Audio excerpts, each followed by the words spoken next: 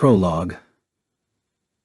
A small village sat at the narrow basin, tucked between the mountains and the old Yamanashi prefecture that bordered the old Nagano prefecture. One with no name, one that was not displayed on the maps precisely because it had no name. Despite calling it a village, it was not a village officially planned by the government, nor was it a village that naturally occurred thanks to the people congregating together before the modern era. In truth, it was merely a village for people to live in. Excluding the fact that there was no name, it was just an ordinary village. Put another way, everything was present save for the name. There was a town hall, police station, fire station, and both the water and electricity were running. The roads were all paved correctly, and there was even a school. The only school in the village probably served as both elementary and middle school. Thanks to the thick clouds in the grim February sky endlessly casting down snow below, a layer of silvery white covered the entire village. Maybe it was because all the villagers were indoors, but outside, it was incredibly quiet. There were very few people about, and excluding a group of exactly 10 people walking forward, the streets were entirely empty. The lone exception, this group of 10, was currently headed towards the other end of the village, where the village stood with its back facing the mountain. They all wore white camouflage and carried packs of the same color with rifles on over their shoulders. From a classroom on the second floor, a young girl wearing a sailor uniform watched this dangerous crowd approach. She rose from her seat and approached the window while looking downwards at the fully armed men. She was the only person in the classroom, though frankly, she was the only person in the entire campus at this point. Today was not a weekend, nor a holiday or even an extended break. Maybe the other students knew that the armed crowd was coming and fled for safety. Still, that failed to explain why the young girl remained in the classroom. It was apparent that not only the students but even the teachers had evacuated, so a single female middle school student remaining behind was flat out beyond comprehension. Dead ahead of the young girl's gaze, the men unslung their rifles at the school gates. They held their rifles at waist height and split to the left and right along the wall. 3 towards the left, and 3 towards the right. Of the 4 left in the middle, 2 of them hefted their rifles while the other 2 set down their packs and removed some sort of item. The young girl took out a thin, long object from the pocket in her skirt. The machine she held in her hand was very similar to the tablets that existed 100 years ago in an age where information terminals and primary verbal communication devices were called cell phones. The young girl pressed the power switch above the number pad, disabled the standby phase, and began channeling scions into the small device. The machine in the young girl's hand was a terminal-shaped CAD. Ergo, the young girl was a magician. She was watching the 2 people that stood in the back of the quartet, the ones who had just finished aiming what looked to be RPG-equipped rifles at the school. At that moment, the young girl's finger flew across the CAD and activated her magic. The 2 men from the armed group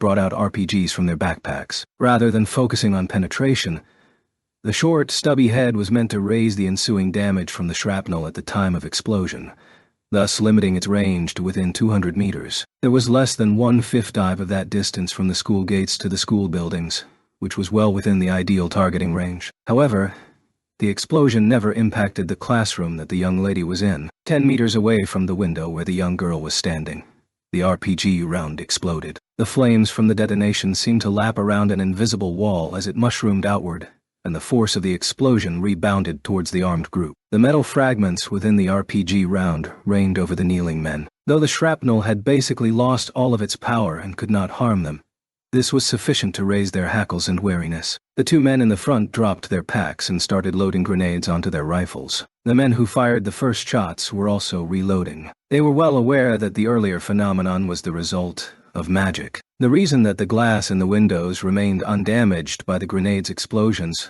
was because a barrier had materialized and had properties which repelled heat, sound, and kinetic energy. Still, the men also knew that a magical barrier would collapse if struck by attacks that surpassed its capacity. This time, all 4 RPGs fired at the same time. Though there was plainly no sign of verbal coordination, their synchronization remained perfect. Even if one round was unable to penetrate the barrier, then shouldn't the impact and heat generated by all 4 rounds detonating together overwhelm the barrier? That was the thought running through their minds. Even if this experiment to nullify magic failed, the rebounding shrapnel and force would not be able to harm them. That much had already been proven. The grenades once again detonated in midair.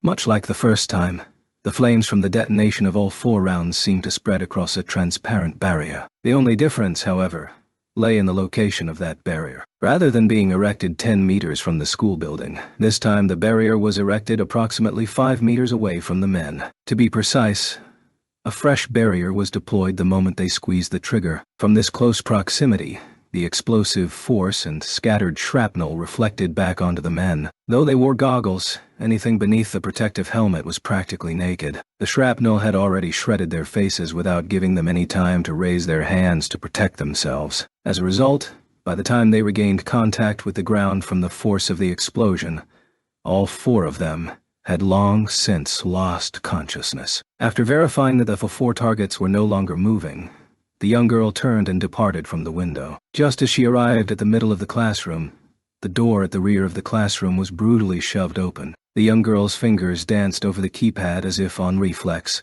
a clear result of endless training. She activated her magic just an instant before the gun-bearing man took a step into the classroom. 1 foot in the air, the man struck an invisible wall that caused him to lose his balance. Less than 1 second later, the door in the forefront of the classroom also opened, but was likewise unable to enter the classroom, as if both of them were putting on a mummer's show. Next to the man who was trying to shoulder his way through the invisible wall, a series of incredible shattering sounds were heard from the glass that separated the classroom from the hallway. Still, none of the shards of glass fell into the classroom, and instead shot towards the 3rd man who was trying to shatter the glass. The barriers devised by the young girl not only protected the door, but covered the entire length of the wall between the classroom and the hallway, including the windows and doors. Just as she let out a sigh of relief after stopping the forced entries, the young girl noticed that the armed group she discovered contained 10 people. Among them, 4 had remained before her, and the other 6 split between the left and right. Thanks to the effects of their own weapons, the 4 in the front had already been incapacitated, while 3 others were being held back by her magic in the hallway. So, where were the last 3? A shrill shriek erupted from the window behind the young girl as it shattered to the floor. Men had unfurled ropes from the ceiling, leapt off from the wall, and used their own bodies as a swinging hammer to crash through the windows. The instant she turned around,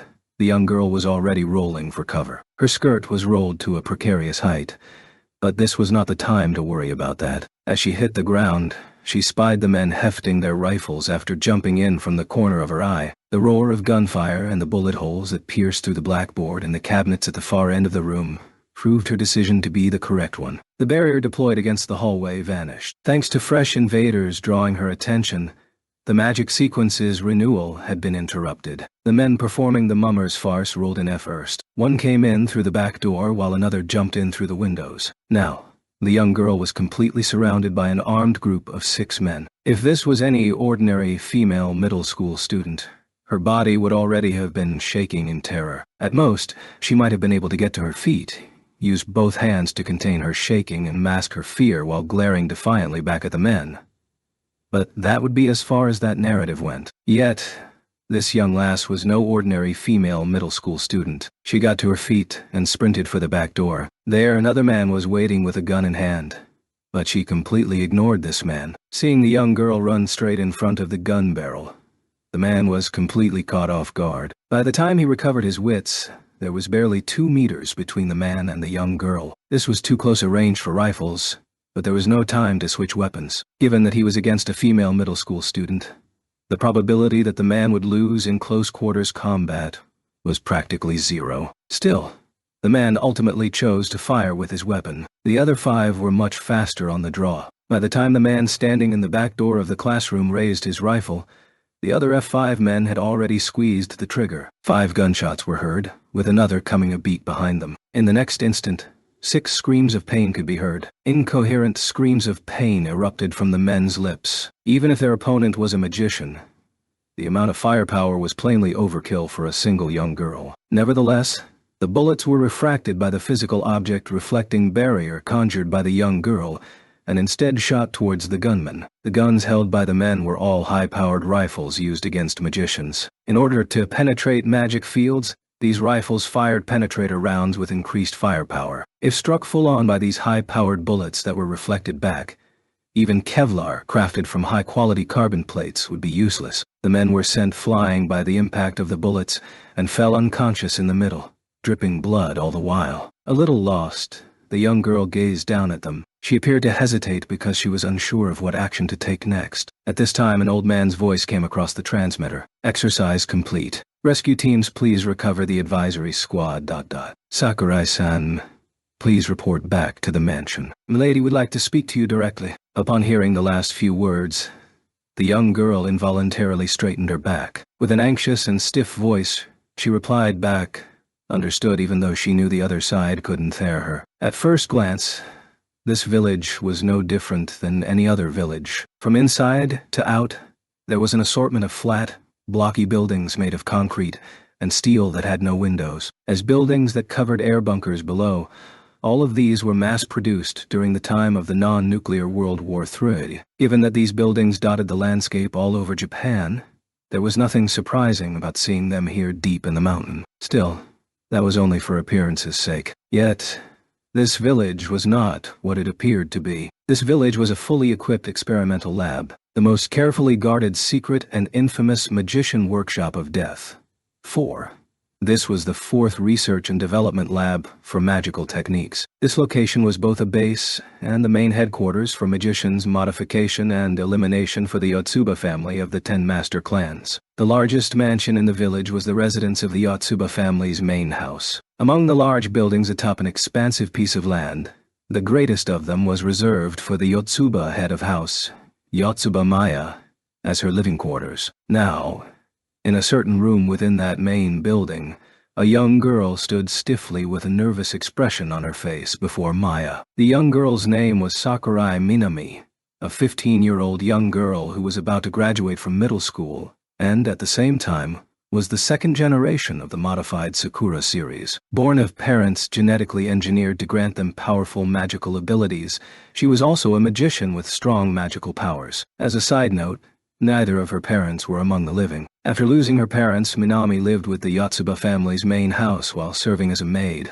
all the while training to become a future guardian. The Sakura series' specialty was creating heat-resistant barriers that repelled physical objects. Though its functionality and variability were not on par with the Jumonji family's phalanx, judged solely on its utility as a defensive mechanism, Minami was able to match the Jumonji family's level even at the tender age of 15. Minami, first of all, I want to thank you for a job well done. This performance was more than enough to rate you a pass. I am overwhelmed by your gracious praise. Thank you very much. Compared to Maya's friendly words, Minami's tone was clearly tense and stilted. Not that she could be blamed for this, given that the woman sitting across from Minami was not merely her mistress. Even among the 10 master clans that dominated the upper echelons of Japanese magicians, the Yotsuba family was a particularly powerful clan. Not only was she the head of the Yotsuba family, she was also feared as this generation's strongest magician, the Demon King of the Far East. There's no need to be humble. Don't you think so too, Hayama? Hayama,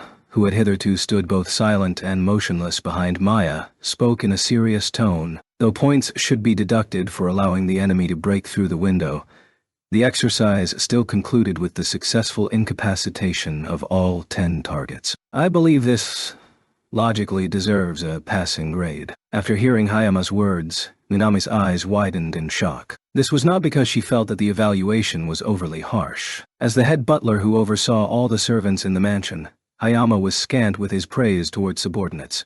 Yet here he was giving a pass to a servant. To Minami's knowledge, this was the first time this had occurred. On top of that, she was the recipient of such praise, which only doubled her astonishment. Speaking of which, Minami-chan, what is your will, milady? However, she didn't have the leisure to remain surprised. There was no way that the head of the Yotsuba family would banter with a journeyman like herself simply to congratulate her on the results of the exercise. That much was clear without any deeper contemplation. You are about to graduate from middle school. Any thoughts on high school? Haven't decided. Really?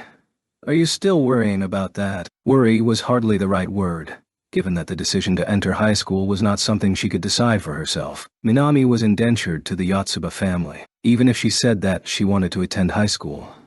So long as Maya or Hayama declared that to be unnecessary, the point was moot. Haven't decided was akin to haven't received further orders, so Minami herself had no cause to worry. Then, Minami-chan, You will go to Tokyo. This order caused Minami to feel 30% comprehension and 70% surprise. A year ago, Minami had heard that she would eventually be serving Miyuki. Still, she assumed that was far off in the future, and at least after Miyuki returned to the main house. Though Miyuki's house in Tokyo was slightly larger than the average dwelling, it was still within the boundaries of a typical residence. A full-time maid on staff would feel somewhat unnatural. Furthermore, a child who had just graduated from middle school would only deepen suspicion from others, Minami thought. Her mistress swiftly answered the questions churning in her head. Go and attend First High. Was First High referring to the National Magic University affiliated First High? That was the only question in Minami's mind. Since she'd been ordered to head for Tokyo and attend First High, no further explanations were necessary. Since registration was now done online, there was no need to worry about the registration deadline. Still, the problem was First High boasted the most difficult entrance examination among the schools. Without any formal tutoring to prepare for the exam, would she be able to pass? This caused Minami to feel deeply uneasy. You do not have to worry on account of the exam. Were they going to use their connections to get her through? In truth, that was what Minami was hoping for. There's still 3 weeks until the exam. All the necessary information will be directly written into your brain. However, that line of thinking was overly naive. There was indeed such a device in this village that utilized brainwashing as a technique to directly carve necessary knowledge into a person's mind with or without their consent. Yet, that device seriously depleted a person's strength. She would likely be bedridden for a week after the exam. Do your best. You will be granted a period of time to rest after the exam. Likewise, from tomorrow onward, you are relieved of your duties as a maid. As if sensing Minami's unease, Maya made this gentle yet merciless declaration. You have no choice. Minami-chan. Present, milady. Up until now, Maya's expression had been smiling. But now she was absolutely serious. Following her mistress's example, Minami tightened her expression. Go to Miyuki's side. Starting in the spring, Miyuki will be your mistress. Understood. This was a mission that was originally assigned to her ahead of time. A steely determination lurking in the midst of her anxiety, Minami accepted Maya's orders. Chapter 1 Thursday, April 5th, A.D. 2096. Today was the day before the opening ceremony of a new school year for the National Magic University affiliated First High, and 3 days before new student orientation. In the house of the Shiba siblings, Tatsuya stood before a giant mirror that reflected his entire body with a discomfited expression on his face. By his side, his sister Miyuki wore a dazzling smile like a flower in full bloom. Actually, before such a brilliant smile, even the cherry blossoms may wilt into buds out of shame. That radiant smile was enough to cause people to deem it magical. Miyuki drew so much attention that even the existence of the newcomer standing beside her seemed to diminish. She was the new maid bodyguard houseguest sent by Yotsuba Maya to the siblings and would become their underclassman at First High in 3 days. Sakurai Minami, with hopeful eyes that fairly shone. Miyuki smiled widely as she watched her brother in front of the mirror. On the cabinet next to the mirror, Tatsuya's new uniform jacket hung there after being delivered by mail last night. Ane-sama, please hurry and don your new uniform so I can see it. Or do you wish for Miyuki to be anxious? Ignoring her would probably throw Miyuki into a sulk right now. For the sake of his sister's mental health, Tatsuya felt that there was a need to set aside his personal unhappy mood for the moment. Currently, he was already wearing the uniform pants and full vest, so the only thing left was for him to put on the coat. Tatsuya could only helplessly pick up the sleeve of the suit. Minami stepped forward as if to assist Tatsuya with the sleeves, but was immediately blocked when Miyuki moved at the same instant. Without feeling put out, Minami returned to her original position. His sister pressed a hand to the coat while Tatsuya turned around. Miyuki helped Tatsuya into the sleeves of the long suit before working from her brother's back to the shoulders, fixing the contours. Next to Tatsuya, who had once again turned to face the mirror, Miyuki drank in his figure with a hand laid against her dazed face as warm gasps of air exhaled from her mouth. The style and colors were exactly the same as the school uniform for male students at First High. However, there were 3 particular details that were different from before. On Tatsuya's new school uniform, An emblem of 8 petals forming a gear was embroidered over the left chest and over both shoulders. A new design, the emblem was the exact same size as the 8-petal flower on the Course 1 student uniforms, and also sewn at the ends of both sleeves. Oni-sama, this fits you perfectly. Though Tatsuya himself still felt a little out of sorts with the new uniform, this new design was absolutely integral for allowing Miyuki to vent the aggravation of watching her older brother spend the entire previous year without an emblem to his chest. That gear was the symbol of the new magic engineering department established this year. In the previous year, Tatsuya had accumulated accomplishments that were undeniable to both within and without. If his substitute status was maintained, the school believed that would have a detrimental effect on the student's image. In the end, the new magic engineering department was established, or Magitech for short. Of course, the school system wasn't being changed for Tatsuya alone. Setting aside the reason behind all this for the moment, there was no way the newly created classes could only accept one student. In regards to this, a fundamental adjustment was made to First High's class structure. The number of new students accepted into Course 1 and 2 remained unchanged at 100 students each. What changed was the procedure involved when these students advanced to Year 2. The new Year 2 students had the option to choose between the original Magic Study or Magic Engineering classes. Students who chose to continue with the original would still be divided into 4 classes. Of course 1 students, and 3 classes, of course 2 students. On the other hand, students who volunteered for the Magic Engineering department and passed the examination in March would join the newly established Magic Engineering class with an emphasis on Magic Engineering in the curriculum. In the name of devising a new experimental class, First High accepted new faculty dispatched from the university. Though they only began with 1 class, if the results were positive, the plan was to grant new students who had just enrolled the same option of choosing between the normal Magic Study or Magic Engineering. Furthermore, as a side effect of the Magitech class's establishment, Course 2 students were granted access to this class to supplement the deficiency of Course 1 students transferring into that department. This was done based on the practical skills ranking among the Course 2 students. Among Tatsuya's friends, Mikihiko would be transferred to Course 1 at the start of this year. Regardless of how they tried to embellish the truth, the fact that the Magic Engineering department was created because of Tatsuya was blatantly obvious to those who were aware of the details. Hence there was a reason, and it was therefore natural, for Miyuki to be overjoyed with her brother's dashing figure. Maybe because she was satisfied after her brother struck a series of poses, Miyuki finally relented and let Tatsuya off the hook. Though he got the impression that he was being treated like a dress-up doll, Tatsuya consoled himself with the words, "Miyuki is a girl after all." King of Ush, Minami's new student fashion show had been performed 3 days ago. "Oni-sama, Minami-chan, come have tea." Miyuki delightedly proposed to her housemates as she seemed to bounce off to the kitchen. Even the scene of Minami's seemingly gloomy look at her retreating back was now within the norm. In Tatsuya's eyes, maybe because of her age, perhaps her youth would be a better way of putting it, and the fact that she had been firmly imbued with a sense of diligent professionalism.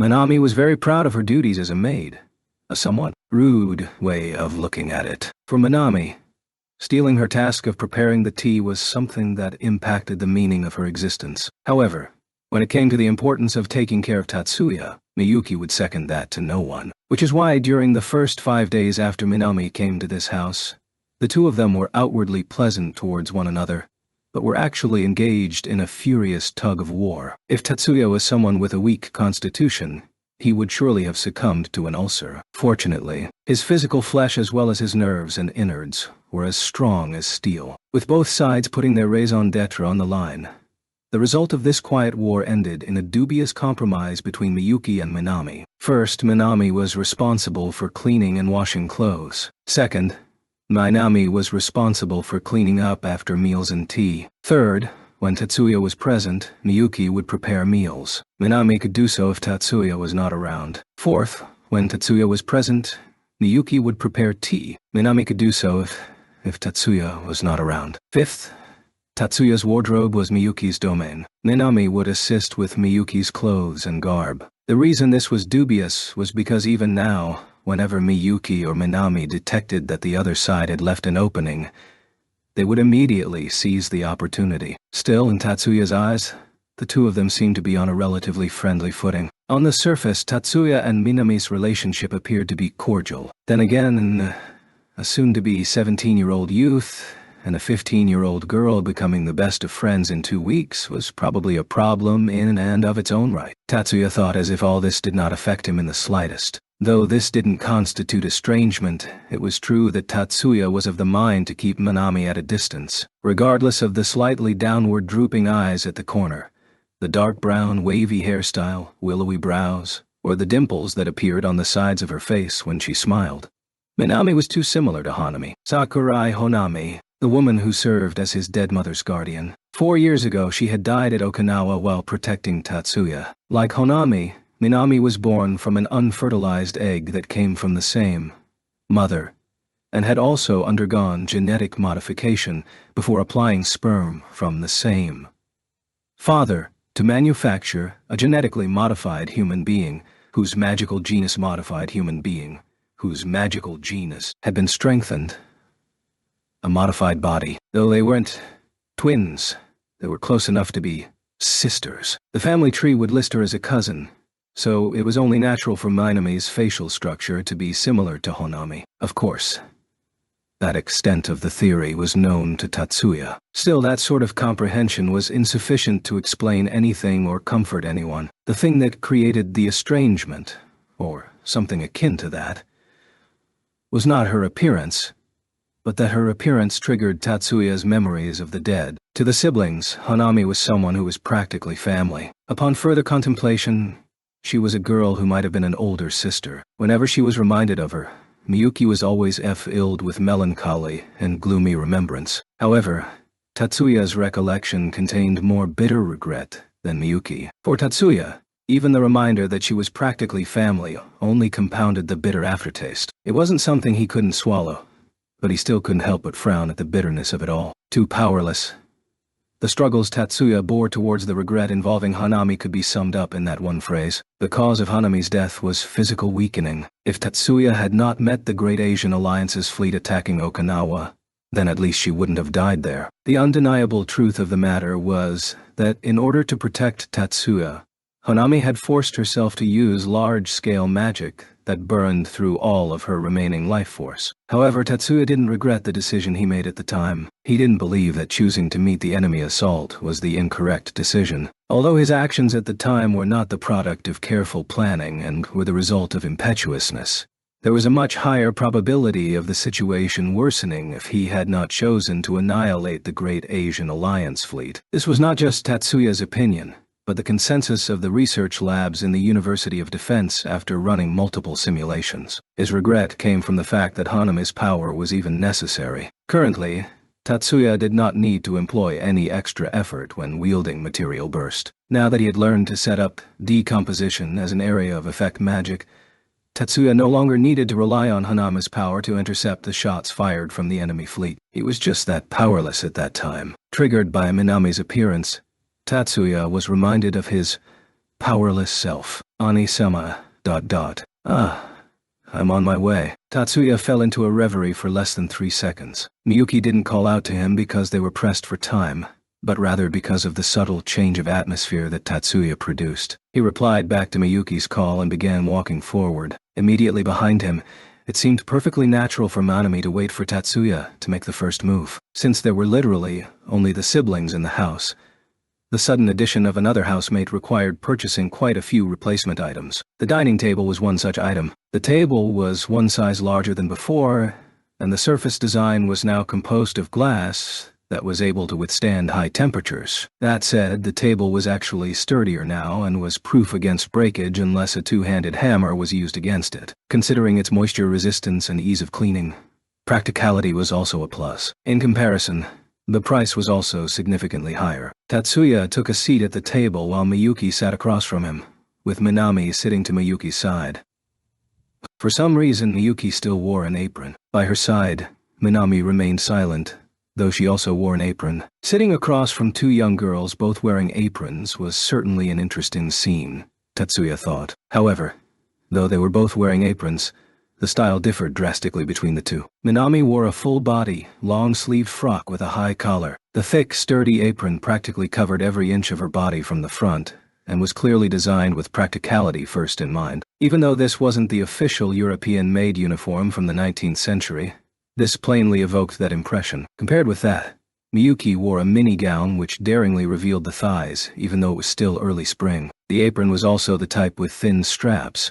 How many aprons did she have squirreled away, and left the curves from the chest to the collarbone on full display? Naturally, everything below the edge of the apron that was 10 centimeters above the knees was also uncovered. Through the surface of the transparent glass table, the depths of her thighs could be seen along her knees that were side by side. Was this little sister of his tempting, teasing him? Stop.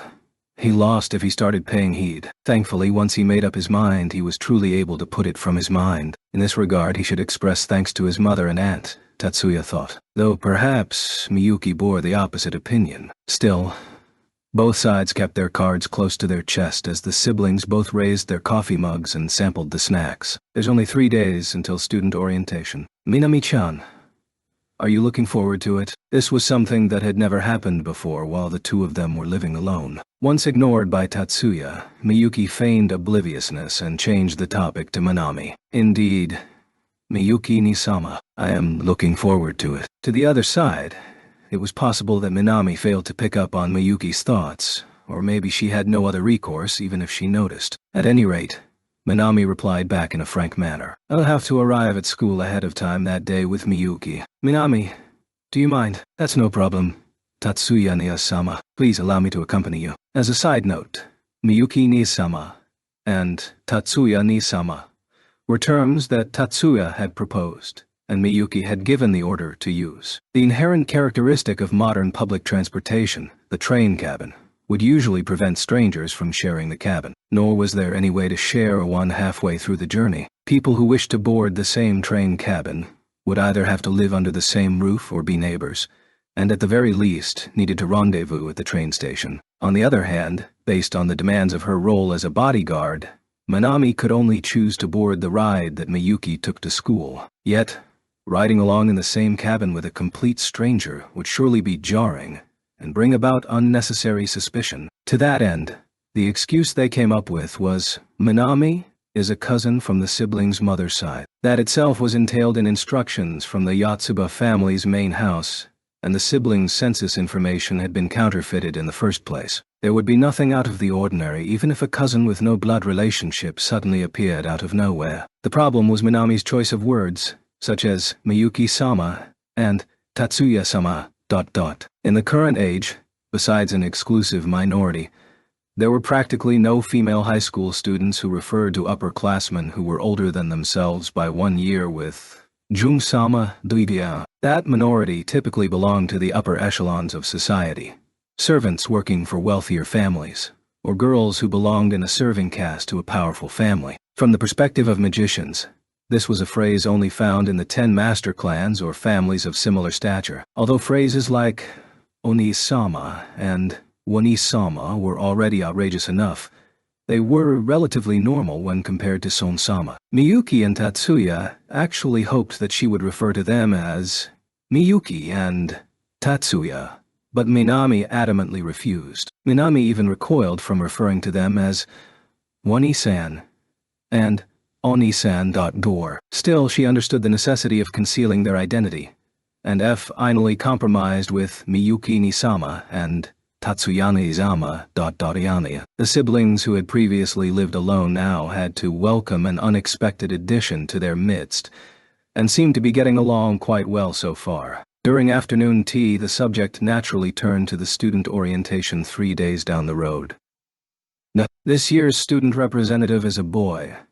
It's been 4 years, hasn't it? 5 years, Onu-sama. The student council president, before Segusa-senpai, was also a girl. The topic of the siblings' conversation was regarding this year's new student representative, who also happened to have the top score on the entrance examination. Just as the two said, it had been a long time since First High saw a male student as the new student representative. Since Segusa-senpai's sisters also applied, I thought that this year's representative would be a girl for sure. Indeed, Furthermore, if Minami-chan were a little more serious during the entrance examination, then she would be the new student representative. No, that's hardly the case.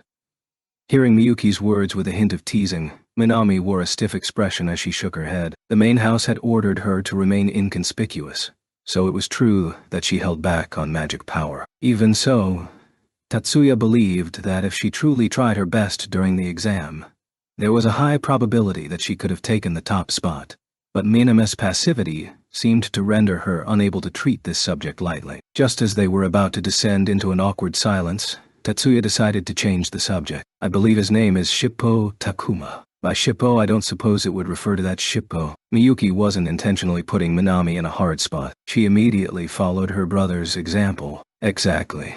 He is the eldest scion of the Shippo family from the 18 families. A map of the authorities among magical families floated into Tatsuya's head and crossed with Miyuki's memories of the files gleaned from the student council records to reach a consensus. Never thought that Sagusa and Shippo would be in the same year. I wonder if this was a coincidence or predestined fate. Hopefully, they won't do anything to cause trouble. As if getting a foreboding premonition, Tatsuya slightly crinkled his eyebrows. I do wonder if they were to create a ruckus.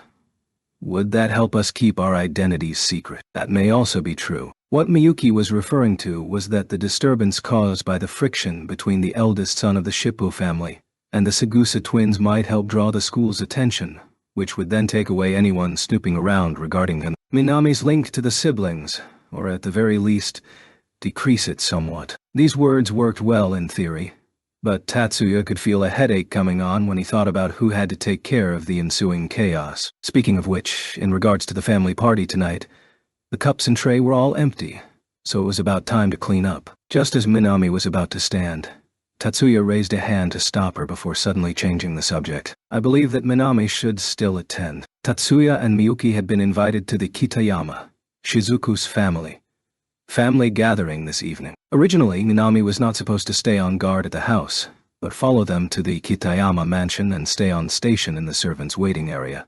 But now that plan was subject to change.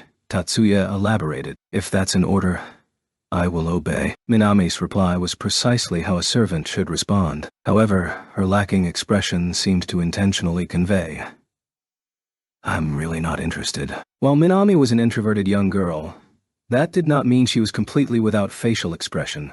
Thus, when compared to individuals who intentionally revealed exaggerated expressions like Mayumi or Erika, she was actually an easier person to read. Of course, that required Tatsuya's level of observation skills. Forcing other people into obedience was not Tatsuya's nature, nor did he take delight in ordering her to do things that she disliked. Since this is an order, I will obey, was not an answer that he wanted. If that's how the other side viewed it, he was more inclined to say, then forget it.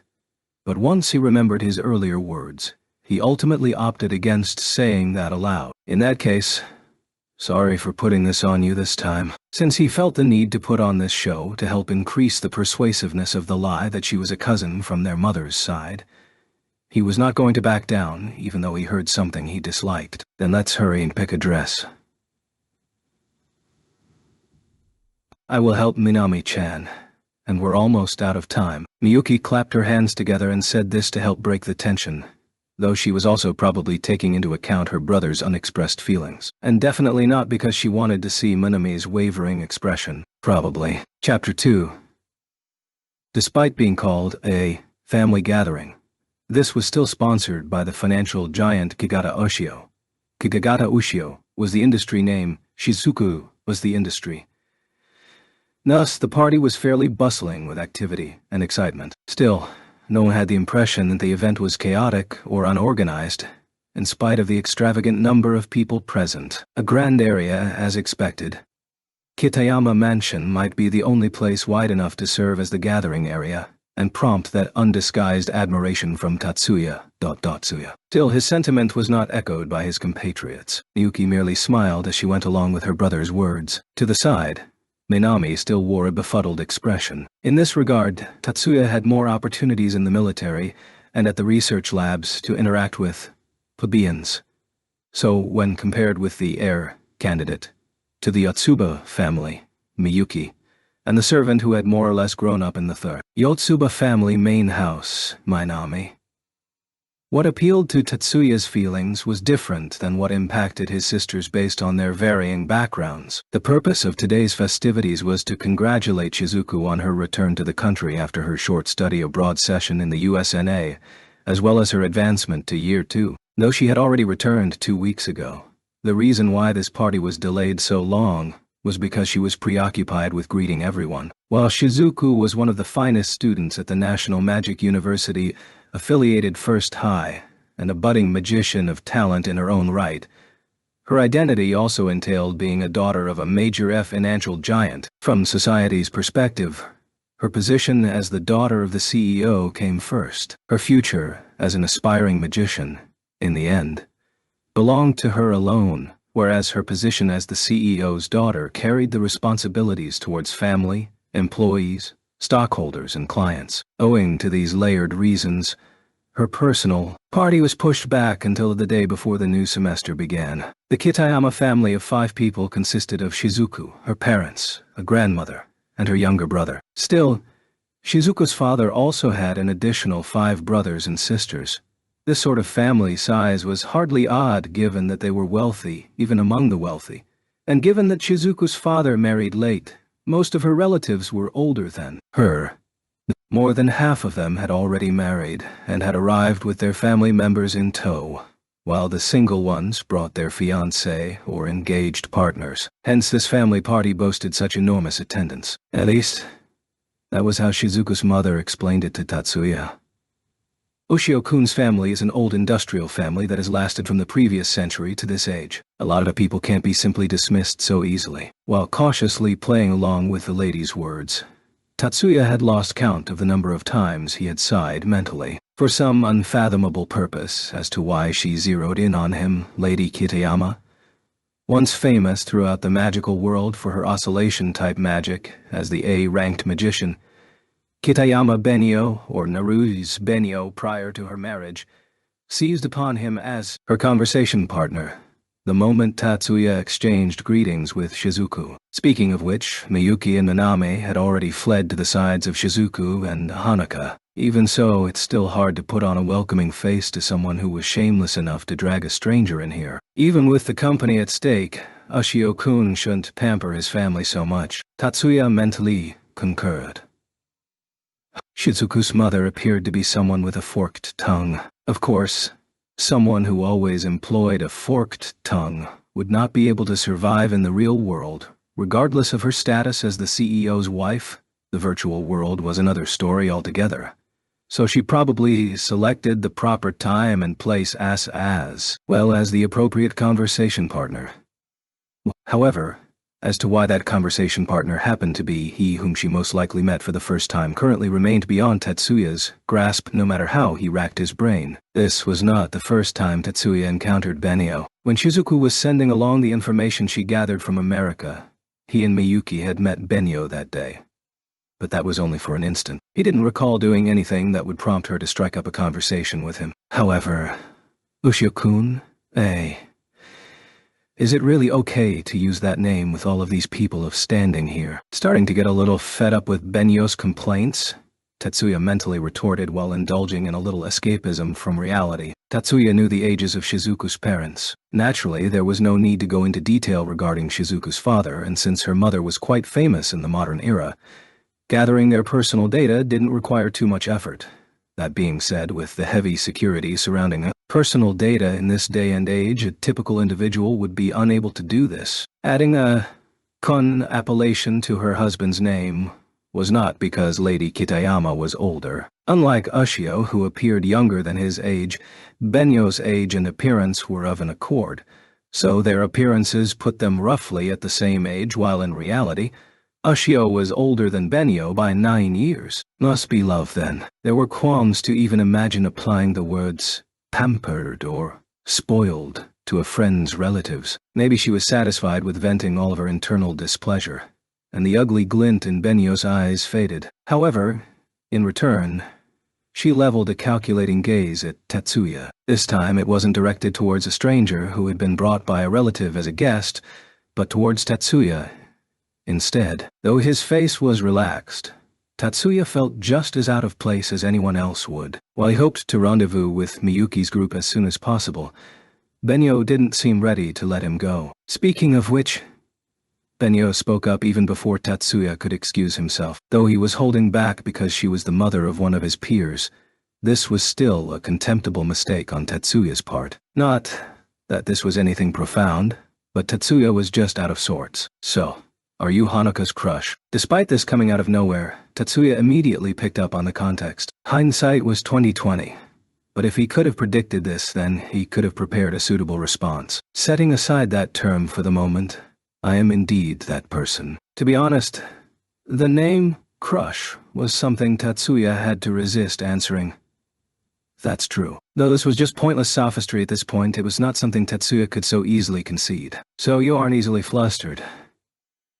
How dependable. Somehow, this twisted point appeared to be Benyo giving him high marks. Otherwise, he was receiving high marks because he wasn't muddling through the issue. The smile Benyo wore towards Tatsuya turned from summarily polite to something a little friendlier. But why didn't you accept? Friendlier, but still with an element of teasing. Though she's not on par with your sister, isn't Hanuka-chan still adorable? She must have an interest in watching small animals scurry around in a cage while feeling kinship to them. After successfully passing the first test, Tatsuya's eyes took on a glint that hoped she was wasting her time. I do think she's cute, not just her features, but her personality as well. Tatsuya's attitude was more or less just playing along for show. Without being aware of what he was looking for, he was carefully scrutinizing Benyo for the purpose behind these words without letting a single detail slip by. Aha.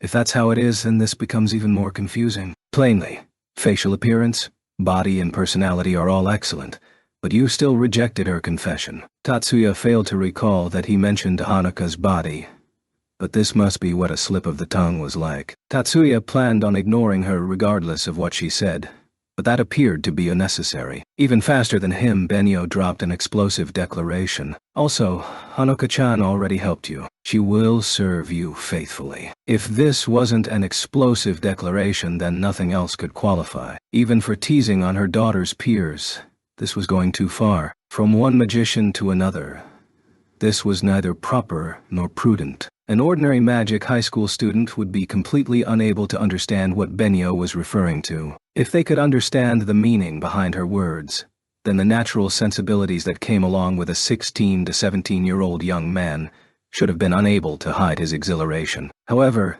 Tatsuya only gazed back at Benyo's face with nary an expression on his face. Benyo's smile failed to crumble, as expected of the wife of a major financier. I see. So you are able to put on such an expression even knowing that. However, she appeared to be unable to hide the slight stiffness in her voice. I didn't plan on feigning obliviousness. Tatsuya's voice was definitely something that could not be described as friendly. No matter what her intent was, Benyo's earlier words belonged to a category that could not be voiced aloud. Despite the fact that she was the mother of one of his friends, Tatsuya did not believe it was necessary to converse with her in a friendly manner. Is that so?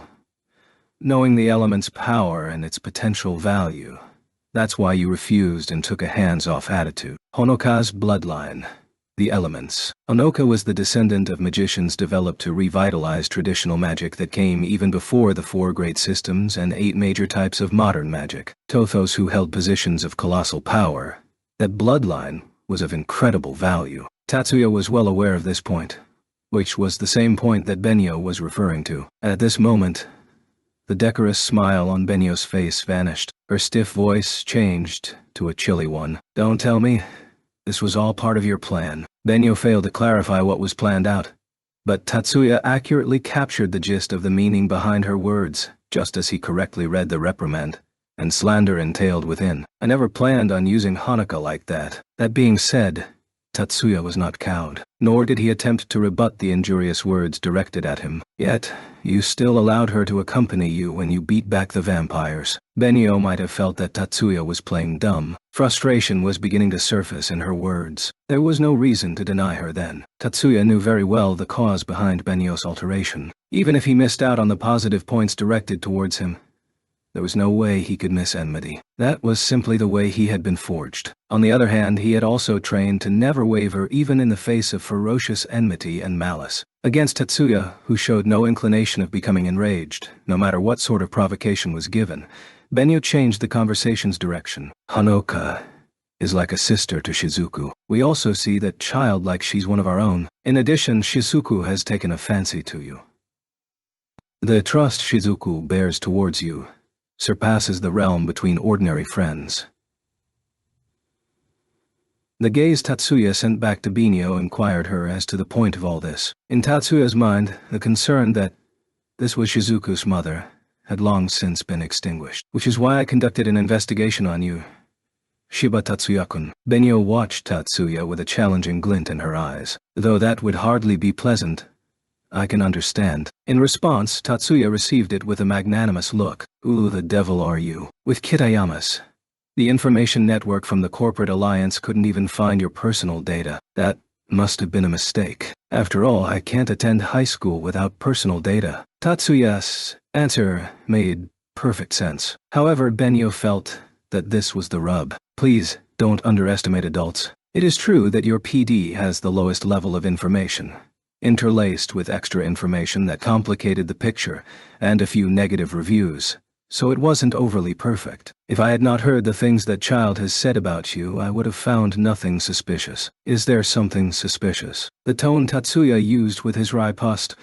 was as lifeless as a machine. His entire attitude practically screamed that he had already seen through the fact that Benyo had no concrete information on her hands. No, there's nothing. And that's why it's so odd. Tatsuya silently watched Shizuku's mother as she kept glaring at him while chasing her own tail around. There was nothing to say. Those were Tatsuya's honest feelings on the matter. The only thing he could think of while escaping from reality was that Shay's unlike her daughter in that she's hot-blooded. Hearing that child talk, you are someone with incredible prowess. No, practically divine abilities and talent. After this face-to-face conversation, my impression of you has only grown even further along the atypical direction. Yet, how can your personal data be so mundane? Benyo's words were both the truth and mere speculation. Since it was mere speculation, there was no reason to admit to anything. Personal data is just simply information. The actual person cannot be as simple as that. Personal data was the mask created to allow other people to identify him, whether this mask was close to the truth or not, so long as the fact it was close to the truth, but not, remained hidden. The mask would continue to serve as his existence to the outside world. So you are saying that it is only natural for impressions to differ, is that right? That is who I am. If you ask my name and experiences, then it's just as recorded in my personal data. In terms of impressions, it is just as you have seen. Beyond that, there is nothing more I have to say on the matter. On some level, those were Tatsuya's honest thoughts on the matter. That is who I am. He was someone who wielded incredibly destructive power on the scale of nuclear weapons, and may very well one day shatter the world. So, what was he? This was the question that he often posed to himself without any suitable answer. However, Benyo was unable to accept that answer. Are you trying to dumb? Though she tried to curb her volume, that tone of hers was harsh enough already. With a few exceptions, people who tread through the upper strata of society were able to deftly capture when someone of an equal or higher social standing revealed emotional fluctuations. The sight of the host's wife fighting with one of the guests was starting to garner attention from the other participants. Settle down a little. Although this was called a family gathering, there was no way that only family members were in attendance. She definitely wouldn't want someone else witnessing that scene of hers, which was why it was only natural for Kitayama Ushio to quickly come over and arbitrate. Shiba-kun, I apologize for my wife's display. Hardly. I believe I am the one who should be apologizing for my insolent words. After all, I am an immature member of the younger generation. So I would be immensely grateful if you could pardon my behavior. At Ushio bowing his head and apologizing, Tatsuya also returned the greeting and offered his apologies. Yet, his words were still quite haughty. Fortunately, Ushio didn't mind Tatsuya's rather removed words. There was no sense of renewed anxiety, and, just as the tide receded, his eyes drifted from Benyo and Tatsuya. If appropriate, Allow me to excuse myself. Tatsuya likely believed this to be a good opportunity, hence his words were directed at Ushio instead of Benyo. Ah, that's true. I believe my daughter would like to speak with you. Ushio felt that Benyo also needed some time to cool down. Tatsuya bowed before walking off in the direction of Shizuku's group, while Ushio pressed Benyo's back as they gravitated towards the chairs by the wall. Tatsuya-kun, I'm sorry. Upon approaching to a distance where they no longer needed to shout to hear one another, Shizuku beat Tatsuya to the punch and apologized first while bowing her head. After Shizuku raised her head, a barely perceptible hint of utter embarrassment was tucked within her usual stoic expression. After all, she had invited one of her classmates to her party, only to have her own mother trouble them. In Shizuku's eyes, even someone other than Shizuku would be downright embarrassed. Nothing of the sort. I understand where your mother is coming from. If a man appeared out of nowhere and approached your own daughter, some concern is only to be expected. I thought nothing of it, so Shizuku, please don't be concerned.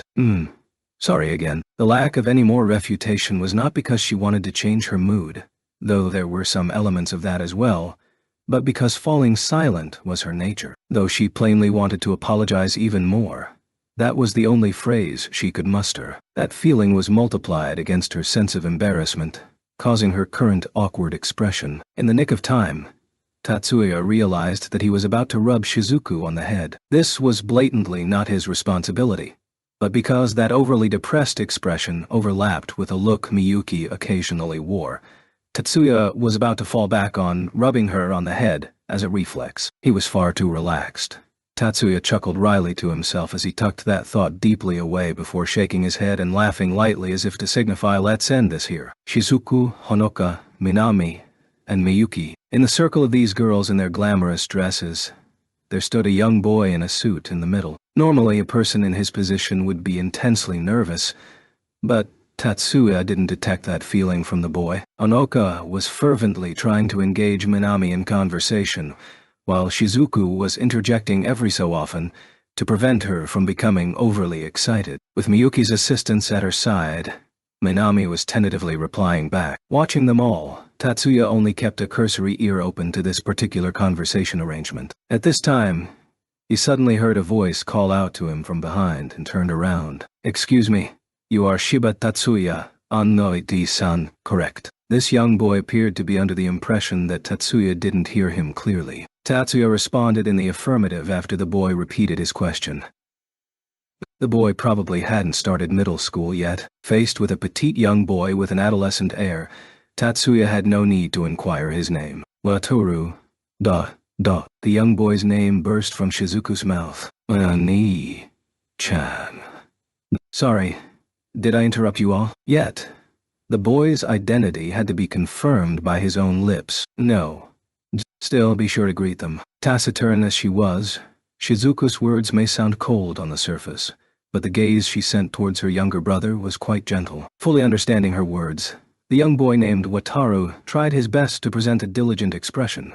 An expression as if he was putting on a strong front that was simply adorable, and politely bowed according to his sister's instructions. Pleased to meet you. My name is Kitayama Wataru. I will be a 6th grader this year. Wataru had turned his body and face towards Tatsuya in order to introduce himself. Since he was already acquainted with Honoka, there was no need to make any introductions. However, he didn't spare Miyuki a single glance.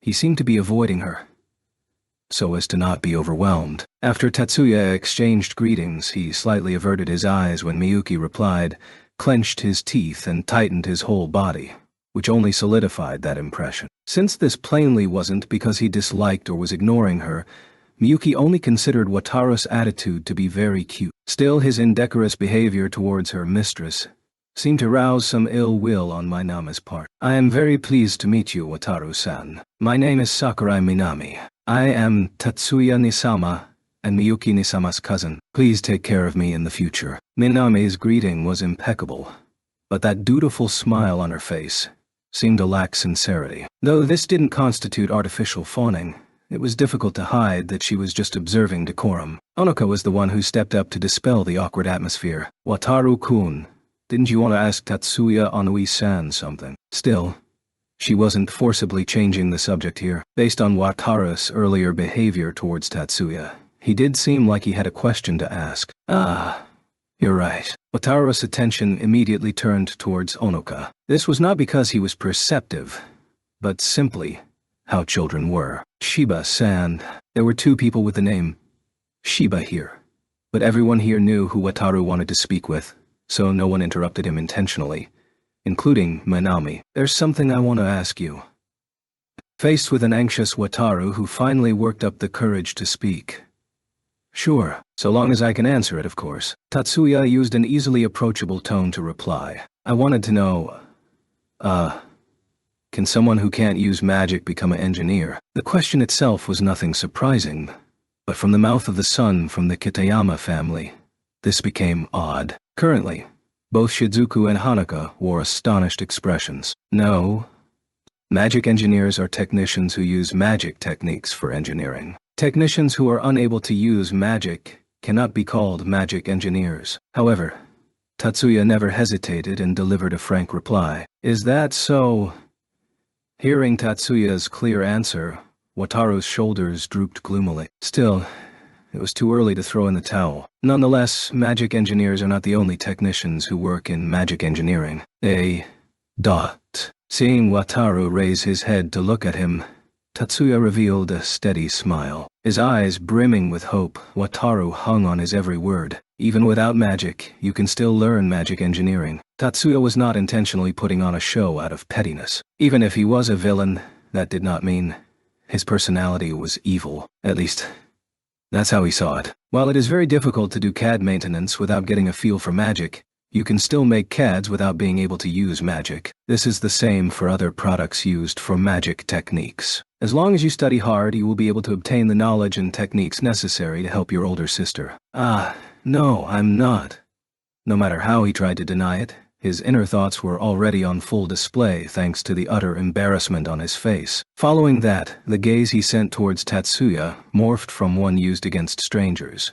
To elementary school students, high school students were adults, to a worshipping one with a respected air. Unfortunately, adults were unable to adopt the same pure attitude as children. Watching the siblings who had been completely charmed by Tatsuya from far away, Benio suddenly wanted to sigh. What's the matter, Benio? Even if Ushio spoke to her out of concern, Benio could only make a face while resisting the urge to sigh, but did not reply. Her gaze only rested on her husband after he spoke for an instant, before once more drifting to where the children were talking and laughing. Benio, exactly which part of Shiba Tatsuya-kun do you dislike? Kitayama Ushio loved his wife, but that did not mean he was a henpecked husband. Rather, a portion of him was afraid of his wife, but their relationship was not one where he could not voice his thoughts. Ushio-kun, you sound like you approve of him. Benio finally turned her eyes back to her husband. I think that he's an accomplished young man. More importantly, he is very talented. Ushio's reply was very frank.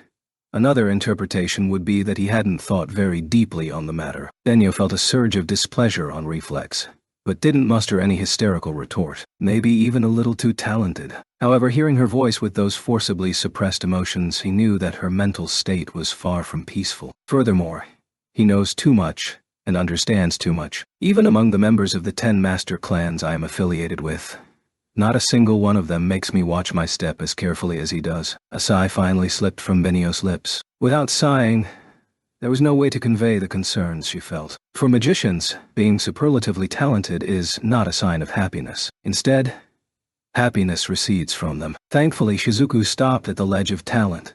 But if she draws too close to an incredibly talented magician, then she may be drawn into the misfortune that is drawn to those of overwhelming power. Ushio was unable to tell his wife that she was overthinking this. Rather, Ushio laid a hand on his wife's shoulder. Even if it is Benio says and Shiba Tatsuya brings misfortune, is that really his fault? Avoiding him because of an uncertain future that is no fault of his own is something I cannot agree with. If his strength truly brings misfortune and pulls Shizuku into the mix, then all will be well if we remove that misfortune from their lives. After all, I'm not known as a financial giant for no reason. We are family, and I will protect them. You'll see. Hearing Ushio's strong words, Benio only nodded and didn't reply. Nevertheless, she seemed far from accepting his words. Now it was hard to tell if his strength was too great, But it was true that Tatsuya had the tendency to attract trouble, or at least he was that type. Just as Tatsuya was conversing with Shizuku's brother, the seeds of trouble came creeping up on him. Shizuku-chan. Long time no see. The person who struck up a conversation with an intimate tone was a young man who looked to be about 25 years of age. Though he gave off a frivolous impression, his attire wasn't bad or mundane at the very least. Shizuku only nodded lightly in greeting. Though their name was currently unknown, given the familiar air about them, he must be an older cousin from Shizuku's family. However, when Shizuku and Wataru saw the young woman by the side of the man, both of them took on astounded expressions. At a first glance, she was of the same age as the young man. Yet regardless of her face or figure, both were far beyond the norm. Her choice of dress and jewelry were impeccable, giving an almost mystifying impression. Based on Shizuku and Wataru's shocked expressions, this beautiful woman was clearly not one of their relatives. "Ah, I'm going to get married at the end of the year." With her, the young man felt the eyes of Shizuku and Wataru on him, and frantically explained, "You're engaged. Congratulations." "Ah, no, she hasn't gotten the engagement ring from me yet." Shizuku politely offered words of congratulation, to which the young man somewhat awkwardly shook his head. Seeing him like this, Tatsuya thought, for a member of the Kitayama family, this one sure is a normal young man. The beautiful woman by the young man's side, who seemed to broadcast her existence, smiled at Tatsuya after noticing his gaze. This time it was Tatsuya's turn to become astounded. Immediately detecting the change in Tatsuya, Miyuki sent a questioning look at her brother that seemed to inquire, "What's up?" Tuned. If this progressed further, Miyuki would undoubtedly follow Tatsuya's line of sight and narrow her brows upon seeing who her brother was looking at. Yet, before things advanced to that stage, the beauty turned not to Tatsuya, but to the star of tonight's show, Shizuku, and opened her mouth. "Well met, Shizuku-san. My name is Sawamura Maki. A pleasure to make your acquaintance." In Tatsuya's mind, this overly simplified self-introduction was not the product of an introverted personality and dislike towards expressing herself, but because others should naturally know who she was without her input. As if to prove his hypothesis, Hanoka asked Maki in a disbelieving voice after being presented behind Shizuku and Wataru, "Excuse me, Sawamura-san, you wouldn't happen to be the actress?" Sawamura Maki, the one who was nominated for Best Actress in the Pacific Movie Awards for her role in Currents of Summer. "Ah, so you saw that movie." Sawamura Maki adopted a graceful smile and answered Hanoka's query, though traces of glee could be seen within. "Oh, it is you. I've seen that piece at the movie theater before. It was incredible." "Ho ho. Thank you very much." Tatsuya didn't watch movies, but he had heard of the fame surrounding the film Currents of Summer. He recalled that this movie was the subject of much debate in the previous summer. Based on Hanoka's attitude, it appeared to be a piece of considerable interest. At least, this was a film which prompted people to go see it in the theaters rather than viewing it on one of the mainstream channels on TV. With a nomination at an international film festival, this woman must be a famous actress, Tatsuya thought. At this moment, Tatsuya lost all interest in her. He was originally uninterested in the entertainment business, and from his perspective, there were too many disadvantages to being a famous artist who was the focal point of the media. With apologies to the highly interested Hanoka, Tatsuya personally wished for them to quickly leave and seek out other guests. Alas, reality had other ideas. "Forgive me if I have the wrong person." There was an upward lilt at the end of that phrase, entailing a question. Maki addressed Tatsuya and Miyuki standing in the back. "You two wouldn't happen to be Shiba Miyuki-san and Shiba Tatsuya-kun, would you?" Tatsuya and Miyuki were not naive enough to appear harried. However, though the degree was different, shock still pervaded their minds. "Indeed we are. Pardon me, but have we met?" Tatsuya stepped in front of Miyuki, preventing his sister from once more introducing herself. Directly facing Maki, he offered his own question. Maki's reply confirmed that Tatsuya's memory was correct. "No, this is the first we have met." "Then how would you know?" Faced with Tatsuya's wordless inquiry, Maki easily unveiled the mystery. "He let me watch the broadcast for the 9 schools tournament. He said that Shizuku-san would be competing. Needless to say, hey," referred to the fiancé by her side. "I had thought the two of you came straight out of a painting." Shizuku was currently speaking with Maki's partner. The reason why she lowered her voice to prevent Shizuku from hearing was probably because people would misconstrue her praise for Miyuki as insulting toward Shizuku, Tatsuya reasoned. With the drop in volume, the gap between their faces also decreased. There may have been another intent involved, but Tatsuya was under no obligation to indulge her. Really? My sister is another story.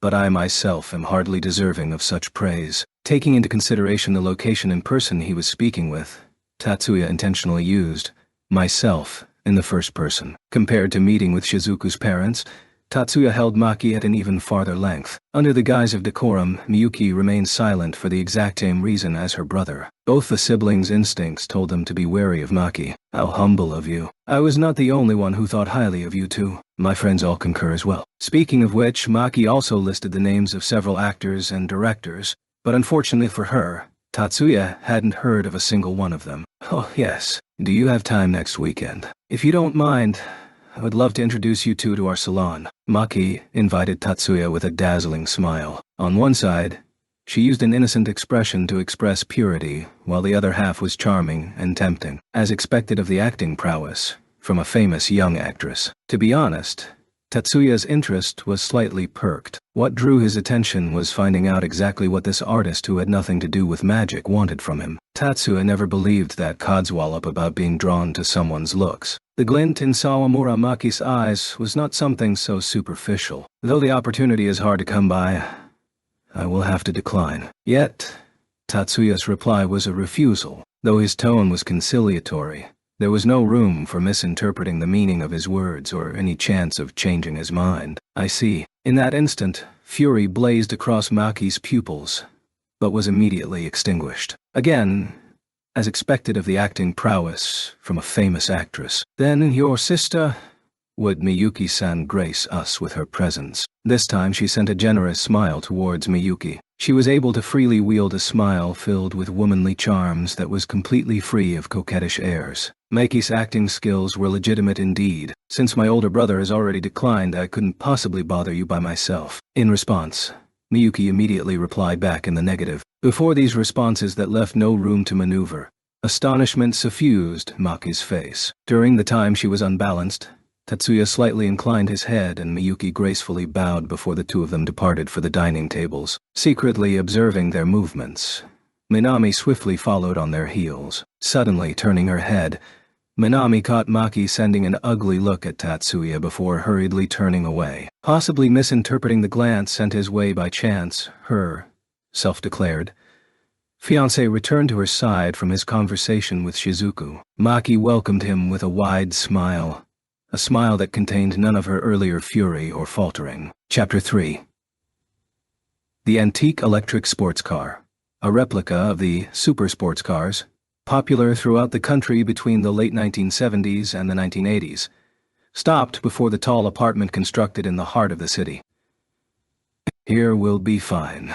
Thank you for giving me a lift. Maki opened the wing-shaped door and stepped out from the low, short vehicle that was practically pressed against the ground. She rose dramatically from her seat as if still in front of the cameras, looped around the rear of the engine, poked her head into the driver's seat. That being said, this was actually an automatic steering system that happened to provide a seat, and said this after a glance. Her lover, Shizuku's cousin, had an unsatisfied expression on his face. However, once Maki stepped closer and stooped to plant a kiss on his face before giving him a dazzling smile, the young man relaxed and started the car. Although Maki waved goodbye to the antique replica speeding away, once the electric race car turned around the intersection and vanished, the smile immediately faded from her face in favor of a colder expression. The lover, who could be manipulated with a single smile, was expelled from Maki's mind with a sigh as she walked towards the apartment's lobby where the elevators were. With the exception of incredibly tall buildings like the Yokohama Bay Hotel,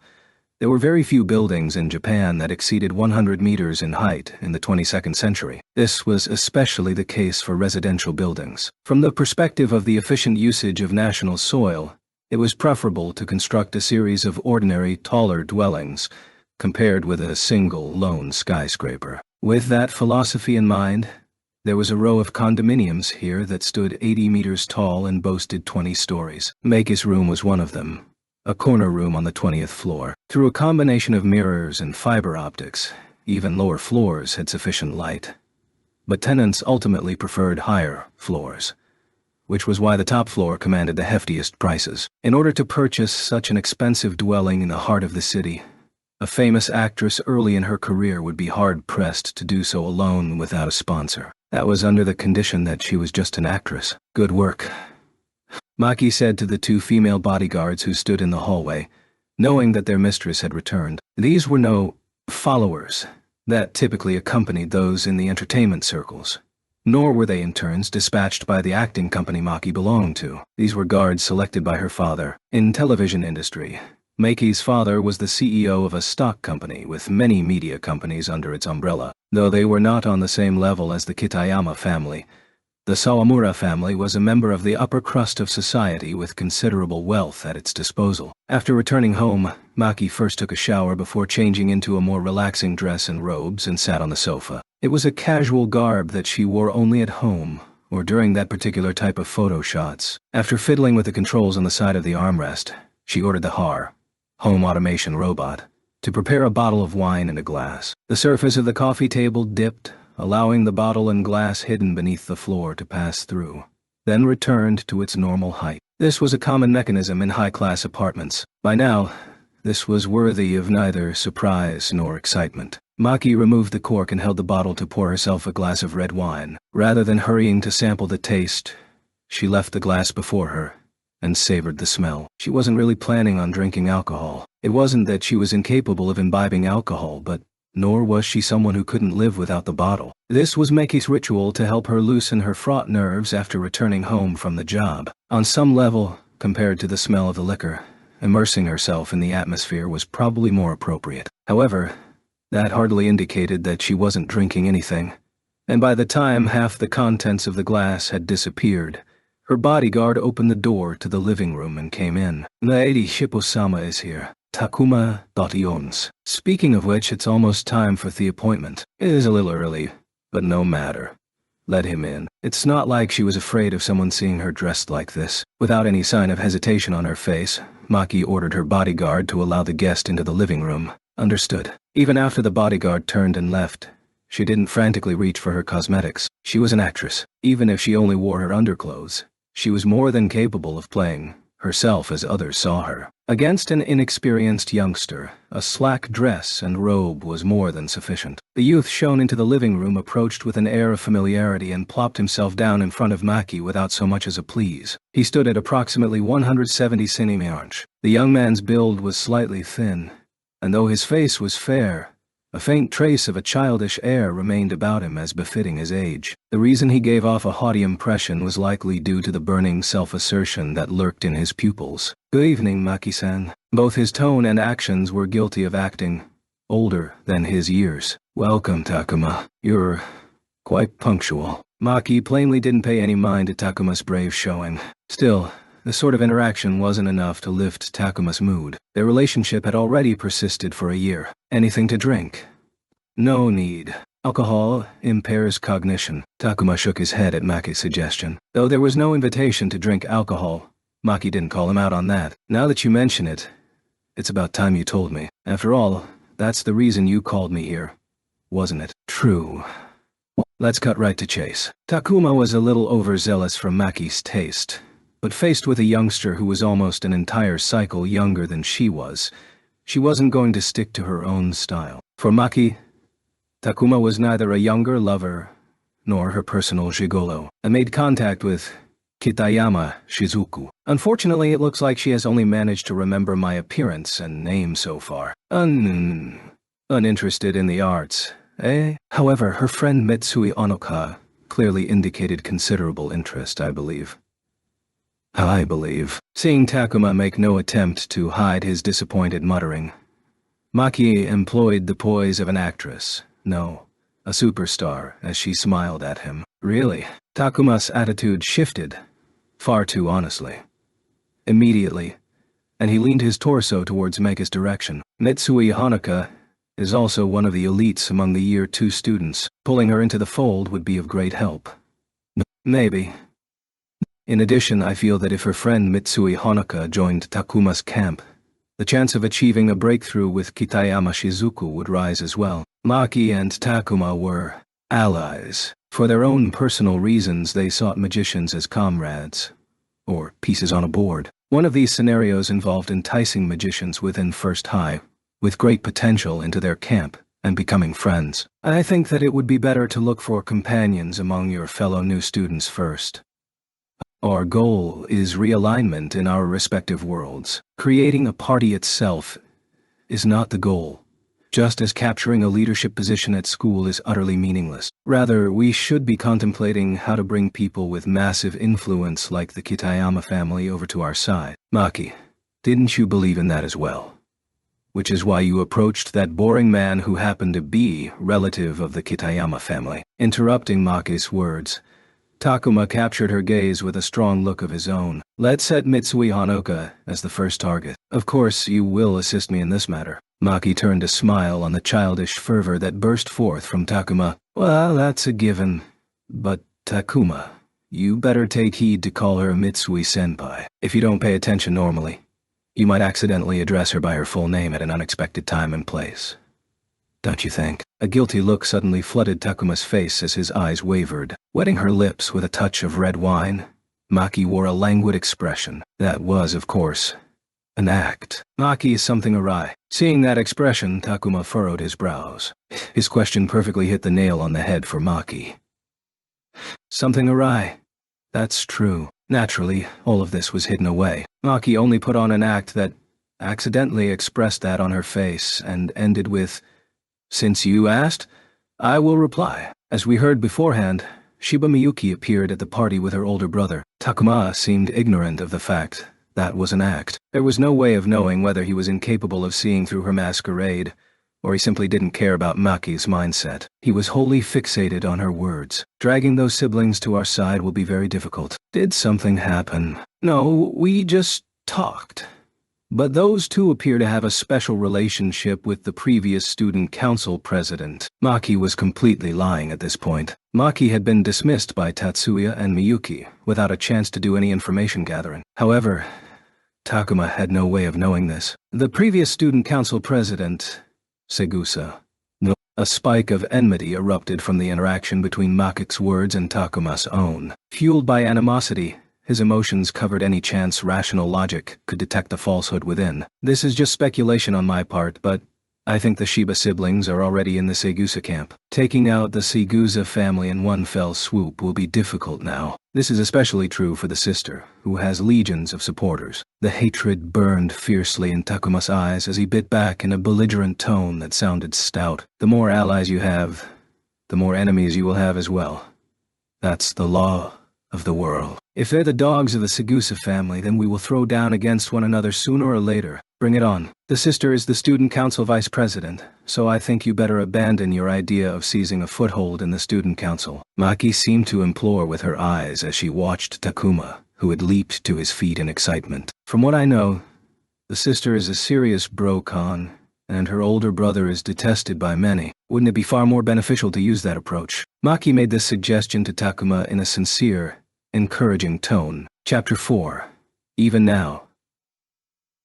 In the end of 21st century, Tokyo, Osaka, and Nagoya remained Japan's three largest cities. Although Osaka once suffered dramatic changes in real estate prices, the price of goods was decreased thanks to the advent of a free-to-use airport and being the first harbor to operate 24 hours a day, allowing the city to regain its status as an industrial hub. Yet tonight, the location of the incident to come was not Osaka, but Nagoya. The time was approximately 2,300 hours. The location was the paths located near Atsuta Park along the riverbanks of the Horikawa River. Speaking of which, choosing this practically deserted place as the site of their secret gathering is pretty much screaming that they have nothing to hide here. Entirely ignoring the location, in a thicket by the side of the walkways that was surrounding them, a 15 or 16-year-old young girl with long curls and dressed in a gaudy dress that appeared fresh from a lively rock and roll concert, spoke quietly.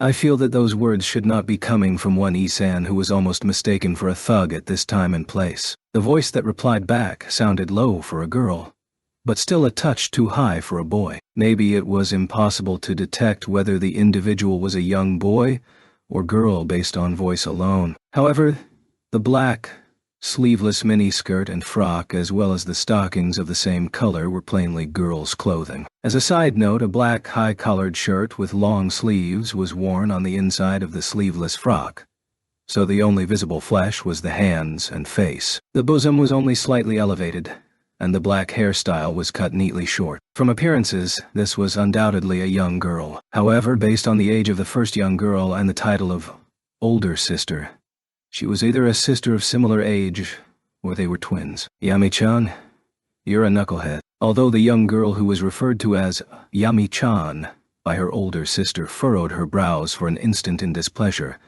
there were no other major complaints forthcoming. It's precisely because of this outfit that we can be out here like this. At most, people would only think, oh, it's a delinquent, right? There was a certain persuasiveness to that argument, so Yami had no reply to that. Still, taking into consideration that the mission given to them tonight required a certain degree of movement, clothing that facilitated movement should have been a basic requirement. Now, her older sister was wearing an outfit that hampered her more than anything else, which should not have fulfilled that basic requirement. Still, given that she had chosen a more fluid, owing to certain reasons, a dress was mandatory, set of clothing, and yet was still dismissed with a mere knucklehead, Yami had a hard time putting that down. No matter what, she had to muster some sort of rebuttal. The young girl racked her brain, but a report that came through the receiver she wore over one ear put a halt to that pointless exercise. Oni-san, our target seems to have arrived. Confirmed. Coming by boat is certainly a surprise,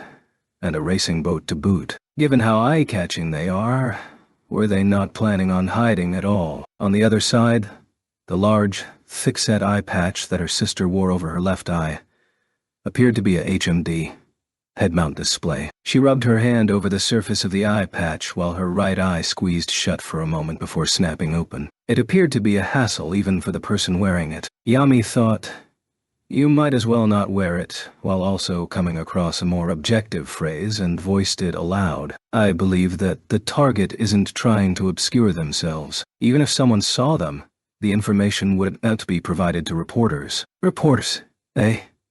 Hearing her older sister mutter that word in a suspicious manner, Yami intentionally shrugged her shoulders in an ordinary manner. Let's leave Yoru Oni-san's theory regarding the media's untrustworthiness for next time. Yami-chan, you've grown quite insolent. The small talk stopped there. The young girl's intent was not entirely out of fun and games. Completely heedless of her older sister's satire, she focused her gaze on the racing boat that was approaching shore. The cabin of the sailing boat was not visible from the outside. The boat stopped at the small dock that also served as a stopping point for tour buses. From the boat, two large men disembarked. A middle-aged man of medium stature who was neither round nor slender greeted the two men. He gave off a shabby impression, but the two young girls were not fooled. Hidden beneath a layer of a business suit, his body had actually been trained through numerous battles. Furthermore, the man's body gave off the smell of gunpowder. That's a reporter. Looks more like a mercenary. Actually, looks like he has experience being hired as a mercenary. The data should have been forwarded to you just now. Yoru turned her face aside to avoid the "Didn't you read it?" look sent her way by her younger sister. She had already verified the reporter's appearance. Even if the person in question tried to hide it, they were currently unaware that they were under surveillance. The data image had already identified their target. In other words, he was a hardline anti-establishment reporter from the get-go. A model reporter. I'll patiently listen to Oni-san's biases after this is concluded. Did you say bias? Yami-chan, you're more than just a little insolent now. Ugh, okay.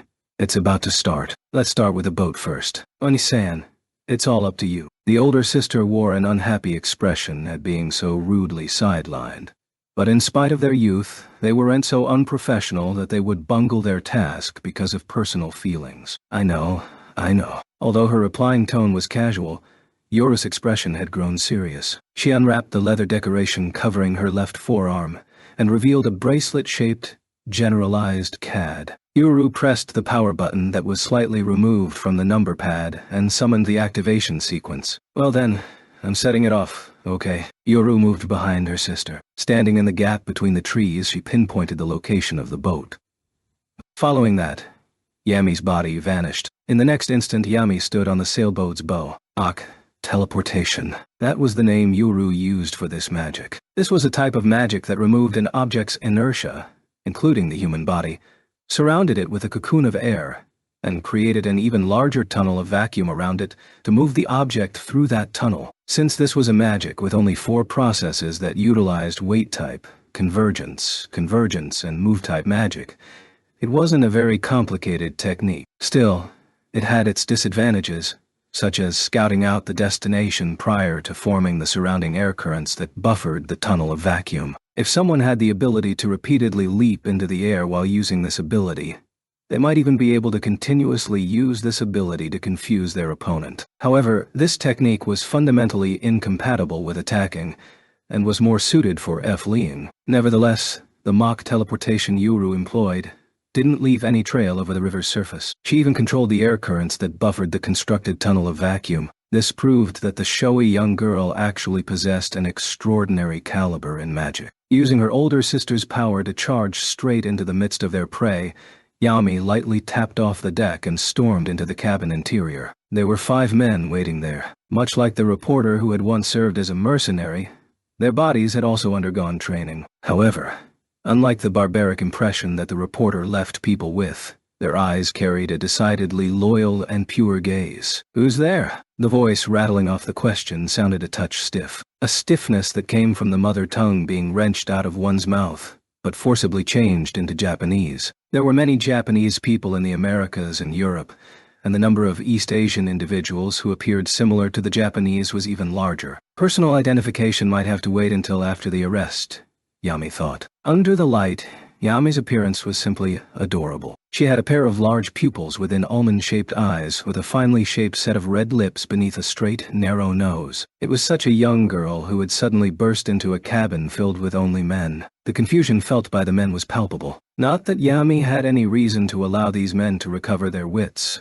Of course. Yami reached out with her right hand. At this point, the men finally noticed that this young girl wore a shining black set of brass knuckles over her right hand. Yami's action only served to confuse the men further. Brass knuckles were weapons that increased the force of punches and had little purpose if not within range. 4 of the men were actually wondering if this was cosplay of some sort. "Hey, what's going on?" All of a sudden, one of their companions fell forward. It was abundantly clear now to the men that the situation before them was not a joke. One of them crouched over their fallen comrade and shook his body. He was probably oblivious to the fact that he was speaking in English. The other 3 men no longer had the leisure to worry about such trivialities. Just before he could verify that the fallen man had lost consciousness, it was the crouching man's turn to let out a shout of pain as if struck before collapsing. Yami's right arm was pointed at the second victim, a magician. By this point, the men had realized the connection between their companion's collapse and Yami's right hand. Wherever the young girl pointed with her right hand,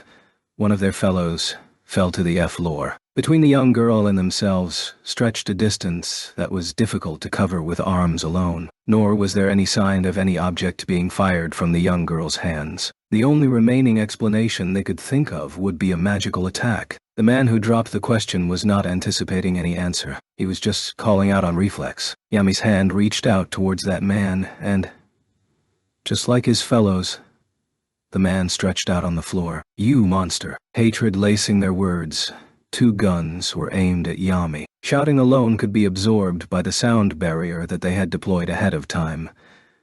But Yami wasn't confident that they could silence gunshots. Given that the guns they pulled out weren't even equipped with silencers, they seriously hadn't planned on covering their tracks. Still, Yami had no reason to simply wait there to be killed. One finger pressed a button at the end of the knuckles. The bar she held in hand was the actual CAD itself, whereas the brass knuckles on the outside were just decorations. The specialized CAD loaded with Yami's specific magic deployed its activation sequence. This was a magic that directly bestowed pain on the human senses. After sustaining pain as if they had been hammered in the abdomen, the men easily lost consciousness. After putting down resistance within the cabin in record time, Yami also dispatched the 3 men at the docks in swift succession before removing a transmitter from a bag on her waist to contact support. Yuru walked towards her as the 3 layers of her dress fluttered in the wind. The eye patch over her left eye was gone now, probably due to her frustration. With her real face revealed, The older sister's appearance was actually rather childish. On the other hand, as cute as Yami's appearance was, it also gave off the same neutral impression that her voice did. Yami-chan.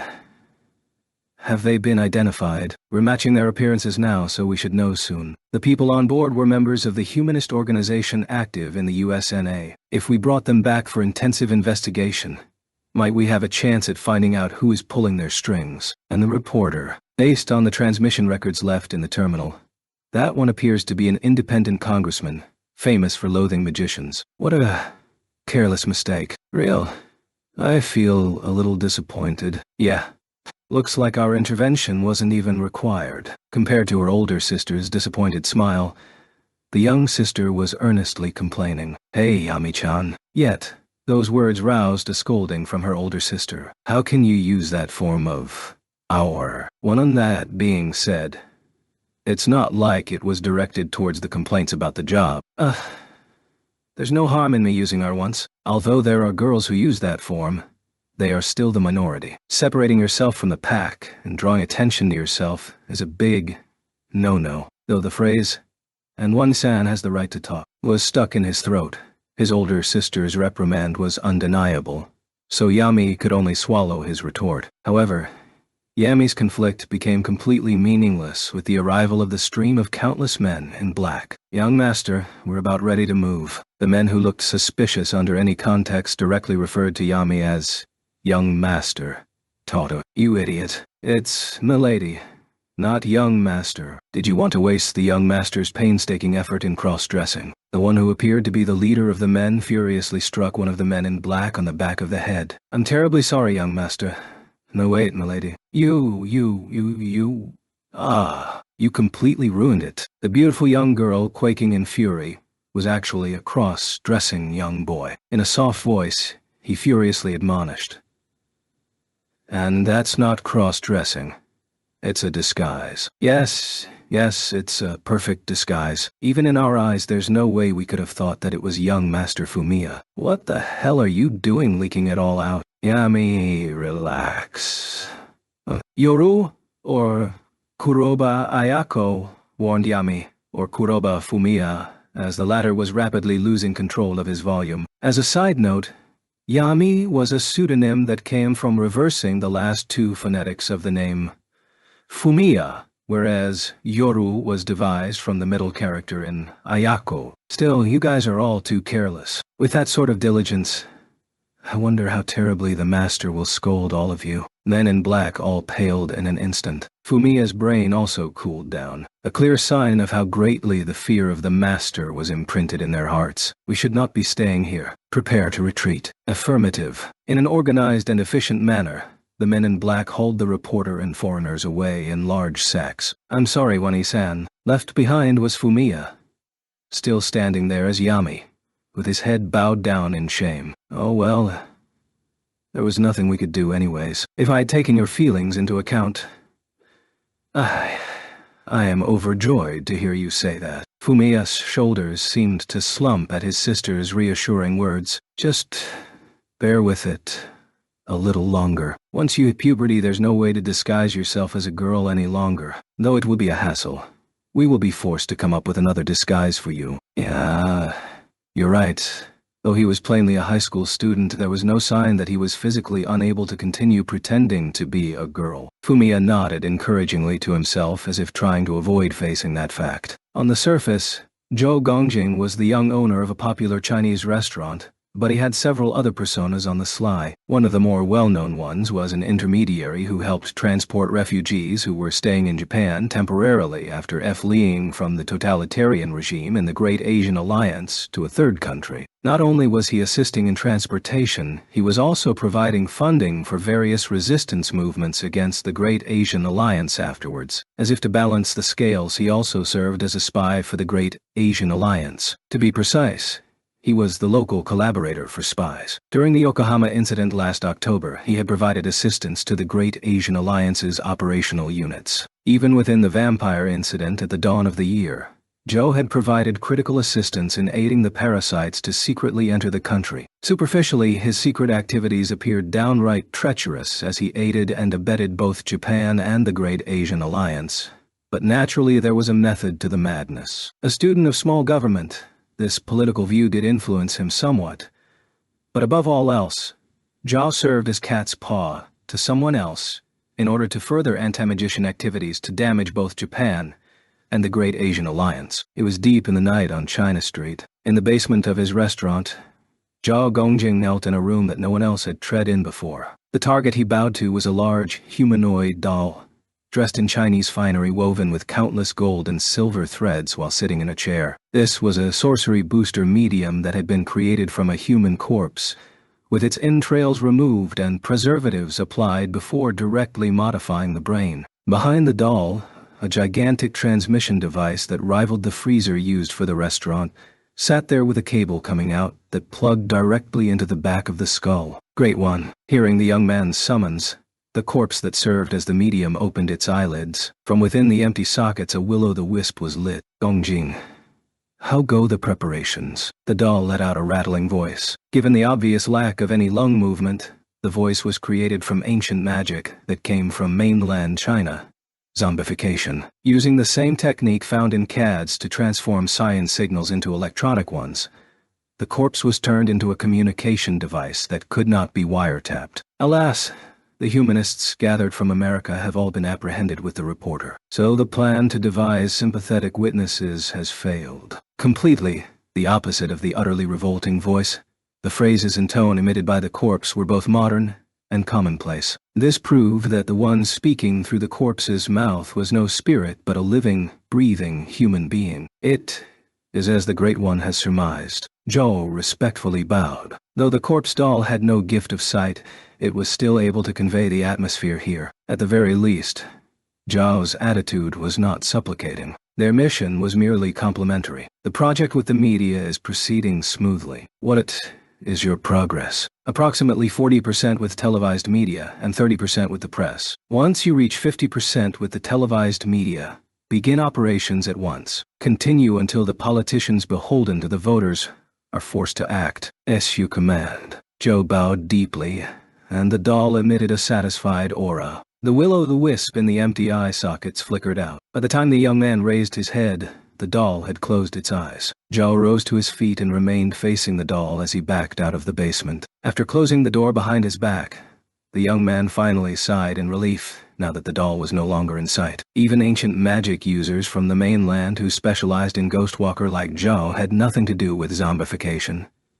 Speaking to a corpse was always a grotesque experience, no matter how many times he did it. Well, I suppose that is a vessel that befits a malicious spirit who carries a grudge against the Great Han. However insulting to his leader, Zhao's private ruminations failed to detract from his devilish smile in the slightest. Chapter 5, Ad 2096, April 6th, the first day of the new school year. Tatsuya and Miyuki went to school.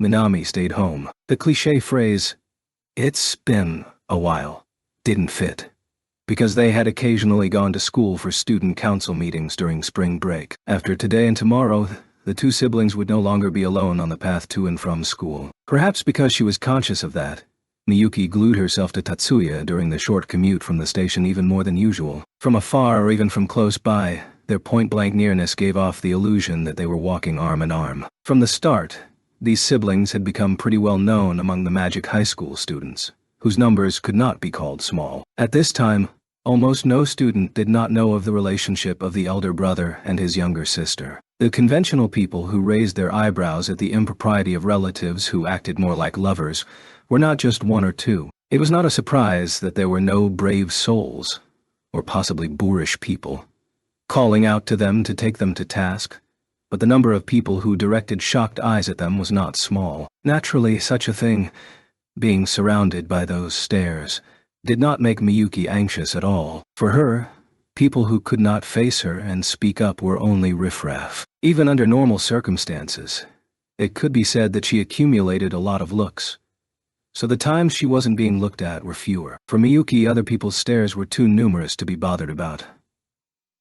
On the other hand, there was no way Tatsuya could not let the gazes of others bother him like his sister. He served as his sister's guard. He defended his sister from all malicious intent. This was his assigned duty, and simultaneously, a privilege he would not let others take from him. Tatsuya could not ignore any ill will directed against Miyuki. This was not particularly difficult, because the trifling ill will was directed at Tatsuya himself. No one was able to direct it against Miyuki. It was hard to aim a negative eye at Miyuki. For example, even those who felt jealous of Miyuki had difficulty aiming their jealousy. Her looks and talent were too luminous.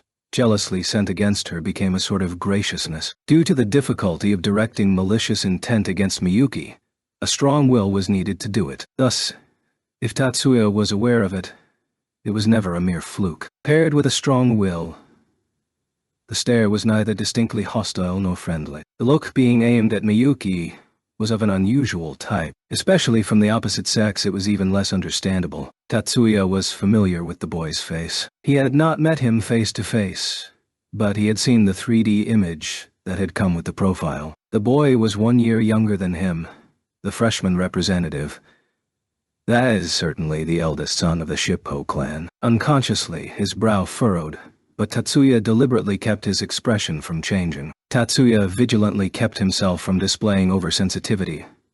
But perhaps because he was aware of the intermittent glances Tatsuya sent his way, Takuma averted his face and disappeared into an alley entrance. Onsama ... Immediately afterward, Miyuki spoke to him in a doubtful voice. She keenly perceived that a fraction of her brother's mind had slipped away from her. Even though she could ignore the gazes of the riffraff, she couldn't ignore Tatsuya's gaze. Tatsuya shook his head to tell Miyuki, "It's nothing," turned around in response to a greeting of morning, and raised his hand. Erika, followed by Leo, Honoka, Shizuku, Mizuki, and Mikiko, were in a mass. It wasn't unusual for all of them to be together after school, but it had been a while since they had all been together on the way to school. Especially Shizuku, who hadn't come to school with them since before the end of last year, because she had been studying abroad. Seeing as at last their final member had returned, the faces were all the same, but some of them were wearing a design on their uniforms different than what they had until last month, when they were first years. On Tatsuya's breast,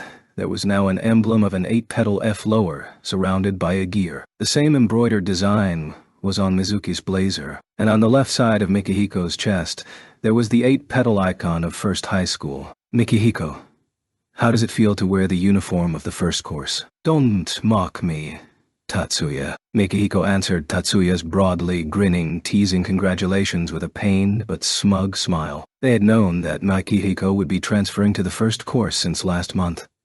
However, this was the first time they each got to look at each other in their new uniforms. "How about you, Tatsuya?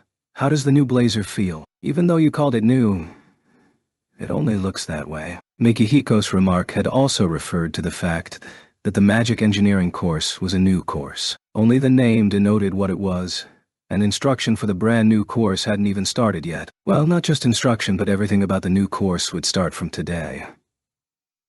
At any rate, until the day it actually started, not even the class lineup was clear. Indeed, the feeling of not enough preparations having been made was incontrovertible. The remark about only the appearance being changed was also a joke, but it was not without foundation. Ooh, cynical. However, Tatsuya had a serene, or rather it doesn't really matter, attitude about it, contrary to his friend's expectations it seemed. With Tatsuya's personality, they hadn't expected him to show great joy about the class separation, but they had imagined he would be a little buoyant. Rare Ali, Mizuki was fairly slack-jawed. After Leo, Erika rang out her discontent. She made a sidelong glare of disappointment, but as her opponent was Tatsuya, the dart of her glare passed on right through to the other side. I was not slack-jawed," Mizuki protested without thinking. She hadn't intended to pay heed to her second-course friends, in short, Erika and Leo, but she couldn't conceal the embarrassed happiness on her face that Erika had pointed out. It's all right not to overdo it. And as Erika's mischievous smile showed, there was undoubtedly no need for Mizuki to be worried about their feelings. The magical engineering course classroom in the main school building was in the middle of the classrooms on the side, on the 3rd floor. Class E. In short, the room right above the one Tetsuya and Mizuki had been going to until last month. By the way, Erika and Leo were both in Class F. When they found out their assigned homeroom from the school's wireless, the pair had blatantly displayed their distaste. Perhaps their attitude was genuine, or maybe they were concealing their real feelings out of embarrassment. Only the people themselves knew, and in any case it didn't really matter either way to Tatsuya, though Mizuki and Hanako were deeply interested. When Tatsuya entered the classroom, the seats were about half occupied. The 5 rows of 5 were the same as last year.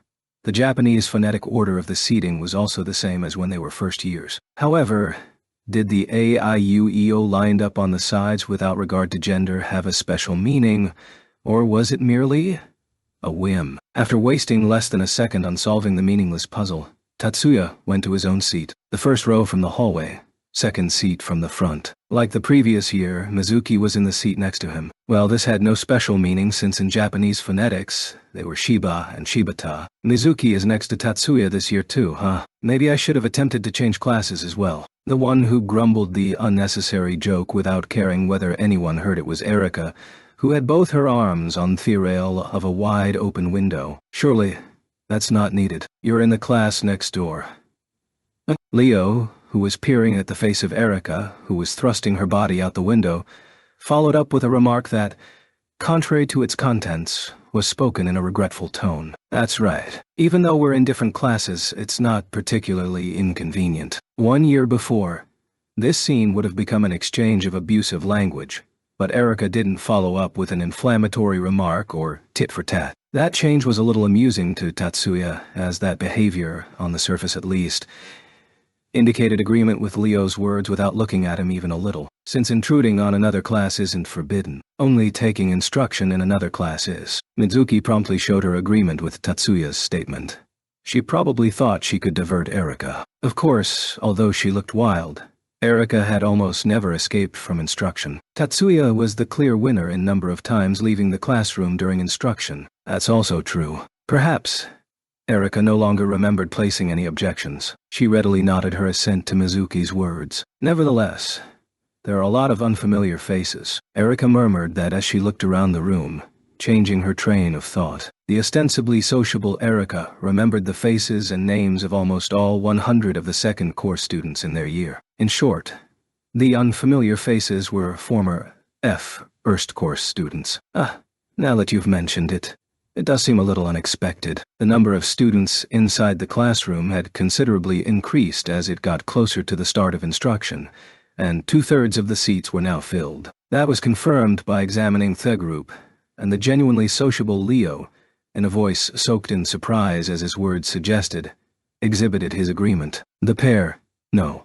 Although she hadn't piped up to agree with Erika's statement, Mizuki should be included. The trio had believed that most of the people who would want to transfer into the new magic engineering course would probably be second course students. Well, they hadn't thought that the extremely proud first course students would choose to share a classroom with second course students. For Tatsuya, although the first course transfers were surprising, it was a trifling matter. So even though he could certainly understand why Erika and the rest had thought that way, he hadn't broken in with any special comment. By the way, Erika wasn't fixated on this topic either. Besides, there was something she was more interested in. Tatsuya, you're being glared at a lot. Erika's remark was affirmed by Tatsuya displaying a slight shrug of his shoulders. Even before she pointed it out, he had been aware that he was on the receiving end of a fixed glare of hatred, and he had already grasped whose glare it was. As for why he was being glared at, since he couldn't really understand, it might weigh on his mind. Nevertheless, he confirmed that he had more reasons to hate her than she had to hate him. Since merely being looked at didn't cause actual harm, Tatsuya planned to leave it alone, but it seemed like for Erika, it wasn't something she could ignore. Her disagreeable voice showed what was going on in the back of her mind. She caused all that trouble in so many ways. I wonder if she still hasn't acknowledged that it was all her own temper tantrum. Even if she knows it was a temper tantrum, she probably can't just replace all those emotions quickly. It's already been half a year. Only half a year. As Erika answered him thus, Tatsuya directed his eyes fleetingly to the origin of the stair, which was off to the side behind him. Flustered, Hirakawa Kiyaki, who had been glowering at him in hatred, averted her eyes. Immediately afterward, perhaps she was mad at herself for showing cowardice, she scowled at him with a grim look in her eye. That attitude of Kiyaki's grated against Erika's nerves even more. Naturally, Erika, who had seen the brave display of introspection by Sayaka, who had been deceived into becoming part of a terrorist group after the incident, had trouble making up her mind about Kiyaki's behavior. since with the excuse of avenging a misplaced grudge, Chiaki had knowingly become a cat's paw of foreign spies, and even now hadn't apologized to Tatsuya once. On the other hand, Erika, who didn't have any problem picking fights, did want to go after Chiaki herself, but there was a chance that doing so would cause Tatsuya trouble instead. Besides, Erika felt that Chiaki's impudent actions just now meant she was trying to pick a fight. A sharp light resided in both of Erika's eyes. Her eyes did not narrow. To the contrary, both of her eyes were open with the corners of her eyes raised. Although Erika's beautiful face had a cat-like air about it, it was tinged with a ferocity that brought a tiger or leopard to mind. Her appearance even aroused some slight desire to appreciate her aesthetically in Tatsuya. However, if he let this situation go on, he was guaranteed to be embroiled in a whirlpool of trouble. Tatsuya considered the cost of being an onlooker a little too expensive. Erika. It's useless to speak to her. Erika turned her sullen face to Tatsuya. A weak-willed man would have immediately prostrated himself and apologized energetically. But unfortunately, Tatsuya didn't have any such laudableness. I'll put out the sparks I let fall myself. That is, if the other side has the nerve to fan the spark into a flame. Tatsuya smiled cruelly. Seeing nothing friendly in that look, Erika calmed down. Perhaps it was an indication that she was showing her regret by trying to conceal her embarrassed smile. At that point, a voice intervened with good timing and changed the mood. Can I bother you for a bit? Tatsuya turned around to the voice that called out to him from right behind him. A male student, who had just entered the classroom with an amiable smile, was standing there. Is this the first time we've properly greeted each other? I am Tomitsuka Hagane. Nice to meet you, Shiba-kun. That's right. I know your name, but essentially this might be the first meeting. Shiba Tatsuya Dada. Nice to meet you, Tomitsuka. While grasping the offered hand in return, Tatsuya answered in his usual tone. To be truthful, wasn't shaking hands a little over the top for a self-introduction between fellow classmates, Tatsuya thought.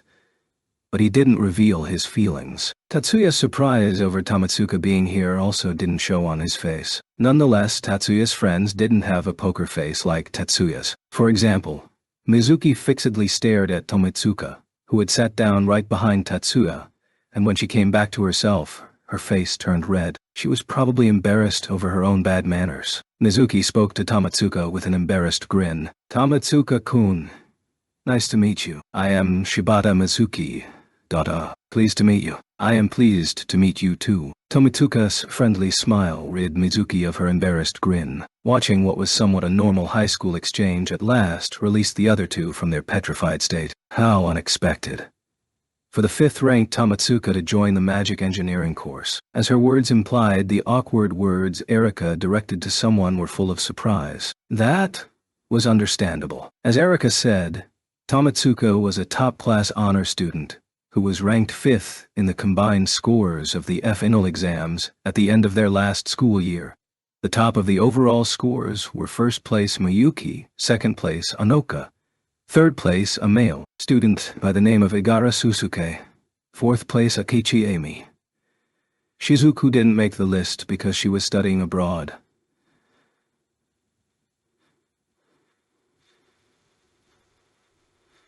With such a satisfactory record as a first-course student, there didn't seem to be any need to switch to the magic engineering course. As far as those with objective eyes could see, are you Chiba-san? As someone who is also from the 100 families, I think you might be aware, Chiba-san, but my family specializes more in combat than in emergency aid, and I have a problem with my practical skills. A question hadn't been exactly addressed to him, but Tomitsuka answered Erika while directing a slightly pained face at her. Thus, Erika, and Leo as well, recalled the gossip about the other name associated with Tomitsuka. Range 0. A distance range of 0 was his nickname. While it was a title of honor implying the manifestation of matchless strength at 0 distance, simultaneously it was an insult that said he could not do distance magic. Actually, it wasn't that he couldn't use it at all. However, there was no quibbling over the fact that Tomitsuka had a problem with long-distance aiming, which he himself recognized. From the side, Tatsuya sent a lifeline to Erika, who was lost at sea and unable to find words to answer him with. Everyone has strengths and weaknesses. Was he comforting him or needling him? To this questionable lifeline, It sounds persuasive when Tatsuya said it. With an earnest voice, Leo broke into the pause. Tamatsuka's bitter smile changed into a sarcastic smile. I found you, Tamatsuka-kun. Immediately afterward, his complex tangle of emotions was blown away by the cheerful voice that thrust into the classroom of second-year Class E. Akechi-san.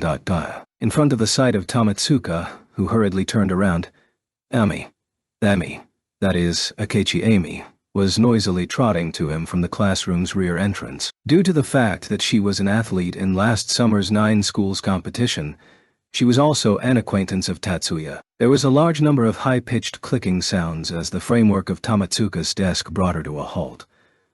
Her hand was raised like she was trying to throw a ball through a hoop in some fashion, and her whole face was smiling. Morning, Tamatsuka-kun. It was as if and the dancing were at the end of her words. So energetic was her greeting. Although they both had carefree personalities, Amy was different from Erika, whose joyfulness was concealing the wounds in her heart. Amy was joyful to the core. She was the valuable type that made those watching her feel that the worries they were moping over were foolish. Despite the scene just now, due to Aime's arrival, all awkward feelings had been wiped from the atmosphere. Ah, yes. Morning, Akechi-san. Tomitsuka was drawn by the charm of that energy. No, the feeling given off by the look on his face was not Amy is charming Tamatsuka. Amy is overwhelming. Tamatsuka seemed closer to being correct. Shiba-kun. Morning. Morning, Amy. Come to think of it, Amy and Tamatsuka were in the same class last year. That's right. You're well informed. It's a minor thing. Tatsuya sent a smile drained of energy at the wide-eyed Amy. This girl is Shibata Mizuki. This is Chiba Erika. The one over there is Saiju Leonhardt. The three of them were my classmates last year. Nitsuki and the others shouldn't have had any interaction with Amy, and Tatsuya's hypothesis was not off the mark. Nice to meet you. I am Akachi Amy. Call me Amy. Tatsuya had introduced the three simply, carelessly, and Amy had readily introduced herself in return. Amy. It's all right if you call me Erika. The one who immediately responded was, naturally, Erika. Please, call me Leo. Nice to meet you, Akechi-san. Leo followed with a supplementary self-introduction, and Mizuki bobbed her head. As she did so, for some reason Amy puffed out her red cheeks in dissatisfaction. Amy.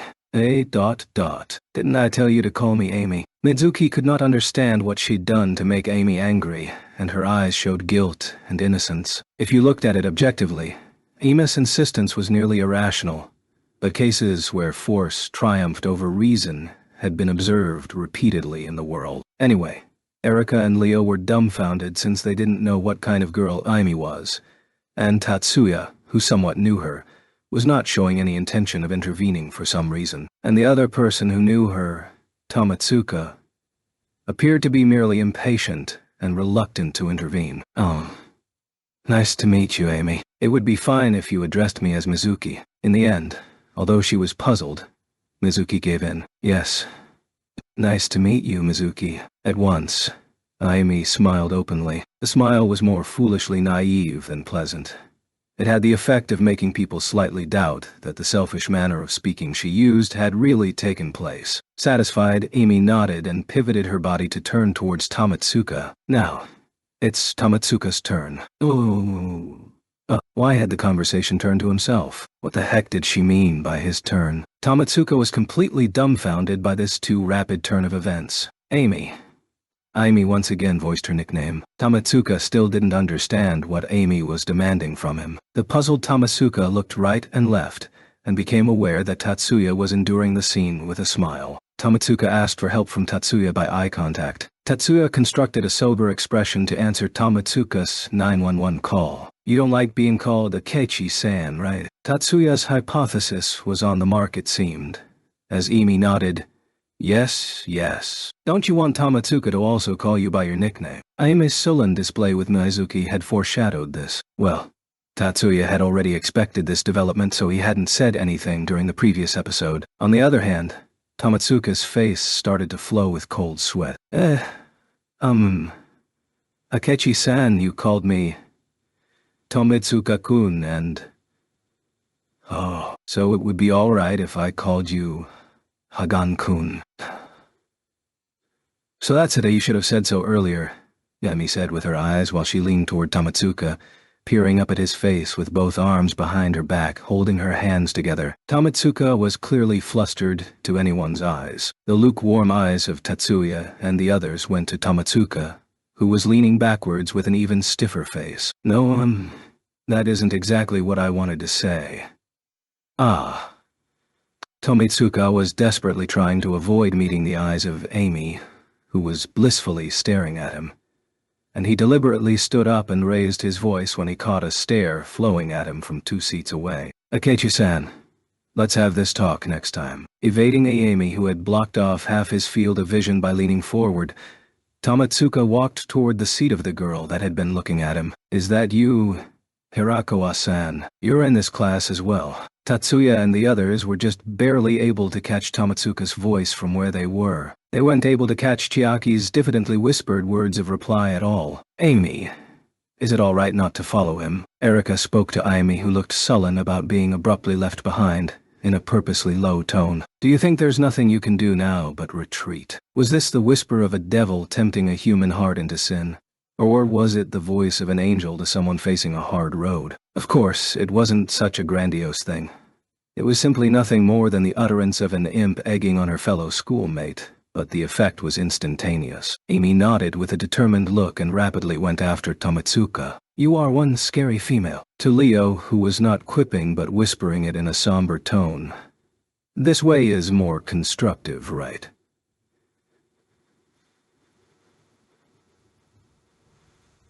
Erika answered with a broad grin. Certainly, this is an extremely interesting development. A bit of surprise mixed into the shocked look Mizuki gave to Tatsuya, who was looking at the gazes of undisguised curiosity that onlookers directed at the 3 of them, Tamatsuka, Ayami, and Chiaki, which he just pointed out. The youthful drama of which Tamatsuka was the lead actor, or perhaps the prey, was taken care of by the ringing of the bell. After Amy left the Class E classroom at a lively trot, Erika and Leo went to the Class F classroom. Afterwards, there was no ceremony. For the first time, all the students were assembled for instruction. The stance of the school was that getting the information needed was an individual responsibility. From now on, this class would have a teacher in charge of their practical skills, just like classes A, D in the first course. Over half the class considered not even displaying the name of the teacher until the actual day. It started to be pretty over the top. But Tatsuya was part of the minority who didn't think so. It probably hadn't been decided till the last minute, if Tatsuya's supposition was completely accurate. After all, if the number of magicians qualified to be teachers hadn't been inadequate, then half the students that they had the capacity for at first, second, and third high schools wouldn't be placed in a lower caste. Taking the dearth of personnel into consideration, the teacher in charge of Class ES practical skills instruction would be a fairly eccentric individual for a magician educator, and might not be much of a teacher, Tatsuya predicted. For example, very elderly, or perhaps the opposite, fairly young. If all the instructor was going to do was teach practical engineering skills, then the teacher would not need to have a great deal of skill as a magician, so the possibility that they might dispatch a researcher without any qualifications as a teacher was also within Tatsuya's expectations. However, 30 seconds after instruction was to have started, a practical skills teacher stood in front of the entire second-year class, who did not meet Tatsuya's expectations. It also seemed like the teacher was not what the other students imagined either, as a small commotion ran through the classroom. The one who appeared was a woman in her 40s. Of course, that alone wouldn't strike anyone as unusual. There were clearly more male instructors in magic high schools, but female ones weren't all that unusual. The surprise came from the woman's looks. Her hair was blonde. The color of her eyes were blue, her skin color white. Her body was tall and her legs were long. From this and her other physical traits, it was clear from looking at her that the woman was a Caucasian of Nordic descent. I am Jennifer Smith, Sumisu. She gave her name in the style of English-speaking countries, and her full name was an English one. I am originally from Boston, but I became a naturalized citizen 18 years ago. However, these words melted the majority of their doubts. If that much time had passed since she had been naturalized, then there must be no worries on the security front. Normally, the patriotism of naturalized citizens toward the nation that naturalized them was required to be firmer than that of the citizens born in a nation. If they did not display more loyalty to their new country than to their former country, then their naturalization wouldn't be recognized. In the case of a magic researcher with many chances to connect with national secrets, this is especially true. There was still the question of why she would throw away her nationality to become a naturalized Japanese citizen, when the USNA was not only the wealthiest nation in modern era, but also had the most cutting-edge magic techniques. But to Tatsuya, that thought was comparatively unimportant. Until the end of the last school year, I was a professor at the National Magic University. But from this school year on, the main school has placed the instruction in magic engineering for this class in my hands. I look forward to working with you. She is in the same situation as Tsuzura-sensei, Tatsuya thought. Tsuzura's backstory was that his too independent mind had caused his downfall. What could be the circumstances in Smith-sensei's case? Tatsuya considered that hypothesizing she was a troublemaker was both rude and arbitrary. They had to register for electives by the end of first period, but from the second period on they immediately started on the regular curriculum. It was now the noon break. Tatsuya arrived at the student council room. He was, from now on, student council vice president. Tatsuya had transferred from the Public Morals Committee to the student council due to a secret agreement between Azusa and Kanon. However, this was the result implemented by completely ignoring Tatsuya's own will, since he didn't have any lingering attachment to the Public Morals Committee, and he didn't object to joining the student council. Tatsuya hadn't put up any resistance, but if, for example, Tatsuya had made a show of resisting, then he probably would have been persuaded after all. Not by Azusa, but by Miyuki. Perhaps Tatsuya didn't try to resist because he understood that whatever was going on in the background, First High School's new regime for the AD 2096 new school year was safely launched. The Public Morals Committee had also added new members. Mikihiko had been approved as Tatsuya's successor under the recommendation system by the Student Council. From the clubs, Shizuku was chosen to supplement the lack of members brought by the end of the last school year. Today was the first day of the new school year, and in the Student Council room, the roster of Asusa, Kanon, Aisori, Tatsuya, Miyuki, Honoka, Shizuku, and Mikihiko, in the spirit of a welcome new members party, were holding a luncheon. The student council meeting table was a little cramped for 8 people. Perhaps Kanon thought that was a good excuse for totally gluing herself to Asori. While the pair's passionate, Asori looked a little uncomfortable. Scene seemed to embarrass Azusa, and Mikihiko, Tatsuya, and Shizuku were poker-faced. Honoka seemed somewhat envious, and Miyuki looked at the scene with a smile. Lunchtime preceded its smile. Lunchtime proceeded harmoniously. By the way, while Honoka wanted to take Kanon's lead and glue herself to Tatsuya because it was cramped, with Miyuki's standard attitude unbroken, she couldn't muster the determination. After the meal ended, each of the 8 received a teacup or a coffee cup according to their preferences. The one waiting on them was the 3Hey P94 Pixie. The girl-shaped robot was originally on loan to the Robot Research Club.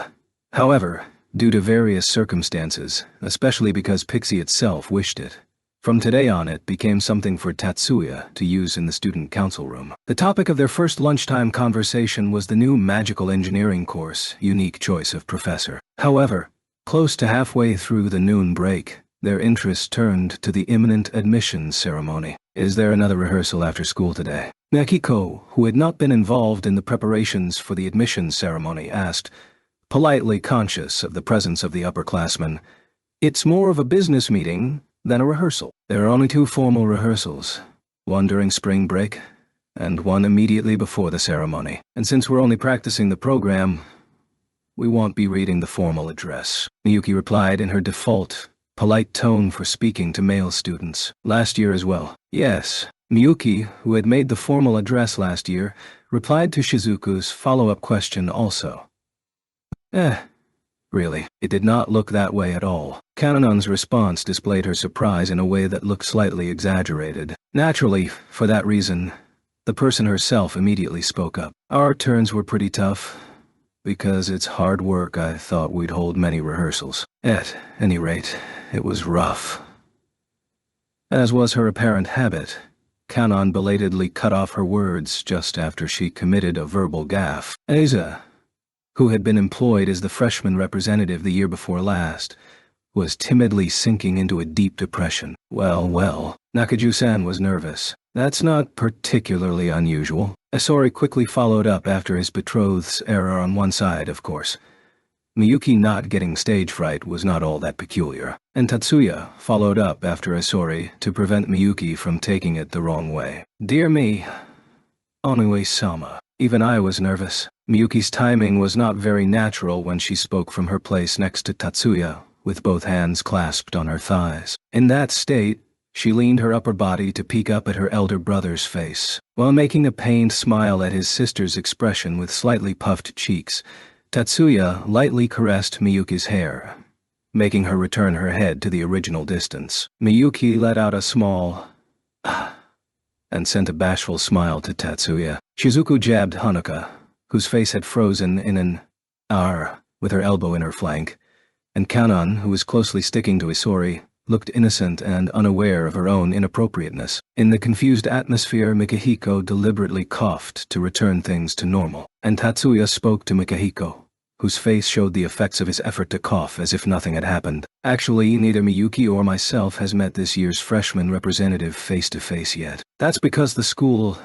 takes the lead in preparations for incoming freshmen. Upon taking note of Tatsuya's words, Isori, who was more cognizant of the details than he, entered explanation mode. Even though the student's autonomy is respected, an event like the admissions ceremony, which has many distinguished guests attending, is of course another matter. Nonetheless, the student council handles the preparations on the current student's side. Are you saying that the incoming freshmen aren't yet students of our school? No, Mikihiko, that's absurd. Without reservation, Tatsuya used a one-liner to deal with Mikihiko's meaningless words. The trace of envy that could be seen in Isori's eyes over their easy relationship with each other was surely only an illusion, of course. We don't know the real reason, so this is only a hypothesis to us. With the smile still pasted on Isori's face, his actual feelings were not something that could be glimpsed. Nakaju-san, have you met him face to face? When Isori changed the topic, Kanon displayed an interest without delay. You mean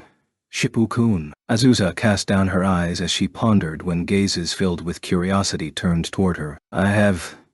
He seems like an eager boy. She probably did not want to prejudice them against him. Azusa had chosen harmless and inoffensive words, but an ambitious boy.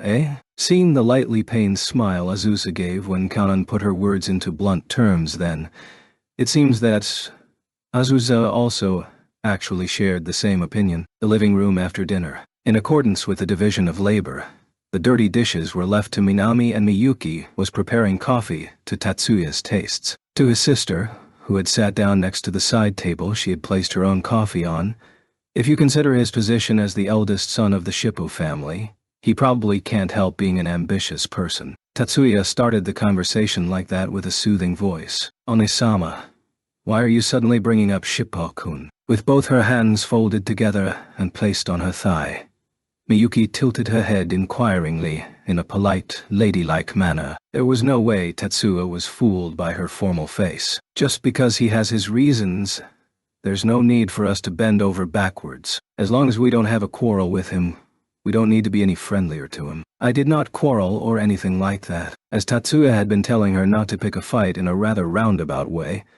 Miyuki looked the other way with a sulky look. For her to take that attitude could only mean that she was somewhat self-aware. He would hesitate to call the first meeting between Miyuki and the eldest son of the Shippo clan one of compliments and friendliness. Naturally, a quarrel had not been started from Miyuki's side. At first, Miyuki also intended to welcome the freshman representative that had become her junior warmly, nevertheless. Let me introduce you. This is Shippo Takuma-kun, who is serving as this year's freshman representative. After school in the student council room, Azusa was introducing him to the officers who were all present: Isori, Miyuki, Hanoka, and Tatsuya. And Shippo Takuma bobbed his head quickly. This attitude was fairly common for a freshman, which continued when it came to Isori. Vice President Shiba Tatsuya. Nice to meet you, Shippo-kun. Just as Tatsuya introduced himself, there was a complete change. Shippo Takuma. Pleased to meet you. There was an unnatural emphasis on the family name in his way of speaking, but his language was within the bounds of politeness. However, his attitude could not be called all that polite. Takuma wasn't looking at Tatsuya's face, but his left chest. "Shippo-kun." When Azusa spoke softly to him, Takuma looked a little taken aback and afterwards put an awkwardly friendly smile on his face. "Pardon me. The gear-shaped emblem Shiba-senpai is wearing is unfamiliar." Hearing Takuma's excuse, Azusa nodded. I see. It is the emblem of the new magic engineering course that started this year." "Oh, that's it." Although he probably didn't mean to do it, he cast out his acknowledgement in a rather careless manner, indicating his lack of interest. Tatsuya did not consider that to be offensive. The Shippu clan's trump card, Million Edges, was unusual for modern magic, because the technique did not use a CAD. Tatsuya had heard gossip from his fellow engineers that the Shippu clan had a tendency to neglect magic engineering. Perhaps for that reason, everybody had their own way of looking at things. To him it had value, but he could not force other people to share his sense of values. However, it was not something Miyuki could overlook. A haughty expression, a disrespectful look in his eye, a foundationless confidence of one's own superiority and contempt for someone for no reason. The eyes of this freshman were wearing the same look as her fellow freshman last year, who scorned her elder brother as a weed. This could be felt by Miyuki. Takuma, who immediately had to continue greeting people, turned to the next person. He did not intend to cause an uproar at this time, and in the first place, Takuma was not aware of the rudeness of his behavior. It was not that he was being somewhat insensitive.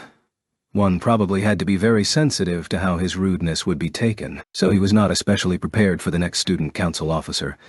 In short, for turning his eyes to Miyuki. Immediately afterward, he visibly flinched, which for Takuma was undoubtedly a disgrace. However, it had been inevitable, because right then, the Snow Queen descended. Being in the presence of a blizzard princess or the like was not a gentle experience. An aloof face could be called ordinary. However, this ordinary face was a signal to prepare for a life-or-death struggle to previous student council officers. It was still far from the level it reached at that time, the student council presidential election last year. However, it was not shameful that Takuma, who was experiencing it for the first time, should lose his composure due to the pressure being emitted. Nonetheless, Takuma himself did not think so. He couldn't help giving off a mortified look. He rapidly constructed a courteous smile, but looking at it objectively, it was not a very good one. "Fellow Vice President, Shiba Miyuki," thought. As fitting of her cold expression, Miyuki spoke only this statement for her self-introduction. "Shippu Takuma, ... Nice to meet you." The shaking in Takuma's voice was not out of fear, but anger. He was disgusted with himself for being overwhelmed by Miyuki. He retained enough self-control not to transfer the anger he felt at himself to other people. But Takuma was a naturally passionate boy. In order to restrain himself, he ground his back teeth. No matter how much he tried to smooth over his expression, it wasn't enough to conceal it. The attitudes of Miyuki and Takuma could not possibly be called harmonious. As the atmosphere gradually became more turbulent, Azusa started to get flustered. With last year's officers, Suzune would have followed up as the next one in this setting, but Asori, who held the same position this year, looked like he was unsure of what he should do. Miyuki's actions were childish for an upperclassman. Nonetheless, Takuma's conduct was also not the desired courtesy from a new student. The sense that they were both equally at fault was stymieing them. The only one here now who had the potential to rebuke Miyuki and bring the situation to an end was Tatsuya, who was silently examining Takuma's facial expression. Afterwards, due to Hanaka's forcefully cheerful self-introduction, the thorny atmosphere lightened a little. Nonetheless, the atmosphere of the meeting remained strained in the student council room for the rest of the meeting. There was not any type of rehearsal today. It was over shortly since they were only going over an already decided program. If they had had to continue in that atmosphere for a long time, they would have had to worry about the outcome of the entrance ceremony. If the tradition of inviting the freshman representative to join the student council is taken into consideration, then it was already at a level that the potential harm to the student council's activities had to be a concern. But I didn't think we would suddenly be glaring at each other. The Shippu clan's eldest son apparently has a belligerent disposition. The attitude I took was not wrong, thought Miyuki. However, no matter how justifiable the reason she had, feeling that he had looked at the elder brother she loved and respected with scornful eyes, that did not change the fact that she had despoiled the mood of the student council. So Miyuki had prepared herself for a light scolding. So while she was in the mood to fend off the questions of her elder brother, who hardly ever rebuked her at all, Miyuki agreed with Tatsuya's words in a hesitant tone. I thought his attitude toward Ono-sama was not simply a type of insolence. I felt that he was concealing hostile intentions toward you. Now, when she looked back calmly, she believed that Takuma's attitude was a little different from the one displayed by her classmates immediately after they were enrolled last year. He wasn't disdaining Tatsuya as worthless. He was set on forcibly acting superior in order to deal with an enemy from a subjectively superior position. No, Miyuki corrected herself.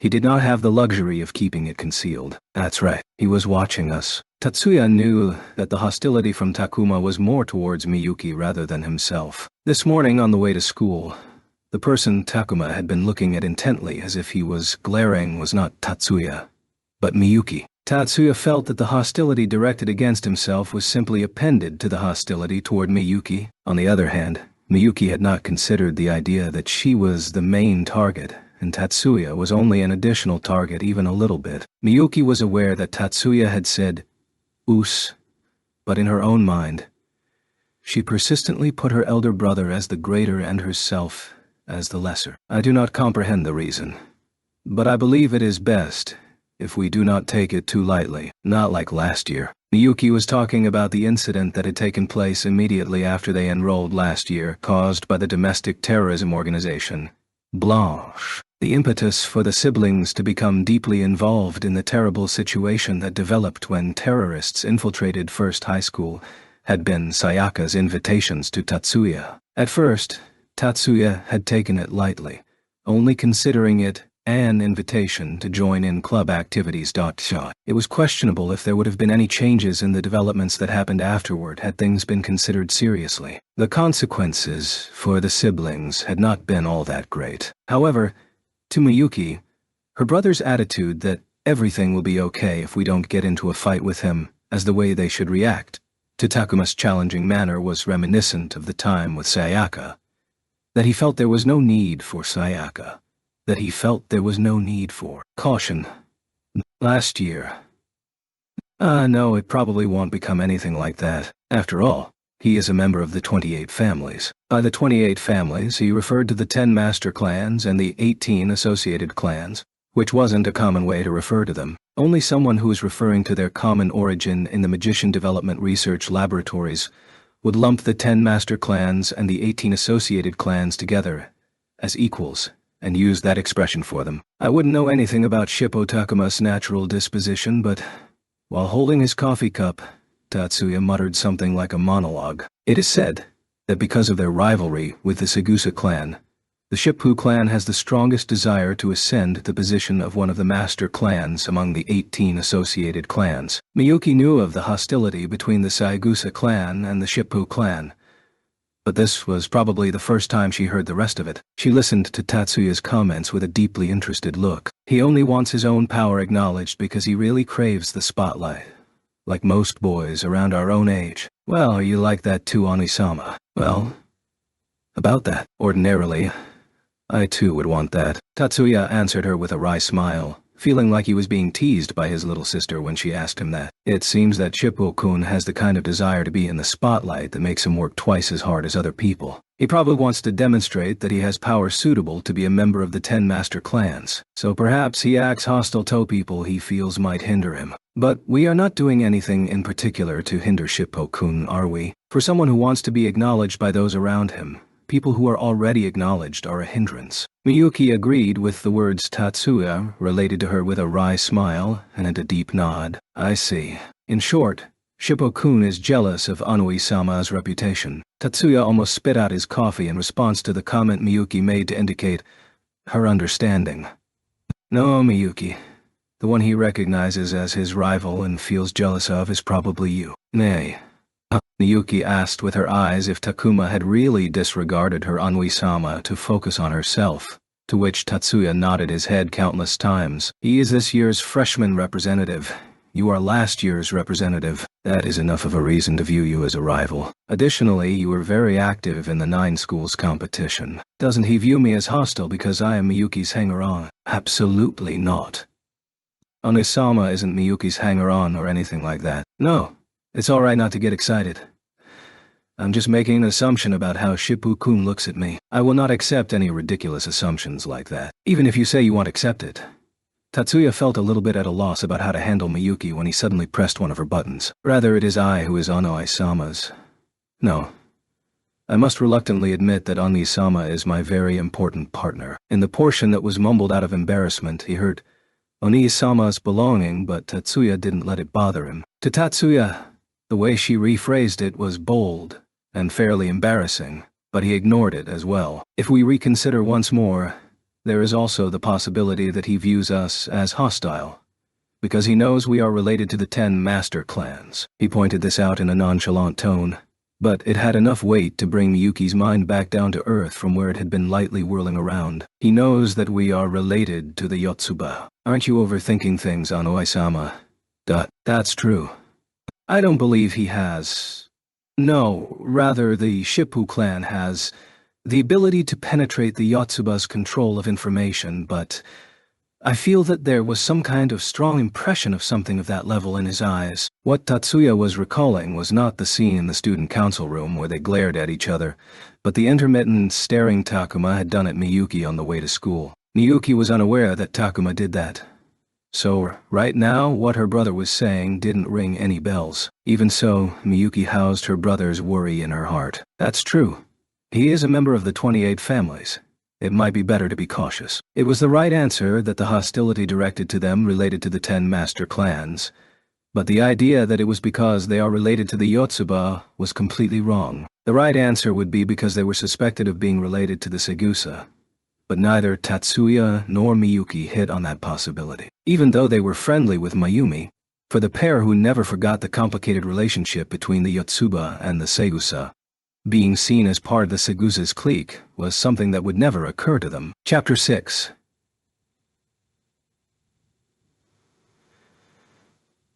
April 8th. The morning of the first day of school for First High School, which was attached to the National Magic University. Today there were no ill-mannered stares lying in wait for them on the route to school. All 3 of them, Tatsuya, Miyuki, and Minami, arrived at First High School 2 hours before the admission ceremony. It goes without saying that commuting to school at this hour was in order to make preparations for the entrance ceremony. The 3 of them went straight to the site of their first appointment, the auditorium's preparation room. Minami was bothered by the fact that she herself was an outsider, but since she had not acquired much experience escorting Miyuki, Tatsuya had forced her to accompany them. Isori and Hanaka were already gathered in the prep room. Good morning, Tatsuya-san. Morning, Miyuki. Morning, Shiba-kun. Right on time. As Miyuki and Hanoka exchanged greetings, Isori spoke to Tatsuya to their side. Good morning. You're early, Isori-senpai. It's my nature. If I don't come early, I can't stay calm. After he smilingly answered Tatsuya's greeting, Isori's eyes went to Minami, who was waiting behind Miyuki. By the way, who is that girl? A new student. You? Of course, Minami. Yes, Tatsuya Niyasama. Niyazama. Shiba-kun. Do you have a younger sister other than Miyuki-san? In a sense, Isori had given him just the question he wanted. No, she is my cousin, Tatsuya replied with the lie he had prepared beforehand. Minami, this is Isori-senpai. Nice to meet you, Isori-senpai. I am Sakurai Minami. Thank you for the care you have always given to Tatsuya Niyasama and Miyuki Nizama. The overly polite speech Minami provided to greet Isori at Tatsuya's direction did not cause Isori to display any feelings of unease. Nice to meet you, Minami-san. I'm very honored to meet you. Just as Minami once again sent a polite nicety towards Isori Azusa, Kanon, and the first-year representative, Shippu Takuma entered. By the way, Kanon had already made 1 round of checking the guest chairs. Good morning. Could it be that I'm the last one? Good morning, President. You are precisely on time. Miyuki replied to Azusa, who had asked that question with a slightly surprised look, with a smile. Actually, she was 3 minutes late, but Miyuki's smiling face carried the intimation that any further apologies would not be allowed. "Good morning, Asori-senpai. Shiba-senpai." After getting Azusa to swallow the apologetic complaints they expected from her, Takuma stepped forward from behind her and spoke to first Isori, then Tatsuya. "Morning, Shippo-kun." He made a silent bow to Asori's reply, and then turned around to face Miyuki and Hanuka. "Shiba-senpai, Mitsui-senpai, good morning. Please take care of me today." Could he be nervous? Compared to the attitude Takuma hit them with the day before yesterday, the change was laudable. "Good morning, Shippo-kun. Please give it your all today." However, Miyuki was not a gentle girl who could be moved by something like that. Her smile was magnificent.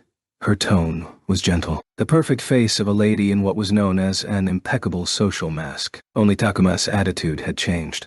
He had not apologized for his rude manner the other day. Miyuki did not intend to make any concessions from her side as long as he didn't make any apologies to her elder brother. Azusa and Isori looked confused by the smile so formal that no one could complain about it. With nothing to indicate ill intentions, they could not rebuke Miyuki. On the other hand, they could not let the uncomfortable mood that had started to spread simply be. Azusa requested help from Tatsuya with her puzzled eyes. "Since all of us are here, let's go over the order of the ceremony first." However, Tatsuya's only answer to that was to continue speaking as if nothing was wrong. "That's right. We shouldn't waste time." Without a moment's delay, Kanon provided supportive agreement. She too had probably decided that they needed to forcefully gloss over this scene. Then, starting with the arrangements for 30 minutes before the admission ceremony, the guiding of guests is Miyuki's charge. The reception room is Onoka's. This was originally Azusa's duty, but Tatsuya was not concerned with that, as he continued with the rehearsal arrangements. It wasn't right for Minami to be in this place, but no one pointed it out, and it was completely forgotten. And the rehearsal immediately before the ceremony proceeded safely in the strained atmosphere that did not allow them the luxury of feeling pressured by the imminence of the actual event. Azusa and the others breathed a sigh of relief as it finished. In spite of the entrance ceremony starting in 30 minutes, they were very relaxed, or rather, they were in an exhausted state. Tatsuya thought they were letting their attention wander a little too much, but it wasn't Tatsuya's job to point that out. Besides, it was better than getting so worked up beforehand that they were useless when the main event started. Reconsidering things, Tatsuya said about his own work. "I'm going to guide the new students." "Oh, take care, Oni-sama." "Ah, thank you for your work." As Miyuki and Azusa saw him off from the side of the stage and Minami bowed a silent goodbye, Tatsuya departed from the auditorium. His duty before the ceremony was to guide students who didn't know where the event was. Last year when Tatsuya met Mayumi, it was because she was assigned with the same job. When he heard that at the end of March, when the jobs were assigned, Tatsuya hadn't felt it was a suitable job for the student council president, who had important duties just before the actual ceremony. However, he had now reconsidered, and he thought it might have been an excuse to go outside and relieve her tension. There was no way he himself was tense to that extent. Nevertheless, he was aware of a slight sense of freedom. Perhaps this was only natural, to be more at ease outside in the wind instead of inside preparing for a formal ceremony. Maybe he resembled Mayumi on this point. Possibly, because he was thinking about that stuff. Tatsuya-kun. Agusa-senpai. Good morning. Soon after he ventured into the front yard, he unexpectedly met with Mayumi, saying it's been a while. Would be strange. Are you the new student guide? Ah, well, so you joined the student council after all? The student assigned the task of guiding new students wouldn't be anyone other than a member of the student council. However, the Public Morals Committee members were also patrolling in order to police the grounds, and temporary officials were also making therans. Thus, she should not have been able to conclude that he was an officer of the student council just from his answer. But Tatsuya did not say anything to refute the happily giggling Mayumi at all. He had, in fact, joined the student council, and another matter had caught his attention. It did not really need saying, but Mayumi had graduated from first high school last month. Therefore, she wasn't wearing a uniform. This, too, was only natural. However, it probably couldn't be called expected for her to be here in attire that looked very mature. This was not the first time Tatsuya had seen Mayumi in non-uniform clothing. Last summer, when they departed for the 9 schools competition, He had seen her in a fairly spectacular summer dress. However, at the time, although she had been showing more skin, he hadn't felt like he was seeing a different person. However, the Mayumi who was now clad in a feminine suit seemed older and a different person than she had been last month. The frills from her blouse were arranged in her chest area. She had a short jacket, and she also had on a tight skirt which did not give off an impression completely different than that of a high school girl. Could it be because of her deep red high-heel pumps? Could it be because she had augmented her coloring with light makeup? Could it be because she had exchanged her large hair ribbon that held back her hair for an amber-colored beret? Perhaps everything from the top on down created the effect, and more than anything else, Mayumi had gone up one more rung of the ladder to adulthood. Not even a month has passed since graduation, but for some reason, you don't recognize me, Tatsuya-kun. While Tatsuya had been thinking about those things, Mayumi herself, on the other hand, had claimed that he didn't recognize her and penetrated the, what can probably be called inevitable, hole in his defenses. That may be true. Mayumi smiled warmly at Tatsuya, who had just barely managed to reply. That uniform. It's the magic engineering course. Right. It's different from last year's. I think my uniform is the only thing that's changed. His comment wasn't to hide his embarrassment. It was his actual opinion. That was what he really thought, but no, I think you may not be aware of it yourself. But last year when we first met in this same season, the Tatsuya-kun who was wearing the second course uniform had a completely different look than the present. Tatsuya-kun, daughter. Compared to last year, you look more at ease. Tatsuya did not dispute the claim Mayumi was making because he could not dispute it. The fact was that he himself was not aware of it. That he was not self-aware was the truth. But to put it plainly, he had a bit of an inferiority complex about ordinary things. I concede, I do not understand my own self. Tatsuya bravely raised a white flag. This was not merely lip service. Even though you try to understand yourself, you really can't had been a bit of ancestral wisdom that had been around forever. He thought from his heart that this was the reason for his admission of defeat. However, seeing Mayumi just throw out her chest in triumph, a seed of rebellion sprouted within Tatsuya. You called it failing to recognize you, but I think Senpai has changed way more than me. Oh, really? Yes. You're completely a university student. You look very mature. Are you really? It's just barely past the entrance ceremony. She spoke as if to deny Tatsuya's impression, but Mayumi's not at all displeased look and bashful manner were obvious. By the way, the university admissions ceremony was on April 6th. Yes, from that beret in your hair to those grown-up pumps, they suit you very well. Like you're another person. Tei, really? You say. Mayumi was no longer trying to conceal anything, but she looked like she came to a sudden realization when her smile cracked, and her face abruptly hardened. Tatsuya-kun, what do you mean by that? No, it was not like she came to a realization. Evidently, Mayumi had realized something. Do you mean I rely more on them to make myself look different, more mature? She herself was being made fun of by Tatsuya. In short, you want to say I used to look childish. You're overthinking this. Naturally, Tatsuya was not so weak-willed as to easily acknowledge his own misdeeds. Faced with Mayumi glaring up at him with upturned eyes, he made his face look sober and honest and answered with a voice that matched that face. I have never thought even one time that Sagusa-senpai's face or figure was childish. Figure. It seemed like Mayumi had received some kind of shock. Looking at her objectively, only her height was short. Her face and figure were not childish. Anyone would say her face was the cute type, but it was not childish and her voluptuous proportions could be called extremely mature for her age. Nevertheless, apparently Mayumi had a hidden complex about she wasn't really all that short, her height. Disregarding Tatsuya's denial, she was probably interpreting his words in the worst way. Is something wrong? No, I'm fine. As she answered Tatsuya's words, in which she didn't hear all that much concern, in a confident tone that was half bluffing, Mayumi was once again glaring up at him. So, Tatsuya-kun, what do you mean by a different person? It doesn't really have a deep meaning. It's a common phrase. The persistently questioning Mayumi made Tatsuya feel like Hey had failed. This was not a topic he intended to speak on at length. He didn't intend to make light of Mayumi, but he could not have her occupy all his time. Come to think of it, why had Mayumi come to her alma mater? Thought Tatsuya at last. Really?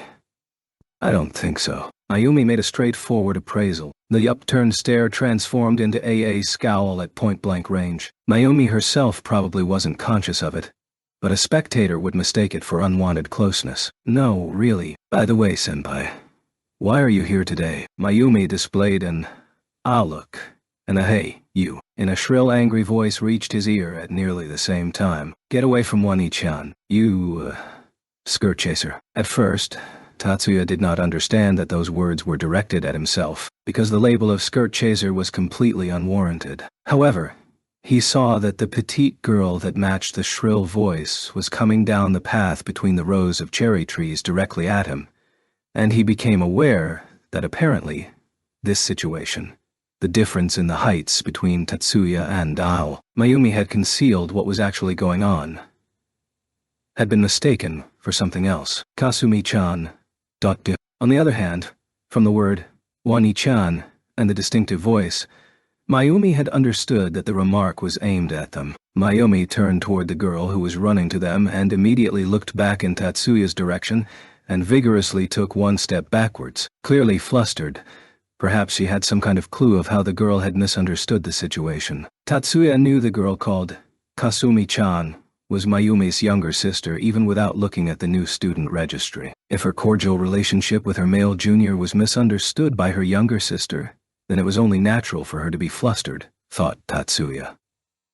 However, he felt that her response seemed to be a little too energetic. His momentary concern did not turn into a needless anxiety. It was probably the high heels that led to the disaster. No, Mayumi should have had many chances to attend formal parties. So it probably wasn't that she was unused to shoes with high heels. So she had probably been careless with her footing when she moved unexpectedly. Before Mayumi had tripped and fallen, Tatsuya had calmly considered the possibility, completely from a bystander's point of view. If he could have just kept looking and been done with it, he probably would have accepted the label of heartless without complaint. But, as usual, he was not so lacking in human feeling. Mayumi, who had stumbled, was swiftly supported by Tatsuya. He had grabbed Mayumi's shoulders with both hands. He did not grasp her hip area in an overly familiar manner, and of course he did not insolently accidentally touch her breasts. Thank you. Therefore, Mayumi thanking him while looking embarrassed was simply because she was bothered by falling when there was nothing to trip over. However, it seemed Mayumi's sister didn't think so. I said, "Get away from her," right, immediately after she screamed that. Mayumi's sister. Kasumi's body gently floated up. The petite body accelerated midair without forming a parabolic line, floating in a straight line with a knee protruding out to attack Tatsuya's face. Tatsuya stopped that knee with one hand. He did not block it with his forearm. He caught it in his palm, being high in the air, adding to the power. The shock went up, and the inertia fled to the ground. Mayumi looked up at the spectacle with her eyes so open that they were perfect circles. But Kasumi was even more surprised than her sister. It was better than being blocked or knocked down, and if it was a ballet lift, it would have been praised exultantly. As her movement conditions were forcibly altered, Kasumi's acceleration and movement-type combination magic lost its effect. Without the assistance of magic, the one knee above the palm posture was an unstable stance. As one should expect, Kasumi's balance was destroyed. Her petite body tilted violently. Before she tipped over completely, Tatsuya released the body he caught by one leg and lowered his hand. Oh, whoa. The shriek she raised could not be called very cute, as Kasumi fell in a pitched forward posture. If she made contact with the soft coat of the pavement of the front yard in this manner, then even if she didn't hit her head, she would probably be wounded on her palms and knees enough to cause bleeding. As a look for attending the entrance ceremony, it could be called a very pitiful one. That would be a very tough trial for a girl who had just barely become a high school student. In order to prevent this tragedy, Tatsuya would have to catch Kasumi's body as it fell, which he did not. The reason was not that he didn't have enough time to react. His cold eyes pursued the process of the girl who had just become his junior falling down. The knowledge that she was Mayumi's sister did not have any significant impact on his decision-making process. Although the attack had failed, the fact that the girl had launched an attack on him was more important and significant to Tatsuya. Besides, If he had caught this girl's body as she fell, he would have shown the other girl a hole in his defenses. Tatsuya understood from observation why the girl raised her voice hysterically. A magic sequence had pasted itself to the girl's body. Her falling speed slowed. A protective barrier of data fortification protected the girl's body so that neither the eidos or the skin were damaged. Normally, this phenomenon wouldn't occur unless the magician applied the magic to his own body, but a third party had cast it. As Kasumi landed gently undamaged, almost at the same time, Tatsuya made a big leap backward, 3 meters in front of the space he vacated. A girl, who aside from her hairstyle looked exactly like Kasumi with the same face and body type, rushed over to Kasumi, who was on both her knees. "Kasumi-chan, are you okay? Izumi, you saved me. Thanks." But side by side, they really were like 2 peas in a pod. Even a person unaware of their background information would probably conclude from looking at them that they were identical twins. Of course, Tatsuya knew the pair were indeed twins. Saegusa Kasumi and Saegusa Izumi. Within the numbered, the sisters were known, without irony or whimsy, as the Saegusa twins. Even though their faces were identical, their auras differed greatly. From looking at Kasumi, who was emitting signs of aggression with her curl-less hair cut in a short hairstyle, she was probably very sports-oriented. Possibly she was some kind of martial arts practitioner. On the other hand, Izumi, who was clothed in a graceful, gentle aura, had straight hair cut to give her bangs reaching her eyebrows and hair that touched her shoulders evenly. Perhaps she was a bookworm, as she looked like she might be an indoor type of girl. From her words just now, as well as her tone and expression, he knew she was flustered. But somehow she did not seem all that nervous, at least on the surface. However, Tatsuya felt that this was the one he should be more wary of. It was somewhat rude for Tatsuya to stare at someone when it was their first meeting. But they were all doing it. They all had blatant looks in their eyes. But Tatsuya's was indeed the most temperate. "Izumi, this guy is strong for a playboy." Kasumi-chan? Certainly there was a clear difference between their mental states. Although the probing looks they sent at him were the same, the flame of hostility was only burning in Kasumi's pupils. Calming down a little would be... Izumi was gently stroking Kasumi. "My intuition is screaming. This guy, he's not ordinary." Nonetheless, Kasumi was not listening to her advice. She glared up at Tatsuya on her knees, shifting her left sleeve and exposing her cad. "Izumi, we're doing that." As she said that, Kasumi ran her fingers down the console of her cad. She was using magic without authorization, clearly an illegal act. Moreover, for the second time, even bearing in mind it was directed at himself, it was not something he could turn a blind eye to. She was a new student getting ready for the entrance ceremony, but having said that, there was no way he couldn't arrest her. In an instant, Tatsuya made that decision. Fortunately, before he could act upon it, the illegal act of magic ended up being a mere attempt. "Settle down." Mayumi, who had until then been too paralyzed to do anything about the situation, let her fist fall on top of Kasumi's head. Kasumi did not cry out, but based on the way she held her head, despite how she was trying to make it appear, that probably really hurt. "Wani-chan, why did you do that?" "That's my line." "Kasumi-chan, why did you do that?" Mayumi had both hands on her hips as she looked down at Kasumi, who was looking up at her sister's face with teary eyes. She was really incensed. Right away, Kasumi's agitated mind was cooled by her sister's threatening attitude, the color of her face changing from red to white. "I've told you over and over again, the unauthorized use of magic is a crime. To do this on the very day you entered high school. What on earth were you thinking?" Tatsuya watched, completely dumbfounded, as Mayumi talked on and on in a voice that was half an octave higher than usual. Seeing her flustered was not an unfamiliar sight. Nevertheless, this was the first time he'd seen her in a frenzy. This honest straightforwardness was not something he could have imagined from her. So different was it from the usual enigmatic smiling facade she used to conceal her real intentions. On the other hand, Kasumi, who was being drenched in the display of rage, had not abandoned her resistance, although she had curled herself up. Because they were family. Or could it possibly be because she was used to it? But that guy was doing something indecent to One-chan. The counterattack was certainly effective. indecent. She did do some damage to her opponent in a sense. We were not doing anything like that. What were you thinking? What were you thinking? If you looked at the big picture though, all she had done was add fuel to the fire. After all that you said about you two being fine, looking around before the doors opened without me sticking with you like you two were children. Kasumi-chan, you did this. You didn't cause anyone else problems like you did just now, right?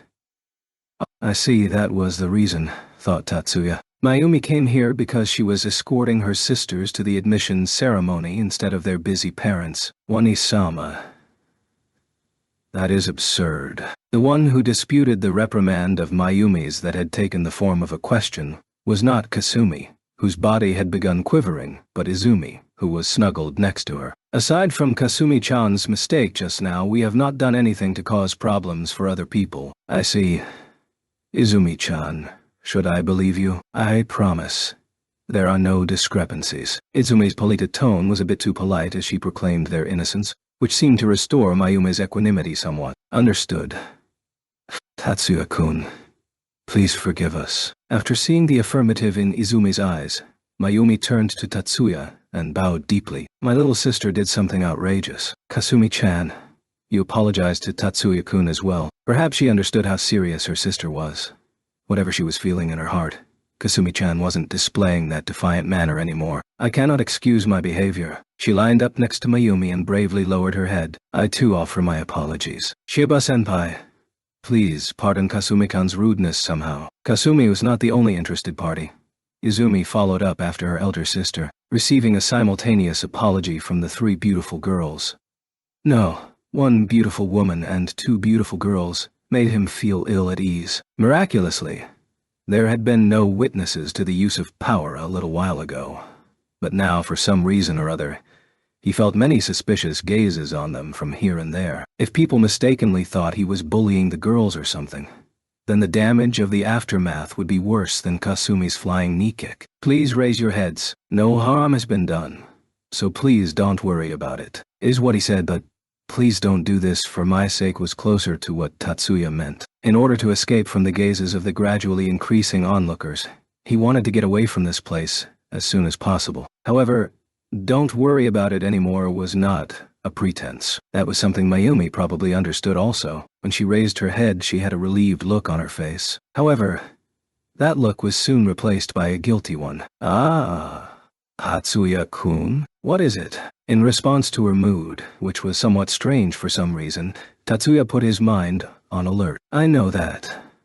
The incident just now is supposed to be reported to the staff room, but as she faced Tatsuya, Mayumi closed her eyes and put both her hands together. Please. For my sake, won't you overlook this, please? Oh, that's it.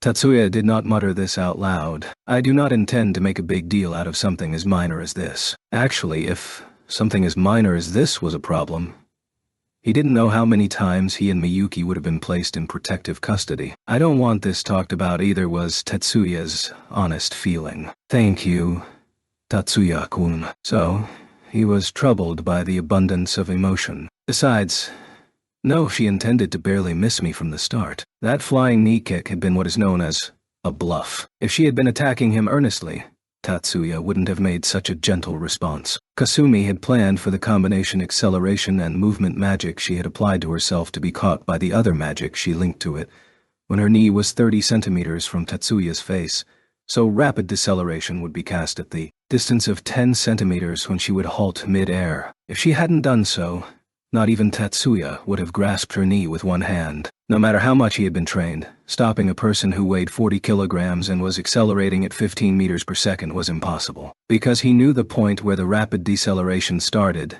and the point where it was to halt, directly before the stopping point, he had literally forced termination by putting his hand there.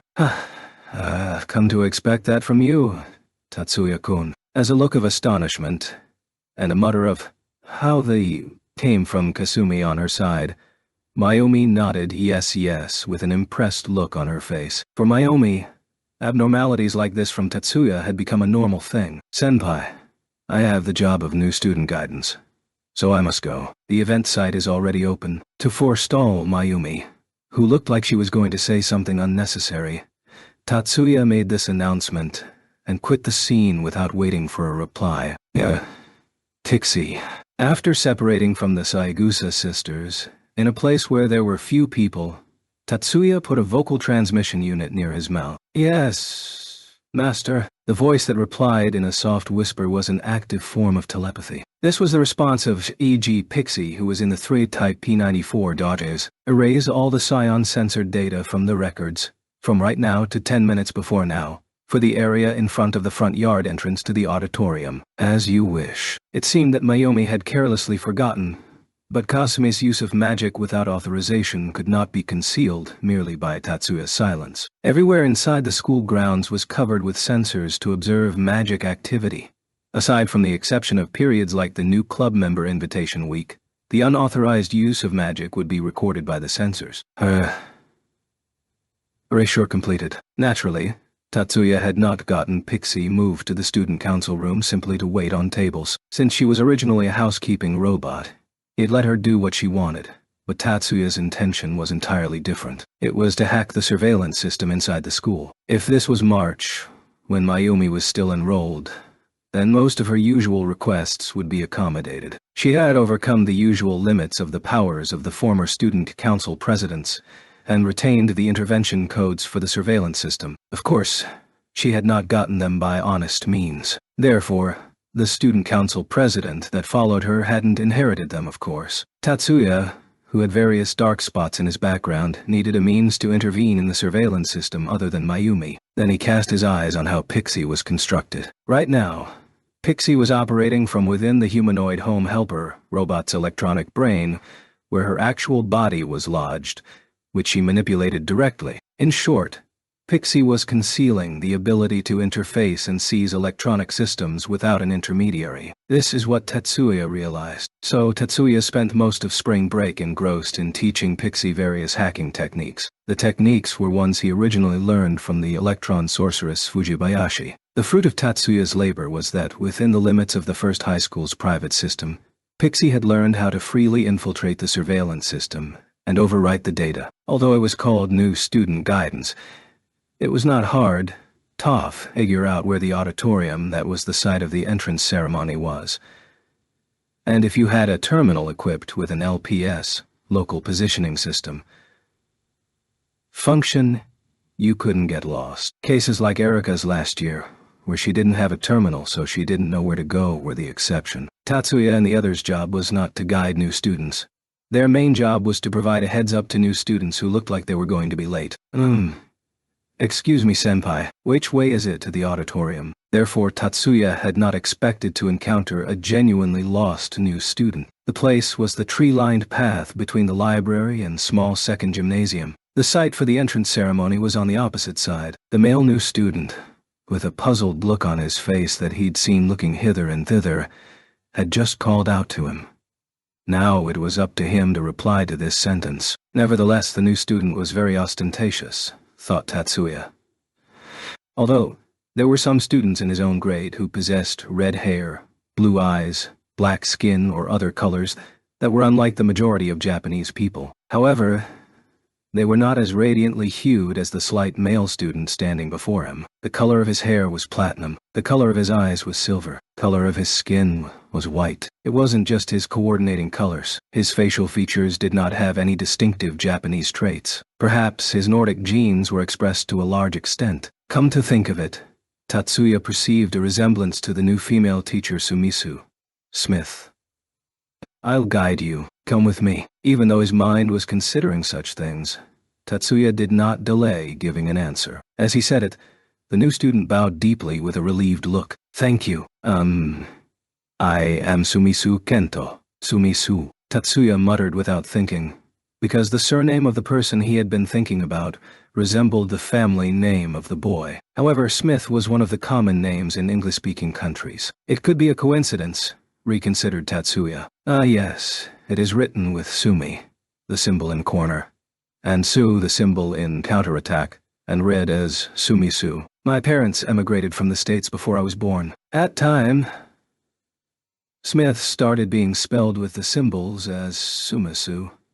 Is it a weird name? However, The boy Kento took it to mean that he was talking about the strangeness of the name. The way he tapered off toward the end might mean he had experienced teasing in elementary and middle school over having Sumisu as a surname. No, I did not think it weird, even a bit. Middle school and elementary students might practice what is called innocent and thoughtless cruelty, but Tatsuya would have nothing to do with foolishness like that. What he was considering was that if both his parents were immigrants, then it was natural that he couldn't see any physical traits that were distinctively Japanese. By the way, more importantly, there was something else bothering Tatsuya. Sumisu-kun, doesn't your information terminal have an LPS function? When Tatsuya spotted the boy, he had been looking at both screens of his information terminal nearly in tears. If his information terminal was equipped with an LPS function, then he should not be lost.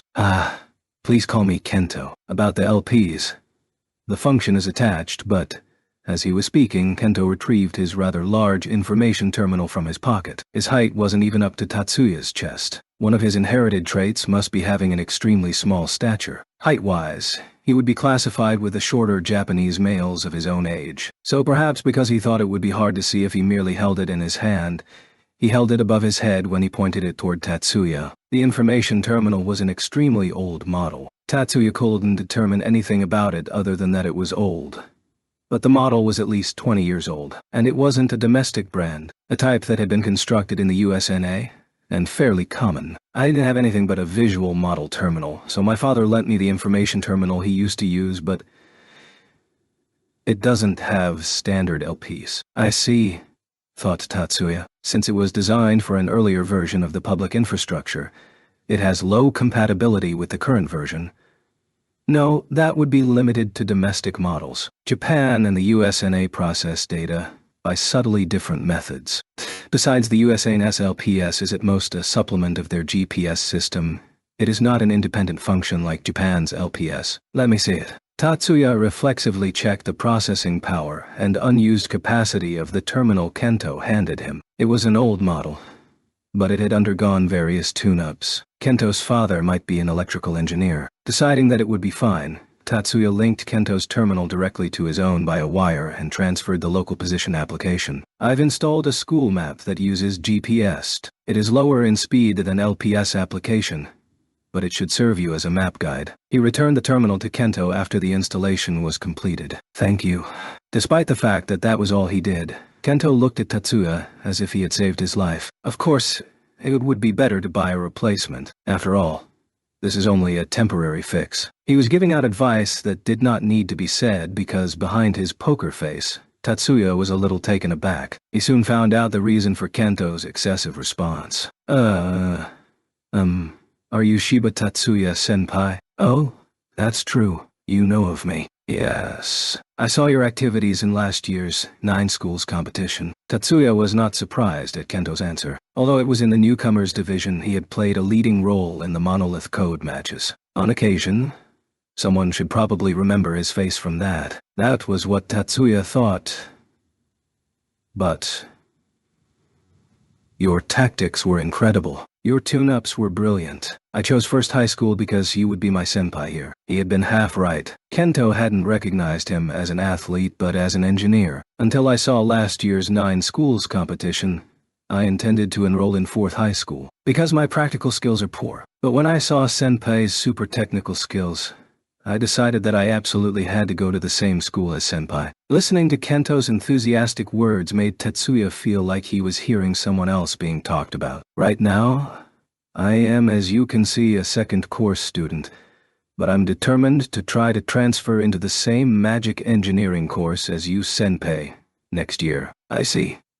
Work hard. With such enthusiasm, you should be all right. Thank you. His interests were in a little different direction, but he was probably a male version of Anaka. Tatsuya was a little confused by the enthusiastic puppy dog eyes Kento used to stare at him. Kasumi and Izumi parted from Mayumi at the entrance to the auditorium and selected seats in a row close to the front. Kasumi took her seat first, but she didn't wait for Izumi to finish sitting down in her polite and elegant manner before turning to face her. Izumi, do you know that skirt-chasing boy from earlier? There were still 20 minutes until the entrance ceremony began. There were many new students who were chatting with their neighbors like the girls. In their midst, Izumi's posture said, "What's up?" when her elder sister, who was the same age as herself, deliberately whispered to her, but she looked like she lost interest when she understood the meaning of Kasumi's question. Yes, could it be that you really didn't recognize him, Kasumi-kun? When Kasumi's face told her that Kasumi was asking the question in earnest, Izumi looked stunned. Is he a famous person? In a sense, he is. Izumi sighed softly and moved her hips so she could sit facing Kasumi. His name is Shiba Tatsuya Senpai. Last year, he was in the second course, but this year he transferred into the magic engineering course. He transferred to the magic engineering course from the second course, so he's smart. It wasn't that she was impressed, but she wasn't making light of it either. This weak response from Kasumi made Izumi's eyes say, "This is so annoying." What? It's nothing.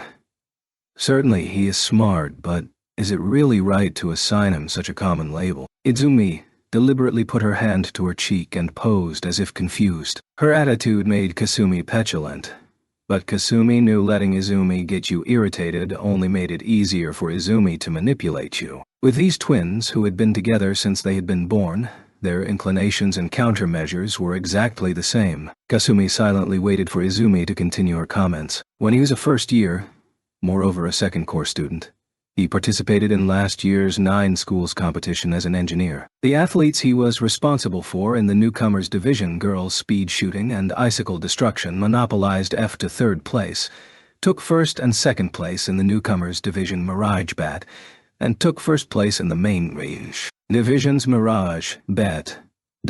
No way. That means that the athletes in his care only lost to each other, so they were effectively invincible. Yes, you're kidding. It's not a lie or a joke. That senpai produced the miraculous results as an engineer, leading to the athletes in his charge to be called truly invincible. While Izumi was in the middle of answering her question, Kasumi deliberately looked for signs that her leg was being pulled, so she fixedly examined her younger twin's face. However, apparently Izumi was answering her seriously, and what she was told next caused her to open her eyes even wider. He was employed as support staff in one Isema's crowd ball. Kasumi-chan, you were really unaware of this. Izumi had already lost her stunned look. Rather, she was hitting Kasumi with a pitying look. I was completely unaware. He was an emergency replacement. But one Nisama didn't look hindered in any way. Kasumi had a stricken look and was at a loss for words. Kasumi and Izumi had watched Mayumi's matches in last summer's 9 schools competition together. In spite of that, she herself hadn't been aware of the existence of any would-be Casanovas cozying up to her elder sister, and only Izumi being aware of it gave her a shock. But I don't like it, Izumi absent-mindedly muttered while Kasumi was in a befuddled state. When Isama is letting her guard pretty far down around Shiba-senpai, he might ambush her when she least expects it. This was all she said out loud. After her forceful monologue, Izumi sank into pensiveness while next to her. Kasumi still hadn't gotten over her shock. The entrance ceremony ended as planned without accidents. Takuma's speech had also ended without any special problems. All the eyes in the auditorium were not glued on him like the year before. Like the year before last year, the students were too excited by being enrolled to pay much attention to it.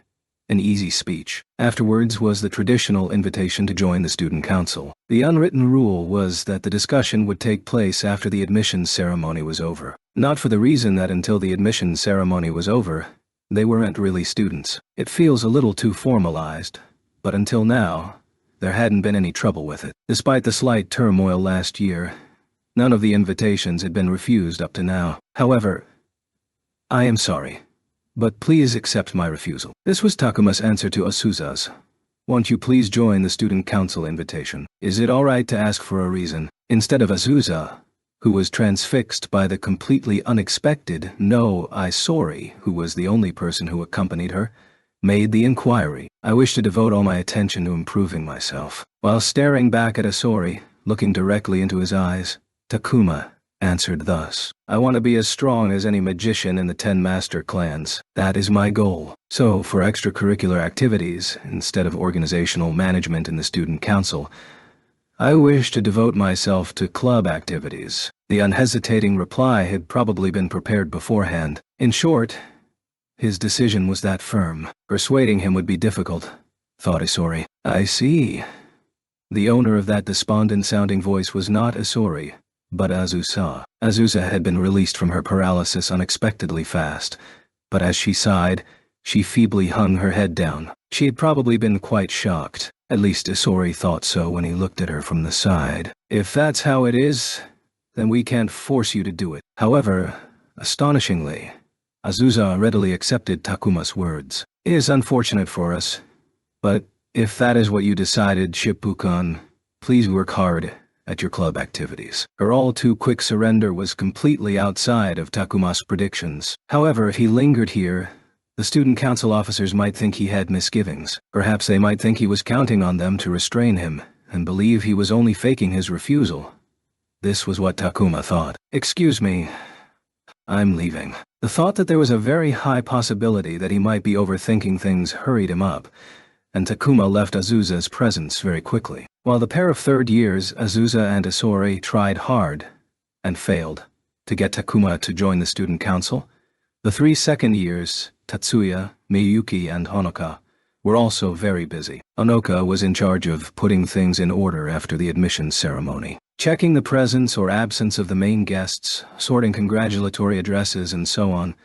The delivery of the photographic data to the vendor and other things all had to be confirmed. Tatsuya was in charge of giving directions to the second years who'd been recruited to help.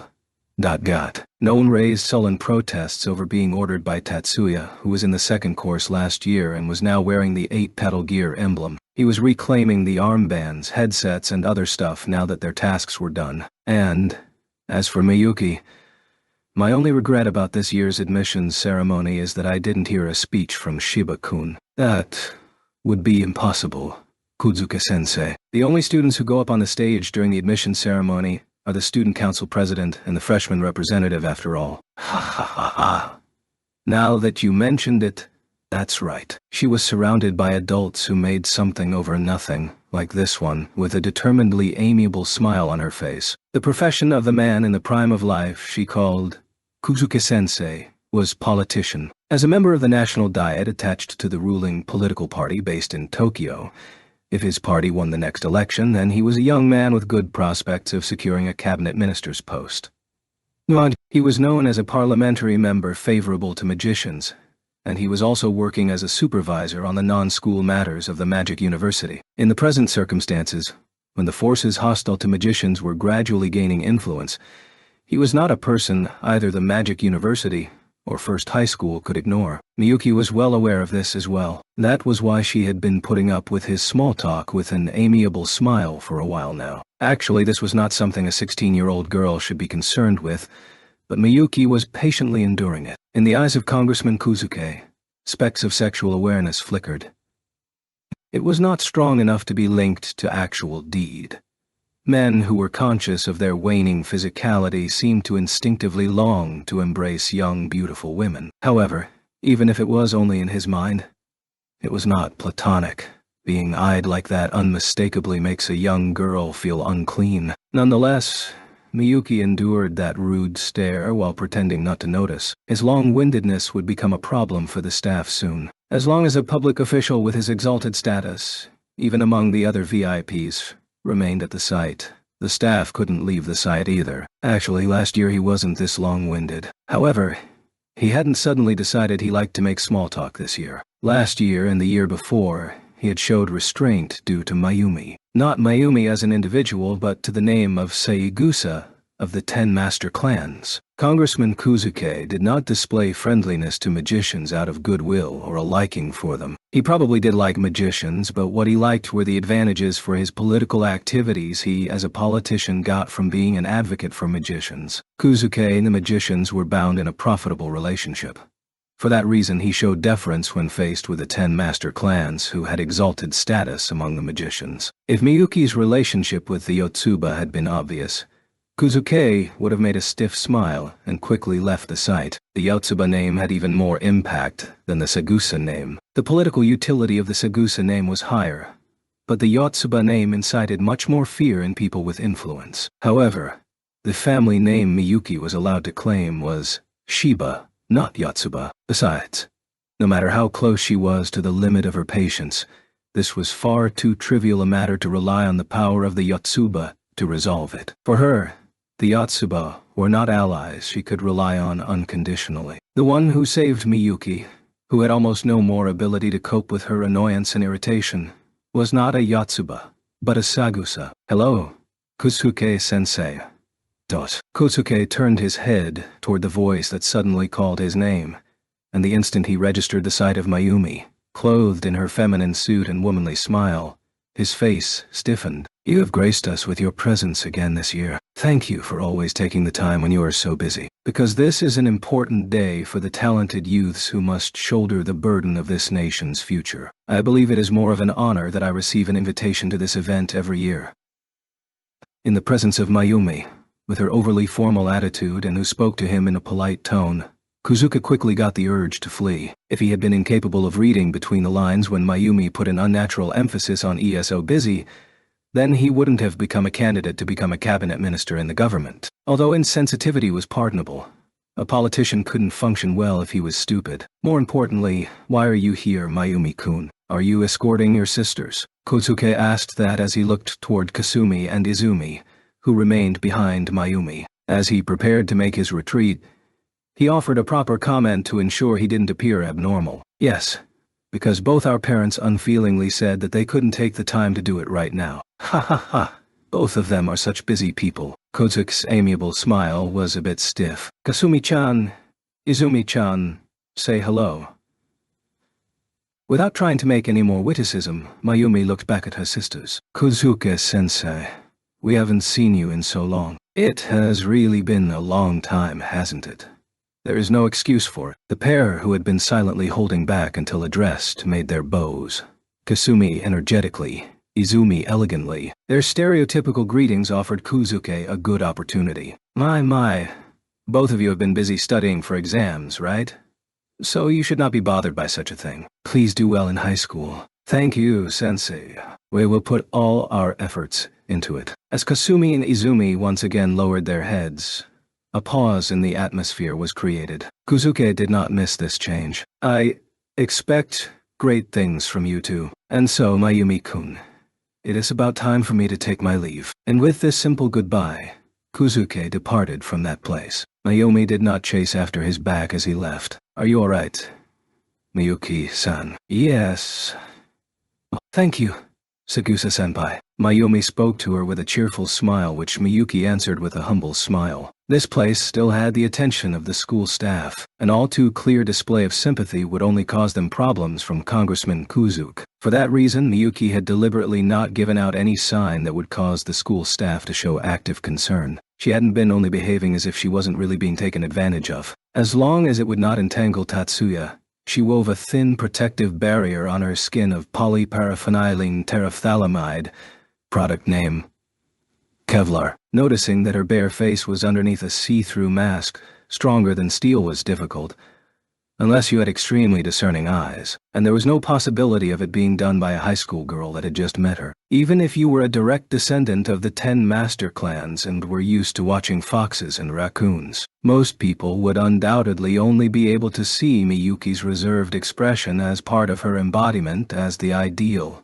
refined, willowy, graceful Yamato Nadeshiko, Izumi-chan. At least, that is how Izumi saw her. Izumi, who was in a daze, her mind and eyes stolen by Miyuki. Izumi. When Kasumi, who was next to her, poked her knee, she finally became aware that Mayumi was talking to her. More than, is needed, right? Give Miyuki-san a proper hello. Her eldest sister's words permeating her consciousness. A flustered Izumi directed her eyes forward. Before Izumi's eyes, Miyuki smiled gently with a slightly confused look on her face. A goddess.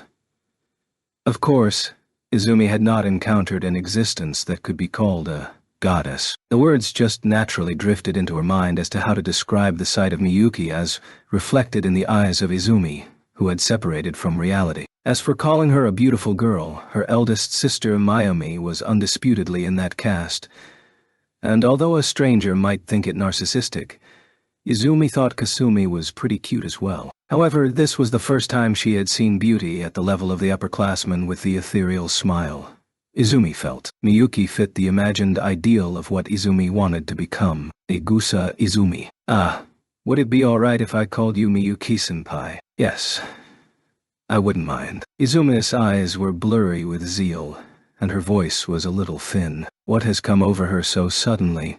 Thought Mayumi and Kasumi uneasily, aware of her abnormality, but Miyuki nodded without breaking her smile. Miyuki-senpai, I was so impressed by your efforts in the 9 schools competition. You were so splendid. Thank you. Miyuki accepted Izumi's feverish gaze with the ease of an upperclassman. However, it's even more impressive to see you in person than it was to see you from the stands. You're so pretty. Oh, really? However, as the feverish gaze transcended admiration and started to be tinged with insanity, Miyuki naturally started wanting to withdraw, to attend the same institution as Miyuki-senpai. I am so thrilled. Izumi-chan, what in the world are you saying? Watching Izumi, who usually concealed her thoughts and feelings behind an unreadable, gentle smile, let her emotions run wild was enough to incite panic in Mayumi. Kasumi was already well aware of her younger twin's tendency to spout zealous words, so she merely watched with a stunned look. Miyuki-senpai, won't you become my Oni-sama? Oni-sama, ... Hey, Izumi-chan, calm down. Your Oni-chan is me. Both Miyuki and Mayumi were raising their voices. Izumi, who was the main instigator of the creation of this strange sight, was fixedly staring at Miyuki. Kasumi, who was next to her, frowned and turned away, pretending that she didn't know them. I believe it would be impossible for you to become Miyuki Nizama's younger sister, Segusa-san, ... The one who threw a stone into this chaotic, stalemated situation was Minami, who had been standing there eavesdropping near the 4 of them for a little while now. Minami-chan taught in. Miyuki, who hadn't been aware that Minami had been waiting for her, intentionally put the implied question of, "How long have you been here?" into the name she spoke. Minami postponed answering that question with her reply. But there is a possibility of becoming Tatsuya Niyasama's sister-in-law. If Saigusa-san's Wani-sama married Tatsuya Niyasama, then Saigusa-san would become Tatsuya Niyasama's younger sister. After she had finished giving her supplementary explanation to Izumi, she pivoted, turning to a person behind her. In this case, Tatsuya Niyasama's actual younger sister, Miyuki Niyasama, and Tatsuya Niyasama's sister-in-law, Saigusa-san, could be called sisters, right? Oni-sama? ... The person Minami was directing her question to was, as Miyuki's raised voice indicated, Tatsuya. I am totally against it. However, Tatsuya could not answer Minami's question or respond to Miyuki's words, because faster than he could open his mouth, Kasumi yelled an objection. I'm absolutely against Wani-chan becoming Shiba-senpai's bride or anything like that. Kasumi, who had up until that point persisted in being a mere spectator, suddenly interposed herself between Tatsuya and Mayumi's line of sight. Her back was to Mayumi as if she was trying to protect her as she confronted Tatsuya. Her meekness of a little while ago went someplace else, and she fully unleashed a "don't get close to one-chan" aura. Kasumi-chan, she was only speaking hypothetically. Because they were twins, they had sort of assigned roles.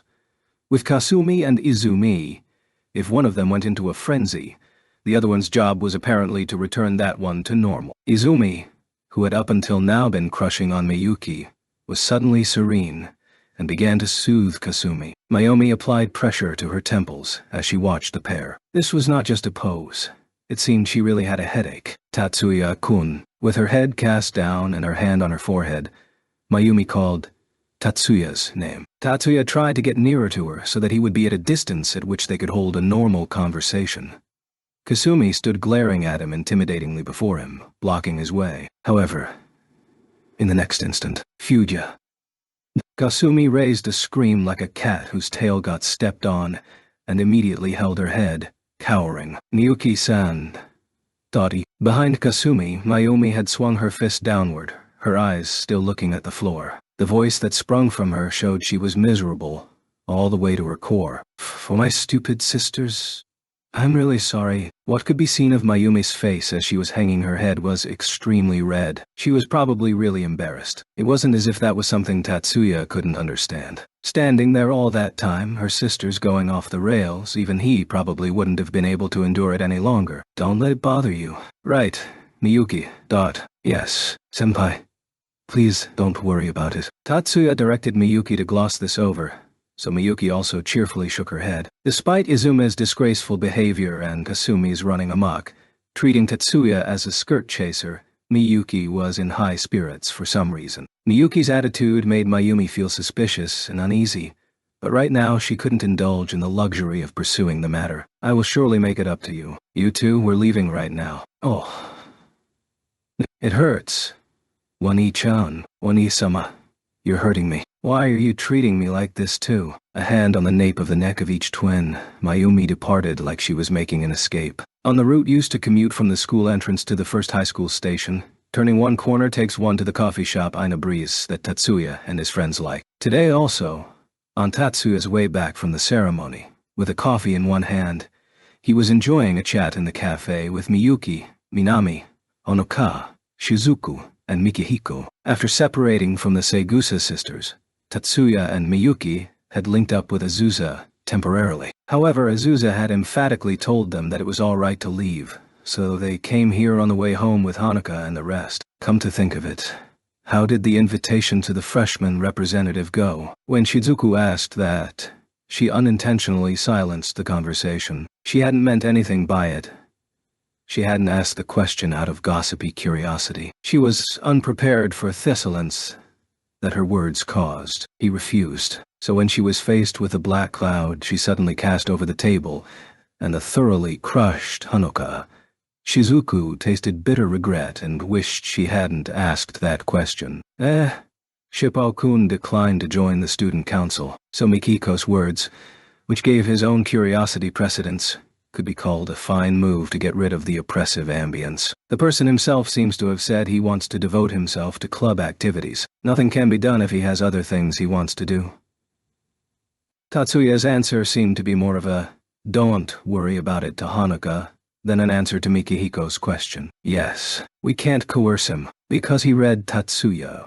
Or, by mere chance, Mikihiko's follow-up remark revived the mood enough that Hanukkah looked up and stopped looking so defeated. So it would be more productive to consider who to invite to join the student council instead of Shippo-kun. Taking her cue from Tatsuya, Miyuki drew their friends completely away from the topic of Takuma. That's true. If you think of the consequences of a freshman not joining the student council, this is a bad situation. Tatsuya nodded soberly, and Miyuki lightly clapped her hands. I know. How about Minami-chan becoming a member of the student council? Minami, who until then has just been silently listening to the upperclassmen talk, stiffened at Miyuki's suggestion. Miyuki, that's a little rough on Minami-chan. However, faster than Minami could open her mouth, Tatsuya rejected Miyuki's idea. Because there is a tradition to the way the student council chooses successors, the substitute candidate must also be chosen by their score on the entrance exam. Minami looked relieved. On the other hand, Miyuki did not look the least bit upset over the plan being rejected. She was smiling. Miyuki probably wasn't serious about having Minami join the student council. She was probably only teasing her a little. Who was the runner-up? Shizuku didn't bother speculating on Miyuki's state of mind, and in response to Tatsuya, questioned Hanukkah, who as student council secretary had access to the exam results. Segusa Izumi-san. Segusa. Senpai's sister. Honoka did not check her terminal. She had the exam results properly memorized. Third place is also Segusa Senpai's sister, Kasumi-chan. There's only a narrow margin between Shippo's first place and the pair's second and third. There's a huge gap between these three and fourth place. Miyuki, who also knew the exam results like Hanukkah, offered supplemental information to Shizuku, so it wouldn't be strange if either of Segusa Senpai's sisters became a student council officer. Mikihiko, as usual, spoke more formally to Miyuki, but going by the order, wouldn't it be Izumi-san? Mikihiko's attitude could be seen as suspicious or amusing, but Shizuku indifferently ignored it, and made her objection. Miyuki's face looked a little sour at Shizuku's words. The incident a little while ago had probably made her aware that she would not deal well with Izumi. The president will decide, but the first prerequisite is probably willingness. Tatsuya also noticed the change in Miyuki's expression, but out of consideration for her privacy pretended like he might not be aware of it. Mikihiko entered the room as Tatsuya was washing his hands in the restroom. There was no special significance to this. Their timing had probably overlapped by chance, thought Tatsuya as he prepared to leave. Tatsuya? However, Mikihiko called out to stop him in a low, gloomy voice. What? Do you have something you don't want to talk about with the others there? Yes. It's not something I want generally known. Understood. I won't talk about it with the others. Tatsuya's words relieved Mikihiko, who was a little stiff with indecision. Tatsuya. It would help to keep the conversation short. Since staying in here too long would be thought weird, I'm the one who has to ask Mikihiko to keep it short. As Tatsuya said, they couldn't stay in here too long without someone becoming suspicious of their health. With that urging, Mikihiko rapidly opened up. Tatsuya. Do you know if the new manager of Rosen's Japanese branch came to today's ceremony? It doesn't need saying that by Rosen, he meant Rosen Magicraft, which was a German magic technology company that was battling with Maximilian Devices to become the top maker of CADs in the world. The manager of their Japanese branch would be a major important figure to the National Magic University, as well as the magic high schools. I know. I managed to get by with a brief greeting. Naturally, Tatsuya had known he had been invited and confirmed his attendance, only briefly. At the after-party for last year's 9 schools competition, the previous branch manager seemed to be quite interested in you. I was lucky today, because I didn't have time for that. Tatsuya looked sour as he recalled that gloomy summer memory. So, what about the new Rosen branch manager? However, he soon returned to his "It doesn't matter" look, and urged Mikihiko to continue. Do you remember the new branch manager's name? Ernst Rosen. He seems to be a member of the Rosen's main family. Right. He's a bigwig. The trade journals were making much of it. For an instant, the words were stuck in Mikihiko's throat, but he immediately threw off his hesitation and whispered in a low, slightly desperate tone. And he is a cousin of Erika's mother. Tatsuya's poker face didn't survive this explosive revelation. Erika's mother was a relative of the Rosen. Both of his eyes showed surprise as Tatsuya asked that question. Mikihiko made a small but distinct nod to his request for confirmation of the information. It seems that Erika's mother's father eloped with a Japanese woman. Eloped. That's an old-fashioned word. Well, Mikihiko smiled somewhat wryly at the surprise Tatsuya displayed at something that was off-topic. The somewhat complicated atmosphere cleared a little. As Mikihiko continued, his face looked as if his shoulders were less stiff. Because he shook off his parents' opposition and fled to Japan, they had severed ties with the main Rosen family. Her grandmother's, Erika's mother's family, also apparently didn't approve of the couple's relationship. So it seems like Erika's mother had a tough time. It's a sad story, but what of it? Tatsuya thought it was a bad family situation, but Mikihiko's purpose wasn't to garner sympathy for Erika. Tatsuya was urging Mikihiko to get on to his main topic. Since that incident, the Rosen main family doesn't have a good impression of Japan. Even though they have trade bases in Japan, none of the main family have been on the registry in the Japanese branch offices. Come to think of it, that's right.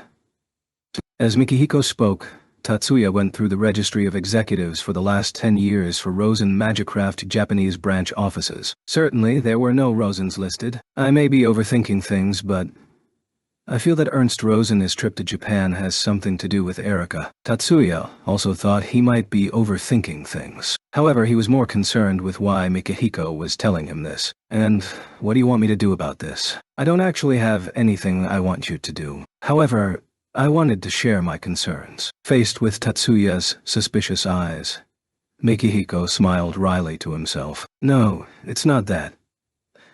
I involved Tatsuya because it was a little too heavy to keep to myself. Mikihiko whispered in a self-deprecating way. A pitiful tale. Tatsuya did not show any signs of evasion when he spoke his frank impression in front of Mikihiko. After Tatsuya left, Azusa remained in the student council room alone until just before the gate closed. Pixie was in suspended mode. Even though the admissions ceremony was over, There was still a huge pile of start of the new school year work for the student council, so it wasn't strange for student council president Azusa to stay this late. If something could be called strange, it was the fact that the other student council members had left before her. This wasn't because Azusa had wanted to do the work of 5 people by herself. Until a little while ago, she had merely been blankly staring at this month's schedule. Sometimes she sighed deeply and shook her head.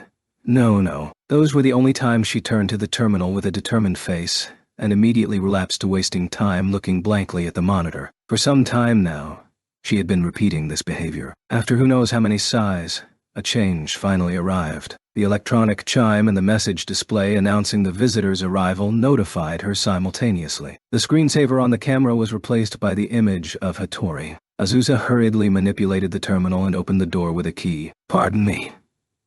Nakaju." "What? Are you alone?" "Ah, yes. I wanted to ponder something alone for a while." As she spoke, she conscientiously stood up and directed Hattori to take a seat. After conscientiously bowing, Hattori sat in the chair she had offered. "If you used your ID, Hattori-kun, you could have come in even without me using the key to open the door." While saying that in a dejected tone, Azusa started to get the tea, but Hattori stopped her with a gesture. "I am no longer an officer of the student council, so I must act like it." "That's so like you, Hattori-kun." Azusa chuckled a little and then returned to her own seat. She was a little surprised, but Hattori-kun was one of the few male students Azusa could talk to normally without using formal language. "So what is it?" This year's freshman representative. Undoubtedly, one of Hattori's merits was that he didn't bother with any light-hearted phrases like, "I came to see your face," or, "Is it all right to come without an errand?" However, this was also a trait that could undoubtedly be called a little too straightforward and lacking in tact. "Shippo-kun, shao." And looking at the forced smile on Azusa's face, Hattori thought, "Oh, nuts." But regrets are always too late. Besides, choosing to halt this conversation at this point wasn't part of his style. Shippo refused the student council's invitation, right? Azusa was well aware of this inflexible, over-serious nature of Hattori, so she wasn't outraged or hurt about something of this level. Yes, he wants to improve himself with club activities. That seems to be the case. So, you decided to accept his prepared explanation, Nakaju. Hattori felt that being too worried about others' feelings was a bit rude, so he didn't mumble his question. Did what? Like the student council, club management needs to train an executive candidate chosen from among the freshmen. You are well aware of the need to fill Jumonji-senpai's place. People like Jumonji-senpai are exceptions among exceptions. I think Hattori-kun is doing fine, but..." Hattori made a wry smile at Azusa's attempt to comfort him. There was no listlessness or self-deprecation leaking through that expression. Apparently Hattori wasn't depressed for any reason which relieved Azusa. "I too understand that he is an exception, and so it is necessary that I raise a leader sooner rather than later." After listening to all he said so far, Azusa realized what he came here to talk about. "Are you going to promote Shippo-kun to a candidate for successor?" Ends. "Unfortunately, it will appear as if we snatched him from the student council, but it was after he already refused us, so I don't think you snatched him." "Oh, really? That's a relief." Azusa smiled as she waved her hand. Hattori bowed in response. "I said not to worry about it. Shippo-kun was already set on refusing us from the start and..." "Oh yes." As she spoke, Azusa intentionally made a show of cheerfully clapping her hands together. "Since you're already here, can I hear your opinion on something, Hattori-kun?" "Opinion? Thought. My opinion on what?" Azusa did not immediately answer Hattori's questions. She set the image shown on her personal computer to be displayed on the surface of the wall. The new student data. The freshman scores on the entrance exam by subject were included in their personal data. Shippo-kun ran away, but I think it would be very bad if a freshman didn't join the student council. So you have been worrying over who to invite to join instead of Shippo-kun. This was the exact same thing Tatsuya and his friends were talking about at Aina Breeze. Worrying about the same thing in different places is clearly a futile thing. But as is clear from the bird's eye view of the two events, it was happening. Unmistakably, these type of overlapping events happen in the world. Yes, I think any of them would be excellent. Azusa paused as she said that with a troubled look on her face, but it's not something you need to ponder so hard, is it? Hattori dealt with the topic easily. If the top scorer refused the invitation, it's okay to choose the runner-up. The runner-up this year... However, as he went through the lineup of new students based on their exam results, Hattori cut off his words, and his face stiffened. As I thought one of Segusa-senpai's sisters would be okay. Hattori-kun, what's wrong? You look pale. No, it's nothing. Oh yes, I think that would be best as well. Hattori stood up as he spoke, made a hurried goodbye and left the student council room. Hattori-kun, what could have happened? Azusa muttered that as she watched him leave. The reason Hattori's face had stiffened was unknown. Add 2096, April 10th. For the freshmen, this was the noon break of their third day. Tatsuya faced Kasumi and Izumi in the student council room. Even though it was put that way, he was not the only one facing them because he was seated with his fellow student council officers. He was hit with a sense of déjà vu over the situation. Spring of last year, on the same third day of school, Tatsuya had been called to this room. Of course, he was not the only one who had been invited, and he had not been the main guest. His role had been nothing more than a supplement to Miyuki. Due to some kind of error, he had been pressured to take up the mantle of a member of the Public Morals Committee. Since that event,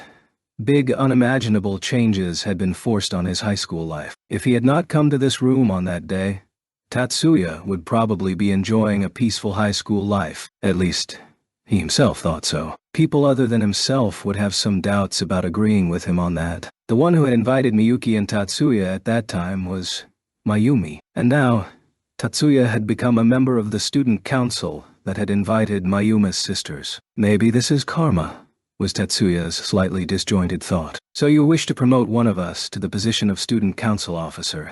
Is that what you were saying? Tatsuya's mind was drawn back to this place by Izuma's words that touched on the main topic. Right across from him, Kasumi was glaring at Tatsuya as usual with eyes that seemed to growl. That was the reason Tatsuya has taken a break from reality. To be able to work together with Miyuki-senpai.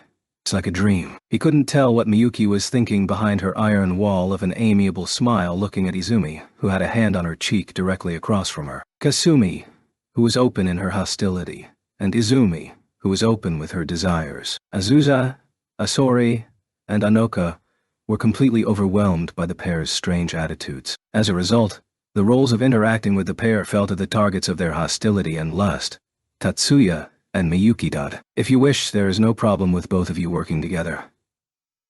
He felt that there was something wrong with leaving the job of interacting with them to their targets, but he couldn't let his sister bear the full brunt of it alone. With that in mind, Tatsuya returned to the table. However, I have no intention of joining the student council. His effort only elicited a brusque response from Kasumi. The way she phrased her answer showed her strong determination to reject Tatsuya, and the fact that her speech pattern was slightly different from how she spoke to her sisters probably meant she was rejecting any form of familiarity between them. Kasumi-chan, you have been rude to Shiba-senpai for a while now. As expected, Izumi could not ignore what was going on and spoke to her in a candidly needling tone.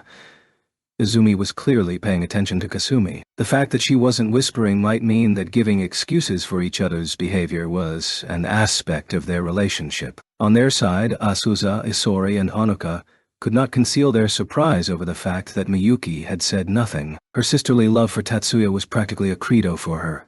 It was normal for anyone who showed ill will to Tatsuya to be burned, frostbitten, by her wrath. Despite that, the gaze Miyuki was directing toward Kasumi could be called a pleasant one. Rather than suspicious, the three of them found that terrifying. It was typically the calm before the storm. Of course, Azusa and the rest were overthinking it. Miyuki, who was attuned to any ill will directed against Tatsuya, completely understood that Kasumi did not despise her brother. Her attitude was a mix of jealousy and wariness. Miyuki felt sympathetic to Kasumi's feelings of hostility to any male who came too close to her beloved older sister. And to Miyuki, since there was little chance of her developing a crush on Tatsuya, Kasumi was a cute junior she could associate with in a relaxed manner. I see. That's unfortunate. By that, Miyuki meant that it was unfortunate for Miyuki herself that Kasumi had decided not to join the student council. So then, Izumi-san, Can we count on you to join the student council? However, Miyuki did not reveal any of her feelings about that or show that she wanted to keep her distance from Izumi. Miyuki just cheerfully asked the question, happily. Although the feverish gaze Izumi aimed at her grew gradually hotter, Miyuki's perfect ladylike smile did not falter. After school, and after Kasumi wasted time in the library for a while, she went to the cafe alone. 30 minutes still remained of the time she had to wait until she met with Izumi, who had gone to the student council earlier. The time seemed to be slightly longer than that as she waited alone. Izumi had told her that it was all right to leave first if she got tired of waiting. So what should I do? Kasumi mused lazily. What's wrong? You don't look okay somehow. Without warning, a voice addressed her. When she lifted her face, there was a young staff member in a pantsuit in front of her. No, I'm not ill or anything. Kasumi had intended to indicate, I want you to leave me alone with that answer. However, her words were enunciated less clearly than she had planned, shocking even herself. The female staff member offered a smile that seemed to see right through Kasumi's bewilderment, and sat down across from Kasumi without asking. Kasumi was slightly taken aback by this unilateral maneuver, but as she looked at the somewhat disingenuous smile, she quickly decided it did not matter. I'm a counselor at this school, Ono Haruka. I'm Segusa Kasumi. First year.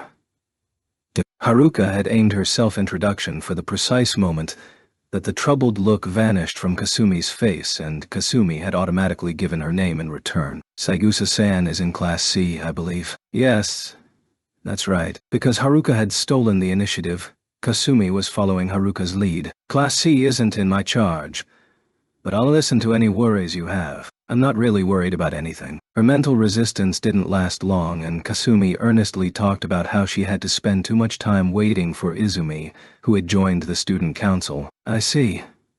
You have mixed feelings about it. Haruka, who had leaned forward to listen to Kasumi's tale with a serious face, offered those words in a whisper. What do you mean by mixed? Kasumi thought suspiciously. But Haruka's words continued faster than Kasumi could question her. Segusa-san, why don't you give the Public Morals Committee a try? For Kasumi, Haruka's suggestion was abrupt and completely unexpected. Haruka smiled agreeably as she peeked into the eyes of Kasumi, who couldn't make an immediate response. Do you know of our school's Public Morals Committee system? The question just now required a simple yes or no answer. Yes. I heard about it from my older sister. Although Kasumi remained perplexed, she was still able to answer this question. Okay. Then I can make this quick. Haruka did not ask who Kasumi's older sister was. The family name of Segusa was both uncommon and well known, so she knew who Kasumi's older sister was without asking. Moreover, Haruka had known Kasumi's identity before she had introduced herself. Actually, the staff recommendation is one way to get on the committee. To make it short, we pick freshmen to fill the vacancies in the committee. You mean me? Excuse me. Is it all right to unilaterally decide that right here? If you were to accept it, no one would complain. Haruka smiled slightly at the expected outburst from Kasumi, who had finally regained her vitality. I thought that you would be able to do work that would not be inferior to Shibakun's last year. And this remark, spoken in a superficially casual manner, made the eyes of Kasumi, who until now was not really interested, change color. Shiba-senpai, do you mean the elder brother? Yes. For an instant, Haruka's face displayed a gotcha look, but Kasumi didn't notice. Last year, Shiba, who was recommended by the student council, stood out as much as a member of the Public Morals Committee as Chief Watanabe-san herself. The staff recommended Morisaki is also remembered for his reliable battle skills. But it is undeniable that he was seen as somewhat overshadowed by Shiba-kun. Besides last year, problems occurred with one of the other committee members recommended by the staff. If things like that continue a bit more, then people will look suspiciously at the staff. It would help us a lot if you would undertake this. It might not have been necessary for Haruka to articulate two reasons. When she made the point about Tatsuya standing out, Kasumi was filled with a blend of fighting spirit and antagonism. I understand. Please let me do it. She was so enthused right now. She seemed to have flames behind her. Thank you. I'll contact the public morals chief. I think you might even be contacted by them tomorrow. Since she knew that trouble had occurred before and after the admission ceremony, Haruka had used that knowledge to incite her. However, she had been more stirred up by it than Haruka had predicted. What on earth had actually happened, Haruka could not help wondering. Chapter 7. The freshman representative deciding not to join the student council was an unthinkable event, but without any other fuss, First High School went into club recruitment week. Azusa muttered something like, "This year, let there be peace," which all the second-year officers pretended not to hear. However, without exception each year, trouble to a greater or lesser extent, in this case, lesser might be an unneeded adjective, occurred during new club member recruitment week, so there was no way it would end peacefully. The recruitment week started on the second Monday in April and went until Friday the 13th. Azusa's prayer of, "May we get through it this year without anything happening," was an impossible dream that would die a noble death. On this day and every day prior to it, Tatsuya and Miyuki were on standby after school in the club affairs headquarters. That way they could respond instantly when trouble erupted. Last year, Mayumi and Hattori had occupied this position. Having two student council vice presidents was an irregular configuration, and emptying the student council room of these two vice presidents might be perceived as presenting an easily destroyed battle formation. But doubting Miyuki's magic abilities was an indulgence no one dared attempt, and Tatsuya's true strength had been proven beyond doubt in a different dimension than practical skills classes, which is actual practice, actual combat. If the siblings patrolled as an actual unit, whatever anyone actually thought beneath the surface, no one would oppose it. In that room they were on standby with one of the executives of the Club Affairs Public Safety Division. Since before Hattori's inauguration as chairman, a system had been in place where each club sent one member to the Public Safety Division as needed, but since he had become chairman, the regular system had undergone a change. The scale had expanded. All 20 members in a 4-shift rotation were stationed in their main office in a battle array. It was the largest force in school, exceeding that of the Public Morals and the Student Council. Although he was undeniably inferior in terms of charisma to the previous chairman, Katsudo, Hattori's abilities as an organizational manager were superior to his predecessor, as shown by this action. Yesterday, the headquarters was stuffed with Public Safety Division members. The members were almost entirely students Tatsuya hadn't had much contact with, including the second years. He didn't know much more than their names and faces. However, today there was a senior with whom he was more than vaguely familiar with. Nevertheless, it's quite strange. I, who clumsily caused an incident last year that nearly got me suspended, now one of the people controlling the chaos this year. Senpai, is that something you should say about yourself? Kirihara, please don't talk about that too much. I'd be troubled if someone came in and took it the wrong way. Tatsuya's response had a shocked tone, but Hattori really put on a show with his response. An elbow on the desk, fingers rubbing his forehead and sighing deeply. It's probably okay, since no one's listening. Currently, there were only 4 people in the club affairs room: Hattori, Kirihara, Tatsuya, and Miyuki. There were 4 members of the Public Safety Division on duty today, but 2 of them were making sure that the schedule for the use of the small gym for demonstrations was kept to by apparently going to watch them, and the other 2 had been to watch them, patrolling around campus from the beginning. Oops, I jinxed it. We'll cut off this conversation here. However, immediately after Kirihara claimed, "There's no one here," the third-year female member of the Public Safety Force came back from the small gym. The Kendo Club's demonstration has just started. Behind the female student who was reporting on the status of the small gym to Hattori, Tatsuya checked the clock and, as ordered, changed the topic. Apparently the Kendo Club is adhering to the time limit quite punctually. Kirihara said this because many clubs went over their time limit for demonstrations. You're not going, senpai. You spent more hours practicing with the Kendo Club in March. You're well informed. I was in the Public Morals Committee last month. Occasionally, I would watch the practices. Just when I was completely unaware of you. The look Kirihara was sending Tatsuya was tinged with horror and fear. However, seeing Tatsuya's aloof face made Kirihara quickly unclench his shoulders. He recalled that it was all meaningless at this point. Certainly I participated in the practices, but I didn't transfer to the Kendo Club. The week after next, the Kendo Club has a practice match. As he spoke, Kirihara named the school that was the national high school champion. They are taking part. So, that's why you have been attending the Kendo Club practices. That's right. It's a good opportunity. I thought it shouldn't be wasted. Tatsuya and Kirihara had met in close to the worst possible way, but now They were close enough to chat harmoniously like this. However, a bulletin chime rang out on Hattori's desk, interrupting this calm interval. The sound of the old-fashioned bell signaled Hattori that a report had just been received by the mechanism in the desk. After a short call, he stood up and called over Tatsuya and Miyuki. Shiba-san. It was a complicated phrasing, but this was Hattori's default way of addressing the pair. Yes, Miyuki answered in a calm voice. Tatsuya silently stood up and waited for Hattori's next words. Trouble has broken out at the Robot Research Club's garage. Go arbitrate it. Hattori looked at Tatsuya as he gave those directions. There was no deep meaning to it. Tatsuya was simply the easier person to give orders to. Understood. This time, Tatsuya was the one to respond vocally. Miyuki showed her agreement with a bow and the pair went to the scene. Activities to recruit freshmen were limited to 1 week. Afterward, they were limited to freshmen who voluntarily applied, which was the principal source of conflict between the clubs who took part in magic-based sports. Nevertheless, that definitely didn't mean clubs other than the sports clubs did not clash during recruitment week. Right now, in front of the garage, the Robot Research Club used as a clubroom. The Robot Research Club and the Bike Club were glaring at each other with a single freshman caught between them. The Bike Club was not a club for the purpose of riding bikes.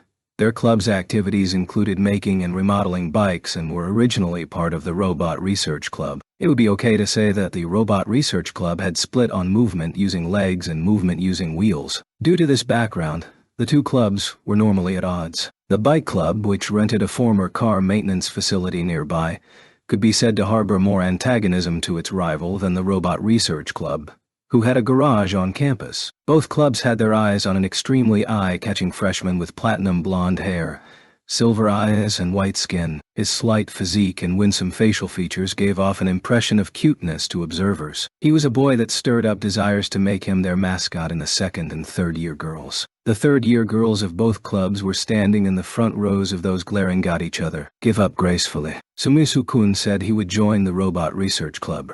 Right. The name of the freshman, who had become the prize in their battle, was Sumisu Kento. The freshman Tatsuya had found wandering around lost before the admissions ceremony. Haven't your ears gotten bad from using the press machine too much? Sumisu-kun hasn't said one word about that, right? Because we were the ones to talk to him first. Your side has no cause to complain. We're not first-come, first-served elementary students. Have you been shaken up like the old-fashioned reciprocating engines you try to fix? Old-fashioned.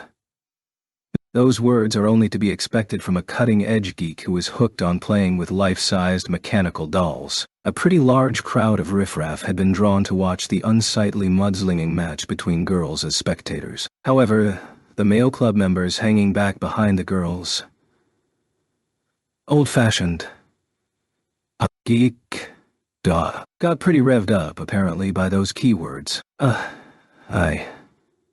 The original cause of their conflict, Kento, was left in a lurch. Right now, the mood was explosive. The first to arrive at the scene were not student council officers or public morals committee members. They were the members of the Public Safety Division independently patrolling. The Robot Research Club and the Bike Club, please calm down. The first to enter the breach was a member of the Public Safety Force, Tomitsuka Hagane, a second-year student. Taking a place next to him was Public Safety Trainee Shippo Takuma. For Shippo Takuma, who was apparently recruited by Hattori, or at least it looked that way, to join the Public Safety Division to which he had enthusiastically agreed, this was his first assignment, to assist Tomitsuka in arbitrating any trouble between clubs they happened upon. Takuma's vigor had pushed Kento out of the battle ring. Aren't you, Kento? Then he met Tatsuya and Miyuki, who had arrived just after Tomitsuka. Shiba-senpai. Kento happily turned around to look at Tatsuya. He did not pay attention to Miyuki, who was standing beside Tatsuya. This could be called extremely unusual. While he felt somewhat uncomfortable with Miyuki's deeply interested, innocent gaze, Tatsuya questioned Kento. What happened? At this point, Tatsuya had no way of knowing that Kento had anything to do with starting the trouble that was going on before his eyes. He had caught his eye and Tatsuya had spoken to him only because he actually knew him. I'm sorry, senpai. Even if Kento suddenly apologized, Tatsuya had simply no way to know what was going on. I haven't decided which club to join yet. I intended to merely take a look around today. but since I went in to hear more about the club, it suddenly got like this afterwards. You was probably excited, and Kento's statement was almost completely incoherent. While Tatsuya was painstakingly working through that difficult-to-understand explanation, the situation underwent a new change. Public Morals Committee. Tatsuya heard a quarrelsome note in that familiar voice. The Robot Research Club and the Bike Club members were proclaiming their own righteousness in high-pitched voices, and Tamatsuka was raising his voice to be heard above them, so no one was really responding to the person who spoke. That's Kasumi-chan Onisama. Day. Ah. Tatsuya had not deigned to face the direction that screaming voice had come from, but that really didn't matter much. Even without Miyuki telling him, Tatsuya had recognized that Kasumi had identified herself as a member of the Public Morals Committee. Kento, who had looked over his shoulder with wide eyes in the direction of Kasumi's excited voice, returned his attention to Tatsuya. Oh, yes, I'm sorry. It's not really something you have to apologize for. Tatsuya smiled slightly at Kento, who was so nervous it was almost pitiful. There was a thick layer of sniggering in that smile, but it only appeared like that to Miyuki at his side, who knew all his smiles. The person it was directed at, Kento, didn't notice. Yes, I'm sorry. Ah, all right. Before an awkward silence could descend over them, Tatsuya continued speaking. In short, the Bike Club misunderstood your intentions, and the Robot Research Club managed to get tangled up in that. Yes, maybe. I see. Well, that part seems fine. The quarrelsome voices they had heard earlier had been replaced with other voices, and they had not noticed the beginning of a dangerous interchange. There was still the threat of a magic fight starting in the air. While the Robot Research and Bike Club members were settling down, the source of that threat was a confrontational Takuma and Kasumi, who were glaring at each other. Kento, it's all right for you to go. Leave talking to the Robot Research and Bike Clubs to me.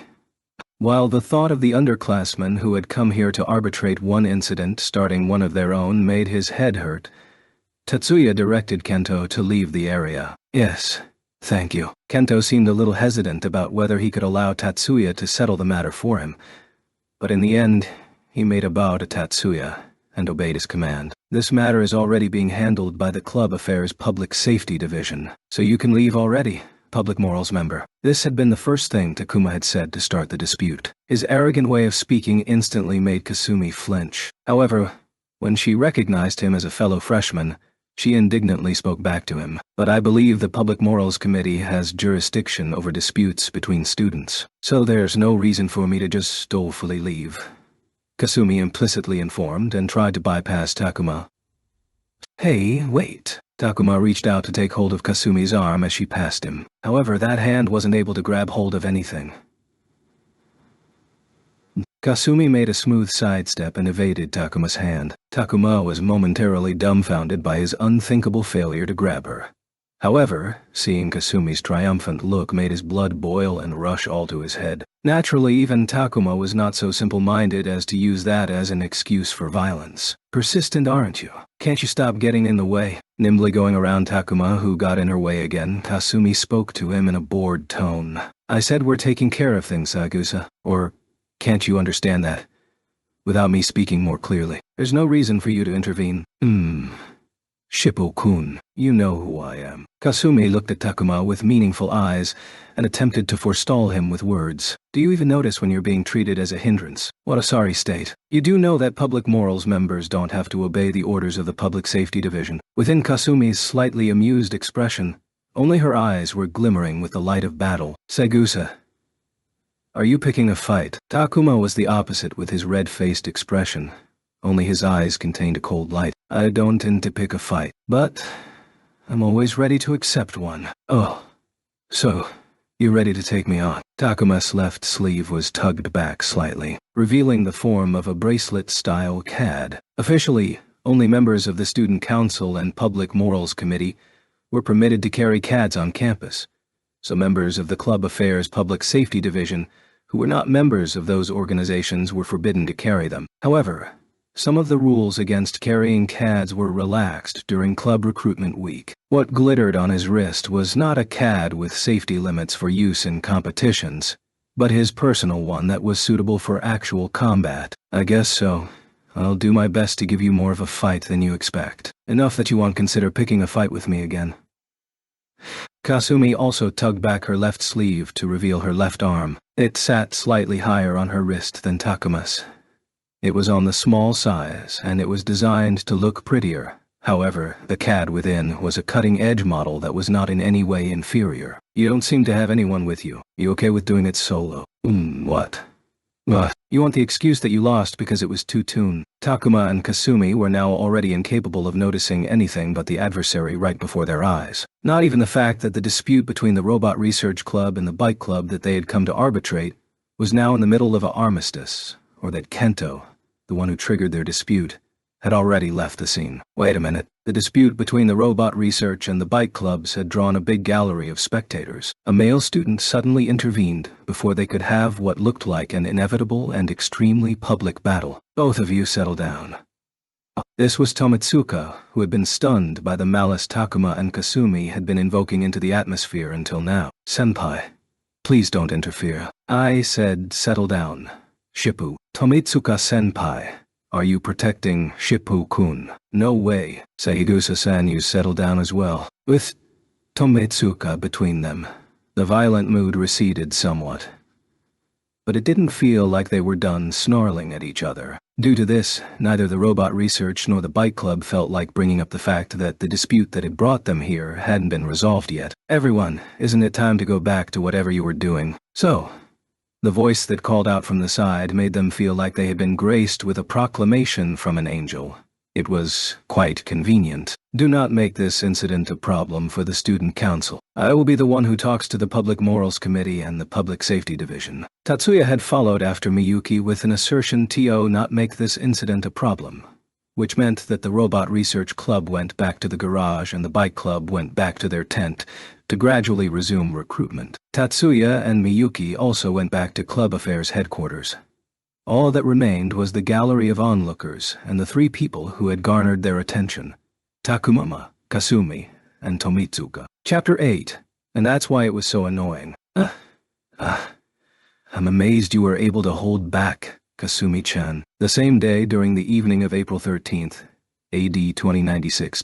It was only after the children finished dinner that they were informed that guests were coming, even though their two eldest brothers were not home yet. So Kasumi came to Izumi's room to complain about what had happened after school. Well, when I thought about all the cleanup afterwards, I felt that it would be better not to throw down there. However, to be honest, I really wanted to kick his ass. As she was sitting on the rug with her hands wrapped around a pillow, she socked the pillow 2 or 3 times, probably because she was pretending that the offending item was Takuma. Speaking of which, based on your story, Shippo-kun's attitude was a little too unfriendly. That wasn't something cute, like being unfriendly. He was blatantly picking a fight. Yes. Then, since he was picking a fight, how did he explain the antagonism displayed by the club activities group to the Public Moral Committee? That's why I said that guy was picking a fight against the Saigusa because he's a Shippu. Hearing the suggestion from the seated Kasumi as she excitedly related what happened, Izumi did not see this as her personal feelings and reject it. Setting aside whether he's acting on behalf of the Shippu, it remains true that he has shown hostility. Hearing Izumi's unexpected perspective, Kasumi threw the pillow down with both hands as she blinked several times. So it's not for the Shippu family, but for his own personal grudge. Can't believe you said grudge, Kasumi-chan.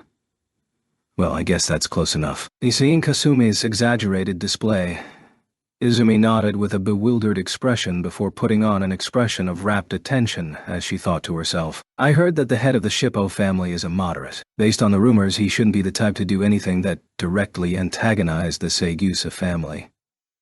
At the same time, the head of the Saigusa family, Saigusa Koichi, was preparing to welcome the scheduled guest. A pleasure to meet you. My name is Sawamura Maki.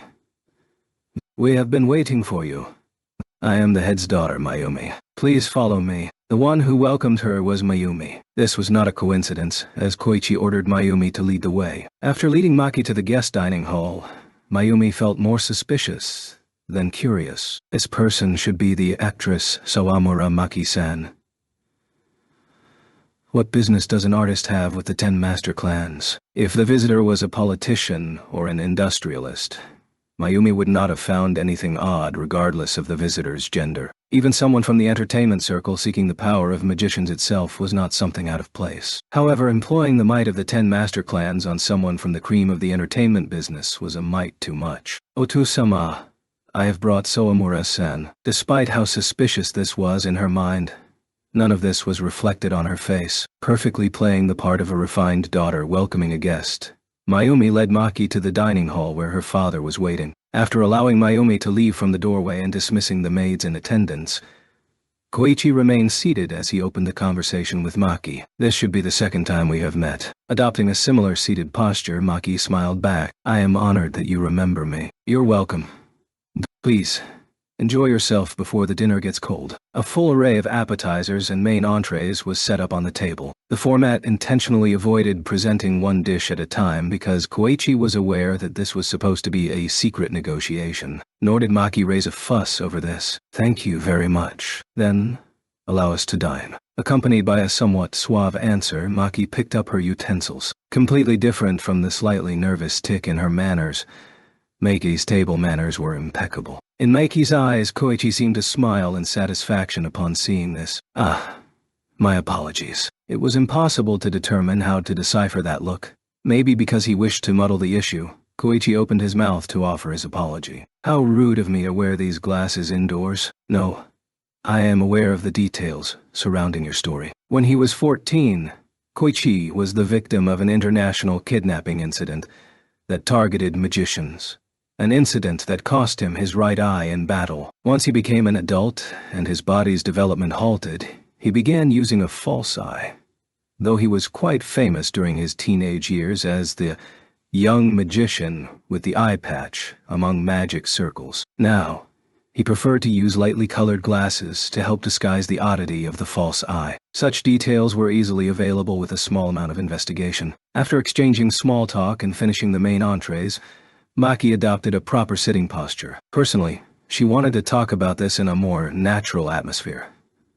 But she was unable to find any weaknesses in Koichi while they were dining. In reality, I asked to borrow some of your time today because there's something I wish to impart to you. Sagusa-sama. Just as Mayumi finished changing and was about to relax a little, the speaker leading to the door rang out. Wani-sama, this is Izumi. May I speak with you? Of course. Please do. The words, please do, were actually the pass phrase. The voice recognition system from the HAR home automation robot received Mayumi's voice and disengaged the lock. Entering the door were Izumi and Kasumi coming in together. Sorry, but there's something I would like your opinion on. Hearing Izumi's request, Mayumi thought, oh.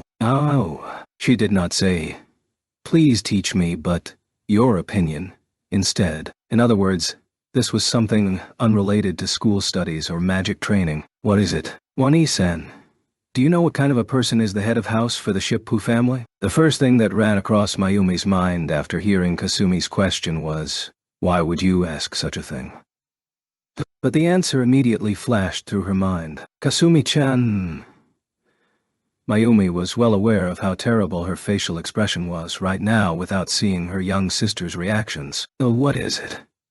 What is it? Not only had her tone changed, even the eyes were wandering all over the place. Seeing Kasumi's reaction, Mayumi was even more certain that her instincts were correct. Something happened between you and Shippo-kun. How did you know that? Kasumi didn't play dumb and immediately capitulated, more like confessed. No, she actually wanted to cover this, but Mayumi's overly decisive remark prompted a more honest reaction out of her.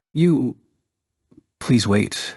Wani-sama. Seeing Mayumi set to deliver a tongue lashing, Izumi quickly intervened from the side. It was true that Kasumi-chan almost got into a private duel with Shippo-kun, but the responsibility for today's incident lies more with Shippo-kun and not Kasumi-chan. Mayumi searched Izumi with a suspicious gaze. However, Izumi's gaze never wavered. Mayumi gave a huge whew of relief as her expression relaxed. I understand. I believe you. Hearing this, now it was Kasumi's turn to let out of a huge ooh. The secret glance she darted at Izumi contained definite traces of thanks. Aun. So, that's why the two of you wanted to know about the personality of the Shippu family's head. Mayumi furrowed her brows as she adopted a considerate posture. True, though I have not spoken to him in length. He should be a very practical and considerate person. Practical and considerate. Not comprehending. Izumi parroted back her words. Practical and considerate was too vague for personality analysis, so she didn't feel that they were characteristics. Indeed, practical and considerate. So there's no way to tell what he's thinking on the inside. After preparing many strategies, he is not greedy for profits, and will choose the one with the lowest risk, so long as the original costs are covered. That is the type of person he is. Mayumi's answer came after she correctly assessed her sister's confusion, but this answer only served to arouse new questions from her sisters. But if that's the case... Yeah, as I thought, this seems like the complete opposite personality type from what Kasumi-chan saw from Shippo-kun. Then, in other words, he's not acting on behalf of the Shippu family's plans. Even so, there's only so much a high school student can plan for with their limited powers. Shippo-kun should be aware of how fruitless this is regardless of how high his magic power is. Does he have another backer besides the Shippu family? Wouldn't that be too big of a stretch? Seeing the wild theories espoused by her sister's mushroom even further, Mayumi couldn't help but interrupt. Aha. That's true. Indeed. I think we're overthinking this. The two of them smiled as they said this, but neither Kasumi nor Izumi seemed to honestly accept that in their hearts. While Maki was speaking, Koichi never uttered a word to interrupt. When she finished, Toichi picked up a glass of red wine from the table. After consuming a quarter of the contents, he let out a soft sound before setting the glass back onto the table. In other words...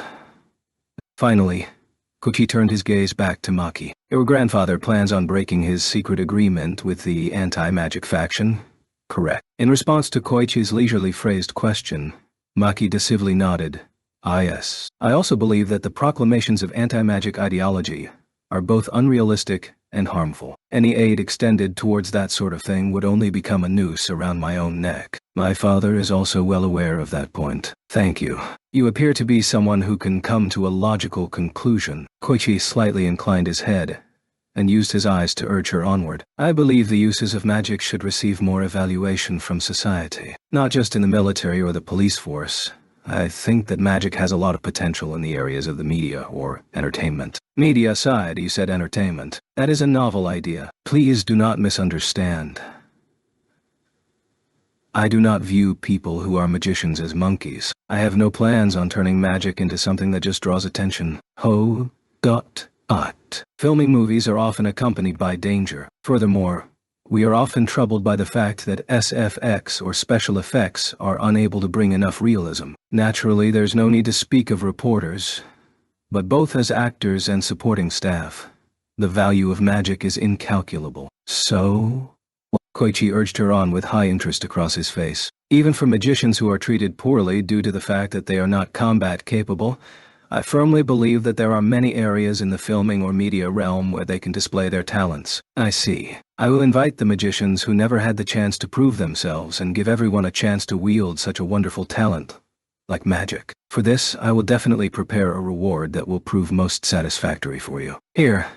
Maki broke off and peeked at Koichi's face. After sucking in a small breath, Maki's expression seemed to show her rallying her courage before speaking again to Koichi. From the magician's perspective, I am an outsider. I am neither a close friend, nor am I affiliated in any way. However, I want to become a good neighbor, a close friend, to all magicians. I earnestly hope you understand that, which is why you have chosen to obstruct the ploy of the anti-magic camp. I know very well that I am powerless, but at the very least I feel that I need to present my sincerity. In return, you hope to be acknowledged and invited in by the magicians. Is that right? Koichi verbalized Maki's request. But Maki never faltered. This degree of perception was within her expectations. I am not so brazen as to hope to earn your approval. I just hope that you could acknowledge this. That's all. Koichi gazed at Maki's face in slight interest. Sawamura-san, not only do you qualify to be an actress, you also have a certain talent as a negotiator. Of course, Koichi was not praising Maki in the literal sense. In order to catch his true intent, Maki gathered all of her attention. Except in this case, there was no need. Still, you are too adept at hiding your true feelings. That is what is truly unfortunate. Depending on the time and location, revealing your true self at times is useful in drawing more concessions from your opponent. Koi easily revealed his trump card. There is no lie in your words. However, using magicians as your pawns is not restricted to only entertainment. You are gathering magicians as part of a plan to use them as a more direct power, are you not? Maki's face wavered greatly. Yet, that was only for an instant. Using her acting ability, she settled her rattled heart. Forgive my performance. Even in Koichi's eyes, Maki appeared to be earnestly asking for forgiveness. In regards to earning brownie points here, Maki won a small victory. So long as you do not take action against magicians affiliated with us, the Segusa family, I will not interfere with your plans. Maki suddenly raised her downcast eyes. Truly, now, her expression was beyond her control, but to none of her detriment. I promise you. Thank you very much. Personally, Maki knew she won this bet against herself. Though it was true that she lost while haggling with Segusa Koichi, Maki had successfully removed the greatest unknown quantity that lay in the path of realizing the new order she envisioned. After seeing Maki off, Koichi returned to his own room, carefully locked the door, and trod towards the telephone. After pressing the call button, he waited for 10 seconds. The image that was displayed on the tabletop small screen was the face of Elder Kudu. Mr. Sorry for bothering you so late in the night. Koichi didn't use sensei or sir, and instead used Mr. Ta. This was the custom since his private tutelage with Yotsuba Maya and Yotsuba Miya under Elder Kudu. No worries. You must have something important to say. Indeed, I have something of utmost importance to discuss with you. Koichi said this as he gracefully extended his body towards the desk. On the camera, he looked like he was leaning in to discuss something private. In reality, what Koichi was about to discuss next was both a private conversation and a conspiracy. Actually, I just met with a member of the media. Koichi first laid everything out and explained that humanists, anti-magic supporters, from the USNA were manipulating the media within the country to the detriment of magicians. Based on what I heard today, progress on the media has gone quite far. Since it's you, obviously this isn't the first time you've heard about it. I thought you had already finished investigating everything about the media operation, Kudu asked without any hint of a smile. So you saw right through me. Without any resistance, Koichi conceded Kudu's point. Actually, Kudu was the one whose expression changed. I will listen to you for now, Kudu asked with an exhausted expression. What are you planning to do? The Yotsuba have grown too powerful. They have long surpassed the 10 master clans and are beginning to upset the balance of the country. Mr. Don't you think so? At Kudu's inquiry, Koichi responded with something that appeared unrelated. You are planning to use the anti-magic supporters to chip away at the Yotsuba's power. However, Kudu seemed to correctly pinpoint what Koichi wanted to say. In short, this meant that Elder Kudu held the same concerns that Koichi did. At First High, there is a student who is closely connected to Theon 101st Battalion. A high school responsible for educating teenagers is connected to the military. Don't you think this would be a topic of vast interest to the media or politicians from the ethics wing? Your daughters are also attending First High. In this situation, students would only be treated as victims. First High's principal is neutral, someone who refused to join your camp. Indeed, but that is only a minor detail. I care far more about the connection between the 101st Battalion and the Yotsuba. Kudu's next reply came more than 10 seconds later. So, that is your goal. Not only that, but there is some speculation on that regard. So, how about this, mister? So long as the negative activity is within acceptable parameters, I believe fervor for the anti-magic supporters will wane. In addition, the targets of their attacks are high school students, which if handled correctly, society's ire could be directed towards anti-magic ideology. I believe that this plan bears a certain degree of merit towards the 10 master clans. I do not have the power to approve of your plan. I never held the authority to do so. Even without authority, you still have influence. I do not oppose your plan. That is more than sufficient. Thank you very much. Koichi hung up the phone in satisfaction. Prior to the line going dead, the image of Kudu's expression was rather reflective of his age in that it held no dominance at all. Chapter 9. AD 2096, April 14th, Saturday night. Time. The name on top said this was the home of Shiba Tatsuru. Actually, this was the home of Tatsuya and Miyuki, which was welcoming strange guests. This is Tatsuya Niisan's house. Ayako smilingly nodded yes to her younger brother, who was standing at the entrance asking, "Isn't this too ordinary?" With his gaze, "It's not as if I don't understand why you would ask that, but this is certainly it." While these siblings were confirming it, the word ordinary was not a word readily applied to Tatsuya and his sister. An old western mansion in the middle of nowhere or a secret laboratory surrounded by high fences would be a much more appropriate place for him to live. And both siblings felt that was where he should live. However, Ayako had received the map data directly from Hayama. There was no way it was false. While Fumiya controlled his feelings of disbelief, he pressed the gatepost call bell. "Yes, whom may I say is calling?" The response was in a voice neither sibling had heard before. The Kuroba siblings had last heard the voices of Tetsuya and his sister on January 3rd of this year when the pair visited the main house to do the New Year's greeting. A full 3 months had passed, but the siblings were confident that they would recognize the voices of Tatsuya and Miyuki. "I am Kuroba Fumiya. I believe this is Shiba Tatsuya's residence." Even so, the unknown voice did not make Fumiya pause, and he gave his name as well as stating his errand. Some time passed until the next response, probably to ascertain what Tatsuya's wishes were. Since this was an unexpected visit without prior communication, it was fortunate that they apparently hadn't missed Tatsuya, thought Fumiya, letting out a sigh of relief. "Please enter." The motor made a faint sound as the front gate unlocked. Fumiya pushed the gate with arabesque scrollwork, and then, faster than he stepped onto the grounds,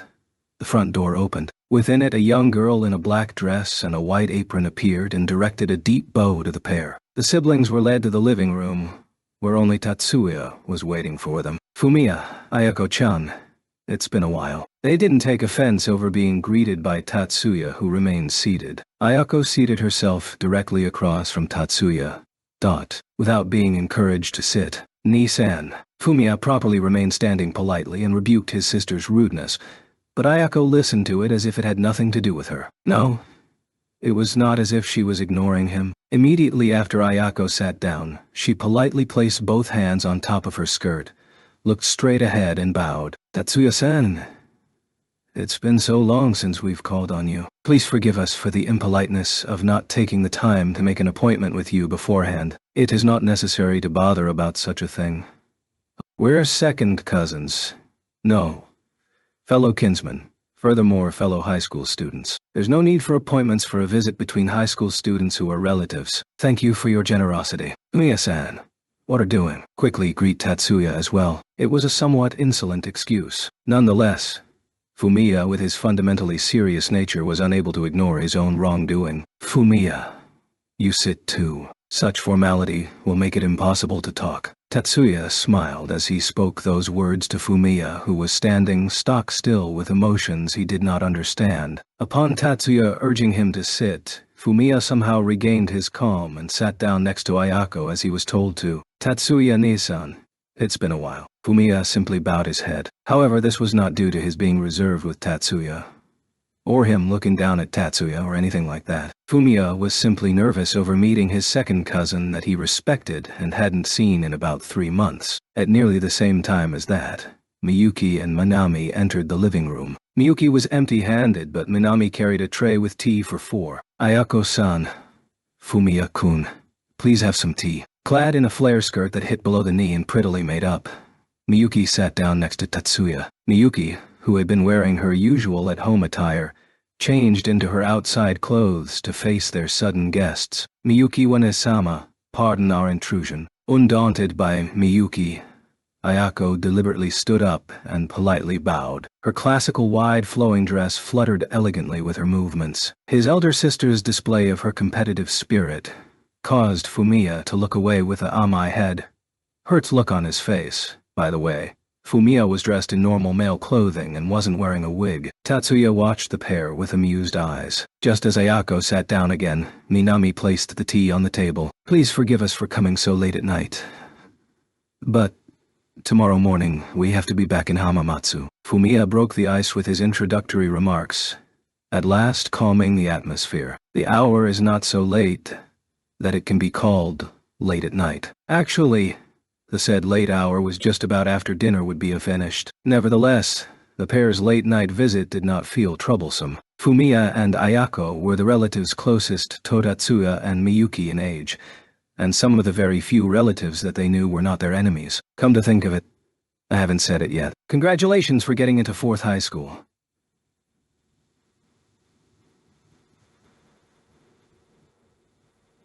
With the abilities of you two, it's a natural outcome though. Congratulations, Ayako-san, Fumiya-kun. Taking her cue from Tatsuya's remarks, Miyuki offered her congratulations. It was well past the announcement of the exam results, and it had been about a week since the admissions ceremony. But it had been about 3 months since they had direct contact. Thank you, Tatsuya-san. Miyuki Wanisama bot. Actually, I considered going to first high school, but Ayako-san offered her thanks, and Fumiya followed after his sister with a pained smile that had more pain than smile. I was told that it wasn't good for too many of us to be in one place. Fumiya, you made a request to Obasama. Ayako nodded in response to Miyuki's question. We didn't receive a reply from the honored clan leader directly though. Her instructions were passed to father by Hayama-san.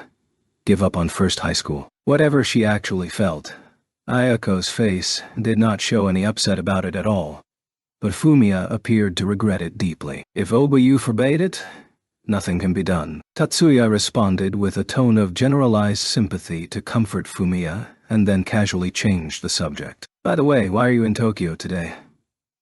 Aren't you in charge of work in the Kanto region, Fumiya? When the word work exited Tatsuya's mouth, Fumiya sat up, like her remembered something. Actually, I have something to tell Tatsuya-ni-san and Miyuki-san. As he spoke, his eyes flickered to Minami, who was standing behind Miyuki awaiting her command. Don't worry about Minami. Tatsuya answered the question in that gaze. This girl is Sakurai Minami, Miyuki's guardian. Both Ayako and Fumiya showed naked surprise at Tatsuya's added explanation. But Miyuki-san, Tatsuya-san, did you quit being Miyuki Wanisama's guardian? Tatsuya smiled and shook his head to Ayako's question, which she had suddenly interrupted Fumiya to make. No, nothing like that. Obayu is probably considering various possibilities. So, that's the way it is. Ayako examined Minami meaningfully, but Minami kept her eyes cast down and didn't show any special response. Understood, so there should be no problem with the girl staying. Before the mood could become awkward, Fumiya resumed his explanation with an actually. Currently, foreign anti-magician forces have been doing some kind of mass media operation. Hearing those words, Miyuki just made an my by widening her eyes slightly. From where? Tatsuya, on the other hand, did not show any surprise. At least, no changes could be seen from the outside. Usnas, humanism, agitators. Humanism has arbitrarily decided that magic is an unnatural power for humans. So the movement advocates the expulsion of magicians because it is part of their faith that heaven, or maybe God, has dictated that humans should only live with the natural abilities they have been granted. The so-called humanism agitators have already infiltrated the nation a long time ago, or is that a different group? Humanism had widespread influence on the east coast of the North American continent, and even now the number of sympathizers within Japan could not be ignored. No, I think they are fundamentally the same. I don't believe that they've entered a new phase. Tatsuya had grasped the foundation of humanism from a certain information source. He had not informed them, but the Yotsuba High Command should also have a grasp on who was pulling humanism's strings. So, an anti-magician campaign using the media. Of course, he wasn't asking about that. That would be a confession that he was concealing information himself. Tatsuya switched his mind back to the matter presented in front of his eyes. It's not just the media. Diet members who are part of the opposition party are also secretly taking part. Prompted by Tatsuya's question, Fumiya supplemented his own words. On the grounds of defending magicians' human rights, they are going to first criticize the use of magic in military affairs. Next, they will use the fact that 40% of the graduates of the National Magic University join the military as the basis to spin the fantasy that the magic education system and the military are colluding with each other. And in the third phase of what I recently learned is their plan. They will target first high school, which sends the most graduates to the National Magic University with an appeal.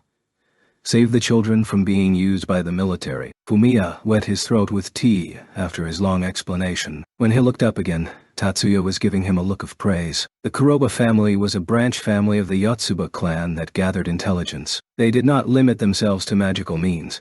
They used a variety of information-gathering methods such as wiretapping, hacking, and traditional human investigation. However, no matter how capable the people and equipment they are paired with, if you did not manage them well, then you could not expose a plan concealed within isolated events. By not confining himself to events that already happened, Fumiya had proven that he had mastered how to use the power of the Kuroba organization. Fumiya, you have done well to uncover this much, it's impressive. No. Thank you, Nia-san. Fumiya, who had spoken so much without stopping once, had become temporarily incoherent. If you looked closely, you could see his face getting red. If you looked that closely, it might seem as if Fumiya had somewhat unusual inclinations, but that would be a misunderstanding. Fumiya was simply happy. Fumiya really likes Tatsuya-san. Nevertheless, right now Fumiya was with someone who was in the mood to tease him about it, even though she understood that. Nisan.g. Don't say things that can be misconstrued. Oh my, I'm mistaken. You don't like Tatsuya-san. The way Nisan was putting it had a different meaning. I wonder what meaning you heard. That was the thoughts of the trio watching the playful siblings. Tatsuya, Miyuki, and Minami were in agreement on the point that the twins sure get along well, but the looks they displayed all showed different emotions. Tatsuya's smile had different emotions. Tatsuya's smile had a bitterness to it, Miyuki's was amused, and Minami's face was apathetic. Ayako and Fumiya gave them more details after they informed them about the propaganda war First High School was facing, then went to a hotel within the city. In the end, they did not reveal their information sources, or their information gathering methods, but such things were closely held secrets. Tatsuya did not intend to criticize them for not being open. He did not recommend to the pair it's late, so you should stay here tonight more than once, so they were both guilty of that. Besides, even though they had heard nothing about the means or sources for acquiring the information, they understood. Fumiya's details had included that Sagusa, Koichi, and Kuduretsu were conspiring to do something. Fumiya's and Ayako's intelligence-gathering abilities were unmistakably impressive, and the abilities of the Kuroba organization were probably the most preeminent in the Yotsuba clan. However, the head of the Sagusa clan was not someone they could easily put a tail on. If their opponent was Mayumi, then even Ayako might have done it somehow. But Sagusa Koichi was still too much of an adversary for Fumiya and Ayako to take on. Perhaps this could be intelligence their aunt procured by her unknown method. Tatsuya pondered that in bed in his own room, lying with his hands folded behind his head on his pillow. Believing that he might be dancing on the palm of Yotsuba Maya's hand was not a pleasant feeling. But there was no way he could ignore this. With First High School facing an attack from the media, and the politicians under the influence of the anti-magicians in the near future of only a few weeks, to less than a month away, knowing was more beneficial than not knowing. While he had these unsatisfactory thoughts, Tatsuya constructed a plan on how they must respond to this. Chapter 10.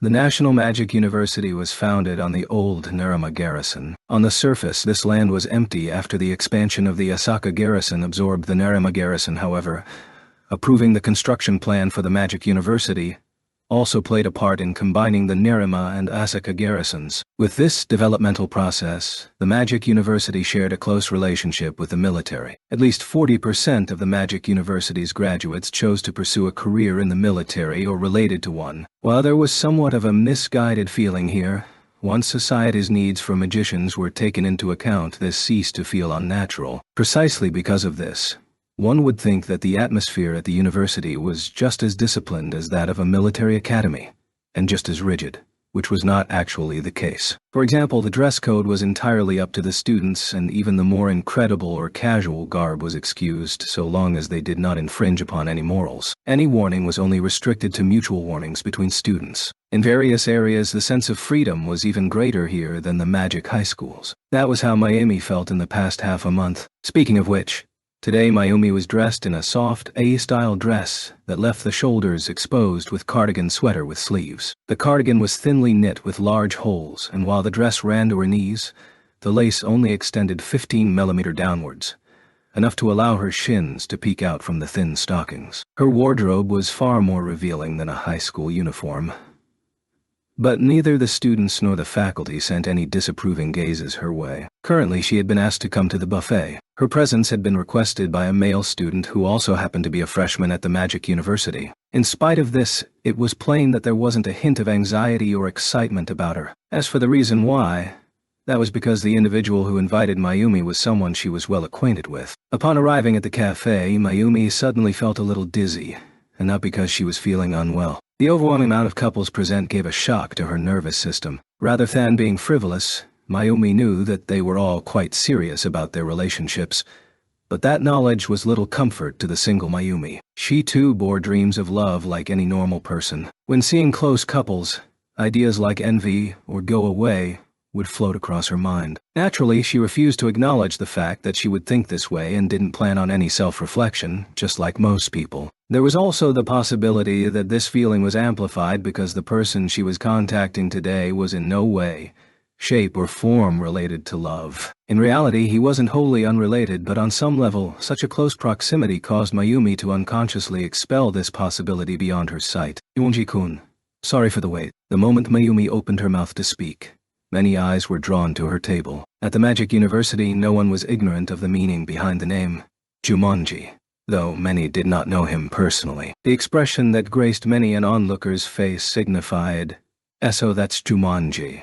Oh, hardly, I just arrived 5 minutes ago." He didn't just arrive, but was here a mere 5 minutes before. Mayumi smiled a bit at these words that were just like Katsudo's style. "My apologies for specifically calling you here, Segusa-san." With Katsuto's response, the number of prying eyes grew even more. Sensible students who had not turned their heads at the name Jumonji were unable to sit still when the Segusa name dropped. This year, practically every student knew that Mayumi was attending the Magic University. So long as they were not hermits who renounced the world, no one could ignore the news that Segusa Mayumi was attending, regardless of gender. Furthermore, it does need to be said that the male students cared a whole lot more. As for Mayumi, she ignored the dozens of stares sent her way as if it was perfectly natural as she sat across from her guest. "Pay it no heed. Jumonji-kun isn't the type of person to call me if there wasn't something important to discuss, right?" Mayumi laughed lightly as she caught Katsudo's gaze. Also, in such a populous place too. Mayumi knew of the rumors that cast her as one of the potential marriage candidates for Katsudo. On the surface, their relationship was definitely not what people on the outside believed it to be. In fact, people more in the know about magicians would actually find that rumor to be preposterous. In truth, the Segusa and Jumonji families had discussed this matter. Currently, when compared to the Jumonji family, it was the Atua family with their 20-year-old head of house that seemed more welcoming to that idea. Setting aside the Jumonji family for the moment, the Segusa family had no plans to put in motion any real union between Mayumi and Katsudo, but the rumors would be correct in terms of the word candidate. Mayumi's mischievous allusion, in such a populous place, meant that they were feeding the rumor mill. Mayumi was joking, of course, but if asked, she would be hard-pressed to deny that she never had such an inkling. Once she became a potential candidate for marriage, it was hard to remain just friends even with the person currently in second place. "I feel that this is far better than intentionally going somewhere no one visits." This response could initially be interpreted as gentlemanly, but was actually an obtuse reply, causing Mayumi to feel that she was the only one who cared. Katsudo wore a casual suit without a tie or any other articles of fashion, so it was easy to tell at first glance that this thought never crossed his mind, even at this point. Still, once she thought about such peaceful things, she could only notice the news article flittering across Katsudo's palm. What an irritating topic. On the table, the electronic newspaper was headlined with topics such as "Truth Behind Military Magicians," JSDF using youths as weapons, JSDF dominated by magicians, and preferential treatment for magic officers. Extremists on both sides were either blaming the JSDF for using the magicians or covering for magicians. But both sides were similar in that they censured the connection between the JSDF and magicians. While pretending to act as civil rights advocates for magicians, they are actually trying to discriminate magicians from society. Don't you think such hypocritical news is incredibly vile? Katsuto didn't respond to Mayumi's complaints, and smoothly began operating the cell phone-shaped CAD he removed from his belt. Carrying CADs was not forbidden on the Magic University's campus, and the standards around magic use were also more relaxed when compared to the streets. Especially dangerous magic was blacklisted and prohibited from use in the labs and experimental offices, while a large number of magic was allowed in general areas that had nothing to do with research labs or experimental rooms. Right now, the soundproof area of effect magic that Katsuto was constructing was also allowed on school grounds. Is it something that important? Needless to say, a soundproof barrier was needed for private talks. But there was no secret between Mayumi and Katsuto that they feared would be overheard. Even so, a quick glance at Katsuto's expression confirmed that the subject matter was not something that could be solved by normal conversation. Since the beginning of the week, anti-magic sentiment has been on the rise in the news. As he said this, Katsuto used the filter on the electronic newspaper to display the articles he was talking about. I concur. Katsuto eyed Mayumi as she replied back with a serious expression. And what of it? Seeing those serious eyes that could appropriately be described as solemn, Mayumi asked without any attempt at a joking manner. The reason why the media has taken two stances is because each has a different sponsor. So there are two forces behind them. As you know, we, the Monji family, are not adept at gathering intelligence. Katsuto didn't directly respond to Mayumi's question, but his word hinted that what he was about to say next was the result of the investigation from the Jumanji family. I have no concrete proof for what I'm about to say, but neither is it entirely groundless. I pray that you will remain calm and listen to me. Oh. Of course. Let's hear it. Realizing that this was not going to be a pleasant topic for her, Mayumi subconsciously straightened herself. Of the two dialogues, the backers of the group blaming the JSDF might very well be the Segusa family. However, the news that came from Katsuto's mouth surpassed Mayumi's tolerance level. There may be other conspirators as well, but at the very least, the Segusa family plays a large role. That's impossible. Mayumi slammed her hands on the table and jumped to her feet. Thanks to the soundproof barrier, no one was able to hear her voice from the outside, but that magic was unable to block the light. So Mayumi's sudden elevation to her feet drew a lot of stares from across the cafe. Seeing the astounded looks coming from all around her, Mayumi sat down in shame. Nonetheless, Mayumi raised her eyes after taking a seat and stared directly at Katsuto. It's true that my father is a strategist who likes to plot behind the scenes, so it is true that even as his daughter, I am not always aware of what he's doing. Her eyes were burning with a flame that was enough to repel the pressure of Katsuto's gaze. Yet, no matter what the reason, he will never forget his duty as a member of the 10 master clans. He definitely wouldn't do something that would bring misfortune to the Japanese magical community. After receiving Mayumi's heated words, Katsuto quietly replied back. Then, Sayusa-sama must believe that this must be beneficial to the Japanese magical community. There was the sound of a heavy weight dropping and reverberating in the depths of her consciousness. Don't be ridiculous. Everything they talk about will end with... As she said this, Mayumi pointed at the news article on the table surface. A better world where magicians have disappeared.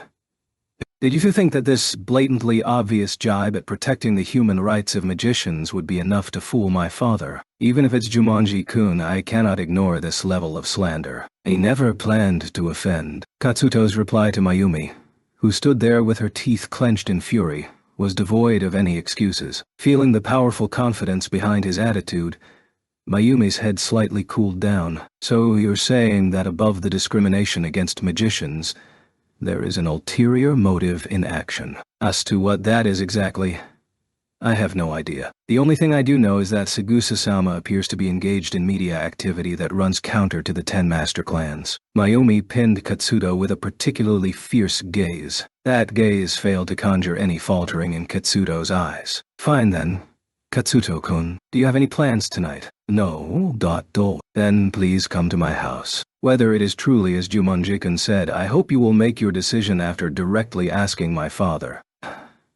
Understand. In doing this you actually helped me quite a bit. Even if they were the 10 master clans that represented Japanese magicians, that did not mean that they were famous lineages that went back several hundred years. Normally, visiting the home of a college friend did not require a specific appointment with the family. However, Katsuto and Mayumi had come today specifically to see the head of the Saigusa family, Saigusa Koichi. As the acting head of the Jumonji family, Katsuto's request to see Koichi was granted after setting 8 p.m. in the evening as the designated time, Wednesday, April 18th, 7:59.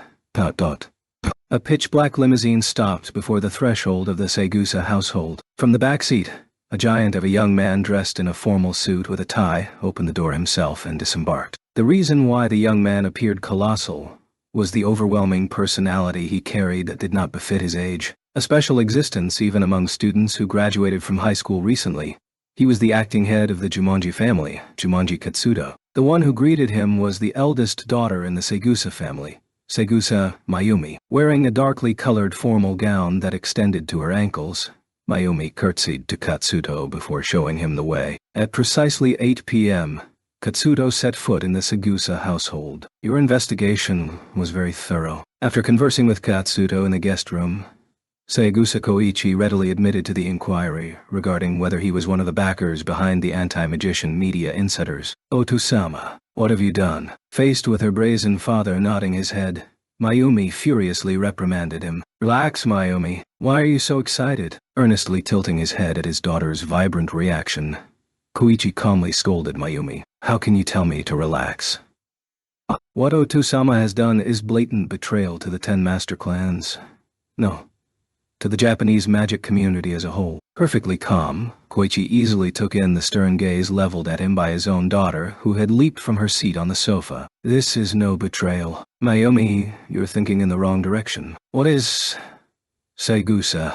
Mayumi wanted to keep pressing her father, but was halted by the still-seated Katsuto by her side. Recalling that they were not the only two people sitting here, Mayumi reluctantly closed her mouth and took a seat. Saigusa-san. Sensing that Mayumi had regained her composure, Katsuto looked towards Koichi. I do not know what you are thinking, so I hope you are willing to explain yourself. Koichi slightly bent forward at the waist to look upon Katsuto. Is this a request from the Jumonji family? Asked a question leveled by the Jumonji family. Koichi allowed his forward posture to relax along the back of the seat, before lightly heaving a long sigh. As we are both of the 10 master clans, I will honestly answer the question the Jumonji family has for the Saigusa family. Koichi adopted the same proper posture, devoid of panic, that Katsuto had. First, in order to dispel any misconceptions, I will first declare that this propaganda was started by foreign anti-magic forces. Not only have they provided information to the media,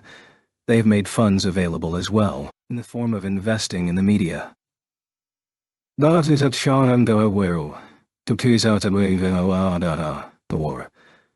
the reasons may be as donations or marketing, though the ostensible purpose can be whatever they deem fit. In regards to the question Katsuto posed, Koichi serenely replied back in full confidence. In terms of acting behind the scenes, Koichi was far above Katsuto. Katsuto also realized that there was no point in asking about unnecessary details, so Saigusa-sama intervened in the media as a countermeasure. Katsuto-kun, do you know the most effective way to counter public opinion? At Koichi suddenly adopting a pedantic tone, Katsuto showed no hint of answering. He was aware that Koichi's question was rhetorical. In the first place, public opinion is both an opinion and a judgment. That is, something that someone said and someone accepted. Opinion belongs to the one who came up with it, just as the originator must bear the responsibility. There was no way to tell whether Koichi's change in tone was intentional. The difference in age between Koichi and Katsuto, the head of house for one of the 10 master clans,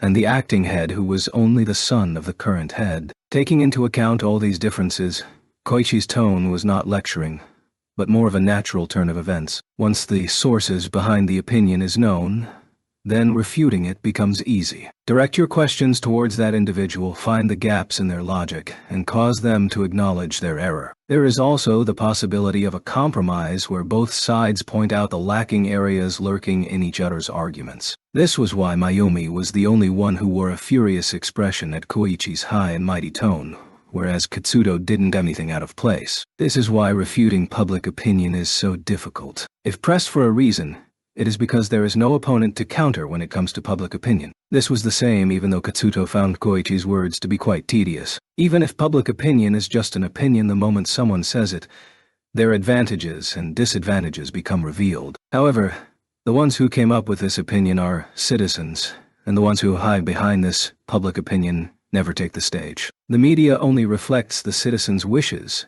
Activists present the citizens' demands, and politicians open their mouths to adhere to their citizens' opinions. When someone says it, their stance and purpose become revealed. Nevertheless, under unclear circumstances, acting as the spokesperson of public opinion and describing the opinions of the originator grants them immunity to the duty of taking any hits. Still, Katsuto began to suspect Koichi's true intent after he beat around the bush so long. Public opinion also contains a side that benefits whoever strikes first. There was a possibility that Katsuto's dire view of Koichi was painted all over his face. Koichi smiled slightly as his tone returned to a more polite, gentle one. The first public opinion to achieve majority becomes justice at that time and place to bring pressure on the dissenters. Even if the dissenters have logic on their side, even if public opinion is rife with childish holes, logic is unable to stand against a flawed public opinion. As for the reason why, that is because public opinion is not equipped with someone to hold a discussion with. So no discourse could be reached. So you're saying that the anti-magic supporters are striking first?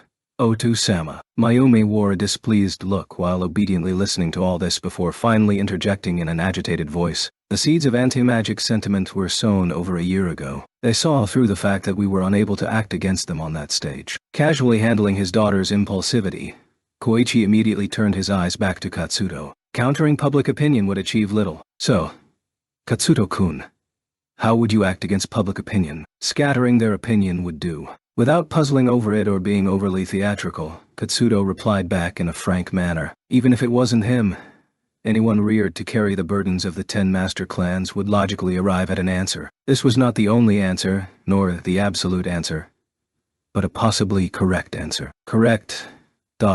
Everyone knew that this was not the one true answer, though Koichi continued to lecture. Simply agreeing with the basics of the aforementioned public opinion removes the possibility of being hunted as an infidel. Then, small differences in dogma will easily cause public opinion to unravel. A scattered public opinion will then lose its momentum and ultimately become forgotten. So long as there is no one who holds the course, of course. Doesn't that run counter to Sigusa-sama's definition of public opinion? Hearing Katsuto's point, Koichi smiled in satisfaction before nodding. It is as you have said, Katsuto-kun. So long as he continues to obscure himself, there is no way to maintain public opinion's lost momentum. Even if he continues to hide himself, once he tries to reignite the flames of public opinion, the citizens will see through him and bite back. That's because the public contains the foolishness to be manipulated once, but the wisdom to prevent the same trick from succeeding twice. So that's why you intentionally change the direction of the public's ire while conducting anti-magic propaganda. That's just a vent,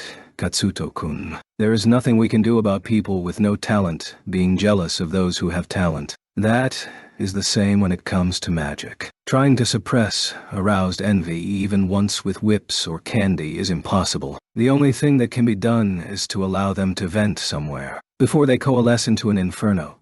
Scattering the sparks into numerous small fires is a much easier way to prevent a catastrophe. Koichi finally closed his mouth. Although unwilling to accept his words, Mayumi wore a conflicted expression because she was unable to counter his words. Whereas Katsuto, compared to an inferno, a small spark is preferable.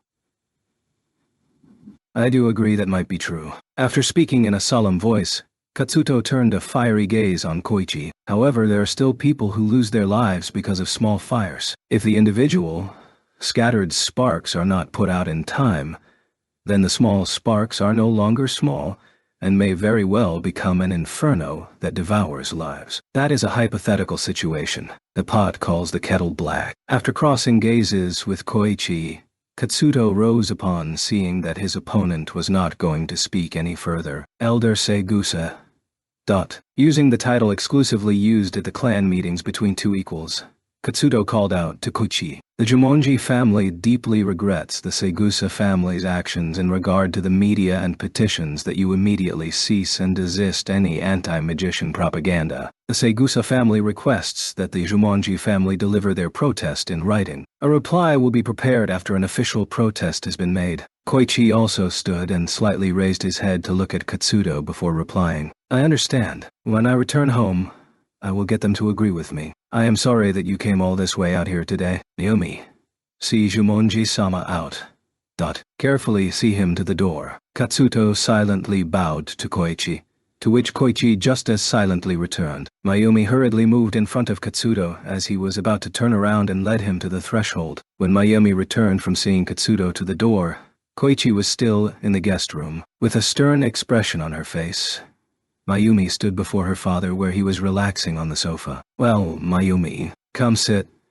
There's no need to be polite. Seeing Koichi leisurely lean back on the sofa with one foot on top of the other, Mayumi sat down without saying a word. I more or less know what you want to say, but you might as well say it anyway. Much like Otusama thought, I believe that Jumonji-kun's opinion makes sense. Seeing the intense emotions warring with the steely determination in her eyes, while his daughter maintained her decorous self-control, Koichi smiled and nodded. It is only to be expected that you would think this way. After all, Katsuto-kun and I were only speaking superficially just now. Hearing her father's bravado, Mayumi's hands tightened their grasp.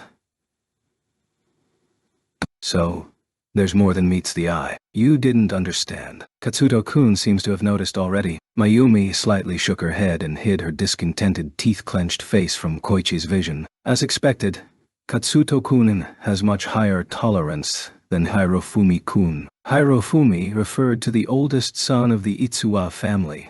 Itsuwa Hirofumi. The Itsuwa family wished for Mayumi to marry Hirofumi. Koichi had intended to compare Hirofumi with Katsuto, but fortunately such words never reached Mayumi's ears. Mayumi.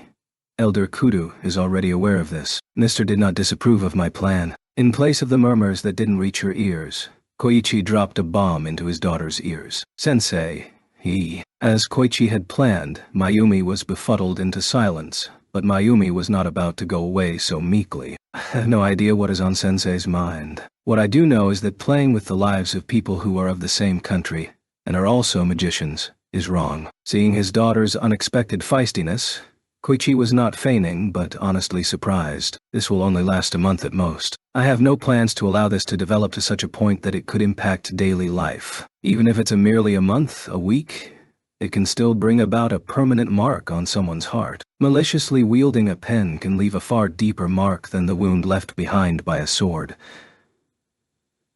I believe the pen is mightier than the sword. And that is not just restricted to positive strength. The normal Mayumi would have bowed out long ago. Seeing this sterner attitude that did not befit his daughter's style, a question suddenly floated across Koichi's mind. Mayumi, on whose behalf are you so angry for? Although this was a spur-of-the-moment question, it had delivered a surprisingly telling blow against Mayumi. Is this for Katsuto-kun, or is it for someone among your underclassmen? At first high. I didn't. Even Kudo-retsu's name was not enough to cower Mayumi.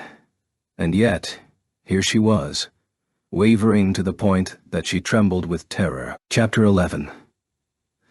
The wave of anti-magician sentiment in the world grew stronger on a daily basis, but a school is something like a self-governing fiefdom. It doesn't have the independence of an extraterritoriality, but it is unmistakably, to a certain extent, an isolated society. Inside the grounds of First High, tranquility was also preserved. Nevertheless, Tatsuya had been certain that this was the calm before the storm since he had heard Fumiya's story. April 19th, Thursday night. At last, the announcement of when the storm would arrive traversed the phone lines to reach Tatsuya. Tatsuya-san, thank you for your hospitality to us so well the other day despite the suddenness of our visit. You're welcome. Even though she called it hospitality, all they had done was set out tea and snacks. Tatsuya knew Ayako was using polite phrasing when she said that, but he wasn't one for exchanging flattery and protestations of humility. More importantly, what kind of news do you have for me today? Tatsuya-san, wouldn't it be nice if we chatted for a while?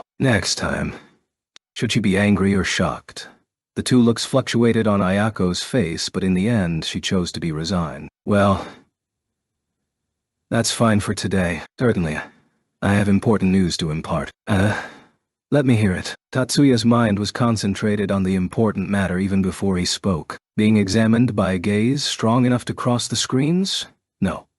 It was strong enough to cross the open space between them, made Ayako avert her eyes in shame. About the matter you heard about from Fumiya the other day, the schedule has been essentially set. Nevertheless, the embarrassed Ayako steadfastly did her duty. Concerning such things, Ayako was not the frivolous girl she appeared to be. On April 25th, Wednesday of next week, a member of the National Diet will visit First High for an inspection. Civil Rights Party's Congressman Kanda Dode. That's right. Good guesswork. Isn't it rather a lack of unpredictability? Congressman Kanda, a young politician and a member of the Civil Rights branch of the opposition party, which was well known to be extremely critical of the National Defense Force, had rapidly received increased media exposure this week, and his words and deeds were being circulated by the media, which, while superficially pro-magician at a glance, was actually for the exclusion of magicians from the military, which anyone who paid it a little serious attention understood. That's true.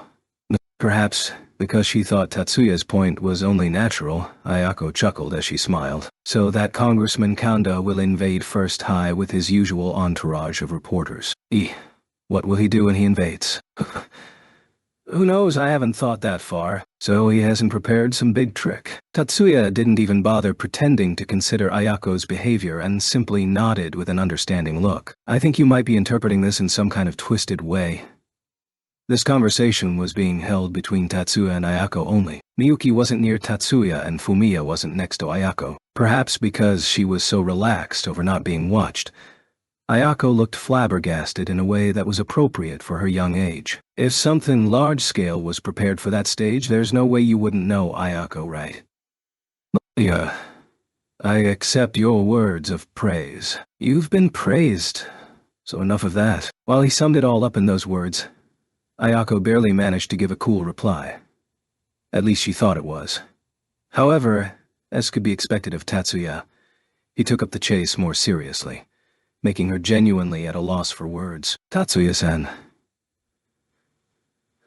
are you perhaps doing this knowingly? What?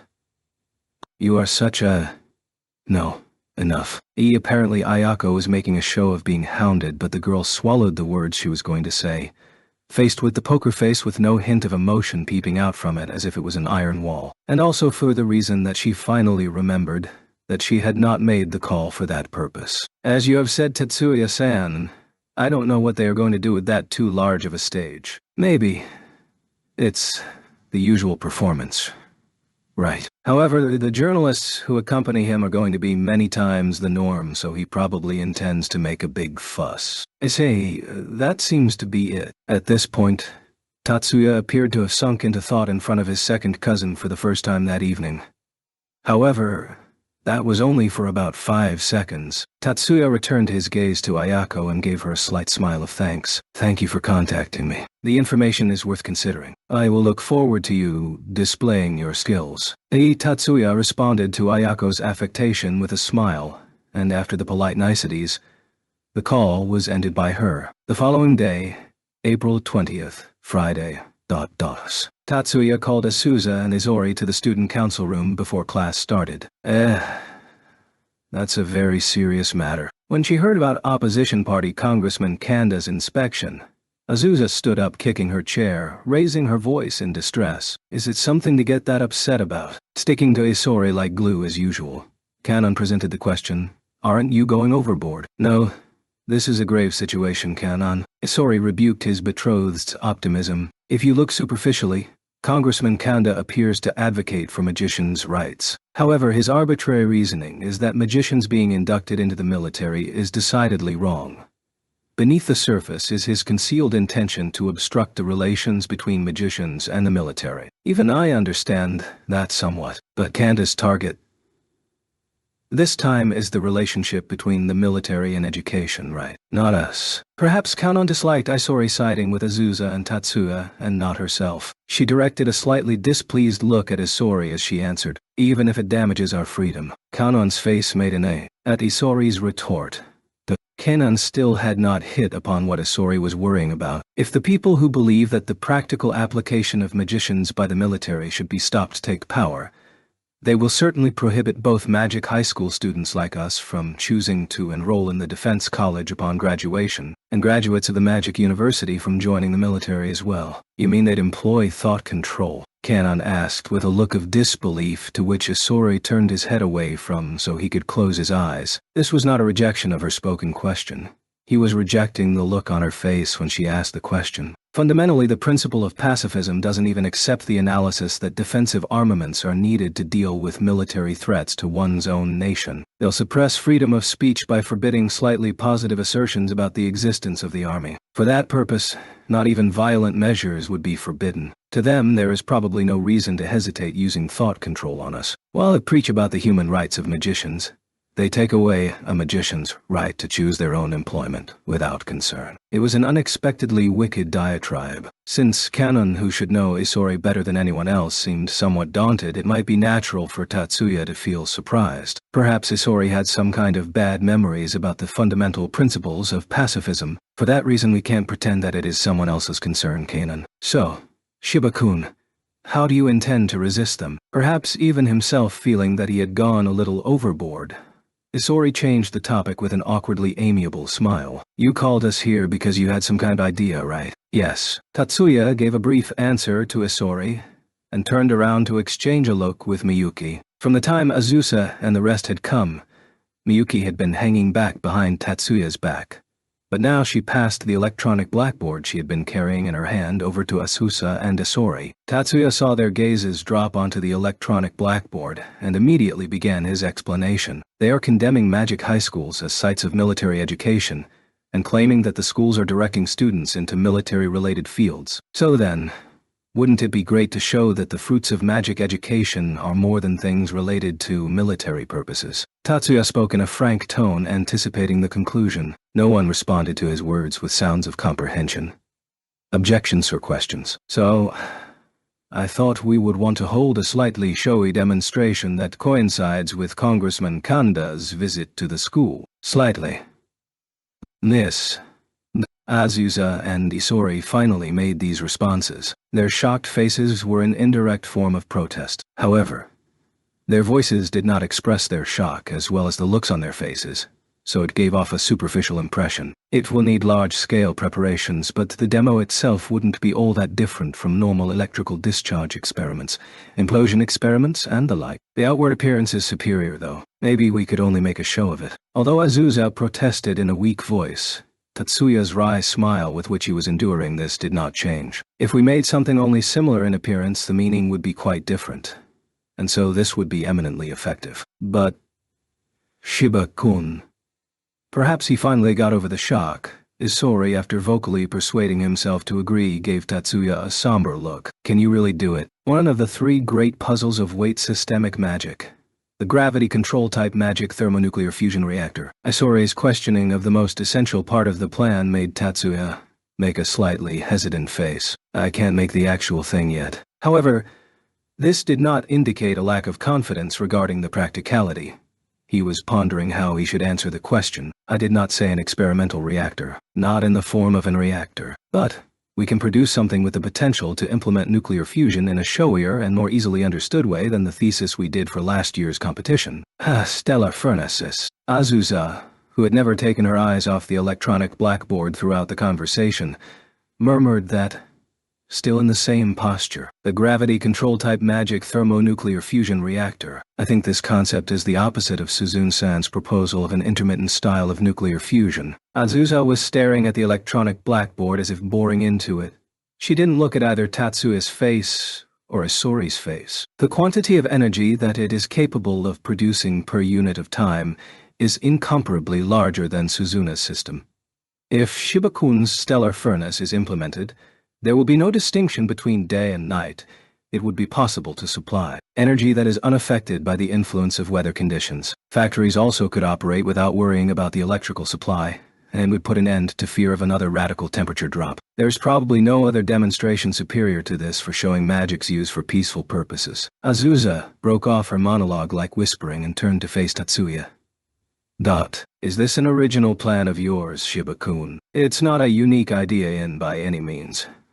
But certainly, this is something I am working to create. The method is still far from practical since the magic skill level needed is so high.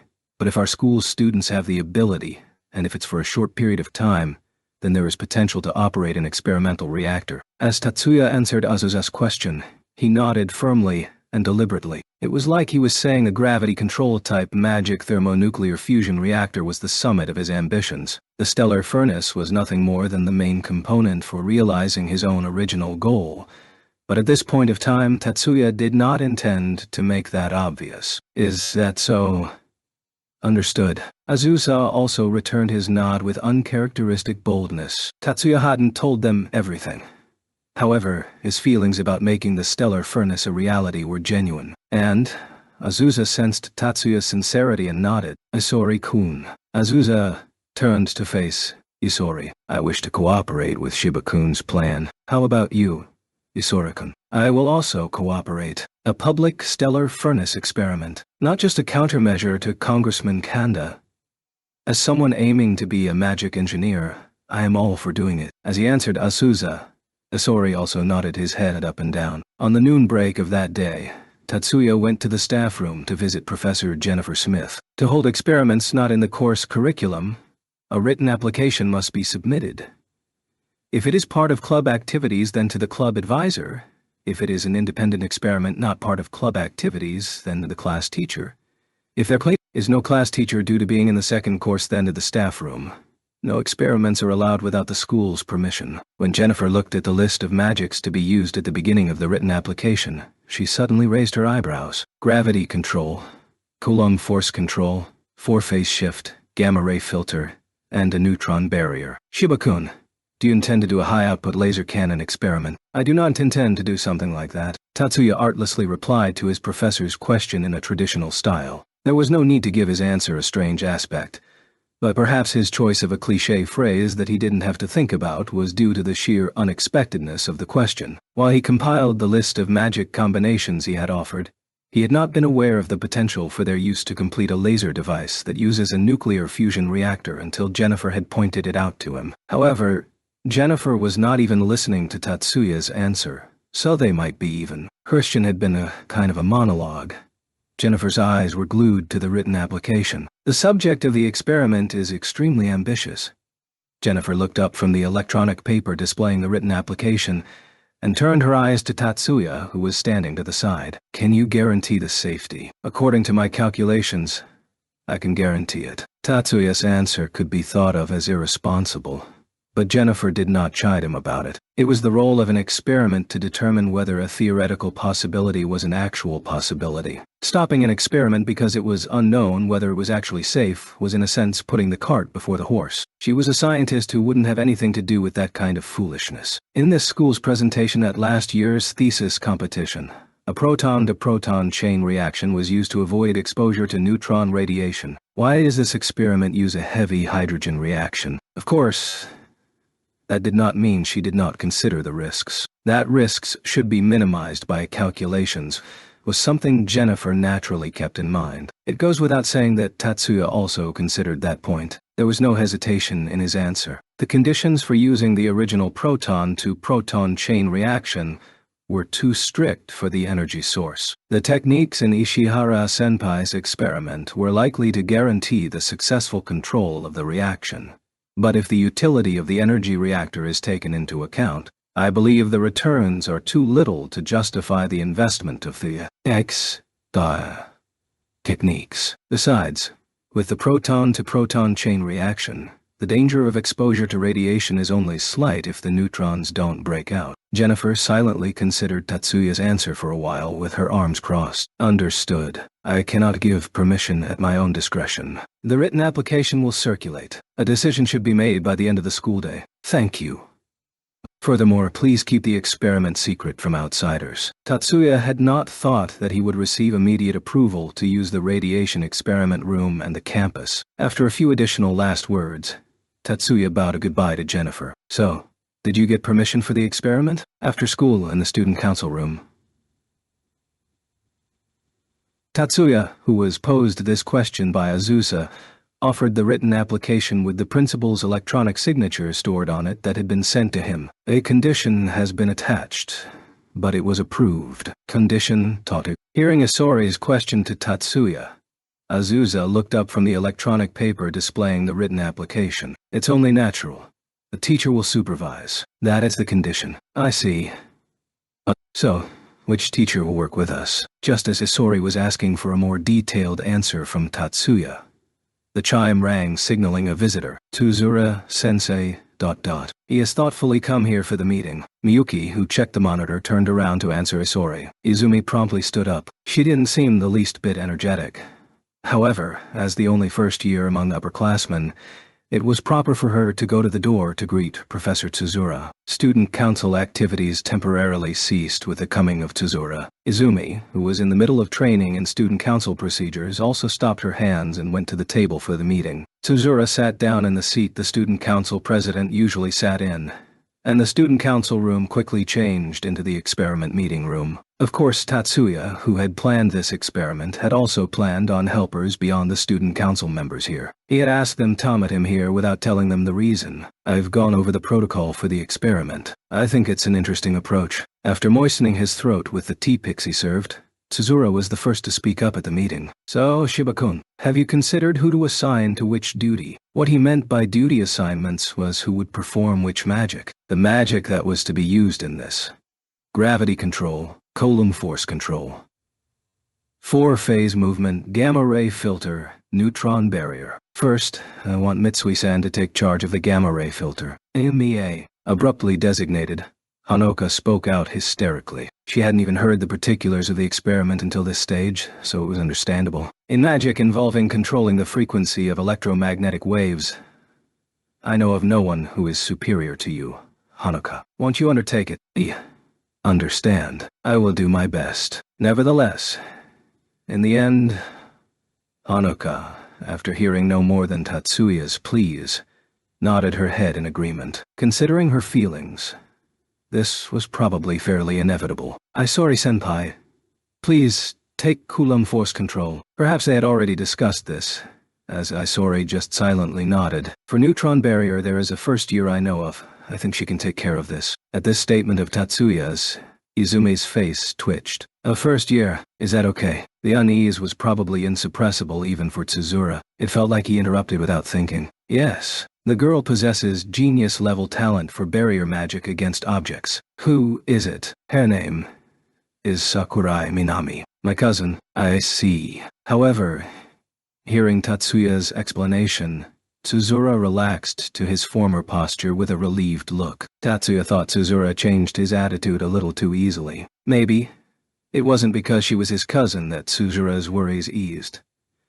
Tsuzura was probably confident because she was Miyuki's cousin, Tatsuya extrapolated. I haven't determined who to ask to handle the 4-phase movement yet, and I believe my sister will handle the necessary gravity control. At the same time as Tatsuya said that, Miyuki made a small seated bow. I believe that is a suitable personnel selection. This time, Tsuzura's face showed understanding. Currently in first high school, the student with the highest level of magic power aside from the third years was Miyuki. Tsuzura naturally knew this. With all that done then, the only thing undecided in the first order of business is who to ask to handle the 4-phase movement. As he spoke, Tsuzura turned his eyes to Azusa. Is there any impediment for Nakaju-san? The one who replied to Tsuzura's suggestion was Tatsuya, not Azusa herself. I believe the president should oversee the overall operation. I see. Certainly. That would be appropriate. Withdrawing his own suggestion, Tsuzura once again looked lost in thought. At that point, Izumi raised her hand. Is it all right if that task were left to us? This proposal should have been something unanticipated, but without letting what was going on in the back of his mind show, Tatsuya asked in a businesslike tone. By us, do you mean the two of you, Kasumi and yourself? Yes. I might not have enough power myself to do it, but if Kasumi-kan and I do it together, I think we would surely be useful." Listening to Izuma's words were the other 6 people: Tsuzura, Azusa, Isori, Tatsuya, Miyuki, Honoka. Here, among whom 4 had a puzzled look on their faces. I can understand Tsuzura-sensei knowing, but I didn't think even Shiba-senpai would know. Naturally, Izumi herself felt having doubts was more natural, so she had not expected to be easily accepted. There was no way an upperclassman who had been chosen as an engineer for the 9 schools competition and as a representative to the thesis competition would not know what it meant for 2 people to be in charge of one sequence. Furthermore, he had not shown any surprise. There could be no other reason than that he knew of the scope of their power. Let's go into that topic at another opportunity. Such an opportunity might never come, though. Tatsuya easily sloughed off Izumi's searching stare to look at the model of the experiment reflected on the screen in the surface of the wall. Tsuzura-sensei, Mitsui-san, and Saigusa-san do not know the particulars of the experiment, so I thought going through the explanation would also confirm the details. With Tsuzura's agreement, Tatsuya went over the details of the experiment with the student council members. Asori and Miyuki already knew the contents, but no one looked bored. The stellar furnace system from a technical point of view is still underdeveloped. However, if we cooperate and function as a team, then without a doubt we can succeed in this experiment concerning what is one of the so-called 3 great problems. At last, he summed it all up, and Tatsuya's stellar furnace was turned into a small stunt. The stellar furnace experiment's actual preparation period was from April 21st to April 24th, a 4-day period. If the time spent crafting the experimental devices for the thesis competition is considered, then it was a hopelessly insufficient period. However, this time there was not going to be a full school mobilization. In the first place, Tatsuya and the others were not supposed to know of Congressman Kanda's forthcoming inspection. This experiment must appear unrelated to the visit of Congressman Kanda and the media. It wasn't necessary to conceal the stellar furnace experiment itself, but it was temporarily confined to volunteer accomplices and the student council officers. However, from the start, Tatsuya and Miyuki hadn't been pessimistic about the situation. As he had said to Asori, this time they were not going to build the structure of an energy reactor. They were only going to display the structure. This experiment was fundamentally a performance.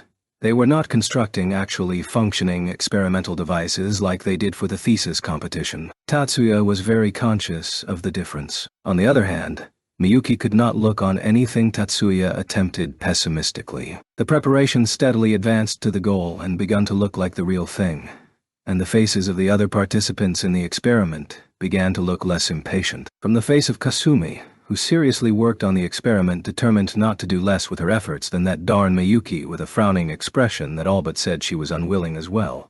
From the face of Hirakawa Chiaki, whose attitude displayed the question, how did this happen? But never let her hands rest for a second either. And from the face of Tamatsuka, who had innocently dragged in Chiaki with good intentions, and whose face went back and forth from letting his unease disappear to looking resistant. Among them was a silver-haired first year who had intended to only gaze at his hero, Tatsuya, but whose whole body spoke of his delight at helping.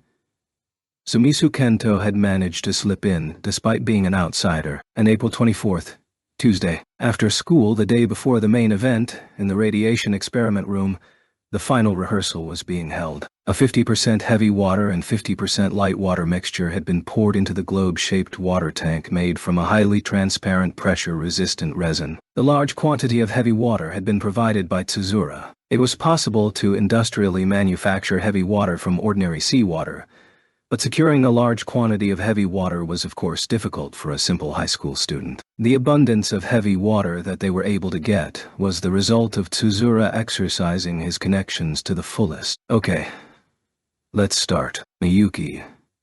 Yes. First, gravity control magic was invoked. Kasumi. Izumi. 4-phase shift. Go. The twin sisters spoke as one and executed the 4-phase shift magic. Onoka. Minami. Gamma ray filter in effect. Neutron barrier in place. He did not rely on the girls' reports Tatsuya used his own eye to confirm that the steps of the experiment had been cleared. Miyuki. Focus point established. Tatsuya called out Miyuki's name once again, informing Miyuki that all the preparations were made. Isori senpai. Electromagnetic repulsion force neutralization. Start. And when the last safety valve was released, the voices of the members in position in front of the gauge fluttered about doing the checklist. Degree of gravitational field stability. No issues. Gamma rays, measurement within safety limits. On rays. Measurement within safety limits. Tatsuya serenely gazed at the first step of his dream while listening to those voices. The last rehearsal ended well. If this was a simple experiment, then they would have been satisfied with the conclusive results they received today. However, this experiment was being held as a demonstration against anti-magician advocates. Tomorrow was the crucial moment. The participants were keeping their expectations quiet as they departed from the experiment room. Due to Azusa and Isori taking on the cleaning up and closing up, the other participants moved to the student council room. It was nearly time for the gate to close, but maybe they felt they had entered some kind of state of continuous emergency. Tatsuya pondered that. Still, the other participants, Miyuki and Hanuka, who followed Tatsuya, Izumi and Minami, who followed Miyuki, and Kasumi, who followed Izumi, formed a kind of chain. Kasumi and Minami were not members of the student council. However, no one here right now was bothered by that. Welcome back. Shizuku greeted Tatsuya and the rest. She wasn't a member of the student council either, but like the boss of the Public Morals Committee, she frequently used the stairway that connected the student council room and the Public Morals Committee room. From her taciturn exterior, it was hard to imagine that Shizuku actually had a pretty laid-back personality. Even so, her sense of responsibility was above average. So, since she was asked to look after things in their absence, she diligently did the duty like this. Sorry for making you wait, Shizuku. You really helped us out. Nothing special happened. Miyuki's words of thanks were met by a don't worry about it headshake, and after informing them that nothing unusual happened, Shizuku turned to face her best friend, Hanuka. About that. Instantly, Hanuka's face displayed an perhaps discerning the answer to her question from merely that, Shizuku just showed an oh, well look. Rising up and moving behind Hanuka's back, Shizuku grabbed both of her friend's shoulders. Hanuka was taller by half a head. However, paying that no mind, Shizuku forcibly changed the direction Hanuka's body was facing. So Hanuka was directly opposite Tatsuya, facing him head-on. Taking her hands off, leaving Hanuka there, she looked here and there in the vicinity until she found Hanuka's bag and reached in to get a small box wrapped in pretty paper. Pressing that box into Hanuka's hands, she went behind her friend's back again to give her a strong shove in the back. Hanuka stopped herself after one step and looked up at Tatsuya's face that was closer than before. There was still too much space between their positions to enact a love scene. Of course, with this many onlookers, no matter how easy it was for Hanuka to constrict her vision, it would be difficult for her to act boldly. The attempt she was going to make was going to be a very innocent occurrence. Tatsuya-san. After that statement, Hanuka squeezed her eyes shut and offered the box with both hands. Today is your birthday, Tatsuya-san. Leaving no room for Tatsuya to answer, Hanuka continued speaking. She was talking so fast it was doubtful that she was taking the time to breath, but it definitely wasn't hard to understand what she was saying. It's not much,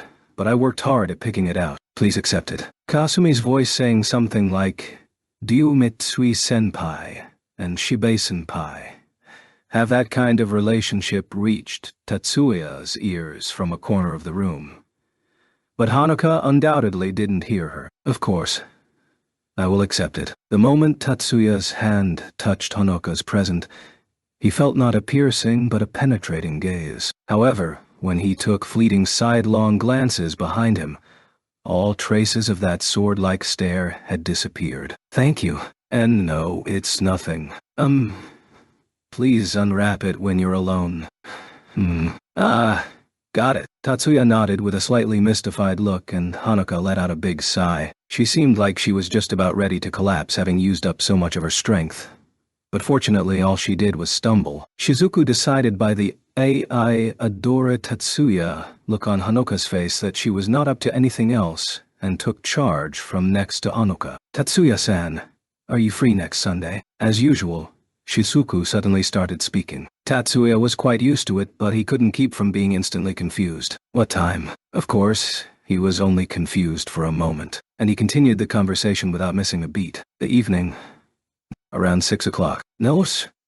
That's fine. He had a meeting on developing a completely thought-controlled model of CAD on Sunday with FLTS R&D Section 3.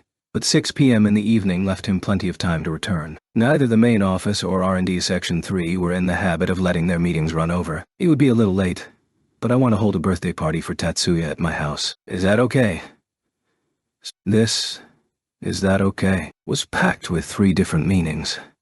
Is it okay to count on your participation? Is it okay to have it at my house? And is it alright that I just went and planned a birthday party for you? Ooh, it's completely fine. Thank you for inviting me. There were no ulterior motives beneath Shizuku's proposal to give Tatsuya a birthday party out of her own goodwill. He knew that without even checking. Tatsuya nodded without even pretending to think about it, and Shizuku answered with a slight nod.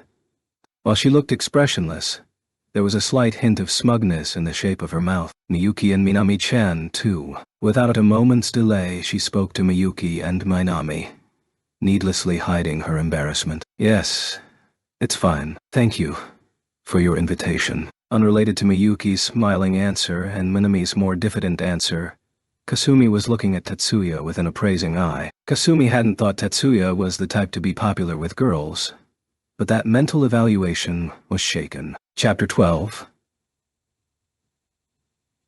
On the way back from school, as the 3 of them parted from their friends and boarded the cabinet, Miyuki seemed strangely agitated. There was nothing noticeable on the surface. Even close friends would probably only wonder, is she considering something? Oh, but in Tatsuya's eyes, his sister was fretting considerably. Getting off at the station closest to home, her condition only worsened as they approached the ticket gate.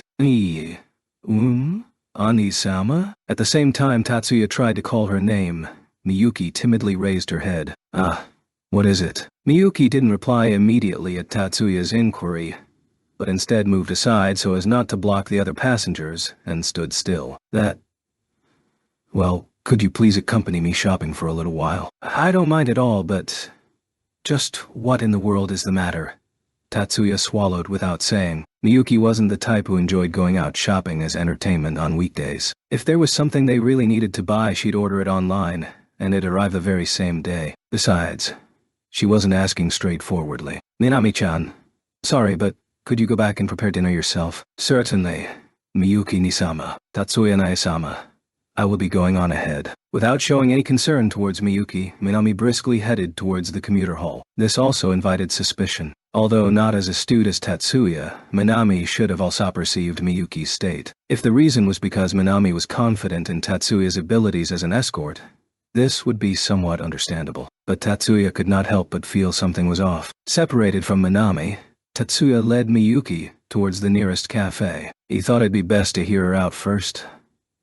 Entering the store, Miyuki seemed relieved. This further increased Tatsuya's suspicions. Miyuki had said she wished to shop, but now that they were in the cafe, she was for some reason making what seemed like a mission accomplished expression. When the waitress came for their order, Tatsuya had a hot coffee, and Miyuki, under some stress, ordered not a cup, but a pot of tea. It appeared they wouldn't be leaving the cafe anytime soon. Could it be that Miyuki had simply wanted time alone to talk? Tatsuya wondered. Miyuki.T. Increasingly worried, Tatsuya spoke up to Miyuki before their drinks had arrived. Yes. Aniwai-sama. Miyuki, as she replied, was her usual self. She smiled happily as she spoke his name. Her distress earlier seemed like a dream. However, just because of that he couldn't leave matters unsettled. Is there something up? Tatsuya decided to try the straightforward route. Oh no. It's fine now. It seemed Miyuki herself was also aware of her previous state. She shook her head quickly, but Tatsuya perceived there was yet something unmentioned in her heart. They broke off the conversation when the waitress came with their drinks. Miyuki checked the tea leaves by opening the pot lid. Then after closing the lid and waiting a while poured into a small cup. Her careful movements, more polite than necessary, could only be described as gradual. Miyuki took a small sip of the tea, then wordlessly added half a spoonful of sugar. Twice, 3 times, 4. Upon the 20th, Tatsuya could keep quiet no longer, and spoke to Miyuki in a coy tone. As unlikely as it is, could it be that you took Hanukkah's present? The spoon clanged as it bounced off the cup. Not at all. I would never. Sorry, of course not. I never considered it for an instant. Forgive me. As Miyuki desperately denied it with a flushed expression, Tatsuya awkwardly apologized. Oh no. I'm not unhappy or mad at all. It's just... I've been preoccupied and... It's just a complete misunderstanding. So, Ani-sama, there's no need to bow your head. Now, upset. Miyuki appealed to Tatsuya to raise his head. Pushed by her vigor, Tatsuya looked up. But the question lingered in his mind. As he said, he had not seriously thought that Miyuki's consternation was due to jealousy. The reason for her suspicious behavior remained unaccounted for. He decided, however, that pursuing it any further would be awkward and gave up. Seeing Tatsuya's unsure expression, Miyuki tilted her head anxiously. As their confused eyes met, they both began to laugh. After that, they did a bit of window shopping for an hour before heading back. Tatsuya also put Miyuki's worries out of his mind. It wasn't that he didn't remember them anymore, but rather he simply didn't bring it up since she seemed alright again. Just what had she been suffering? The moment he finished changing and stepped into the dining room, having been called via the communication unit, he found out. The sound of crackers welcomed him in. A shower of colorful streamers blocked his sight, before falling at his feet. Anu-sama, happy birthday. Having taken off her uniform jacket, leaving only the necktie, Miyuki stood in her one piece. The dress was sleeveless and pure white, complementing Miyuki's slender figure. It was the familiar uniform she wore every day, yet the impression after removing the jacket was significant. It was like it had been designed for her alone. Behind Miyuki was Minami in her usual high-neck one-piece and apron. Upon the table were the vivid, masterful results of her cooking. So, you were stalling me for the preparations.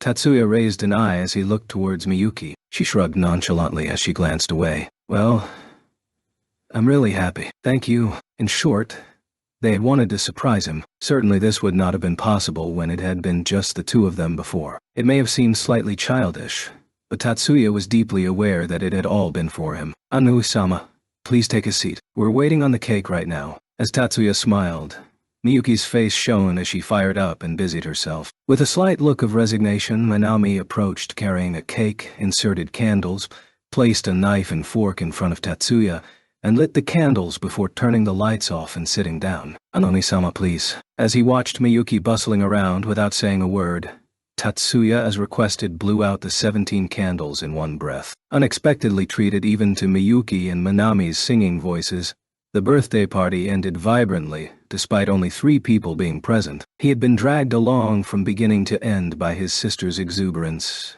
and even made some noise of his own, such as clapping. But now he was relaxing in his room by himself. Preparing for the experiments tomorrow, it was a good change of pace. His sister had likely thought of that too, Tatsuya thought. Ethan suddenly remembered that he hadn't even untied the ribbon from the gift he'd received from Annika. He took a long, thin box from his bag. Despite the size, it was rather heavy. Expecting it to be some technological product, he removed the ribbon and carefully peeled off the wrapping paper. What was revealed was a luxurious wooden box. Opening the lid, he saw a spring-loaded antique pocket watch. Wasn't this expensive?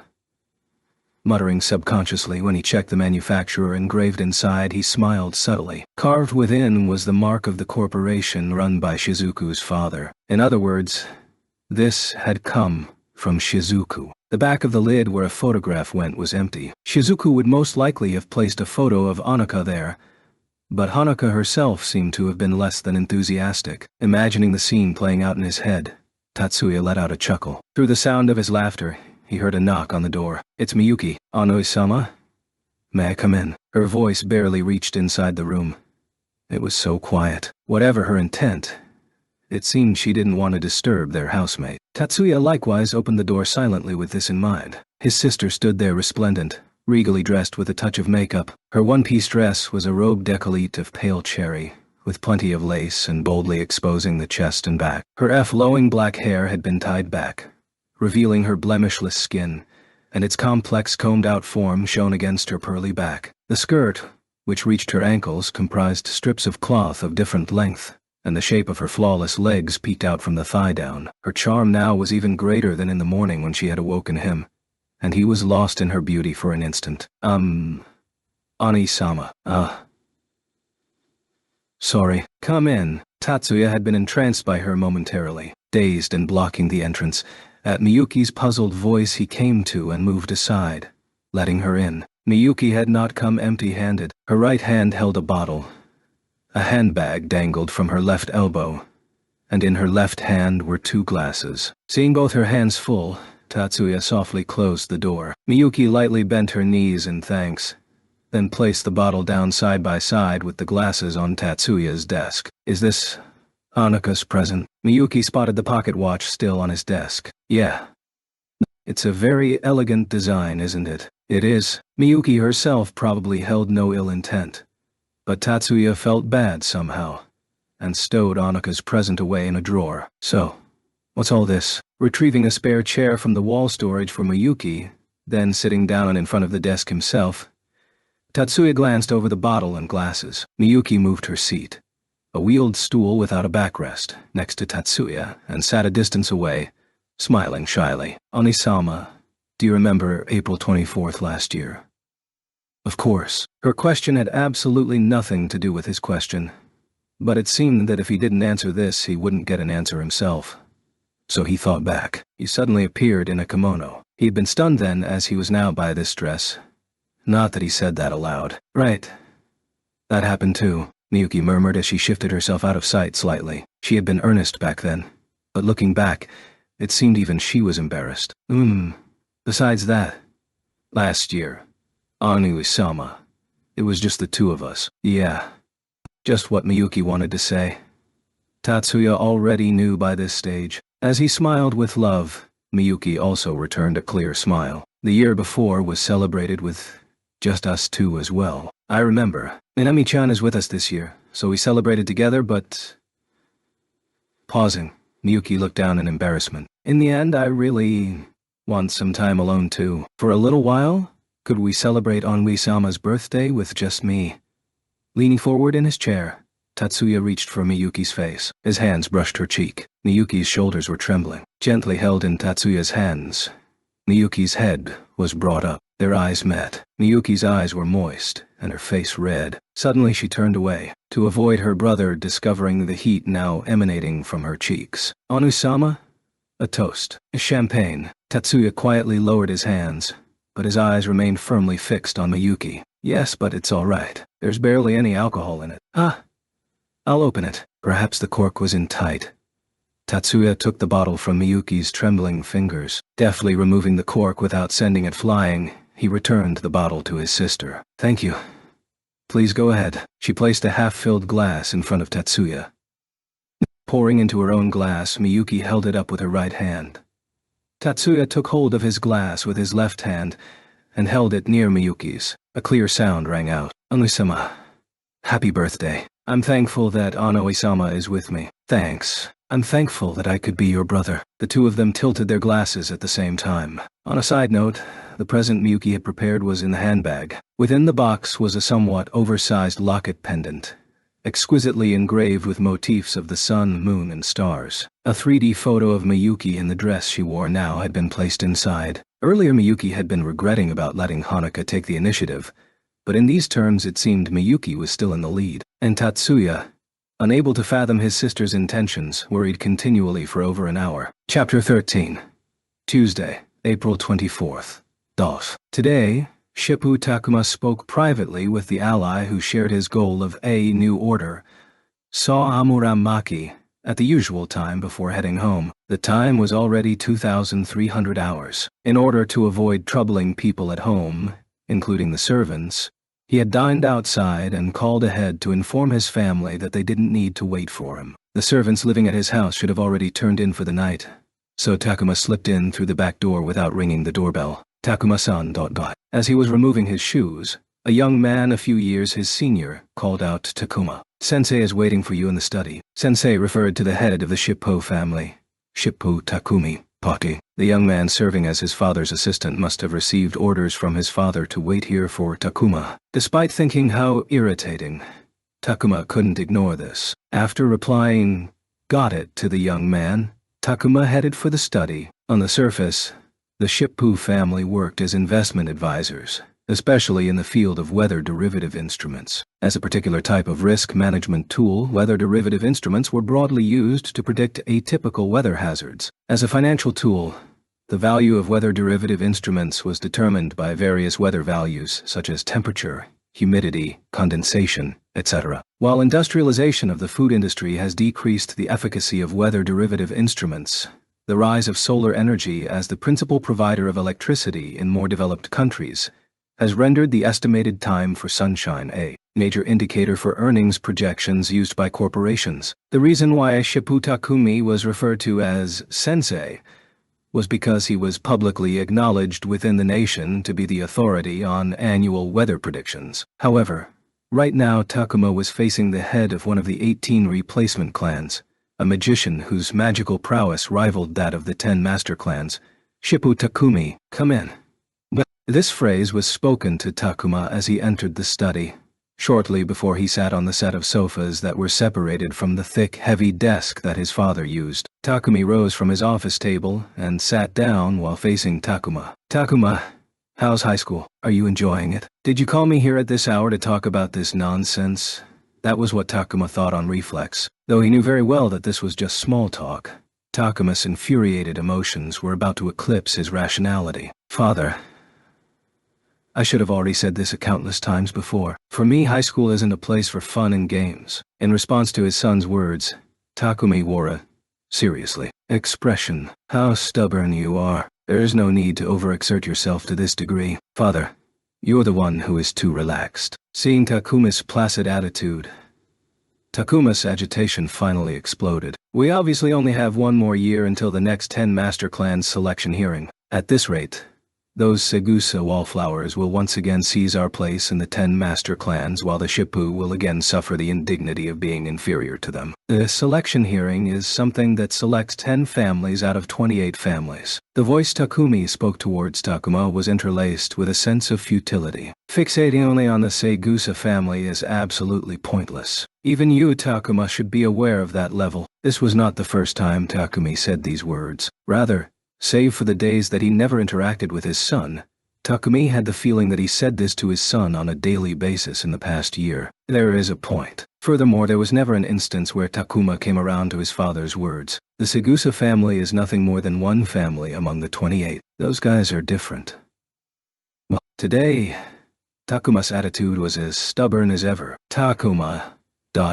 They're not the same. The Segusa are different. Takumi heaved a sigh filled with exhaustion. Who was it who implanted such a deeply rooted obsession in you? It doesn't matter who it is. It is true that the Segusa betrayed the name 3 and used the stolen 7 to win their place among the 10 master clans. Takuma. The days where they were the Segusa 3 to instead of the Segusa 7 preceded the establishment of the 10 master clans. When Sensei proposed the 10 master clans system, the Segusa had already become the Segusa 7.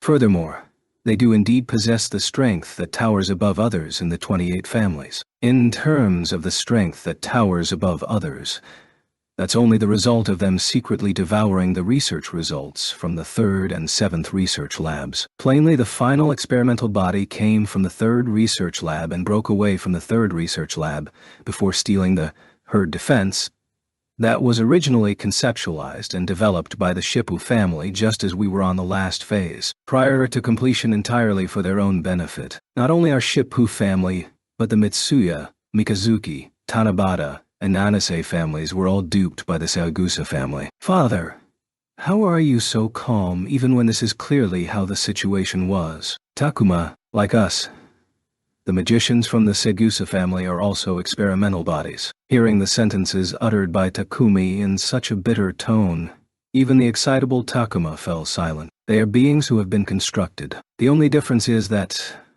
unlike the other 27 families, the other 26 families content with their lot as experiments, they have chosen their own path. This is not something to rue, but is instead praiseworthy. So, in essence, Father, you are saying that treachery and stealing a march are praiseworthy things. Takuma managed to muster a response. Aren't you trying to steal a march on the 10 master clans right now? However, Takuma's retort was like a boomerang that missed its target and came back to its thrower. Before his son, who had fallen silent with a sullen expression on his face, Takumi sighed slightly. Forget it. I know you aren't going to accept this regardless of what I say. Takuma's accusation and Takumi's persuasion had not started today. Including this instance, father and son had retread the same conversation several dozen times. In spite of this, they still couldn't help but argue with one another, which only proved that their bond as father and son could not be sundered. I called you here today because I had something else to say. At such a late hour. Takuma threw in as much sarcasm as he could in his response. That's because it was absolutely necessary to tell you this today. Seriously, if I knew you would return so late, I would have arranged a meeting with you beforehand. This way, I could have spoken with you when you returned home from school. Nevertheless, this was a self-destructive gesture on Takuma's part. Sorry. You do not have to apologize to me. However, you do need to ask your mother's forgiveness. She should still be awake. Snap. Without trying to hide his expression, Takuma's eyes drifted all over the place as Takumi cut to the chase. Takuma, take the day off from school tomorrow. Father. Oh, what are you saying all of a sudden? Takuma's shocked expression was not feigned. He was truly bewildered by his father. Tomorrow, Congressman Kanda from the opposition party will be touring First High. Takumi had predicted that his son would find this peculiar, so he directly started to explain his reasoning without wasting any time. Congressman Kanda from the opposition party, as in Kanda, the human rights proponent and anti-magic supporter, correct? As well as his media underlings. For what reason? Even though Takuma asked this, he really already guessed the answer. After taking into account Congressman Kanda's recent statements that were highly publicized by the media, his purpose behind visiting First High was nigh apparent. Takuma's question was merely for verification purposes. He's putting on a show about protecting adolescents from being forcibly stripped of their freedoms by magic, civil rights. Even knowing this, Takuma couldn't help but spit that out. No need for you to worry, was written clearly across his face. I understand what you're trying to say, but our opponent is a national congressman. Causing an incident would be very problematic. His father's words caused an irate expression to appear over Takuma's face for an entirely different reason than before. Even if it's an irritating opponent, I'm not going to pick a fight without paying attention to the consequences. I'm not that childish, even if they are picking a fight with you. Of course. Would I be provoked that easily? Takumi relaxed and leaned deeply back into the sofa. Good. Since you speak so resolutely, then be prepared to bear responsibility for your words. I know that. That's all you have to say, right? Seeing these oft-repeated words and belligerent attitude, even someone other than Takumi would wonder if Takuma was truly beyond provocation. Takuma, the situation is being handled by Segusa-sama. Under no circumstances are you to do anything unnecessary. Yet, this particular phrase from Takumi was not spoken out of concern for his son's attitude, but carefully timed instead. Segusa. As expected, Takuma displayed an intense reaction. Do not do anything unnecessary. You must bear responsibility for your own words. Nonetheless, this was already after they had reached an accord. The Shippo family will not interfere with this incident. You heard me, Takuma. That is the decision. It's not like he could recant after all this. I know. So Takuma had no choice but to reply in this fashion. They were unexpected visitors for practically everyone at First High, though they were probably also unwelcome visitors for everyone affiliated with First High. 10 men and women disembarked from 3 pitch-black limousines. They were composed of Congressman Kanda, his secretary, reporters working for the congressman, and bodyguards. During 4th period the first-class afternoon, they suddenly demanded to meet with the principal. Of course, no appointment was made ahead of time. Generally speaking, they would be graciously rebuffed and sent to the door, but the status of a national congressman was such that they were able to do something tyrannical like this. In this regard, things had changed little from the previous century. With Congressman Kanda wholly ignoring decorum and demanding an audience, the Dean Yasaka of First High could only greet them with a sour expression on his face. Congressman Kanda, I have already said that Principal Momoyama is away on a business trip to Tokyo today. Please, would it be possible for you to come again when the principal is here? Are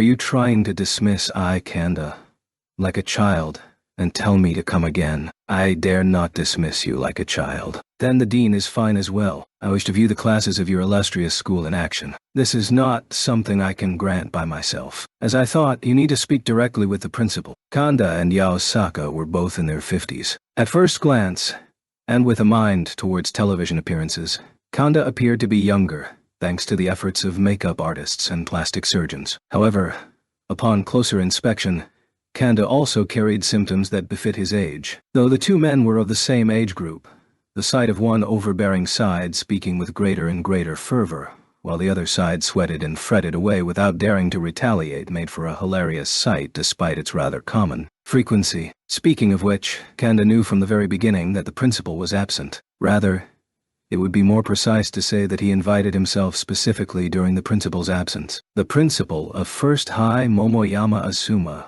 was 71 years of age. Since taking over as First High's principal until now, a full 11 years had elapsed. To the outside world, he was widely known for contributing greatly to the establishment of higher education for magicians. However, at the same time, he was also criticized for neglecting the differences between Course 1 and 2 students, thus allowing the resulting negativity between the two camps to fester and grow. Still, the criticism leveled towards his responsibility in allowing the gap to grow only stayed at the level of whispers behind his back. Not just in magical education, Momoyama Asuma was also considered an authority in higher education, and his connections spanned across multiple fields. For Congressman Kanda, he was not someone he cared to cross swords with directly. Wishing to successfully put on a performance while Momoyama was away, Kanda argued with Yaosaka, who was trying to prevent media coverage while the principal was away.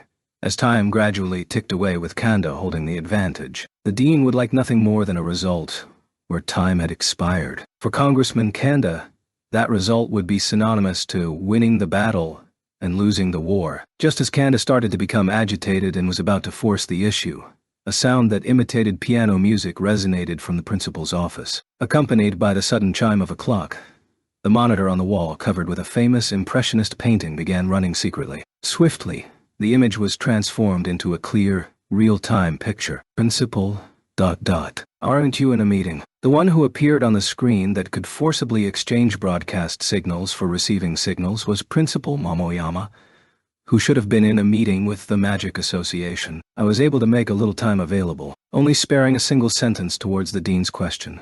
Principal Momoyama turned his gaze and stared at Kanda. The image shown by the cameras installed at strategic locations at the four corners of the monitor gave the misconception that an actual person was standing there. Under Momoyama's piercing gaze, Kanda began to feel a little uneasy. So, Congressman Kanda, what is your business today? In the image, Momoyama kept his white hair groomed in the chonmage fashion, and the bottom half of his face was covered by a pure white mustache and goatee. Unobscured by white hair, the area surrounding his eyes was sunken, rendering his expression difficult to decipher. Even so, the piercing gaze emanating from the depths of those sunken eye sockets perfectly conveyed the utter fury caused by this rude visitation, with no room for misinterpretation. No, I humbly apologize for bothering you without making an appointment ahead of time. Though this was more or less the same way he treated Yaosaka, this time Kanda tightened his abdomen when he replied, "Since you are already aware of that, could you please change your visit to another day?" Seizing hold of Kanda's words, Momoyama stepped his demand as if completely covering his words. Coming from the highest authority in the school, the words, "visit another day," had even more weight than if he was here personally. Though Kanda's reflexes almost prompted him to nod, he barely managed to stop in time thanks to the reporters in his employ urgently whispering, Congressman. Usually I would have done as the principal had requested, but currently I have a thought of my own. Momoyama maintained his solemn gaze as he urged him to speak further. Even through the camera, Kanda was still clearly being overwhelmed by Momoyama's aura, but his tongue was barely able to function. Recently there have been some ugly rumors floating around society in regards to the curriculum here at the Magic High School. Have the students at the 9 Magic High Schools been brainwashed into becoming soldiers? What a ridiculous notion. His expression highly incensed, Momoyama fired back. He was just the principal of First High, so he had no authority to command all of the Magic High Schools. but the improvements he had made to the Magic High School curriculum had all been adopted as the standard by the other 8 Magic High Schools. As an educator, Momoyama was fiercely proud of the magician developmental project that he had personally devised. Congressman Kanda, are you aware of our school's graduation statistics? For example, 65% of our graduates last year chose to attend the Magic University. Less than 10% of the students chose to attend College of National Defense. Momoyama retaliated against Kanda with clearly defined metrics. However, Kanda replied back to the retaliation with a delighted smile as if he had been waiting for that move for quite some time. Yet, after researching the advancement of the Magic University graduates, 45% chose a job related to the JSDF. If combined with the students who enrolled in the College of National Defense after graduating high school, more than half of the students educated in the Magic High Schools become affiliated with the JSDF. Seeing Kanda wearing an expression that fairly crowed at unleashing his trap,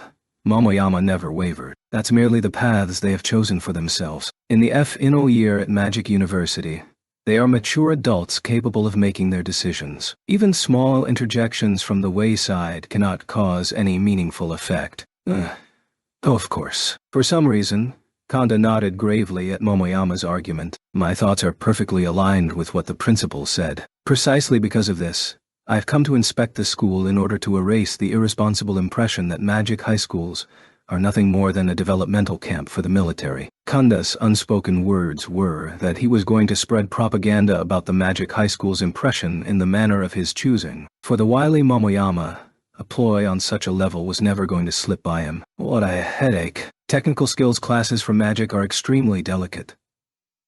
A sudden visit may cause a disturbance among the students. I definitely won't cause you any trouble. At this point, Kanda's attitude hardened. Rather than him recapturing his original pace, it was more appropriate to say this feeling was as if he had grown stubborn because he couldn't beat Momoyama. If you say it like that, then I will grant you permission to observe. After making the motions to pretend that he had considered this for a while, Momoyama adopted the stance of approving Kanda's request. Heedless of the openly thunderstruck and bewildered Dean Yaosaka, Momoyama continued speaking in a tone that brooked no refusal. However, you are only allowed to observe from the 5th period onward.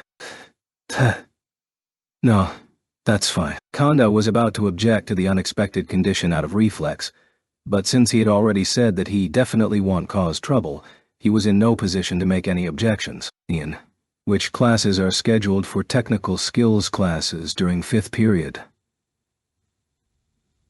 Feigning ignorance to Kanda's internal battle, Momoyama asked this question to Yaosaka.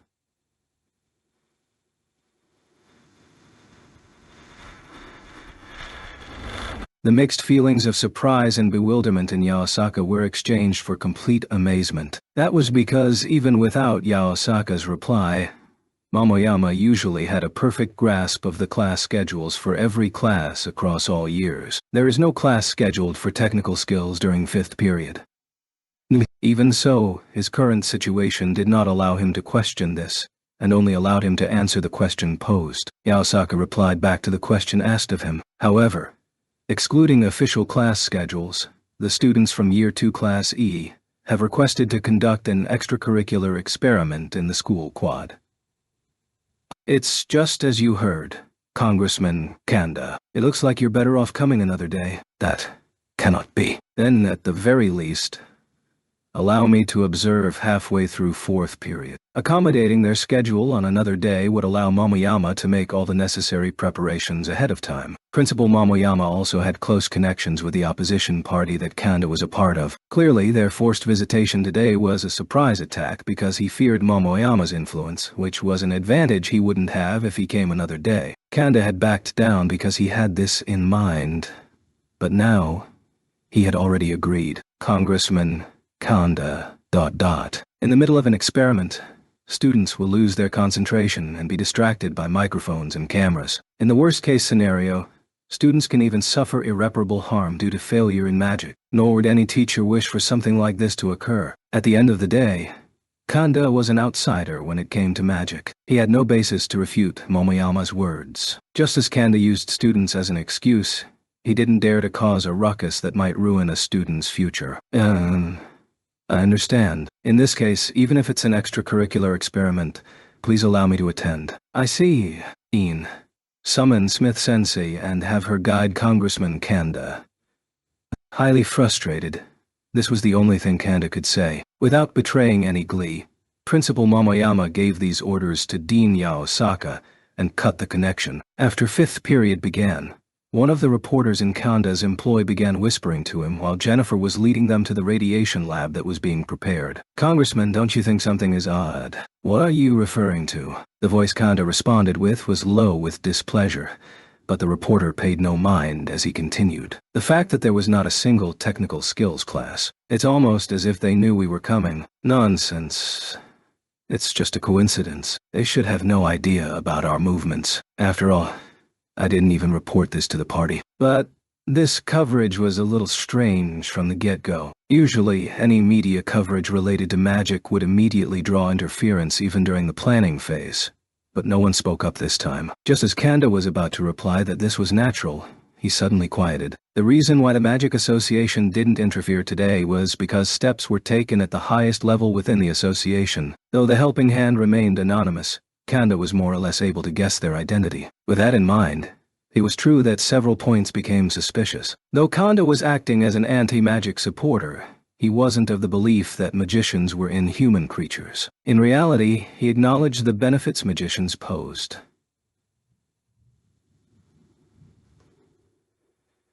His political agenda involved championing anti-magic sentiment in front of the media. With a little fiery rhetoric that was popular with the masses, magicians could come under serious fire. The one acting behind the scenes to ensure that today's coverage, the political propaganda with this as the goal, remained free of interference understood this.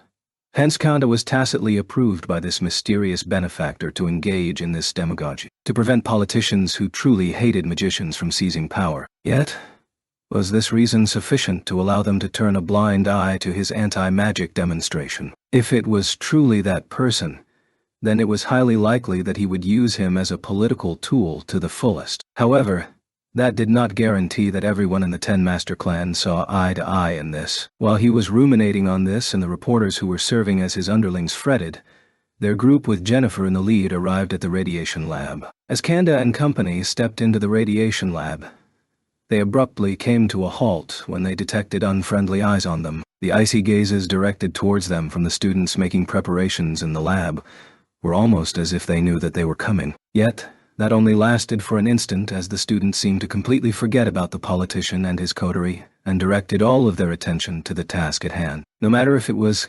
Kanda or the reporters, they all got the feeling that the earlier cold gazes sent their way seemed to be misconceptions. Smith-sensei, these people are. The one who spoke up, the only one who showed any sign of caring, was Tsuzura, who was currently overseeing the students. Congressman Kanda and several reporters on tour of the school. National congressman is one thing, but why are there reporters accompanying him? Media coverage on campus requires permits approved ahead of time. I have heard absolutely nothing about this. Kanda's face almost crumbled when the handsome man who, even at first glance, carried himself with a scholarly air swept a surprisingly sharp gaze over him. The principal has granted permission. Fortunately, Kanda had no need to answer Tsuzura's question as Jennifer replied for him. "I thought the principal was away on business." He made some time and communicated this over the phone. "I see." Both Kanda and the reporters under his employ were mildly dissatisfied with how easily Tsuzura accepted such a simple answer.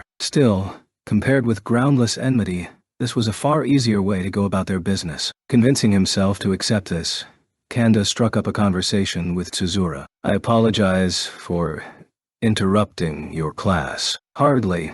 This isn't my class actually. But have you set your sights on us?" Though they heard the sound of someone unable to hold back a snort of laughter, by the time they turned their eyes towards the students, they were all working away with serious expressions on their faces, leaving no way to tell who laughed. Kanda drew deeply within himself to suppress the mounting rage that had nowhere to go as he spoke to Tsuzura again. "I heard this is an extracurricular experiment. What are they planning to do?" "The students have volunteered to conduct an experiment that is not covered by the curriculum." In response to Tsuzura playing dumb, in Kanda's eyes, Kanda had to take deep breaths to control his frustration. "What kind of experiment is it?" This question was posed by one of the reporters. The reason why Tsuzura turned a disapproving look on that reporter was because he had failed to present himself. However, No response to the reporter's question or question directed towards the reporter's name was formulated here. "Sensei, we have finished our preparations. May we move the experimental device?" As the leader of the experiment, Isori contacted Tsuzura and happened to interrupt the conversation between the reporter and Tsuzura. You may. Using an information terminal the size of an A4, Tsuzura verified the checklist that Isori passed along and gave his approval. In response, the members of the robotics club responsible for support only replied back that they had been waiting forever before beginning to operate the controls on the wall. Throughout all this, Kanda's expression remained unchanged, but his underling's eyes bulged in shock. The wall of the radiation lab opened without a sound. This was just a tunnel used to transport large machines. But seeing one wall of a windowless lab soundlessly yawning open gave off vibes usually found with a secret base. Still, this feeling only came from personnel from the outside, as the students had long since tired of this sight and began pushing a pedestal holding a spherical sink measuring 2 meters in diameter that was half filled with a combination of heavy and light water. The other half was filled with steam before the wall opened completely. Despite using the word push, the pedestal was equipped with a motor, rendering movement a piece of cake so long as the proper direction was provided. One by one, the students left for the school quad, with Tsuzura following afterwards. "Let's go." With those words from Jennifer, Congressman Kanda and the reporters frantically hurried to catch up. Speaking of which, why isn't an official experiment being conducted during class time? Is this common? Infrequently. In response to the question coming from the reporter who hurried to catch up, Tsuzura gave a cold reply. However, he must have felt that such a reply was too inhospitable and immediately expanded his explanation. Based on the original plan, this experiment was supposed to be conducted after school. However, since quite a few faculty members who knew about the details wanted their own students to participate, we temporarily put a hold on all technical skills classes, so that all the interested students can freely participate. Holding the experiment on school grounds also came from the same reason. Is an experiment proposed by the students? Another reporter asked in disbelief. Actually, this experiment will be highly meaningful from both the theoretical and practical perspectives. In terms of practical, you are talking about something like the secret weapon used during the Scorched Halloween that could one-shot an entire enemy fleet. Tsuzura cast a chilly gaze on the reporter who wore a mocking smile as he asked this. This experiment is intended to challenge one of the 3 great puzzles of gravity-type magic. After leaving this answer, Tsuzura walked towards the students gathered beneath the spherical water sink. The reporter attempted to inquire further from Jennifer, but she beat him to the punch. It's starting. Maybe due to their professional instincts as journalists, all of their attention was drawn towards the experimental device fastened in the school quad by the school buildings to the side. The experimental device, known as the Stellar Furnace, was composed of a simple design that had a spherical water sink on top of a pedestal. The water pump had already been removed in the radiation lab. Metallic cups 15 cm across were attached to the equator of the water sink, to which 4 rods extending from the pedestal supported these metallic cups. The water entry point directly above was stoppered by a circular pan 30 cm across the diameter, and a similar pan was affixed on the other side. The experimental device attracted the attention of many a student standing in the windows of the school dorm. Practically all the classrooms had abandoned any pretense of actually studying. Predicting that this would happen, most of the faculty had halted technical skills classes and switched to terminal lectures. Students who were unsatisfied with standing by the windows also came downstairs to the quad. The entire Year 2 Class E, as well as the student council members who were not part of the experiment, were all in attendance. Likewise, previous members of last year's Year 1 Class E, as well as all the female participants from last year's 9 schools competition, were present as well. Beyond the students, quite a few teachers were also here. Commence the experiment. The one on the mic was Tatsuya. All the students gathered in the quad fell silent without another word. Swallowing hard, the students and faculty looked on in wonder as Tatsuya gave the signal. Gravity control. Miyuki activated gravity control type magic. A gravitational field formed in the interior of the water sink as the mixed water that was half heavy water and half light water became hollow in the center, pushing the water outward towards the inside of the water sink. Ionization. Kasumi and Izumi activated shift magic, dispersal type magic, transforming liquid into the 4th phase, which was essentially ionization magic. On the surface of the water with a hollow center formed by Miyuki's gravity control type magic, Miyuki deftly manipulated the mixed water within the influence of the gravitational field to create deuterium, hydrogen, and oxygen ions. Neutron barrier.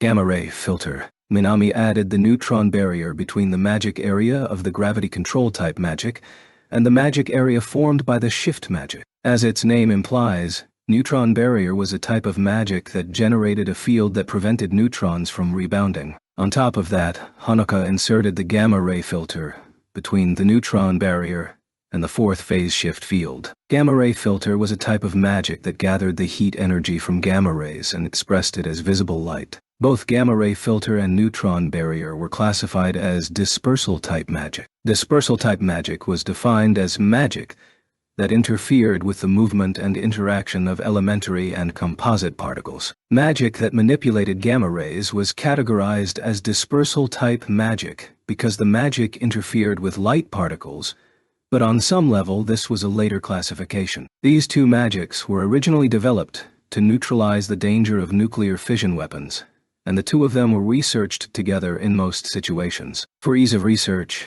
gamma ray filter and neutron barrier were both categorized together. Gravity control. Miyuki began activating the second gravity control type magic. In the center of the spherical water sink, a heavy gravitational field that was 10 cm in diameter appeared. To be precise, a new gravitational field was created within the spherical area that was 10 cm across and acted against the original gravity control type magic, pulling outwards by pulling towards the center, hereby amplifying matter's mutual gravitational attraction. As for the metallic cups attached to the equator of the water sink, they were composed of 60 specialized CADs linked together as a sighting assistance device. The cup shape allowed the sighting assistance device to accurately translate the physical data and distributed condition in the empty space 10 cm in diameter at the center of the spherical water sink into information that aided magic casting. This information was passed along the wires inside the pillars that supported the water sink into the operating device,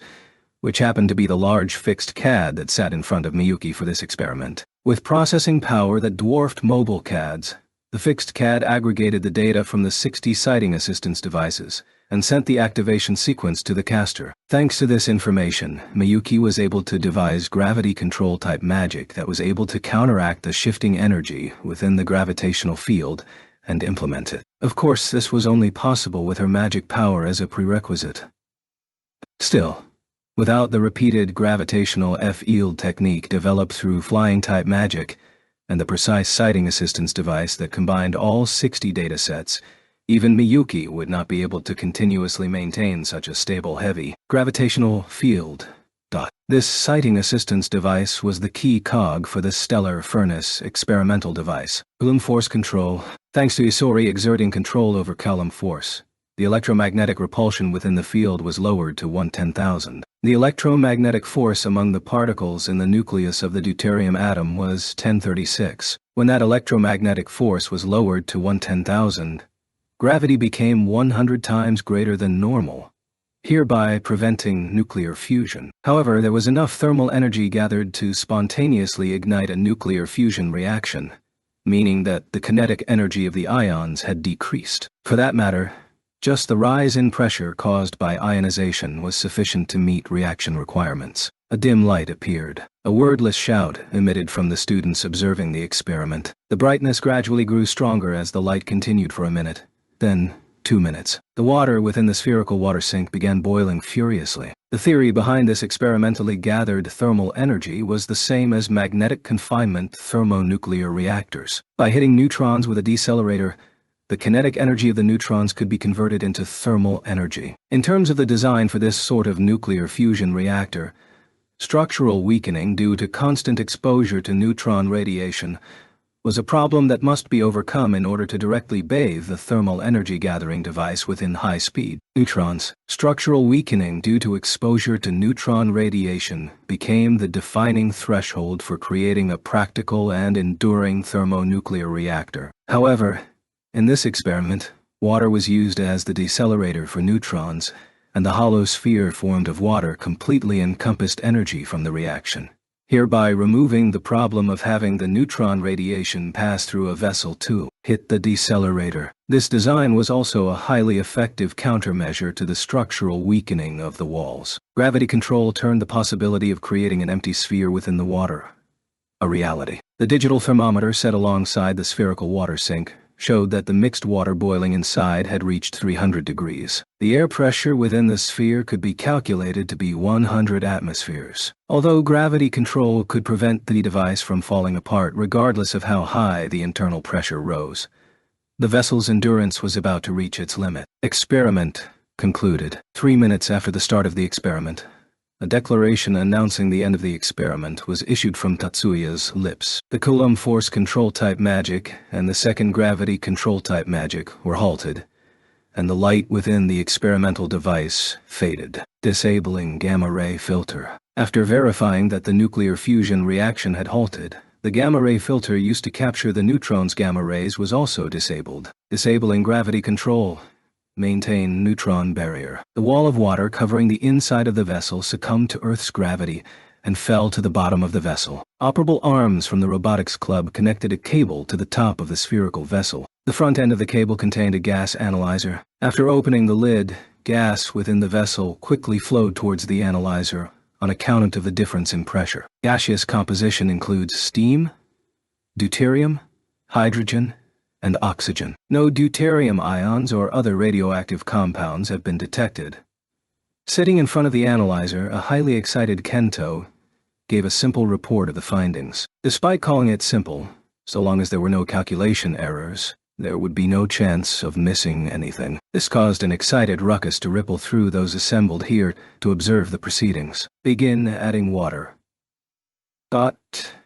Following Tatsuya's orders, a malleable water hose was connected to the cable and began pumping cold water into the receptacle. Thick steam began to be emitted from the inside of the spherical water sink, but the steam swiftly faded away to reveal a water sink full of transparent water. Disabling neutron barrier. Tatsuya directed a grateful look at Minami, who was in the process of lowering her shoulders, before directing his gaze towards Honoka, Kasumi, Izumi, and Miyuki, in that order. Finally, he and Asori caught each other's eyes and nodded before Tatsuya passed the microphone into Asuza's hands, as she had been diligently observing the various recording devices until now. Shaking her head repeatedly, Asuza tried multiple times to press the microphone back to his hands. However, unable to withstand Asori's smile and Tatsuya's wordless pressure, Asuza wore a tear-stricken expression as she accepted the microphone. After taking many deep breaths, Asuza moved the microphone to her lips. Adopting a determined expression, though it seemed more like a self-destructive expression, she made her declaration to the assembled students who had witnessed this entire process. The sustainable thermonuclear experiment using continuous gravity control type magic as its core has reached the expected goal. I hereby declare the Stellar Furnaces experiment to be a success. Both the quad and the dorms were filled with cheers at the same time. The fervent cheers that could be described as a tad volatile were also the cries that heralded both the possibilities and future of magic. Overcome by the students' cheers, Congressman Kanda and his reporters stood completely frozen, and it was only when the spherical water sink was being brought back into the radiation lab and the students were filtering out of the quad back to their classes that they finally recovered their wits. What was that just now? In a voice quaking with fear, one of the reporters asked of Tsuzura and Jennifer, who were deep in their own conversation. That experiment was about the continuous gravity control type magic thermonuclear reactor. However, a literal question received a literal answer. The reporter's voice grew rougher due to his agitation, but Kanda, as expected of someone who had survived the double-dealing world of politicians, was not so easily ruffled. What is that thing? Didn't they give up on a practical thermonuclear reactor? That was Kanda's question. Who said gave up on? Gave up on what? Huh? And those were replies given at the same time by Tsuzura and Jennifer. The two exchanged a glance after their voices overlapped before Jennifer once again opened her mouth. We never gave up. We just set its priority below finishing a solar energy system first. Although research on a large-scale experimental device was halted due to budget issues, the topic itself continues on even in fields other than magic. Although they heard a snide "Ho, is that so?" slip out of Tsuzura's mouth, Both Kanda and Jennifer ignored him. Using magic to conduct thermonuclear research is also a part of this. Thermonuclear reactors using electromagnetic magic were abandoned due to its complexity. But in comparison, the new thermonuclear reactors relying on gravity control type magic continue to be researched in the world of magic theory. When you say research on thermonuclear reactors, is that so you can create a viable thermonuclear detonation through magic, such as the one used during the scorched Halloween? The questions posed by the two reporters were filled with malice, causing Jennifer to wrinkle her brow. Nevertheless, barbed indictments did not fall from her lips. Ha ha ha ha. Tsuzura's insolent laughter removed Jennifer's sting and slightly terrified the reporters. Thermonuclear detonation. Pray indulge my question, but what were you just observing? The unnatural usage of the twofold niceties was an intentionally impolite jab. Even an imperceptive individual could tell that the words literally meant, "Are your eyes just for show?" This man who bears the name Tsuzura not only had an arrogant attitude, but also carried a sarcastic personality. Creating a miniature explosion doesn't even require such a complex magical combination, nor would the giant explosion you guys are talking about use one either. Furthermore, the only successful example of a large-scale thermonuclear explosion comes from the Brazilian Army's Miguel Diaz and his strategic class, synchronized linear fusion magic. No one else has been able to recreate Diaz's ability. Even with the countless talented students at our school, did you really think such a thing is possible? Heightened displeasure had contorted the reporters' faces. They were aware that their opponent was the expert, and they were only outsiders. In addition, they were completely ignorant on how difficult synchronized linear fusion was. If there was only one successful example in the world, then there was no way they could forcibly stretch this to include high school students even at the experimental level. Yet, they had long since grown accustomed to this level of sarcasm. The source of this expected displeasure was the dismissive attitude that treated the reporters like common rabble. Not only Tsuzura, the reporters felt that the dean, the principal, the female teacher standing over there, and even the students never bothered to treat these messengers of public opinion with any sort of respect. Today's thermonuclear experiment was aimed at the energy sources that are the foundation of society. Although there are quite a few more hurdles left to circumvent, if this stellar furnace becomes more practical, then it will probably provide a more abundant source of energy than solar energy. Tsuzura kept his eyes on Kanda as he said this. Even if they were unwilling to accept this, the reporters knew from the bottom of their hearts that they were nothing in Tsuzura's eyes. What do you think, Congressman Kanda? Our students have a fine spirit of peaceful, civic contribution, do they not? You are quite right. I think that their proactive attitude towards the betterment of society should be commended. Maybe he had a switch somewhere, but in the face of Tsuzura's brazen tour de force, Kanda could only nod his head unwillingly. In response, Tsuzura revealed a fake smile and bowed towards Kanda. Thank you very much, Congressman Kanda. I will record the words you just spoke. I'm sure you will not object, in the name of fostering students' motivation. No, surely there's no problem. No.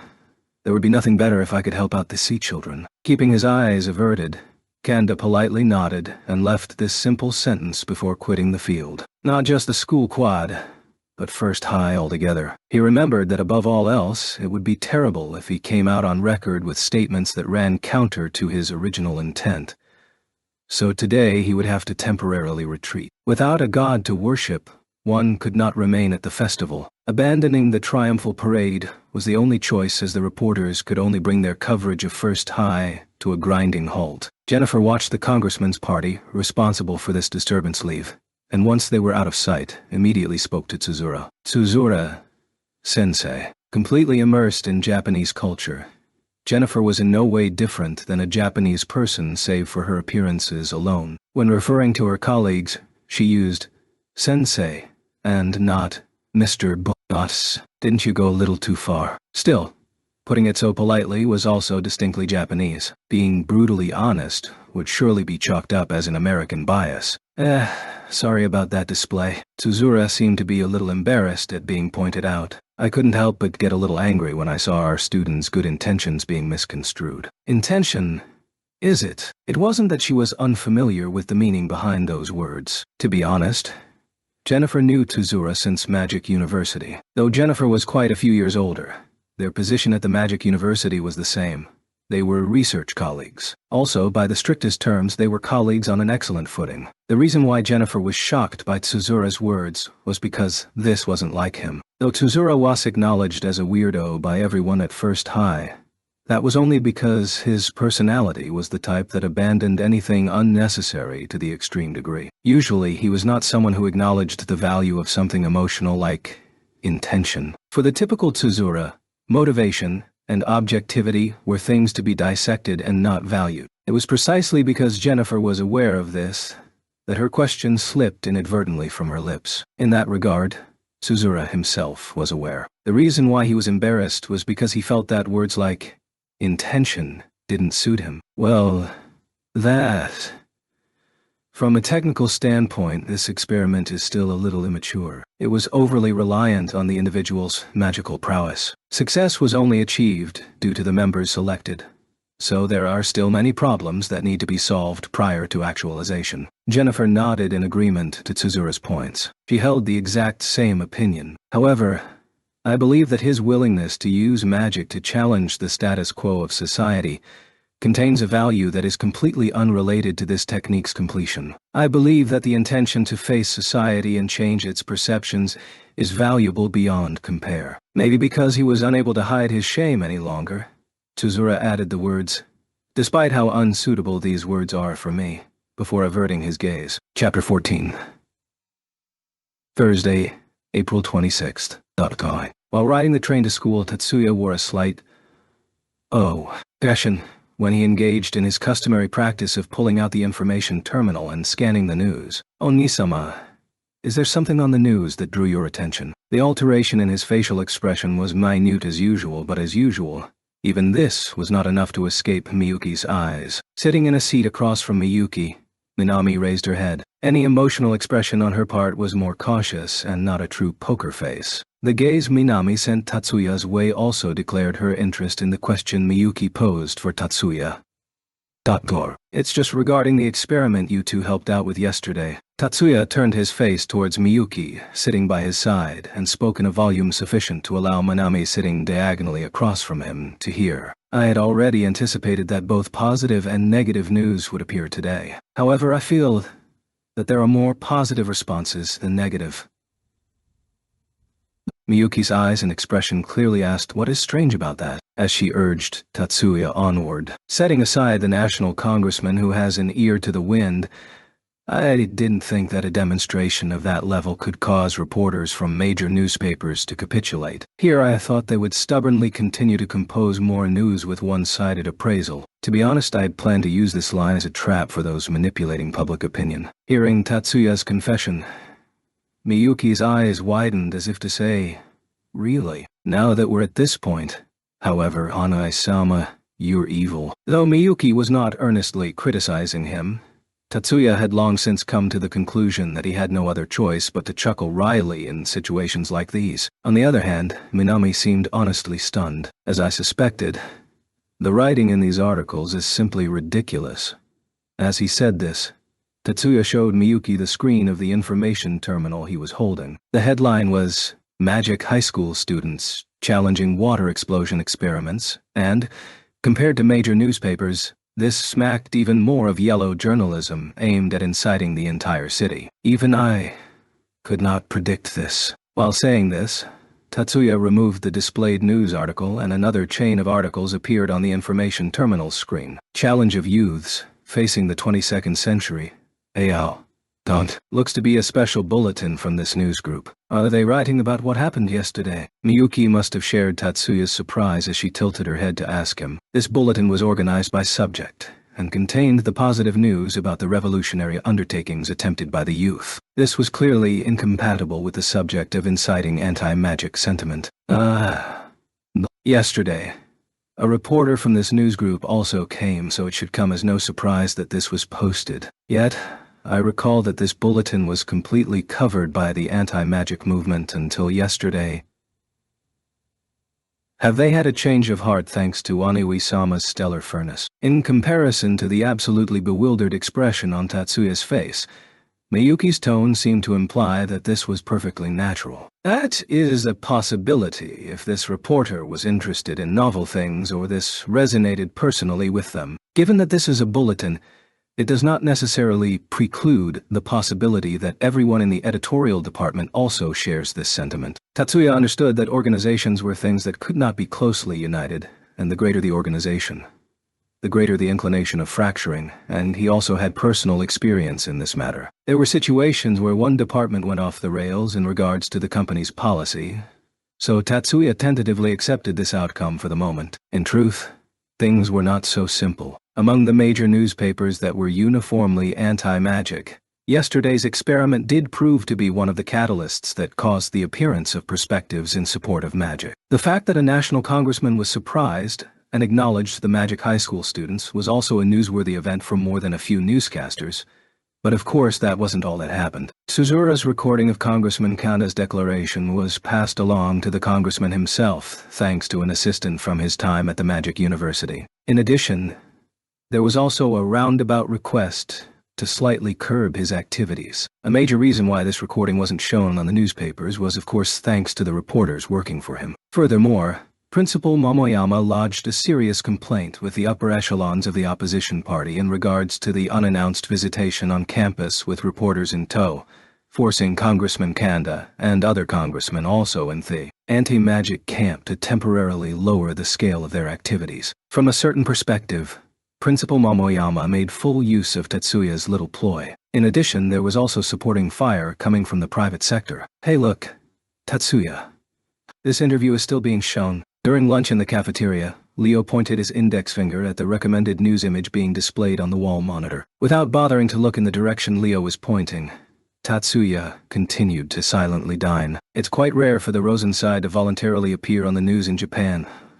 Anisama. However, just because he could ignore Leo, that didn't mean that Tatsuya was able to deny Miyuki. Given that someone bearing the Rosen name has been assigned to Japan, a major policy change may be afoot. Paying heed to avoid looking towards Erika and Mikihiko, Tatsuya replied in a carefree manner. Of the 16 widescreen monitors on the wall, 4 of them were broadcasting the interview with Ernst Rosen, CEO of Rosen Magicraft's Japanese branch. On the screen, Ernst Rosen was answering the newscaster's questions in fluent Japanese. I never thought that high school students would be able to wield such high-level magic. I am astounded by the level of Japanese magical techniques. Isn't he applauding you guys? Completely unlike her usual flair, Erika had remained silent since the very beginning. In comparison, though this was not exactly the right way to put it, Tatsuya once again ignored Leo's merry attempt to engage him in conversation. After seeing the successful experiment conducted by students at First High yesterday, I caught a glimpse of how the techniques and possibilities of magic can bring about greater prosperity to mankind. Incredible. He even said the prosperity of mankind. Seeing Shitsuku frankly express, without any ulterior motive, her amazement to this recognition, Tatsuya once again blandly replied, "That was thanks to everyone's hard work." Both Miyuki and Hanuka were amazing. I didn't do anything that impressive. Watching the ruckus brewing between Shizuku and Hanuka, Tatsuya was caught between contemplating, what is Rosen's goal here, and surprised that they appear to be wise enough to make sure that the names of the high school students were not revealed. Though unexpected, the various positive responses garnered by the stellar furnace experiment significantly lifted the spirits of the students at First High. Even if they were not the ones responsible, they were still students at the same school acknowledged by society. Even if this was a superficial manner, the desire to be recognized at their tender age was satisfied upon recognition being bestowed on the group they belonged to. During 5th period, or shortly after the end of the last period after lunch, in Year 1 Class A, Takuma was preparing to head for club activities group after class, when an unpleasant conversation resounded in his ear for the umpteenth time. The topics his female classmates were conversing about were the CEO of Rosen Magicraft's Japanese branch, Ernst Rosen, as well as the comments the CEO made yesterday. Other female students in class were also clamoring to join the experiment. Takuma suddenly rose to his feet, without paying any heed towards masking his agitated mood. Noticing Takuma's sudden, sinister burst, the chatting girls halted their conversation. The reason behind his attitude was because the class atmosphere was too giddy. Plainly, students from Class A had not directly participated in yesterday's experiment. Kasumi and Minami were from Class C, Izumi was from Class B, and Class A didn't send any supporting personnel to operate the machines. That being said, after receiving high marks from the cadre of a world-famous corporation, almost all of the students were as excited as if they were the ones responsible for this feat. That is to say, every student save Takuma himself. Damn it! While that thought ran through Takuma's mind, he was unable to finally control his own emotions at this time. Praise directed towards the Segusa family. That was what he believed, or whatever it was had exhausted all of Takuma's patience. Finally, without any word to excuse himself, Takuma left the classroom as if fleeing. Takuma's rotten mood failed to dissipate even during his time at the club group activities HQ. His techniques were a mess thanks to his lack of concentration, causing his stress to amplify as he failed at things that normally posed no challenge to him. After school, Takuma's agitation had reached a peak. For Takuma, today was an unlucky day. After retrieving his own CAD from storage in the office, Takuma ran into Kasumi wearing her Public Moral Committee bracelet in the school quad on the way home. After Club Invitation Week, members of the Public Moral Committee returned to duties by shift. Generally, patrols were conducted by one person alone, and this was no exception even for new students. Thus, Kasumi was alone. After taking the time into account, she was probably on her way back to headquarters. This is why there was nothing odd in Kasumi passing a cursory glance over Takuma before passing by him. In all likelihood, what transpired next was the product of Takuma's inferiority complex. Looks like everything is going according to plan, Segusa. Takuma believed that Kasumi was mocking him. What are you referring to? Kasumi, coming to a stop and turning around with a shocked look on her face, was not an act. However, in the eyes of Takuma, and with all the leftover stress from his father's careful reminder from 2 nights ago, Kasumi was playing dumb. Continuing along this misunderstanding, Takuma vented all of his frustration on Kasumi. I'm talking about yesterday's public experiment. Haven't you even won the attention of the Rosen Branch CEO? Public experiment. Shippo-kun. Is there a misunderstanding somewhere? Kasumi was most definitely not a young girl of genteel personality. Even if she pretended to be an obedient child, her nature was that of someone who got into fights easily. Never taking the dark and treacherous route, she was someone who walked beneath the daylight. Here, she had no intention of hiding her displeasure at the malice lurking within Takuma's words. Stop playing dumb. You knew ahead of time that a national congressman hostile to magicians was coming. So that's why you put on a show yesterday, right? You clearly took advantage of Shiba-senpai and successfully bolstered your own fame. You said took advantage of. Don't even think of bullshitting your way into this. Kasumi's response grew coarse. Although Takuma's point regarding their forewarning about Congressman Kanda's arrival was true, Takuma also fully believed in his speculation. How careless of me. That guy's reputation goes beyond this school and extends even into the 9 schools. As expected of the Seiusa, leaving nothing to chance. After your older sister. Are you the one to seduce him? After all, you siblings are unimpeachable when it comes to appearances. Stop joking around. Kasumi suddenly exploded. This force was sufficient to silence Takuma for a while. Still, blood rushed to Kasumi's head for only a second. Seduce, eh? The Shippu line of thinking is certainly debased. We, the Segusa, haven't even considered something like seduction. You aren't too bad looking yourself. So why don't you go serve as some magician's gigolo? Though, anyone who would want a gigolo in this day and age would probably have to be a lecherous entertainer. This time, it was Takuma's turn to color in fury. Kasumi's metaphor did not contain a more profound meaning. The term lecherous entertainer referred to the recent news heatedly talked about over the porn websites about the liaison between a certain veteran actress and a young man that Kasumi heard a passing reference to. She wasn't using the term gigolo specifically because it referred to a mature woman's younger lover, but merely because she wanted to borrow the term from the headlines. However, for Takuma, that term seemed to be mocking his relationship with Sawamura Maki. Are you picking a fight with me, Segusa? I believe it was you, Shippo, who fired the first shot. Furthermore, have you already forgotten? I have already said that I will fully play along until I grind you into the dust. until you never dare to pick a fight with the Sagusa again." Takuma and Kasumi glared at one another. Both their respective right hands grabbed their left sleeves. Both of them used the same bracelet-shaped CADs. The two of them had far surpassed the point of no return. "You two over there, what do you think you're doing? You two, drop your hands now." Nevertheless, just as the two of them were about to manipulate their CADs, voices originating from behind them called out for them to stop. The voice behind Takuma belonged to a male student. The voice to the rear of Kasumi came from a female student. Takuma pulled back the left sleeve with his right hand as he turned around. On the other hand, Kasumi dropped her right hand and turned. In Takuma's field of vision, a slightly familiar-looking upperclassman reached his right hand towards his left breast with a serious expression. He was planning on pulling out the pistol-shaped CAD stored in the shoulder holster, Takuma judged. Takuma's counterattack was all reflex. His right hand touched the CAD's power switch. The upperclassman who was his opponent also drew his CAD. "I won."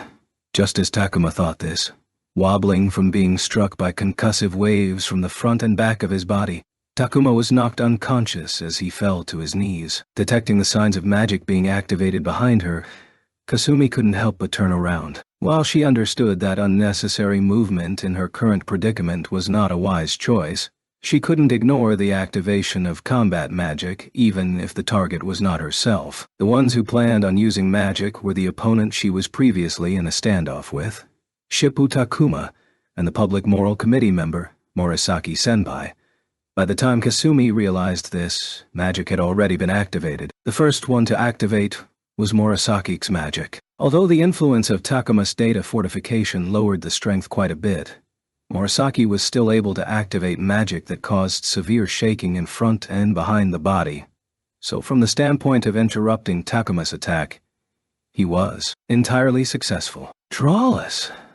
Slightly shocked, Kasumi involuntarily murmured this. It was obvious that Takuma was quicker at preparing his CAD. Specialized CADs were faster than generalized CADs, but under those circumstances Takuma should still have been faster, regardless of the speed difference between specialized and generalized CADs. That was because Morisaki should have had to follow the draw, aim, process. Yet, prior to drawing the CAD from the holster, Morisaki had already used his own senses to aim the prepared magic. This was a high-level technique for pistol-shaped CADs known as drawless. Since there was an assistance device built in that activated in the direction that the CAD was pointed in, it was very difficult to fire pistol-shaped CADs without drawing them. Nonetheless, Morisaki did this perfectly without sacrificing the specialized CAD's advantage in speed. In truth, Kasumi didn't rate Morisaki really highly in her book. Both the scale of magic sequences and strength of interference were only average. It was his deployment speed that was faster, and only that alone. She once harbored the doubt as to why someone like him, who clearly only possessed this degree of talent, was selected into the Public Moral Committee. But at this moment, Kasumi could only frankly admit that she didn't have a good eye for people. Even now, her belief that Morisaki only had average magic power remained unchanged, unrelated to the magic power that one was born with. This level of technique should come naturally to an upperclassman, Kasumi thought. I too need to work even harder. Internally buoyed with motivation, Kasumi clenched her fists. "Kasumi!" But when a flat voice called out her name from behind her, Kasumi's body immediately tightened as if she jumped. "Kitayama Senpai." Directly before her abashed self, Shizuku stared at Kasumi with a dark expression on her face. After being brought back to the Public Moral Committee headquarters by Morisaki and Shizuku, Kasumi and Takuma felt like they were sitting on pins and needles. Members of the Public Moral Committee present included the chief, Kanon, as well as Morisaki and Shizuku, who had brought them here. Shizuku was not on duty today, but was coincidentally dragged into this. The club activities group were represented by the head, Hattori, and the executive officer, Tomatsuka, as well as the representative from the student council, Tatsuya, here for some unknown reason. "Kasumi, as a member of the Public Moral Committee, what the hell were you doing? And you were even on patrol." Kanon deeply sighed, whereas Kasumi averted her gaze in shame. "Shippu, you are aware that unauthorized use of magic is against school rules, correct? Using magic after getting into a fight is already a serious enough infraction.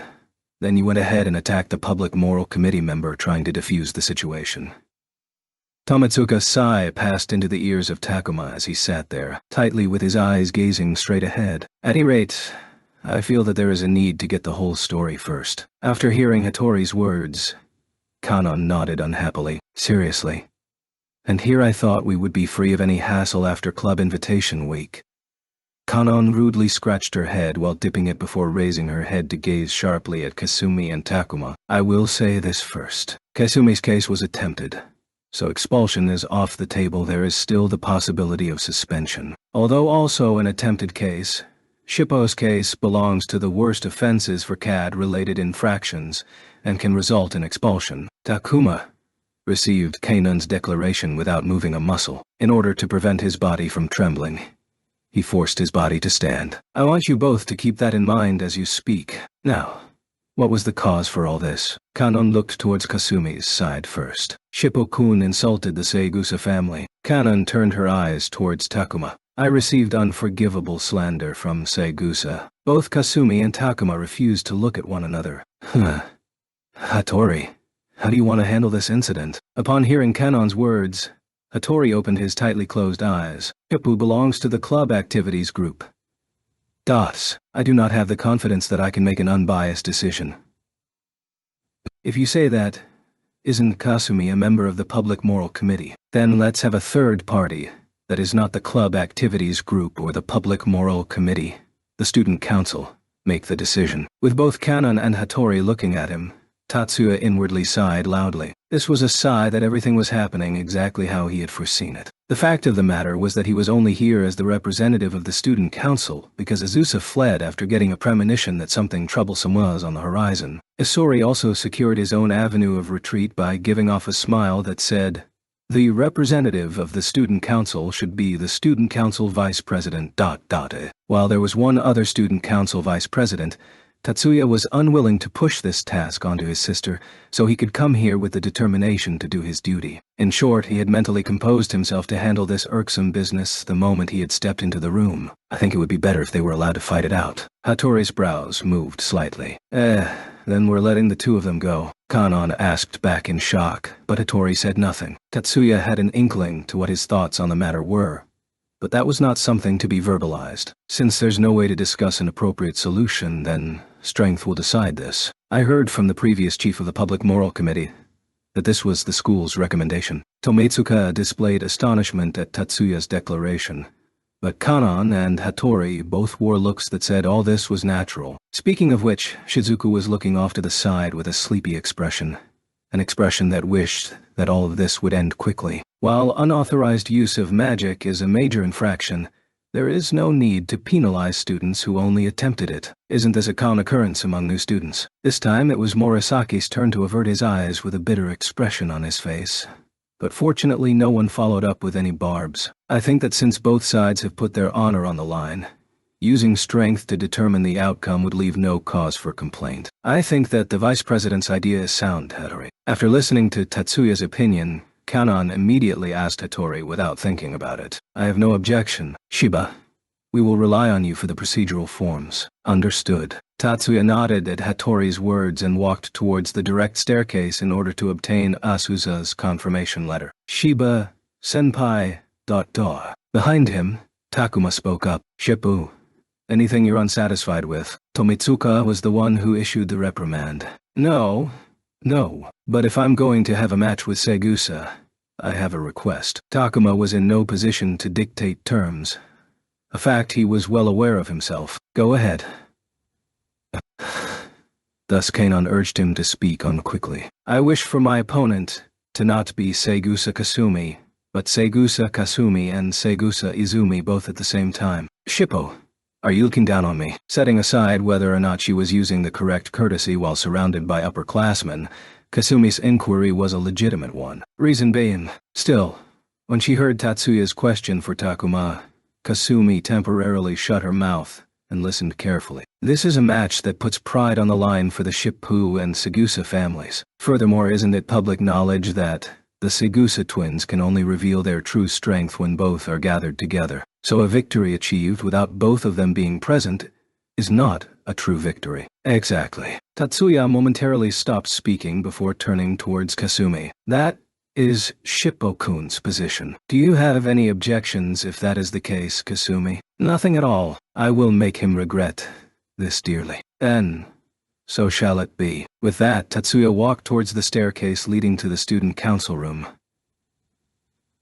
After returning with a permission slip carrying the seal of the student council president, Tatsuya was followed by Izumi and, for some unknown reason, Miyuki and Hanuka. Chief, please press your seal here. The seal. Duh. Where did I put that? Behind the panicky Kanon, Shizuku pulled out a small box carrying important items from the book cabinet. Clearly hiding her abashment behind a mask of courtesy, Kanon received the small box and pressed the seal on the permission slip. As if to dispel the awkward atmosphere, Hattori coughed loudly. Where should we select as the grounds? Please conduct this in practice room. #2. Honoka was the one who answered the question Hattori directed at Tatsuya. Everyone here knew that she had come here with the passkey for practice room #2 without any verbal confirmation. Is Shiba-san the referee? This question came from Tomitsuka. It seemed that from the very beginning, he was highly curious as to why Miyuki was here for all this. No, I'm just the witness. Miyuki smiled as she denied Tomitsuka's hypothesis. Then, the judge will be Tatsuya-kun. Ishitsuku's question was phrased towards Tatsuya himself, but Kanon interrupted before Tatsuya could reply. That's fine. I have no objection. Tori followed on the heels of Kanon's words. Neither of them appeared interested in Tatsuya's opinion on the matter. Let's go.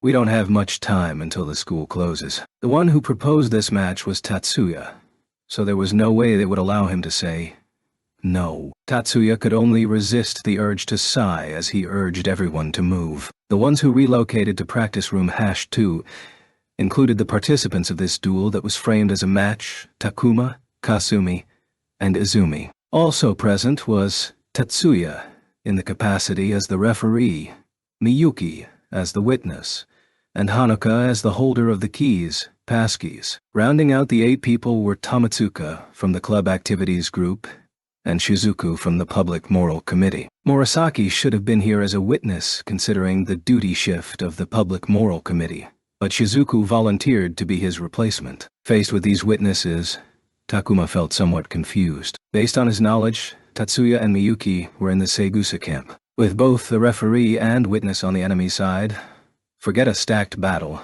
This was going to be an uphill battle the entire way. On the other hand, both Anoka and Shizuku were talented individuals whom Takuma wished to call upon for assistance in order to regain the Shippo family's rightful place. Takuma's simple line of logic told him that if he could impress the two of them with his might here, they would be easier to persuade later down the line. Well, this was nothing to knock a 15-year-old young man for, seeing as Takuma's mental age matched his real age. Broadly speaking, it was Tatsuya's group that didn't seem like youngsters befitting their age. A completely unfavorable position as well as the rewards involved if he could beat the odds and obtain victory. Faced with both Segusa sisters, Takuma's confusion only sharpened his fighting spirit. On the other hand, Kasumi and Izumi weren't as invested as Takuma. Kasumi was just here because of Takuma's one-sided meddling, though that was probably a falsehood, whereas Izumi felt like she had been roped along for the ride. Neither of them bore any particular feelings for the Shippo family. To them, it was just irritating to be viewed hostilely, and so long as he kept to himself, they cared not the slightest that he had higher grades or was selected as the student representative. In essence, neither of them cared for worldly status or reputation. Though they liked to be praised and detested being looked down upon, they were not the type to plot for their gain. On some level, this could be described as those blessed by the heavens lack nothing.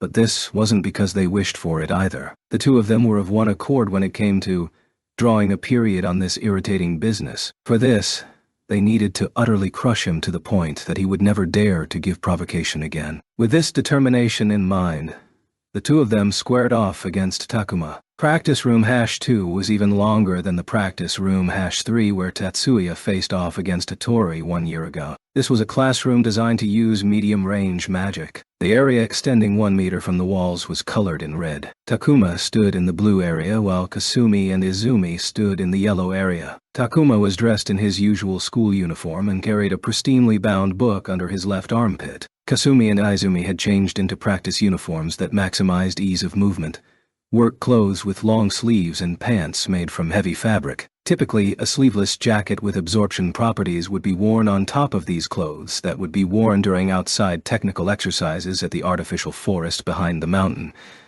But right now, neither of them wore this jacket. The skin-tight work clothes they wore perfectly displayed their delicate curves. But Tamatsuka appeared to be the only one present who had no idea where to look. The rules for this match forbid physical contact.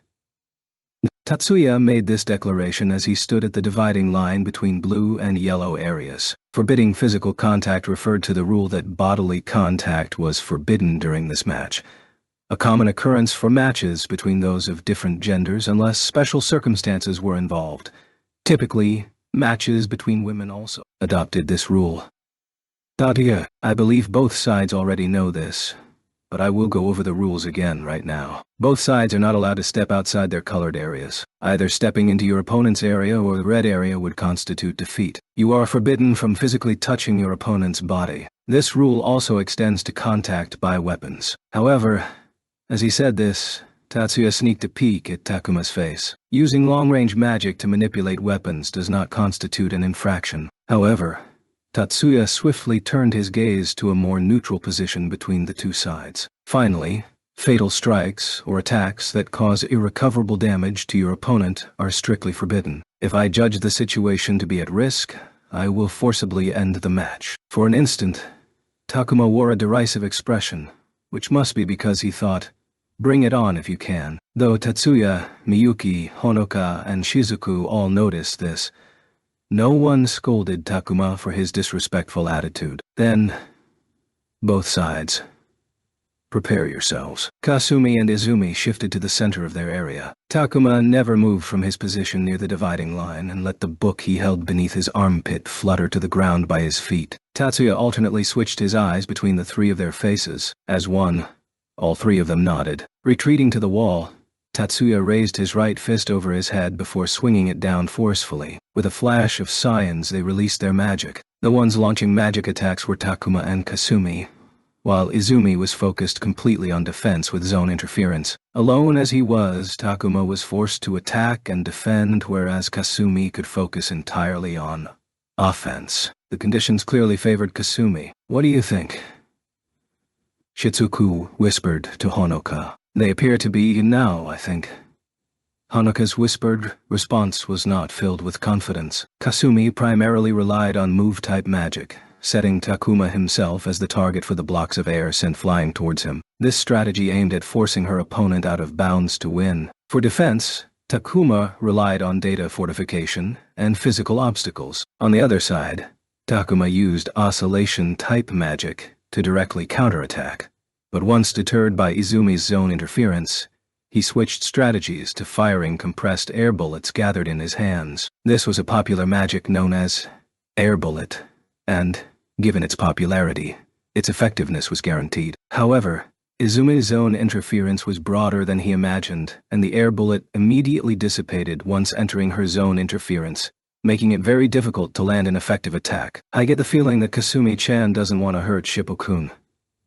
That's why the scope of her attacks has been restricted. Indeed, Shippo-kun, on the other hand, doesn't look like he's completely grasped how to use air bullet. Wouldn't it be the same for Izumi? Yeah. Without putting the entire room under her dominion like Miyuki does, using zone interference alone is insufficient to completely block air bullet. The two of them are so inherently talented that they have neglected to put in the necessary hard work to perfect their skills. They are new students after all. That's true. We were more or less just like them before the 9 schools competition. Although he was unable to hear Honoka and Shizuku's conversation, Takuma was deeply conscious of the fact that this can't continue like this. He frantically tried to settle his agitated heart and desperately searched for an opening while deploying his magic. He didn't feel that his magic power was inferior to theirs. He wouldn't lose even 2-on-1, and he had the confidence that victory was his the moment he played his trump card. However, Takuma was aware that there was a high risk of injury to his opponents if he unleashed his trump card. Even though he was an upperclassman at first high, he didn't believe that Tatsuya, who wasn't a member of the 28 families, could stop his magic in time, but there was still the chance of him losing because he broke the rules. This was the source of Takuma's hesitation. However, not Good. He was trying to think while operating magic in a combat situation. As expected, this was not going to work. He used Dissipate on the block of air aimed at his back. After exchanging blows thus far, Takuma had more or less grasped the differences between him and his opponents. Kasumi had the edge when it came to scale of magic, chaining spells and versatility. Takuma was stronger than Kasumi when it came to interference strength, but he was at an impasse with Izumi in that regard. Since his interference strength was stronger and the magic sequence itself was fairly simple, Takuma was able to activate Dissipate in a short period of time and nullify Kasumi's Wind Hammer at the last second. Regardless, air released from its compressed state buffeted Takuma's back like a strong wind. Wind Hammer's air compression was far lower than Air Bullet. While the released air was not sufficient to deal any damage to Takuma's flesh, it was still enough to cause his posture to buckle. Takuma's body tilted forward, causing the accuracy of his magic to drop. The numerous variables behind Air Bullet included size of the bullet, degree of air compression, speed of the bullet, as a fixed rate once incorporated into the activation sequence, direction of the shot, and farthest possible range, all subject to change depending on the amount dictated by the magician. Although direction didn't require verification with the naked eye, line of sight was publicly acknowledged to be the easier approach to aiming. This was why Takuma's air bullets began firing towards a lower angle, a lengthy distance away from Izumi's feet.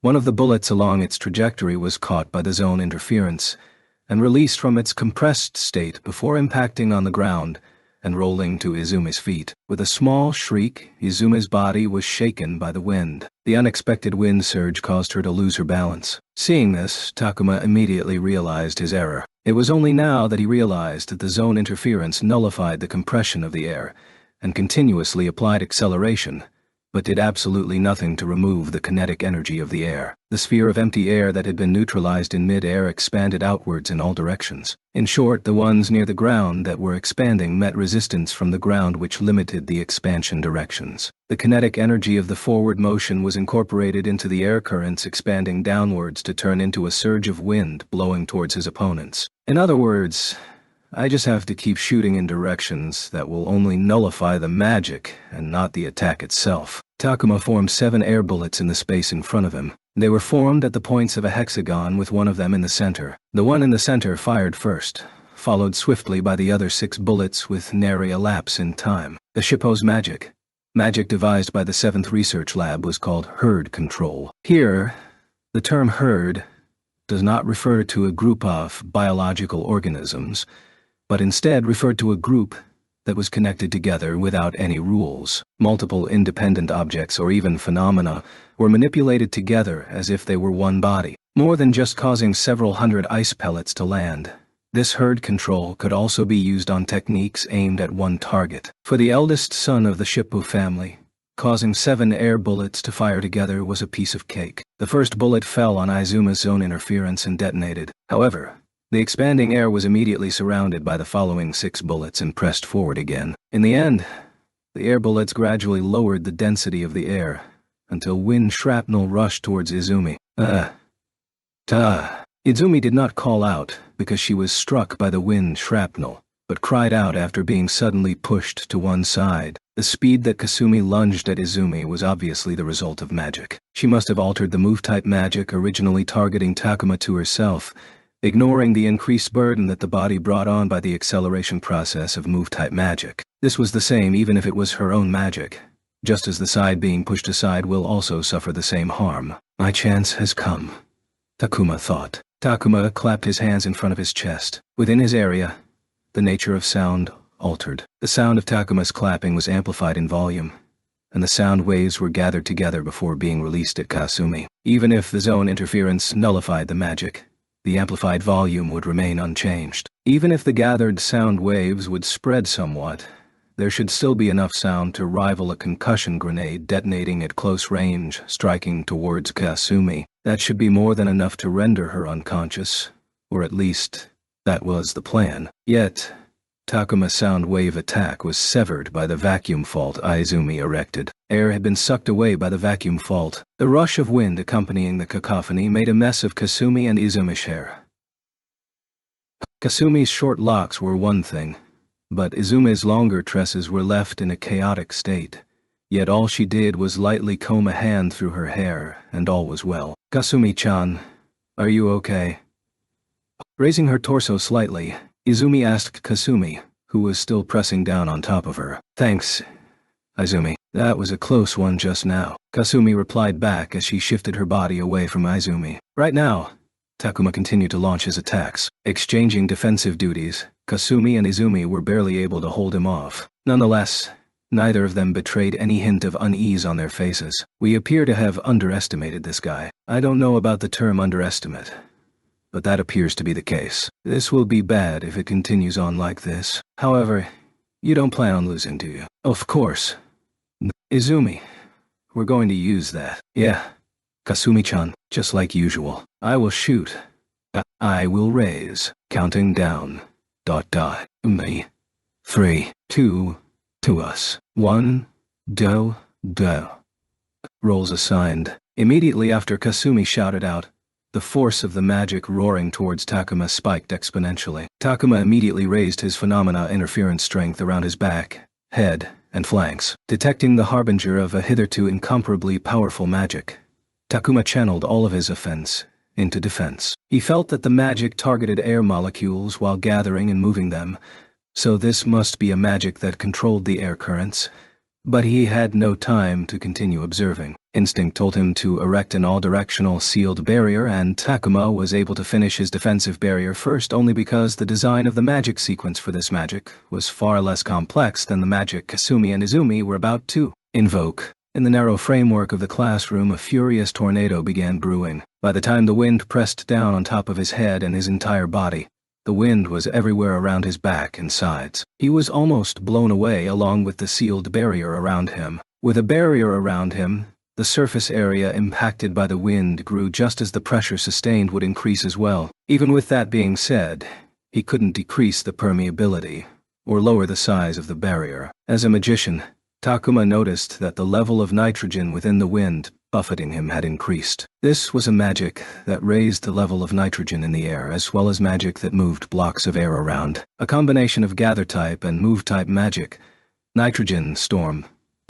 A single breath of this air that was heavily deficient in oxygen would immediately render someone unconscious due to lack of oxygen. If he lowered the barrier to prevent being blown away by the turbulence, then he would immediately start running short of oxygen. Beneath Takuma's feet, where he furiously stamped to right himself, the sound of the pristinely bound book's pages being blown furiously by the wind could be heard as the pages continuously flapped in the wind. The book itself had not been blown away because the wind from the magic only blew at a height above the knees. The pristinely bound book that Takuma carried was a particularly heavy tome. Takuma looked at the back of the book that was printed with the same geometric symbols from the first page to the last, and decided to use his trump card. "This is Nitrogen Storm, correct?"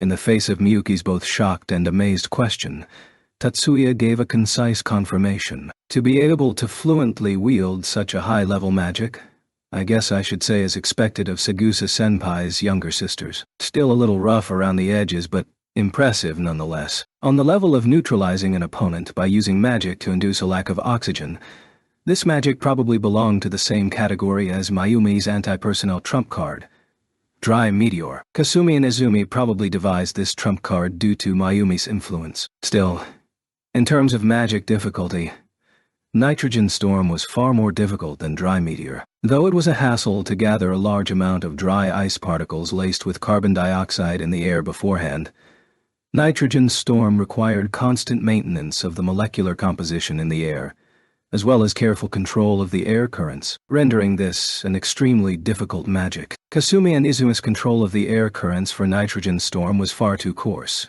which was why Tatsuya said, "Still a little rough around the edges, but this was definitely a high-level magic that could not be seen at the high school level. So this is multiplicative magic.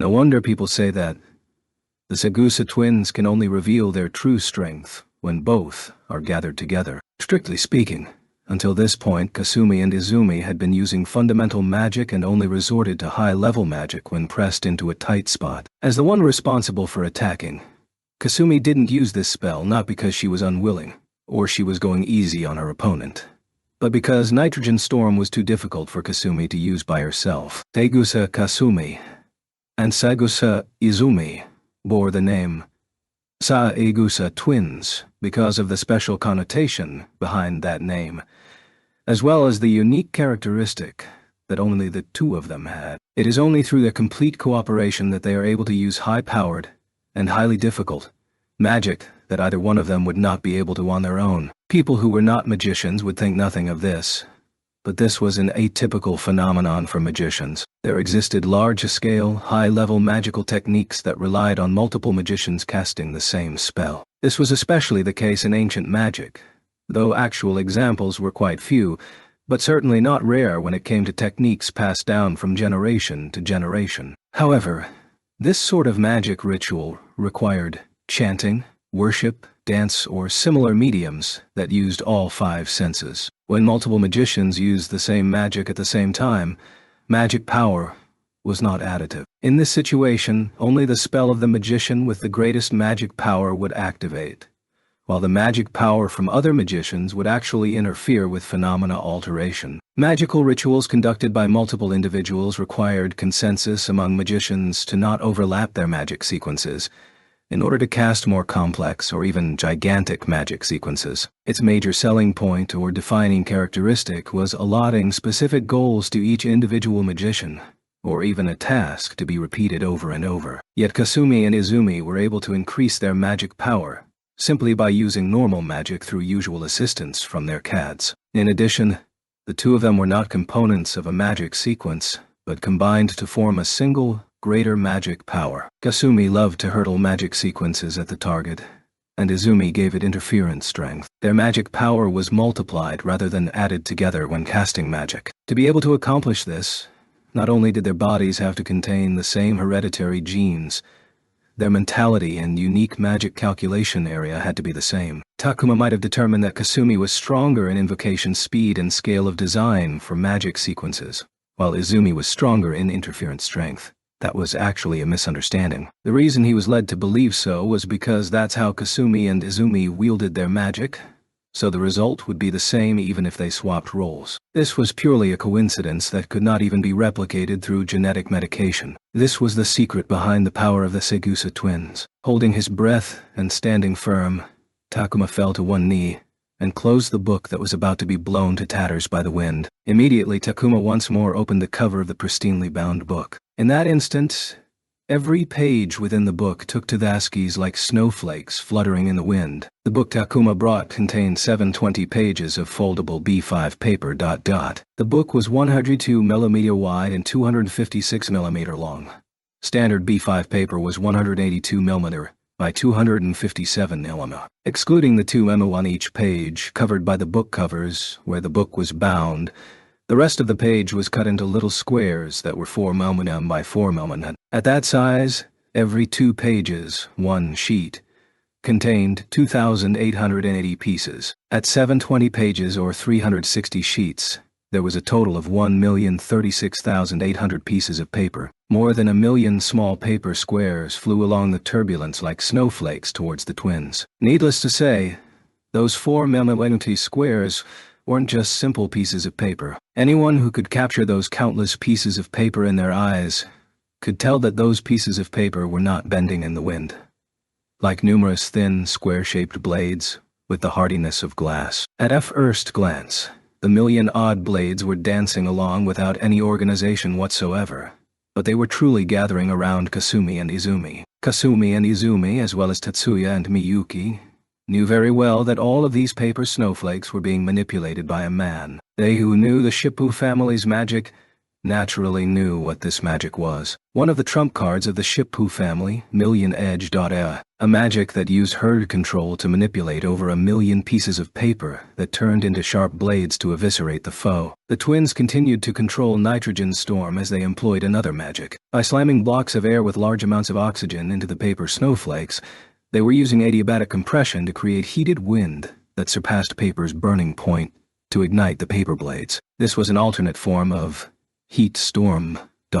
This was a type of magic that was another level higher than simply creating adiabatic compressed air blocks. They had activated this magic while Nitrogen Storm was ongoing, but this was still within the boundaries of their abilities right now. The main subject of the third research lab was the control of multiple magics at the same time. The third research lab originally intended to test the boundary of how many magics could be activated at the same time, as well as raising that boundary as part of their magician augmentation project. Among the magician development labs, the third research lab was a rarity in that they were open with their findings, allowing the 10th research lab to also benefit from this finding. For the Jumonji family that had mastered Phalanx, this helped them incorporate more magic, and resulted in the ability to use multiple magics. As for the Segusa family magicians who moved to the 7th research lab, even if it was high-level magic, using 2 or 3 of them at the same time was no difficult task. The tornado that disallowed any breathing devoured Takuma, as the air that was heated above 500 degrees Celsius was about to burn the paper squares into a crisp. Bathed in the heat that surpassed their burning point, the million-odd blades under Takuma's will were protected by magic, as they thirsted for Kasumi and Izumi's blood. At this rate, Takuma would keel over due to oxygen deprivation, and Kasumi and Izumi would be slashed to pieces by the countless blades that had not been burned up. It was readily apparent that the conclusion would leave both sides with permanent injuries. That's far enough. Tatsuya moved his right arm. In his outstretched hand, a silver CAD flashed brilliantly. That was the pistol-shaped specialized CAD, Silverhorn. Nitrogen Storm. Million Edge, Heat Storm. Their magic sequences were torn to shreds, and a surge of scions scattered those broken remnants. As for Tatsuya's voice declaring a halt to the match, who knew if that traveled to the consciousness of those 3 in battle? In the midst of the silence brought on by the disappearance of magic, regardless of whether it was Takuma, Kasumi, Izumi, no one could understand what had happened as they stood there in a daze. As for whether everyone present was clueless as to what happened, that was not the case. In a word, the only ones who stood there dumbly were the 3 participants of this match, the 3-year first students. While Tamatsuka's eyes had widened, he wasn't wearing an expression of someone who had suffered a severe shock. Though there was some element of astonishment, it would be more appropriate to say that was an expression of awe after realizing what had occurred. As for the other 3, Miyuki, Hanoka, and Shizuku, all wore expressions that said just as we expected from Tatsuya. In reality, only Miyuki alone truly understood what had just happened here. Still, the 3-year 1 students could not even comprehend the fact that Tatsuya's counter-magic had just nullified the magics coming from Takuma, Kasumi, and Izumi in an instant. This match has resulted in both sides forfeiting the right to continue. As the referee, Tatsuya pronounced his judgment. At this time, the Year 1 students finally recovered from their frozen status. What the heck is going on? The first one to question Tatsuya was Kasumi. I should have said this at the beginning of the match. Fatal strikes or attacks that cause irrecoverable damage to your opponent are strictly forbidden. If I judge the situation to be at risk, I will forcibly end the match. Then, the result of the match is. Izumi was far more composed than her twin sibling, but her tone was harsher than usual as she asked her question. Both sides have lost the right to continue. Ergo, both sides have lost. This was not a draw, but a mutual defeat. Tatsuya intentionally said it this way to imply there will not be another match, but whether Izumi and company were able to understand the nuances remained unknown. But, Shiba-senpai, I believe that Nitrogen Storm is different than Million Edge in that this is neither a fatal magic, nor would it leave a lingering repercussion. Izumi meant that wasn't Shippokun the one who lost because he broke the rules? A detail that Takuma immediately picked up on. Takuma was about to reply immediately, but Tatsuya beat him to the punch. Indeed, if the power is carefully controlled, then Nitrogen Storm will not leave any serious repercussions on your opponent. However, Izumi, you two did not have that fine level of control, with Tatsuya visually interrogating with eyes that not so. Look, neither of the twins spoke up. That's not the case. In place of the twins, which was not entirely the case, it was Takuma's turn to contest Tatsuya's decision. We would have determined the outcome prior to that happening. A spark, not out of delight, but out of interest, flashed in Tatsuya's eyes. Then you are saying that you believe you won. Indeed. Fearless in the face of Tatsuya's cold gaze, Takuma arrogantly continued onward. The Segusa's heat storm failed to stop Million Edge. Before the Nitrogen Storm could have breached my sealed barrier, I would have been able to attack the Segusas. A trace of satire slipped into Tatsuya's chilly gaze, which is to say that had I not interfered, hundreds upon thousands of paper strips filled with burning heat would have shredded the delicate flesh of a pair of Year 1 female students. Is that the gist of what you were trying to say? Around them there were at least 2 people who were trying to fight down their laughter. Takuma flushed. The redness of his face was so apparent that anyone could see it. In that case, Shippu, this match ends in your defeat due to rules infraction. Before the excited Takuma could explode, Tatsuya made this declaration in a voice so cold that it was almost cruel. This was Takuma's defeat. Before a steely voice that was cold as ice, even Takuma himself hesitated as to how he should argue this. I will not allow you to say that you are ignorant of what happens to those who take a hit from Million Edge dead-on. Takuma was about to open his mouth and say something, but Tatsuya never intended to give him a chance to defend himself. Allowing an attack that is completely overkill is synonymous to allowing a mutual slaughter. Under the rules of this match, that is not allowed. Takuma appeared to be trying to free himself from the tremendous pressure being exerted on him by Tatsuya, and fired back with more fervor than was necessary. Just squeezing out such a simple word plainly cost him a lot of energy. So you are saying that from the very beginning? Once I used Million Edge, I would lose. If you are unable to control its power, then that is the same as breaking the rules. How can that be?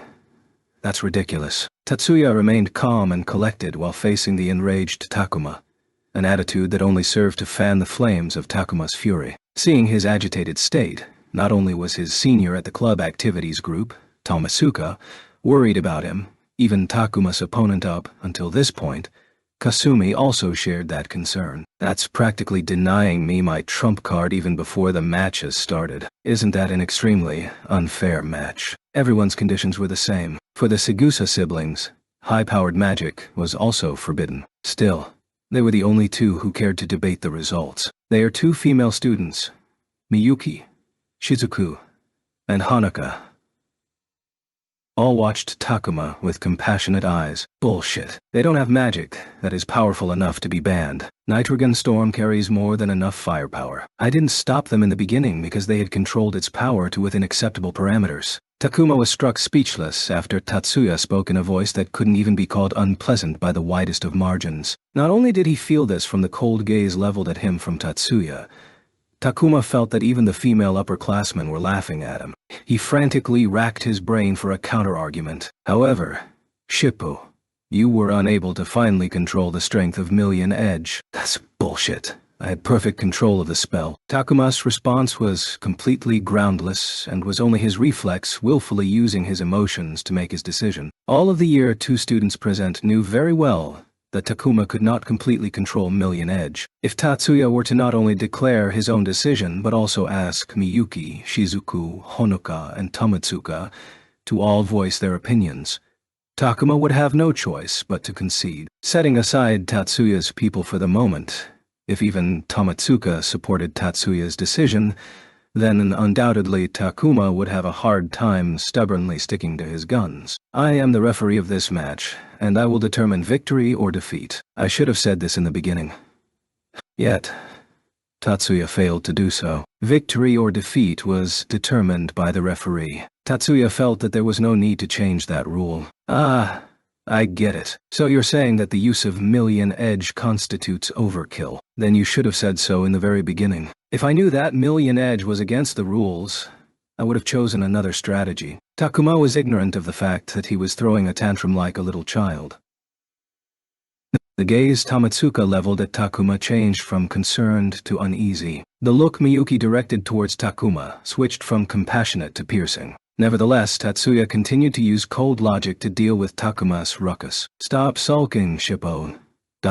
You were unable to control its power because you're still immature. Regardless of whether it was forbidden, the inability to fulfill the requirements proves that you are still lacking. You're a weed. You have no right to say that. The classroom suddenly fell silent. That silence was suffused with an almost painful anxiety. Takuma's originally flushed face now went deathly pale. He had never planned to go so far. It was almost as if all of his blood had rushed to his head, thus leading him to say something he could never take back. Shizuku and Hanuka had turned pale for another reason altogether. That was because they were fearful of the winter storm that was about to ravage this entire room. Fortunately, prior to that occurrence, Tatsuya opened his mouth. "Are you displeased with what I said?" Takuma also noticed that his statement was inappropriate on two fronts. Weed was a term that was taboo on campus. Furthermore, Tatsuya was an exception, who had been promoted to magic engineering from course 2 due to outstanding talent. Takuma thought furiously in order to recover from that blunder, but he had already been pressed into a corner and unable to restore his cool, so no solution came to his mind. Even so, Takuma still didn't shut his mouth. "I'm displeased only because of the unfair adjudication. The Sagusas were able to control Nitrogen Storm and I was unable to control Million Edge. Isn't that too much of a bias impression on Shiba-senpai's part? I controlled Million Edge perfectly. Shiba-senpai is clearly favoring the Sagusa. Shippo. Your words are at odds with one another." Takuma allowed his emotions free rein as he allowed his mouth to run wild like a child throwing a tantrum. The stunned voice that reprimanded the present Takuma came not from Tatsuya, but from Tomitsuka. "If that situation had continued, your magic would have dealt damage to the Sagusa siblings that surpassed the bounds of this match. Didn't you already admit that? That's because the Sagusas used Heat Storm." Takuma's words were not entirely illogical. Unfortunately, in this circumstance, these words only sounded like he was shedding responsibility. "Enough, Shippo." An emotionless voice inserted itself into Shippo and Tomitsuka's conversation. Those words were issued from Kasumi's lips. "To be unwilling to admit defeat to this degree, let's just call it your win. Kasumi-chan, is that really okay?" Among those present that felt varying degrees of surprise, the one who asked Kasumi, this was the one who knew her the best. Izumi. "Yeah, Now that I think about it, we shouldn't get so heated about something like this. No matter how you look at it, using multiplicative magic in an unofficial school match along with a combination of Nitrogen Storm and Heat Storm is just plain overkill." Shiba-senpai is right about that. Just like her words, Kasumi appeared to have completely calmed down. Not only did the look they sent Takuma not contain a trace of enmity, it was absolutely carefree. If that's what Kasumi-chan wants." Izumi easily accepted Kasumi's words. Originally, she was only here to help out her older twin sister. Since Kasumi said that was fine, then Izumi wasn't going to be a stickler for the result. Takuma looked like he was unable to decide whether to speak or not, although he wanted to angrily shout, "Don't be ridiculous." He also felt that was too shameful. In the end, no shout came from him. As he fell silent, thanks to this unexpected shock, he was able to reclaim a level of rationality. Kasumi walked towards Tatsuya with Izumi following behind her. "Shiba-senpai,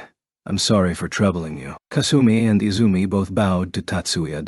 The fact that 70% of Izuma's attention was placed on Miyuki could probably be chalked up as her adorable part, while Takuma gritted his teeth and watched this scene. "Still, can I say something?" Of course, just apologizing at the end of it all was not Kasumi's style. Nay, it was more like not facing off against Tatsuya here was not Kasumi's style. "What is it?" Unlike the expression he wore while conversing with Takuma, Tatsuya wore a wry smile here.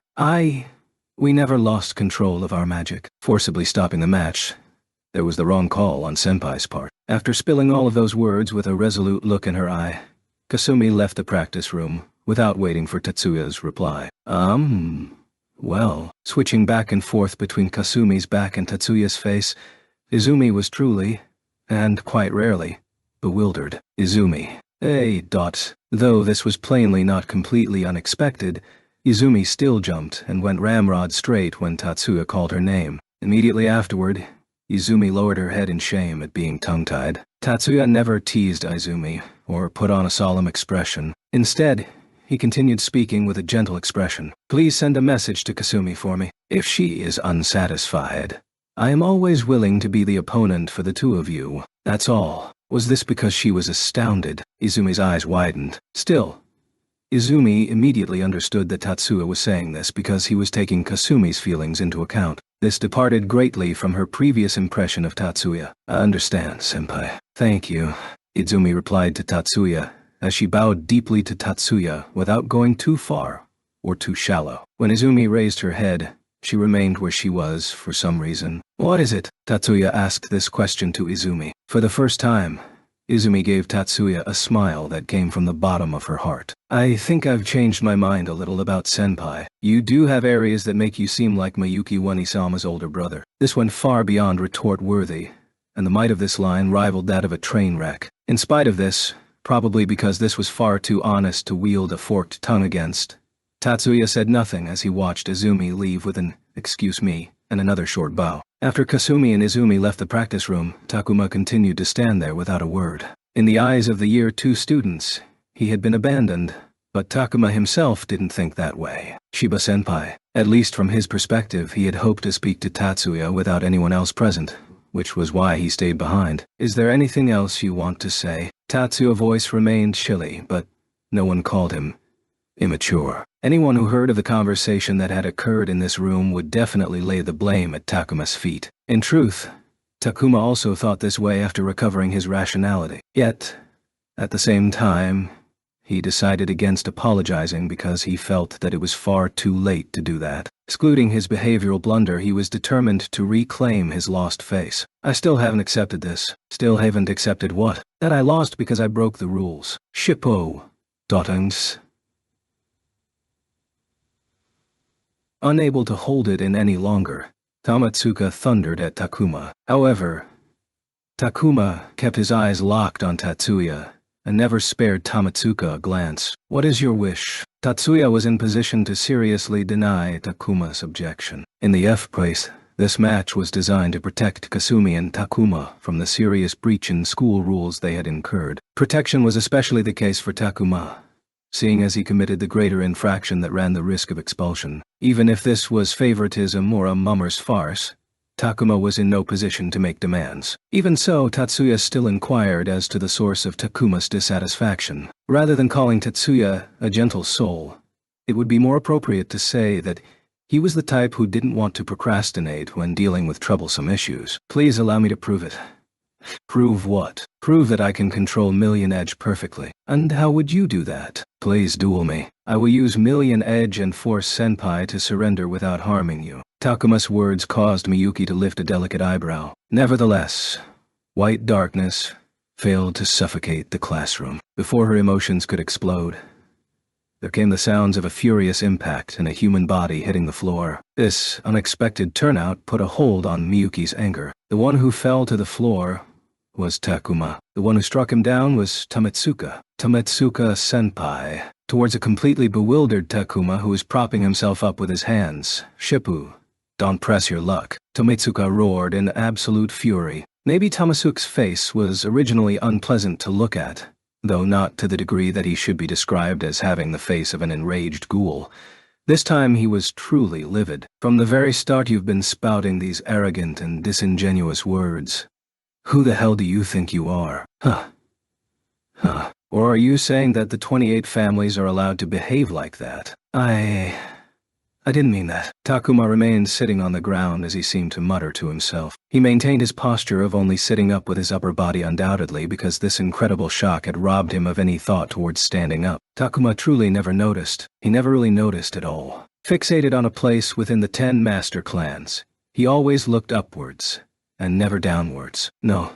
Even if he did lower his head, he never truly looked. Just as Takuma never acknowledged the value of the Shippu family absent its place among the 10 master clans, so too did he unwittingly look down upon the magicians who didn't even have the right to join the 10 master clans, just as he derisively viewed his own father. Shippo. If you say you want to prove yourself, then I will be your opponent. Or are you saying that I'm not good enough for you? That range 0, the Tamatsuka trash of the 100 families, doesn't have what it takes to be your opponent. Maybe because he was completely overcome by Tamatsuka's imposing manner.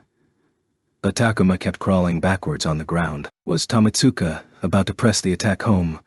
Or was Takuma about to demonstrate how to flee with your tail between your legs? Regardless of which one it was, the atmosphere in the practice room was filled with imminent violence. Tamatsuka-kun, please relax. Just as the situation became touch and go, Miyuki's clear voice caused the atmosphere to calm down. Without approval from the student council president and the public moral committee chief, no duels are to be permitted. In addition, doesn't Shippo-kun also need time to consider, and surely time to prepare the medium required to activate Million Edge, correct? That's true. My apologies. Owing to Miyuki's reprimand, Tomitsuka was slightly ashamed of his temporarily inflamed passions. Shippo-kun, can you stand?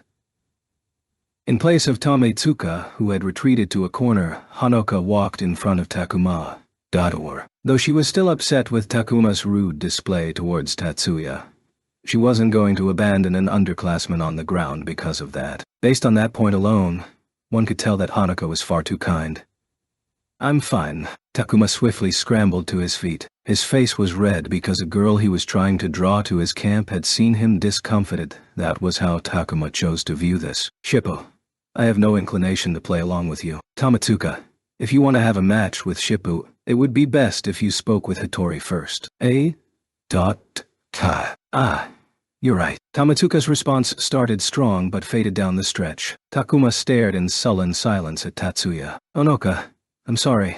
Could I bother you to lock the door? Of course, Tatsuya-san. Tatsuya was surrounded by an aura of, "Don't trouble me any further," as he swiftly departed, with only Miyuki in tow. Unfortunately, Tatsuya wasn't able to escape so easily. It was approximately 15 minutes since Onoka locked the doors and returned to the student council room. Just as Tatsuya got to his feet and was about to head for home, the doorbell to the student council room rang. I'll get it. Please come in. Excuse me.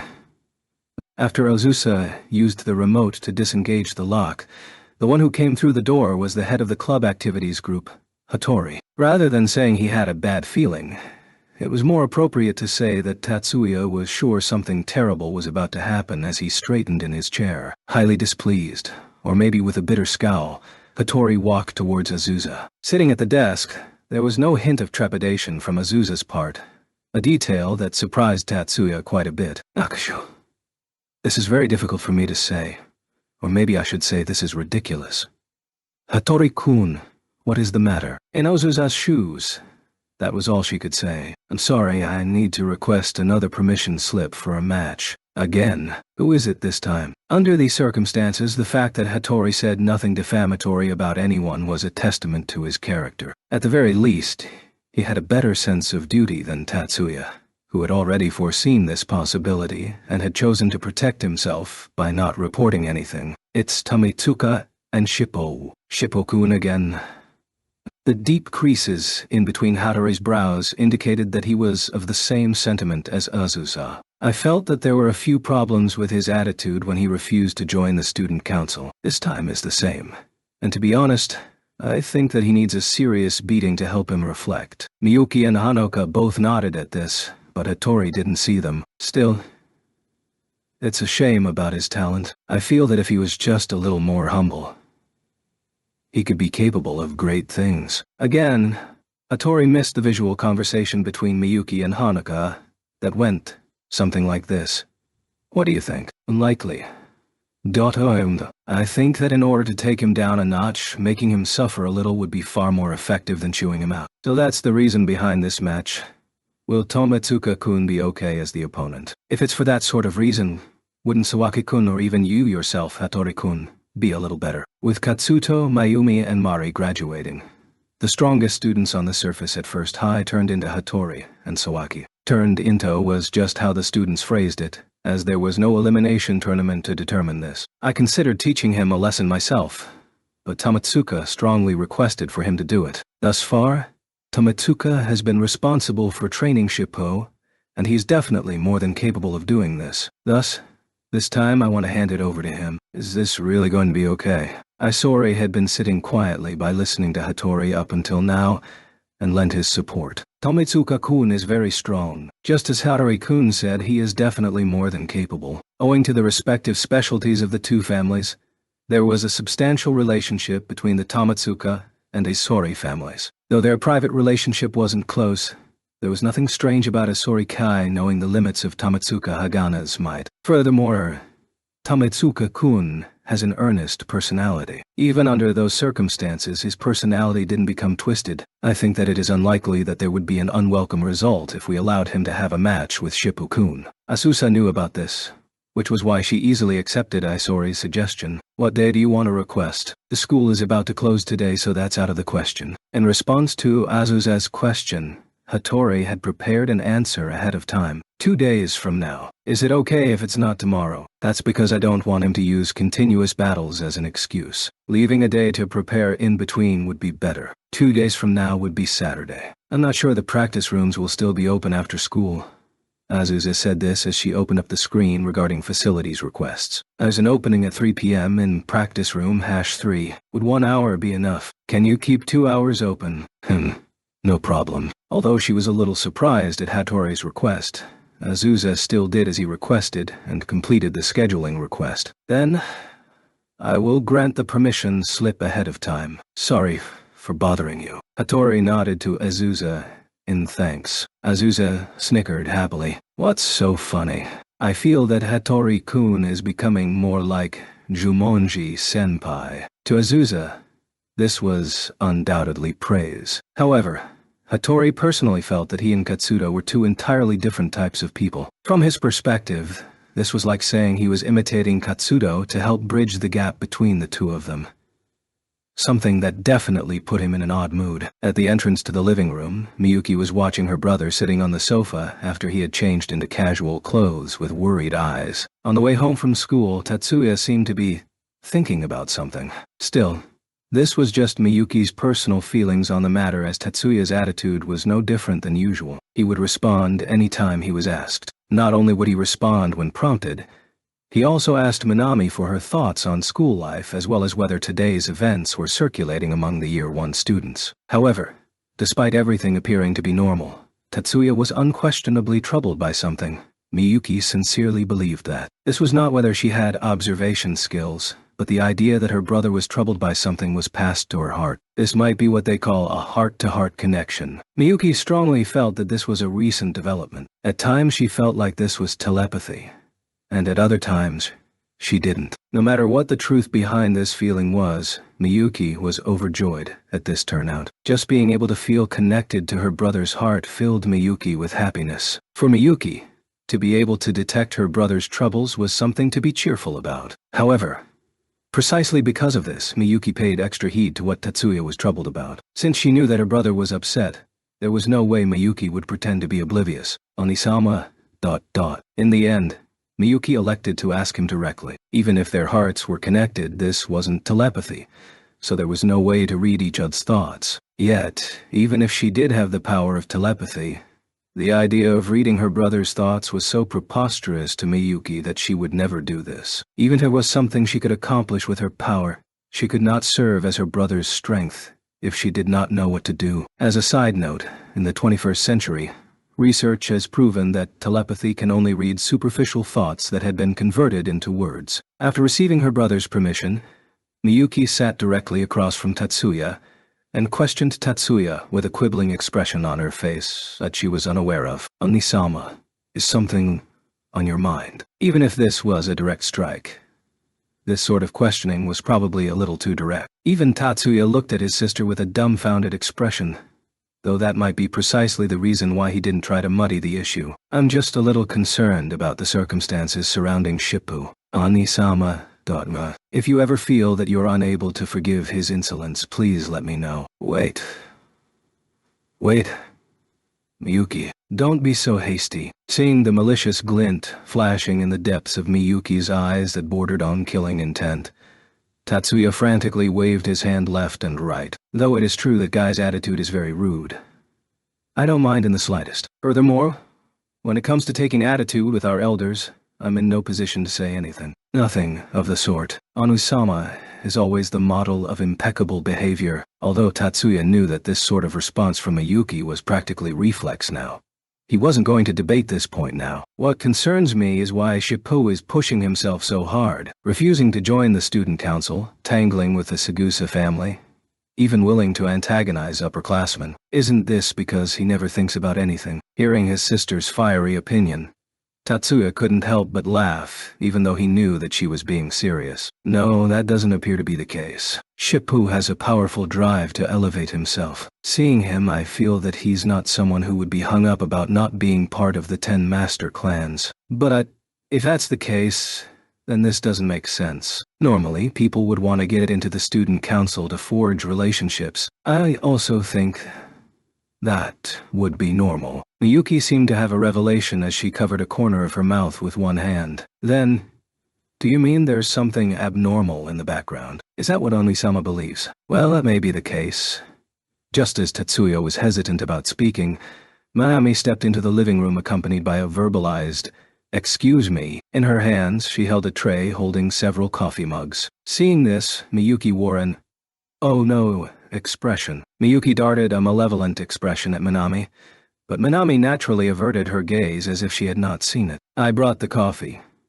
"Ah, thank you." Though Tatsuya was aware of the ongoing visual hostilities, he made no foolish venture to proactively intercede on this subject. "That's right. I also wanted to hear Minami's opinion on this. Could you please take a seat?" The reason Tatsuya said this was not because Minami was better than Miyuki at speculation. Miyuki had been too heavily influenced by Tatsuya's cognitive style. Her perspective on anything would share Tatsuya's inclination on the subject. Tatsuya highly regarded this as a method to fill in the gaps of his own analysis, but now he wanted to hear the opinion from another perspective. Very well. Despite saying this, Minami failed to sit down and remained standing by the table side. In her, Tatsuya saw a rigid adherence to professionalism, so he didn't waste any time pressing the issue. "Minami, what is your impression of Shippu Takuma?" "He's a foolish person who is unable to discern his own worth." Minami's reply contained no trace of hesitation. Across from Minami, Miyuki nodded her head with enthusiasm. Seeing this from the corner of his eye, Tatsuya reflected that he asked the question poorly, and treated the ensuing headache as a misconception. Not that it was really a physical headache anyways. "And the reason why you think this is?" Tatsuya opted to listen to her rationale first. In regards to this question, Minami again made no hesitation before answering. "He's like a mad dog. He bites while completely disregarding the difference in his opponent's strength or the stakes. That sort of universal attacking stance is almost like he believes that he's the strongest or he must be the strongest." Minami appeared to be quite outraged with Takuma as she atypically invested a lot of words to describe her opinion. Must be the strongest, eh? Though he had no way of telling how deeply Minami had thought of this, Tatsuya felt that her line of thinking might unexpectedly be the right one. So who is the one responsible for inciting him so? Tatsuya's question was directed to neither Miyuki nor Minami. This was only to help organize his own thinking, much like talking to oneself. But Miyuki misunderstood him. "Inciting. Is it the educational policy of the Shippu family? Like the eldest son of the Shippu family must be stronger than anyone, or something like that." Strictly speaking, Miyuki's hypothesis was more in line with the Yotsuba's modus operandi. However, the three people present had so long been immersed in the Yotsuba doctrine that they remained unaware of this detail. "No. I heard rumors that the head of the Shippu family, Shippu Takumi, has a personality that is prudent enough to be called a little cowardly. If this is the Shippu family's policy, then even ignoring their true feelings for the moment, they should be a little more focused on self-preservation." Tatsuya, Onisama. I believe that rather than saying that Shippu Takuma has been incited onward, it may be more appropriate to say that this is the result of showering him with flattery. Miyuki was the one who reacted to Minami's phrase. "So, there's someone who doesn't share Shippu-kun's interests, and is trying to use him." I hadn't thought much on this level, but I think what Miyuki Onisama said is correct. Next to where Miyuki was nodding in agreement with Minami's words, Tatsuya also nodded internally. The crueler way of assessing Takuma was that he was being played for a fool. That was the sentence that came from Tatsuya's heart when he thought about these series of events Takuma instigated. Definitely something to be concerned about. So what is their goal? Maybe we should investigate. "Are you going to ask Sensei?" Miyuki asked if they were going to call on Yakumo, then need to send a line to Kuroba-sama. Minami proposed activating the Kuroba. "No," to which Tatsuya shook his head to both ideas. "I do not want to bother Sensei over such a vague topic, nor can we ask for Obisama's assistance. That being said, going solo is..." Tatsuya shook his head as if to dispel the cobwebs. "Leaving him alone gives me a bad premonition. There's nothing I can do. We can only wait and see for the moment." Though this was a very passive conclusion, Tatsuya could not think of any other alternative. If an act of violence occurred in front of him, then he alone would be sufficient to handle it.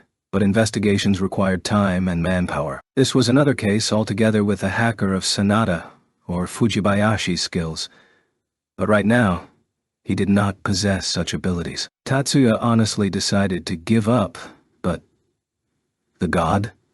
Devil of trouble appeared to have chosen him to be their herald. Just as Tatsuya finished his coffee and rose to his feet, the telephone rang. Checking the caller ID displayed on the monitor, Tatsuya furrowed his eyebrows in surprise. The one who called was Fujibayashi Kyoko. "Hello, this is Shiba." Cooperating with his response, the monitor in the living room began to function like a video call in action. "Tatsuya-kun, good evening. It shouldn't be time for dinner yet. Do you have time to talk right now?" "Yes, that's no problem." As he replied back, Tatsuya signaled towards the other two next to him. "Ah, both Miyuki and Minami-chan are welcome to listen in." That was normally the signal for the two of them to leave, but Fujibayashi acted first to have them stay. Was she trying to drag the two of them in? Tatsuya's might be overthinking this, but he was alarmed at how knowledgeable Fujibayashi's tone was when talking about Minami. In reality, this is in regards to the ruckus caused by the eldest son of the Shippo family today. "Please wait a moment," Tatsuya interrupted Fujibayashi mid-sentence sporty. The important news she was talking about was not something that he could just honestly accept from her without questioning. "How do you know about this?" Unlike the selection for the 9 schools competition, this wasn't publicized at all. "Don't tell me you sent an agent to infiltrate First High." What? Hearing Tatsuya's question, Fujibayashi's expression was that of someone trying hard not to laugh. "Looks like I should give her a reward. After all, Tatsuya-kun hasn't noticed that he's under observation." "Observing me, eh?" Tatsuya wore a slightly darkened expression as he asked this. Actually a little different. Not observing you, but observing the people around you. Looks like she has faithfully adhered to the orders not to observe you or Miyuki. That's probably why she has escaped Tatsuya-kun's notice until now." "Why?" "No. Because I'm a strategic class magician, right?" "Why, of course, isn't that obvious? How could the military just leave a strategic class magician all defenseless like that, completely free of guilt?" Fujibayashi readily admitted to checking in on him. "Let's just assume I asked who it is." "Of course, there's no way I can tell you." Tatsuya sighed and gave up pursuing this subject. Originally, Tatsuya wasn't exactly a member of the independent Magis-equipped battalion with no strings attached. In addition, regardless of whether they were companions, he could understand the logic behind taking heed of a strategic class magician's movements. "I understand.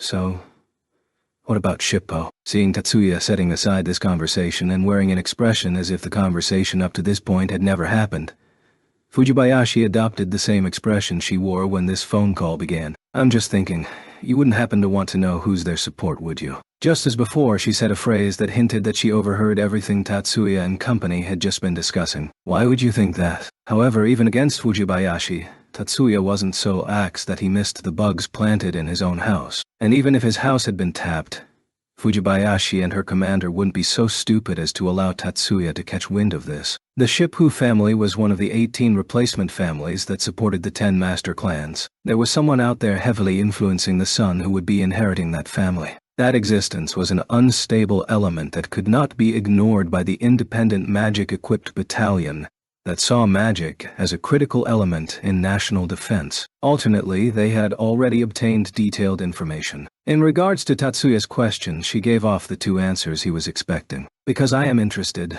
However, accepting this answer literally was quite dangerous. This was not entirely a lie, but at the same, it was not the entire truth. "Then, want to go looking with me? I just wanted to propose that." Still, her proposal was exactly what he was looking for. Specifically speaking, what do I do? Leave observing his dwelling to me. I was hoping Tatsuya-kun could pay a visit to Shippo-kun's supporter. I was actually hoping you would make that arrangement.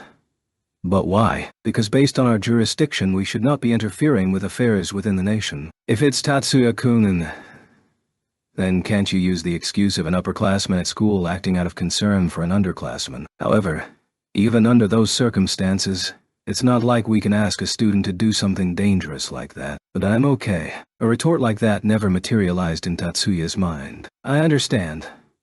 If that's the case, please allow me to offer my services. I will contact you immediately if we detect any movement. Then, Miyuki, based on the above conversation, I will be borrowing Tatsuya for a little bit." Hearing Miyuki's flabbergasted confirmation, Fujibayashi said her goodbyes to Minami as she hung up the phone.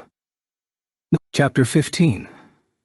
Who betrayed us? Zhou Gongjin furrowed his delicate eyebrows and skimmed over the report that was automatically changing pages. Creases were appearing between his eyebrows. It was very rare for him to display his displeasure to this degree. Just now, the date had changed from April 26th to April 27th. However, this was beneath his notice right now. This showed how intently Zhou Gongjin was studying the report in his hands. Zhou Gongjin halted the scrolling and lifted his gaze from the information terminal. After lightly letting out a breath, he reached for the wine glass on the table. This was already the third time he reviewed this report and failed to find any errors in its contents. Although he didn't sincerely think that anything was wrong in the report, he needed to call on the assistance of a little alcohol to dispel the exhaustion brought on through a renewed verification of this unpleasant business. This report was an investigation report regarding the progression of public opinion. Within, there were the results of using illegal methods to influence the impression non-magicians held in regards to magicians. The report, quite the thick stack of papers if printed, displayed the rise in negative attitudes towards magicians since the end of the previous year. The situation had noticeably worsened in the current month, a clear sign that his work on the media was reaping rewards. Yet, this result failed to hit the expected parameters and clearly fell short of the level in his calculations. It was true that First High's self-demonstrative actions played an unexpected role in this, but that degree of irregularity should not have caused the deviation between the projected and real values. Even if we factored in Rosina's intervention, that still doesn't explain this. As expected, the reason is because there are publicity programs that have not followed our directives. On the screen, he opened the daily totals for criticisms leveled at magicians by various news sources. There, it was clear that not all had followed orders. In other words, among the televised news industries responsible for pushing the agenda that naturally included television, there were opponents who broke the agreement. To think they would do something so foolish like breaking our contract. Violence does not align with my interests, but Joe only engaged in dealings on the black market, where no legally binding contracts existed. That was why he had to personally ensure that contractual obligations were fulfilled, even if it was only a verbal agreement. No, precisely because it was a verbal agreement. He needed to employ a few tricks of his own, rewarding those who upheld their end of the bargain, and punishing those who did not. Speaking of which, we have already entertained the cousins of Mr. Warson's nephew for half a year now. It's about time to ask him to do a few things for us. As for the traitor's punishment, Joe elected to ask a friend to lend his assistance. Friday, April 27th. Today, Takuma was absent from school. He was still this year's new student representative, thus making him quite a famous person among the Year 1 students. Many of his peers had heard about the incident that happened yesterday. With him absent the second day, all sorts of rumors flew through the floors of the Year 1 students. He huddled down at home after losing to the Segusa siblings. No, he's huddled at home because he was censured by the upperclassmen. While injured, the shock of the defeat caused him to shut himself at home. He won the match but had to take responsibility for causing the ruckus, so he chose to stay at home to reflect on his actions. In the end, he was sent home to do self-reflection as punishment, and now he's home plotting his vengeance. Among the rumors, the negative ones were in the majority, but some of them skirted close to the truth. Tatsuya, Onusama, ... Takuma is also absent today. In light of this, after receiving Minami's faithful report via email about this, Tatsuya correctly surmised the reason behind this. The truth of the matter, and not the rumor, was that Takuma had not been sent home to reflect his punishment. The supposedly correct portion of the rumors was that he was going to have a match with an upperclassman, known as magic exclusive to the Shippo family. Million Edge was a herd control magic that could be activated without a CAD. In essence, from the very beginning, the magic was a delayed sequence set in a state just short of activating, and which used the caster's scions as keys to unlock invocation. Setting aside the difficulty of herd control for the moment, the concept of using delayed magic to bypass the CAD process was not a rare phenomenon. For example, the magic bullet Hathlum, wielded by the Kennedy family in England, was a magic founded on the same principles. Million Edge's uniqueness lay in the methods involved in creating the delayed state. Just short of activating, the technique was recorded down as incantations. At first glance, this was the same method as replication techniques. But replication techniques required scions to flow into the incantations before constructing the magic sequence to achieve phenomenon alteration. In comparison to that, The Shippu family's magic was a conditionally activated, delayed sequence that did not require a magic sequence. When facing an enemy, there was no need to allot time towards that process. On the other hand, this required that the magic's delayed sequence be recorded ahead of time. Replication only required the necessary information to construct the magic sequence, so even a machine could record the incantation. That was because it inherently shared the same properties as a CAD recording the activation sequence. In addition, this record would be discarded after use. That was only natural given that it was a magic held prior to its invocation being released, which fundamentally differed with the repeatedly usable magic record that Tatsuya sought. In short, Million Edge was a sort of magic that required intense amount of preparation beforehand. In order to prepare for tomorrow,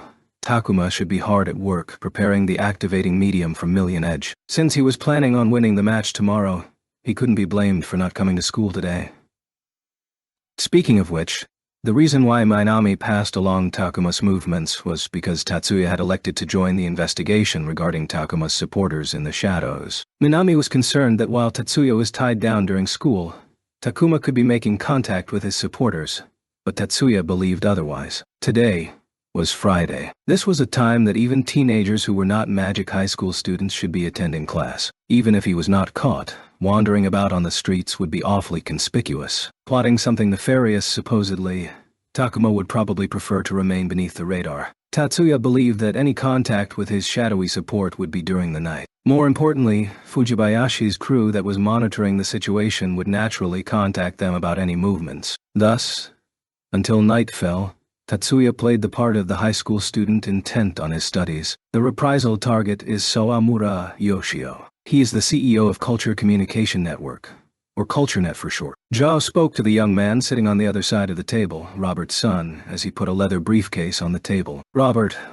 opened the lid of the briefcase. Inside he found an automatic pistol, a large dagger, plastic explosives with a wireless detonator, and a bronze ring. "You want me to take care of that man?" In response to Robert's emotionless question, Joe ruefully smiled and shook his head. That was the original plan, but unfortunately Sawamura Yoshio is in Paris on business. As he said this, Joe handed a large paper-bound notebook to Robert. Robert flipped through the rarely seen paper-bound notebook at will. There, a picture of a young woman, along with her personal data, were found. "So you picked the daughter as the substitute. I think that will send the proper message across." Pah!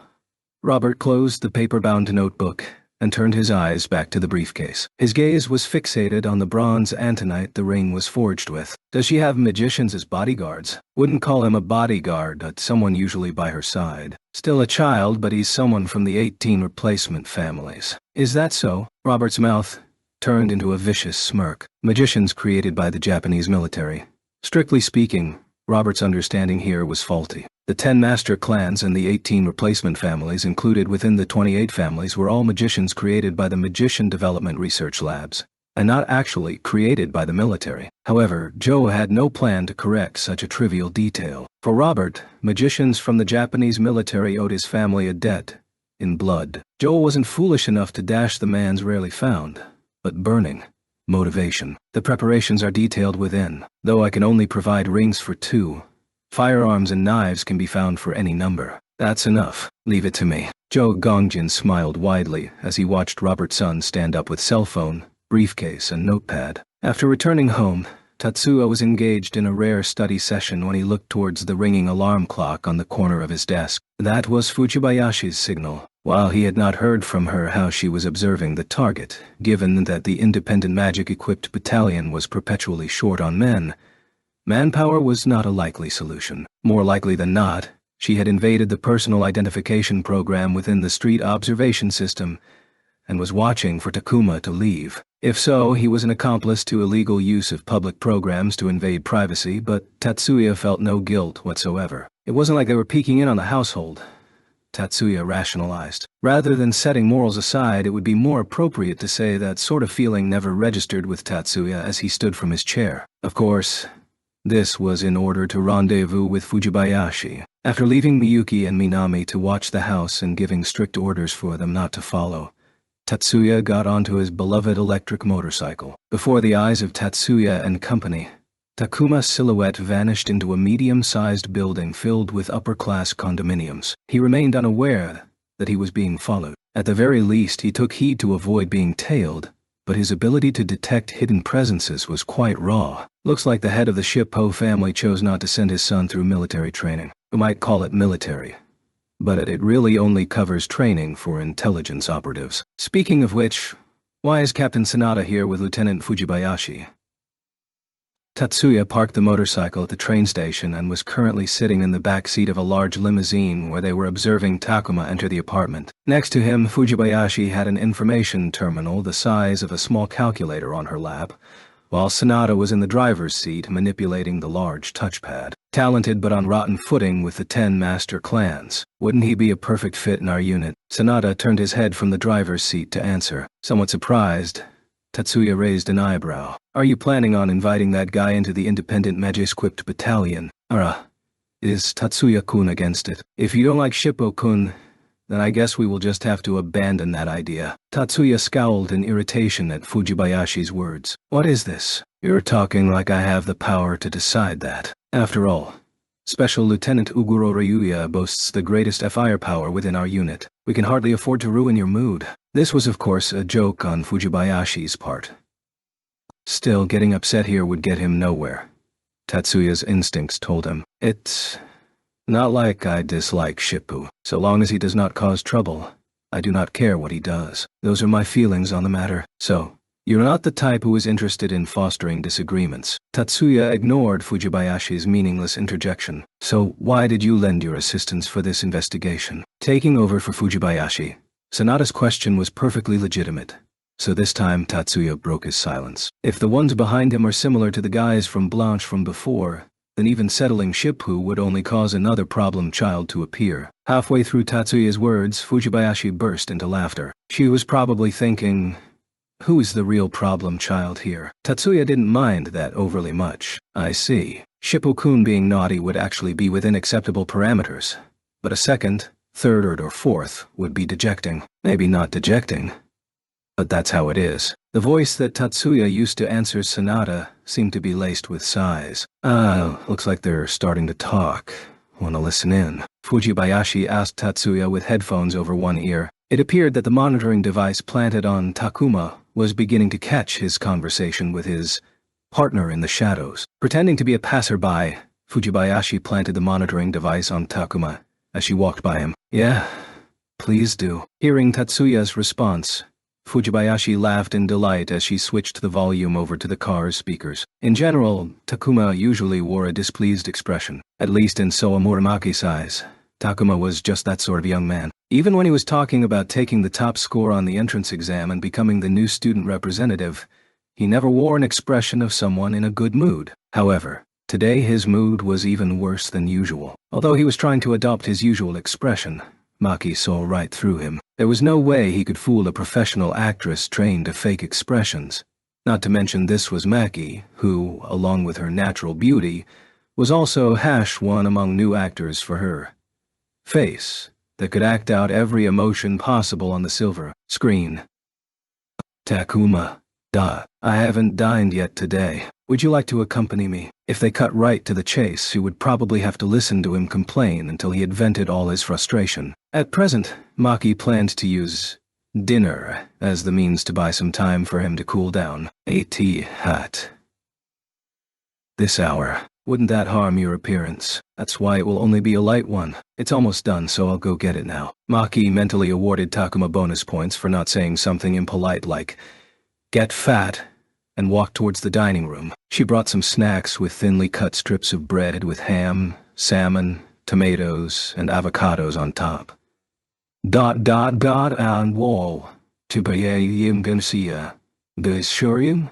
Gaspik. The meal certainly looked light, but there was no guarantee that the calories were also light. Takuma had already eaten dinner, but he still took part in the snacks Maki made without hesitation. He was still at a growing age, so there were no worries about any disposition towards growing chubby. For the next 5 minutes or so, Takuma's mouth was engaged in eating and drinking. In order to swallow the slightly salty snacks, Takuma was greedily consuming juice that he was unaware was tinged with alcohol. nor did he notice the minute amount of sweet wine added into the snacks themselves. When the light meal on the plates had just about been cleaned aside by Takuma, Maki used the voice of an open-hearted older sister to strike a conversation with Takuma. As a side note, this was when Fujibayashi switched over to the speakers. Normally unwilling to reveal his weaker side, Takuma was particularly chatty tonight for some unknown reason. So, that's what happened. Takuma, you must feel like that was a lost opportunity. Maki's melodious voice would have caused any fan to swoon as she comforted Takuma. Right now, she was sitting next to Takuma on the three-person sofa as she laid a hand on his shoulder while scooting her face next to his while they were speaking. Forget lost opportunity. That was an unfair outcome from the very start. If that continued, my victory was guaranteed. Since beginning to speak, Takuma had already repeated this several times, but Maki hung around without any sign of irritation. Why, of course, Takuma. In reality, you were the one who won. You should have won the respect and accolade that goes to the victor. The fact this was not so was simply because you were unlucky. Unlucky? Indeed. Although some people say that luck is also a talent, they are wrong. Those with true strength will ultimately prevail regardless of luck. However, a tiny match like this is very much subject to luck. There were also a few times where I unluckily got handed the poor rolls. Maki kept one hand on Takuma's shoulder, while her other was laid on top of Takuma's fingers. Soft flesh gently caressed Takuma's skin, while the scent of honey stimulated his sense of smell. So, that's why you'll be fine, Takuma. Yesterday was just bad luck for you. Such a small defeat will not impact your future. Real.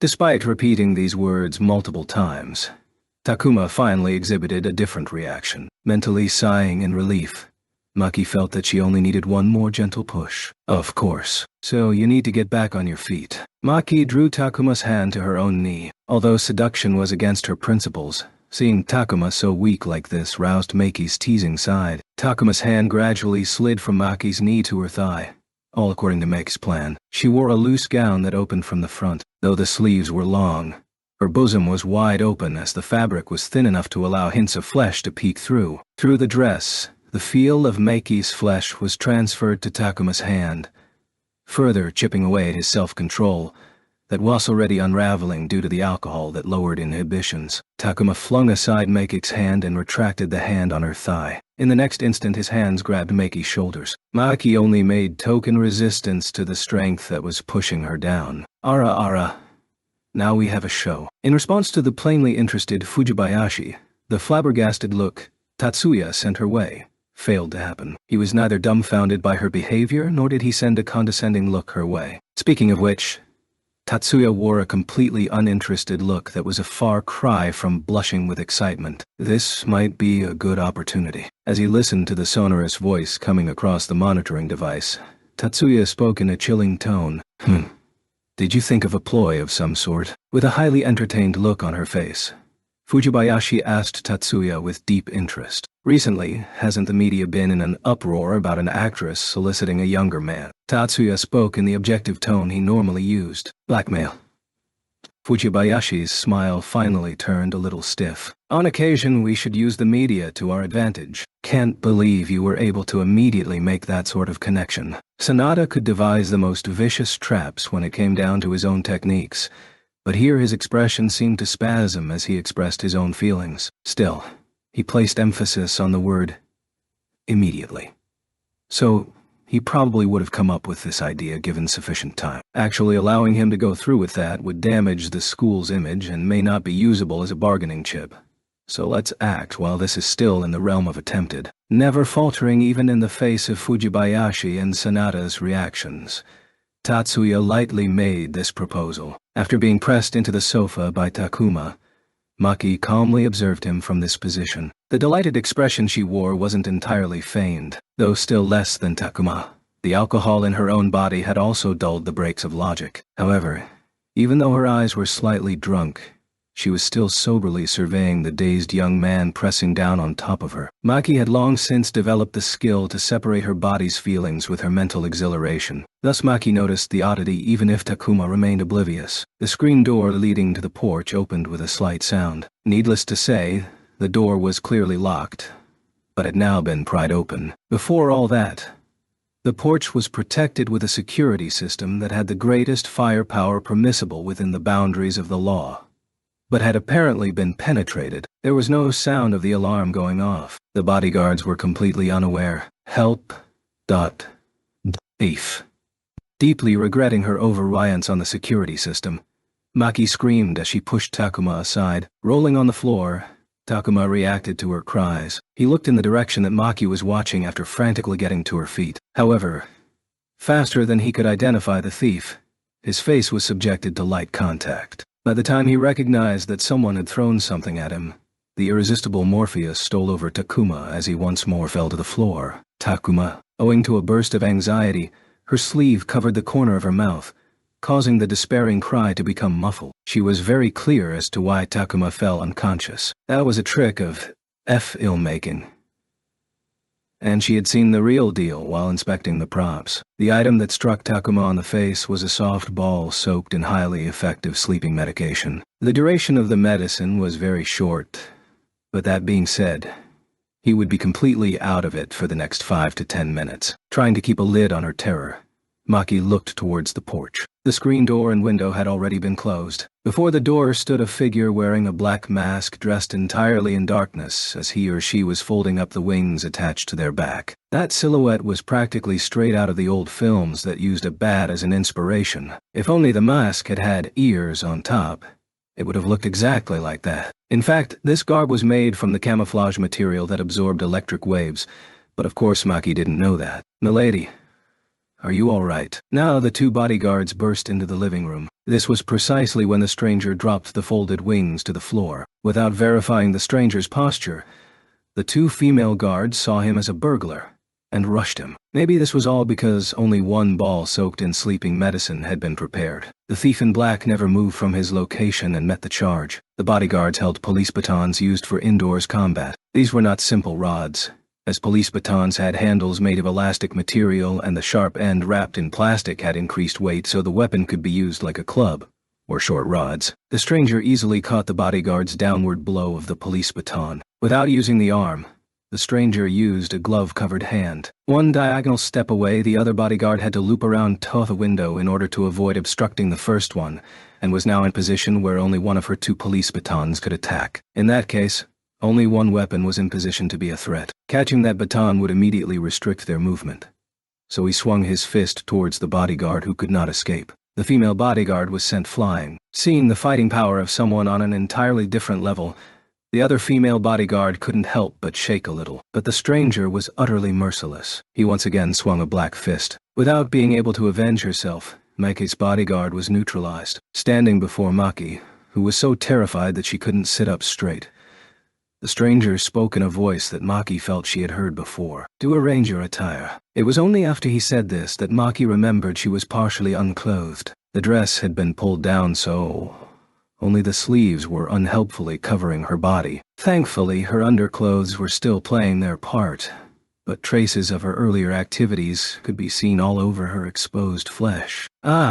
Mind if I cover myself?" Maki put in all of her efforts to keep her body from shaking and put on a performance from early in her career that garnered rave reviews from her producer regarding her graceful poise. If the stranger before her was a young man like she imagined, he would have pounced on her immediately. Although she had no idea what he was here for, so long as they developed that sort of relationship, then she had the upper hand. Yet, all of her plans were stumped at the very first step.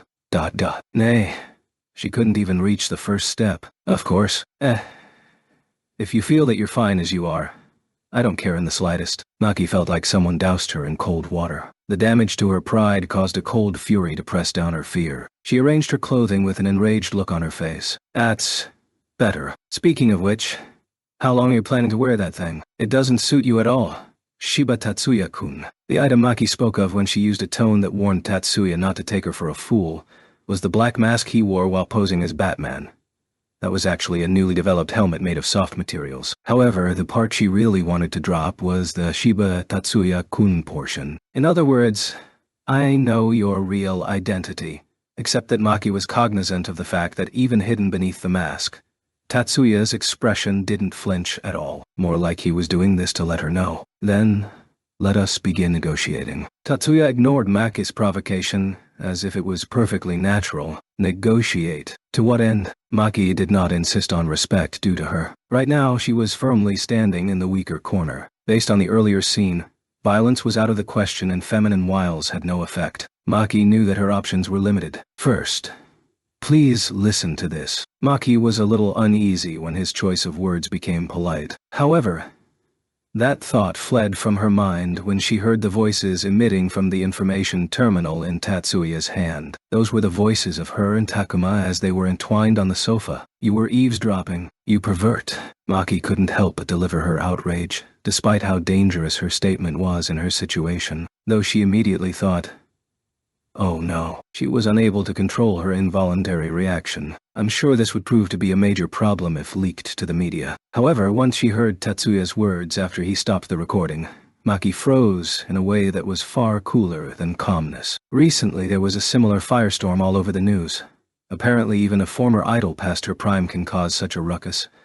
Not to mention a beautiful actress in her prime. What are your demands? Maki curtailed Tatsuya's words as she screamed hysterically. In comparison to the young man standing before her with his vile threats, Maki was far more furious with her own carelessness. I have two conditions. In complete contrast to Maki, Tatsuya made his declaration in a placid tone. His light baritone continued to trigger Maki's unease. First, break it off with Shippu.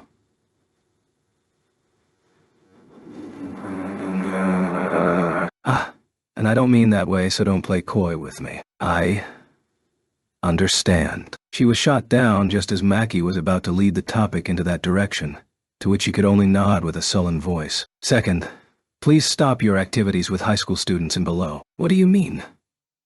Maki wasn't feigning obliviousness here. She was honestly confused as to the intent behind Tatsuya's request. Even if she could understand his meaning, she still remained in the dark as to why he would make such a request. I am unaware of the details behind your little plan. Maybe there is some benefit to magicians, but I am entirely uninterested. However, can you please stop taking action in my immediate surroundings? Completely dumbfounded, Maki gazed back at Tatsuya behind his mask. Anyone in college and up is already an adult, so I do not plan on interfering regardless of what you do. However, that is all under the prerequisite that you are not acting against me. Will you accept these conditions? If that's all there is. She suddenly felt drained. For just this, he was willing to act like a bandit, she thought. On the other hand, she felt terror clawing at her. Illegal entry, battery, blackmail. Every one of the things he did was unquestionably a felony in the eyes of the law. Yet, he never hesitated in performing these acts for mere trivialities. This young man cared not a whit for the laws or authority of the country. Maki suddenly came upon a revelation. Who the devil are you? She asked in trepidation. Logic told her that not asking would be the right choice. Still, she couldn't be blamed for being unable to swallow that question. Tonight, for the first time, she truly understood how terrifying people with unknown backgrounds were. I will erase these files based on the degree of your cooperation in regards to my conditions. She did not receive a meaningful answer. Thank you for joining me in this highly meaningful negotiation. Tatsuya once more put on the things that looked like folded wings before dropping these arrogant words and stepping out onto the porch. Maki frantically followed right behind him. The figure of the young man in black had completely vanished from the porch. From above, Tatsuya verified Maki looking down from the porch before moving his body back. Currently, he was standing on the building's roof. The original plan called for him to use the glider he wore on his back to descend to ground level, but that plan was now subject to change after detecting a suspicious shadow in the sky. The shadow belonged to a small flying boat. For an instant, Tatsuya thought this was related to the incident from 2 months ago regarding a certain invisible flying ship belonging to one of the intelligence departments from the JSDF. But he knew he was mistaken upon taking in the shape of the hull. The shape of this F-flying ship denoted that it was the type used by news agencies or film companies to take aerial photographs. However, surely they were up to no good after painting the entire vessel black. If this black ship belonged to one of the film companies, Tatsuya was sure that their goal would be to take covert photography. Lieutenant, do you see the flying ship on direct approach for Sawamura Maki's apartment building? Yes, I caught them. I was watching them since Tetsuya-kun visited the young actress's room. Still, never thought that they would be descending. Do you know who they belong to? Based on its flight plan, it should belong to one of the television companies. The corporate name that came from Fujibayashi's mouth was an entertainment station from the southern Kanto area. Apparently, they were listed as the competitor of one of the companies purchased by the group run by Maki's father. So, they're probably looking for dirt on Sawamura Maki. The probability is not 0. Fujibayashi's voice was filled with disgust, likely a reaction caused by covert photography. Lieutenant, can you turn off the Scion radar around this area? 5 minutes will be enough. You plan on halting the covert photography? Affirmative. On the other hand, Tatsuya planned on interfering with the covert photography because he didn't want to waste the time and effort spent negotiating with Maki. If Takuma was covertly photographed in Maki's room, that would be enough for a scandal even if they weren't caught in the act. Give me 3 minutes and I'll have it done. It was Sonata's voice that conveyed that to Tatsuya. Understood. Tatsuya used his right hand to pull out his favored weapon, the custom silver-horn trident, and peered at the flying ship just as the ship opened a door to let down a rope ladder. So, not only are they engaged in covert photography but illegal entry as well, Tatsuya mentally murmured to himself, while completely disregarding what he just did earlier, and activated leaping magic towards the opened doorway on the flying ship. Tatsuya was unable to understand the angry retorts coming from the flying ship after he charged in. Although he felt it didn't sound like any language from East Asia, Tatsuya was not someone who spoke Beijing or Guangdong dialects. However, he understood immediately that the situation was not what he had imagined it to be. The fact that the men pointing guns at him were not from the television companies was blatantly obvious. Of course, Tatsuya did not permit them to fire since his right hand was holding the ready-to-fire trident.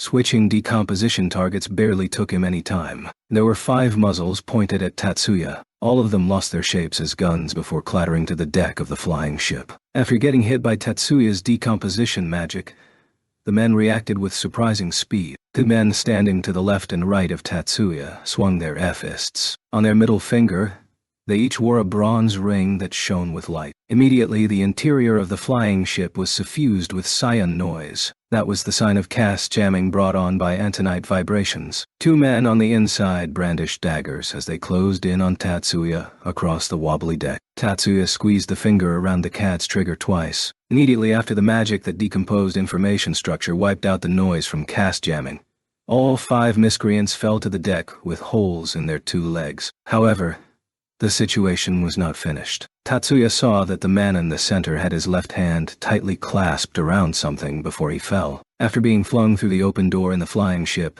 Tatsuya fell through the sky. In the next instant, a flash erupted with the sound of an explosion as the flying ship was covered in flames. Tatsuya knew that falling down from such a height was no joke. But right now there was something far more pressing than his safety. There would be a major accident if that flying ship crashed onto the streets outside the apartments. Amid the buffeting wind, Tatsuya turned his body around and pointed the CAD trident at the flying ship with a broken balloon. Falling from the sky, he activated mist dispersal. Seeing the remnants of the flying ship faded away into dust, Tatsuya remembered to use inertia control magic. Immediately, Tatsuya felt a powerful impact strike his back. The place where Tatsuya fell was the rooftop of a building that did not belong to Make's apartment. The height of the building lowered the distance of the fall. Partial activation of inertia control magic coming into effect, and the glider on his back served as a buffering cushion. All 3 factors combined to prevent Tatsuya from suffering a full body fracture. Still, if not for restoration activating, Tatsuya would probably have spent the rest of his life without ever getting to his feet again. Tatsuya-kun, what the hell just happened? Even Fujibayashi's voice coming across the intercom had turned frantic. I'm not sure. However, I think we'll find some clues at the television company. That flying ship appeared to have been hijacked. Tatsuya's unhappy voice also added that, though it might not be a hijacking and that the television company was their accomplice before he erased any trace of his fall and stood up on the roof, the news that the attack on Sawamura Maki, that Robert's son was responsible for, had failed quickly reached the ears of Zhou Gongjin. If this operation had succeeded, then the subordinate responsible for passing along the pictures of a daughter, completely savaged beyond all recognition to the unfortunate father, would have reported this to Zhou. to completely erase an inflamed flying ship as it fell from the sky. The only one who could do something like this. Unfortunately, no pictures were taken. There was nothing that could be gleaned from his subordinate's report, but based on the piece of information about the ship disappearing from the sky, Zhao correctly inferred the identity of the man who interfered with their operation. Damn him, it's that man again. Though they knew of him, all they knew about him was the figure of him wearing a helmet to cover his face, along with names like Demon Right and Masvara. During the Yokohama incident, the invasion force he had provided assistance to had also suffered terribly at the hands of this unknown magician. The tremendous resistance coming from Mahesvara was literally one of the major reasons why the invasion plan failed. The losses incurred by the Great Asian Alliance during the Yokohama incident weren't exactly a loss for Zhao. Originally, he had hoped that the Japanese and Great Asian Alliance forces would bleed each other dry. The Japanese forces winning there ran counter to his expectations, but the weakening of the Great Alliance went according to his wishes on some level. However, this time Zhao couldn't just laugh it off so easily. Looks like there is a need to uncover who he is. As Zhao thought along these lines, he also felt that it was time for a change in direction in regards to the media operation currently ongoing. In the end, the Master's true feelings on the matter are to have his revenge against the people responsible for bringing out Great Han. The real target is not such a vague organization like Japanese magicians, but that clan in particular. And Zhou had an inkling as to who among those in power bore special interest towards that clan. Though this isn't something outrageous like driving a wedge between the two, this might be worth trying. Zhou looked at a wine glass that didn't have a beak as he began to plot in his mind. Chapter 16. Saturday, April 28th. 3 p.m. sharp. ... Under Hattori's guidance, Tomitsuka and Takuma found themselves in practice room #3 at the appointed hour. Hattori was the referee for this match. Possibly out of curiosity regarding the casual relationship or simply a natural turn of events, Tatsuya was also present for Takuma's match as a witness. Still, from Tatsuya's perspective, Takuma seemed to be free of any lingering side effects, both physically and mentally. The actress must have wrapped things up quite well on her end. Yet, at the same time, it was only reasonable to assume she had not formally broken off from him. For now, Tatsuya believed that additional observation was necessary. Others present included Miyuki from the Student Council, Soaki and Mikiko from the Public Moral Committee, Kirihara from the Club Activities Group, as well as other elites. Kirihara even brought his wooden sword, and had received permission to bring his CAD. They were here to forcibly intervene if necessary. That was because this match carried a few special rules. To be precise, special exceptions like unrestricted use of Million Edge were added into the rules. In regards to Million Edge, usage would be permitted regardless of how powerful the spell became. Intervention into the match would only occur when the opponent would blatantly suffer injuries as a result. Nevertheless, the one who proposed this ruling was Tomitsuka, Takuma's opponent for this match. It was possible that Tomitsuka had a trick up his sleeve to completely neutralize Million Edge. Highly put out, Takuma had also rationalized along those lines. This was practically saying that the Shippo family's trump card was worthless. Still, this match was the result of Takuma protesting his defeat via disqualification, with the reason being his use of Million Edge. Hence, Takuma welcomed the current rules with open arms, and had no cause for complaint. Currently, Tomitsuka and Takuma stood facing another across a broad stretch of space. Today, Takuma also wore the uniform designed for outdoor exercises. On the other hand,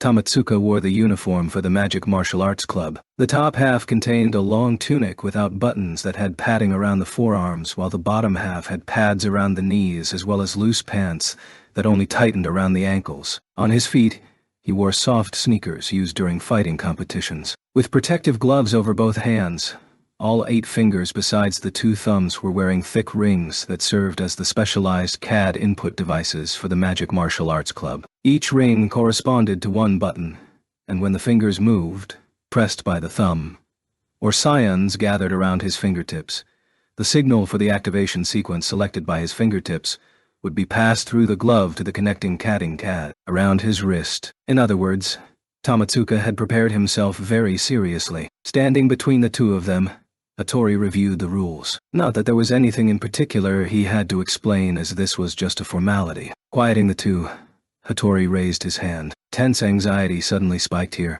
Everyone present could feel the furious clash of non-physical waves, not psion waves, between Tamatsuka and Takuma. Tamatsuka slightly fell into a crouch. Takuma placed his right hand on the book, serving as his medium that was being carried in his left hand. Besides the two in question, no one moved a muscle or emitted a sound. In the utter silence of the classroom, even Hattori breathing deeply in could be heard. In.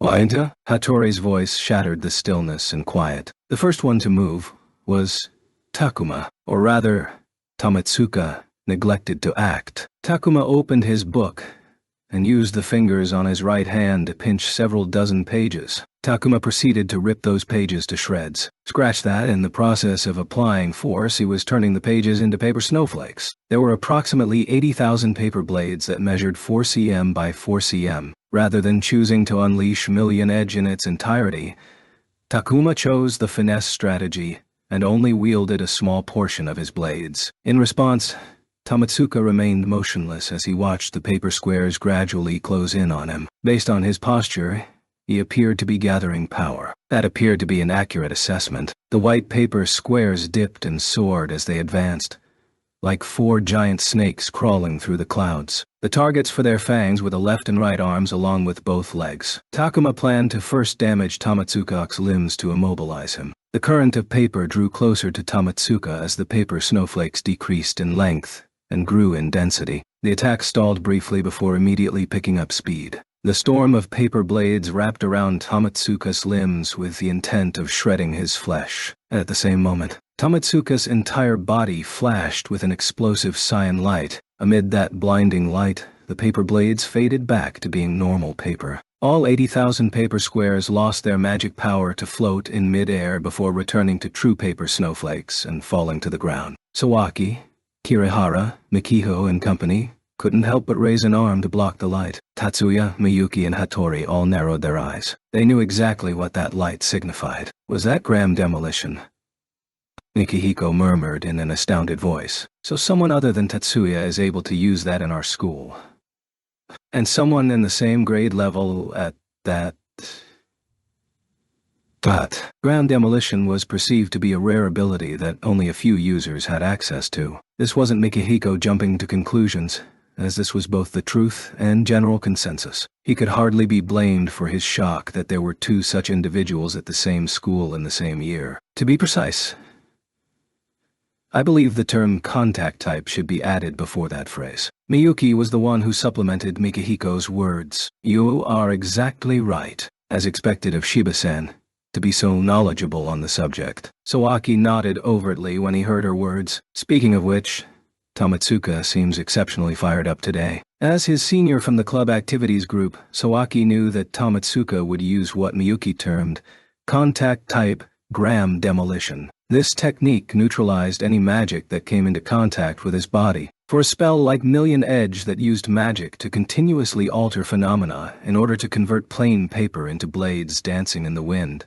this was practically its nemesis. Sawaki understood very well that Tamatsuka proposed these rules because he had complete confidence in himself. Sawaki himself was wary against Tamatsuka's Graham demolition, but today, Tamatsuka seemed even more vibrant than usual. This fact brought considerable joy to Sawaki. As such, Sawaki also had a youthful aspect to him as well. However, unlike the upperclassmen in attendance, Takuma had no time to feel impressed. He knew very well the meaning behind that earlier exchange.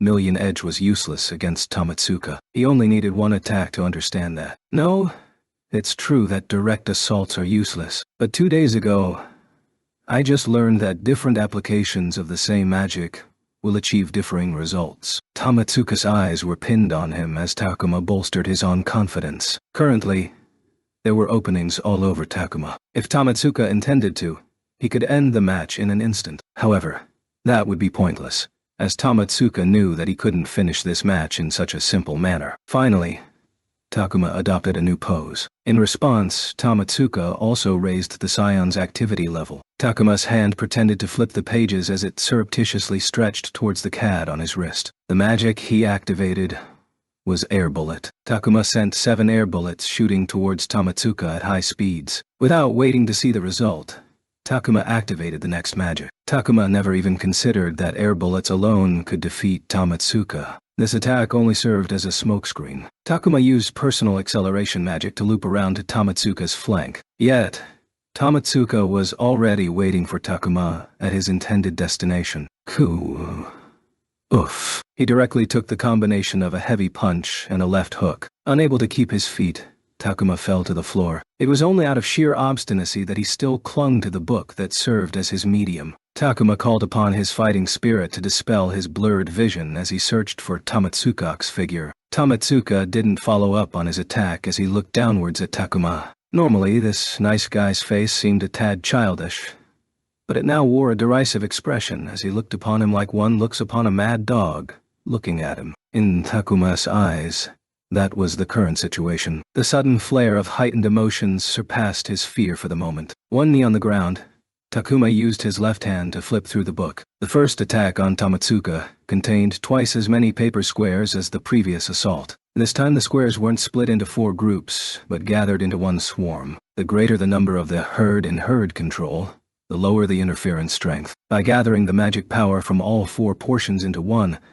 Takuma was going to challenge Tamatsuka's gram demolition directly, which was actually a feint, as the true blow was the next attack that was activated a moment later. Bathed in the light released by Tamatsuka, 16,000 paper squares turned into paper snowflakes and fell to the floor. As if bursting through the clouds, the 20,000 paper blades that were released after a moment's delay roared towards Tamatsuka's feet like a tornado. Got him, Takuma thought. Gram demolition was an ability that released a massive amount of scions at a time. Not only were they released, pressure sufficient to blow away a magic sequence was also required. There was no way he could use this repeatedly in such a short time. However, Takuma's theory was in error. The moment that he realized that this was wishful thinking instead of a theory was quite a long time from now. 20,000 blades were rendered into 20,000 paper scraps the instant they came into contact with Tamatsuka's body.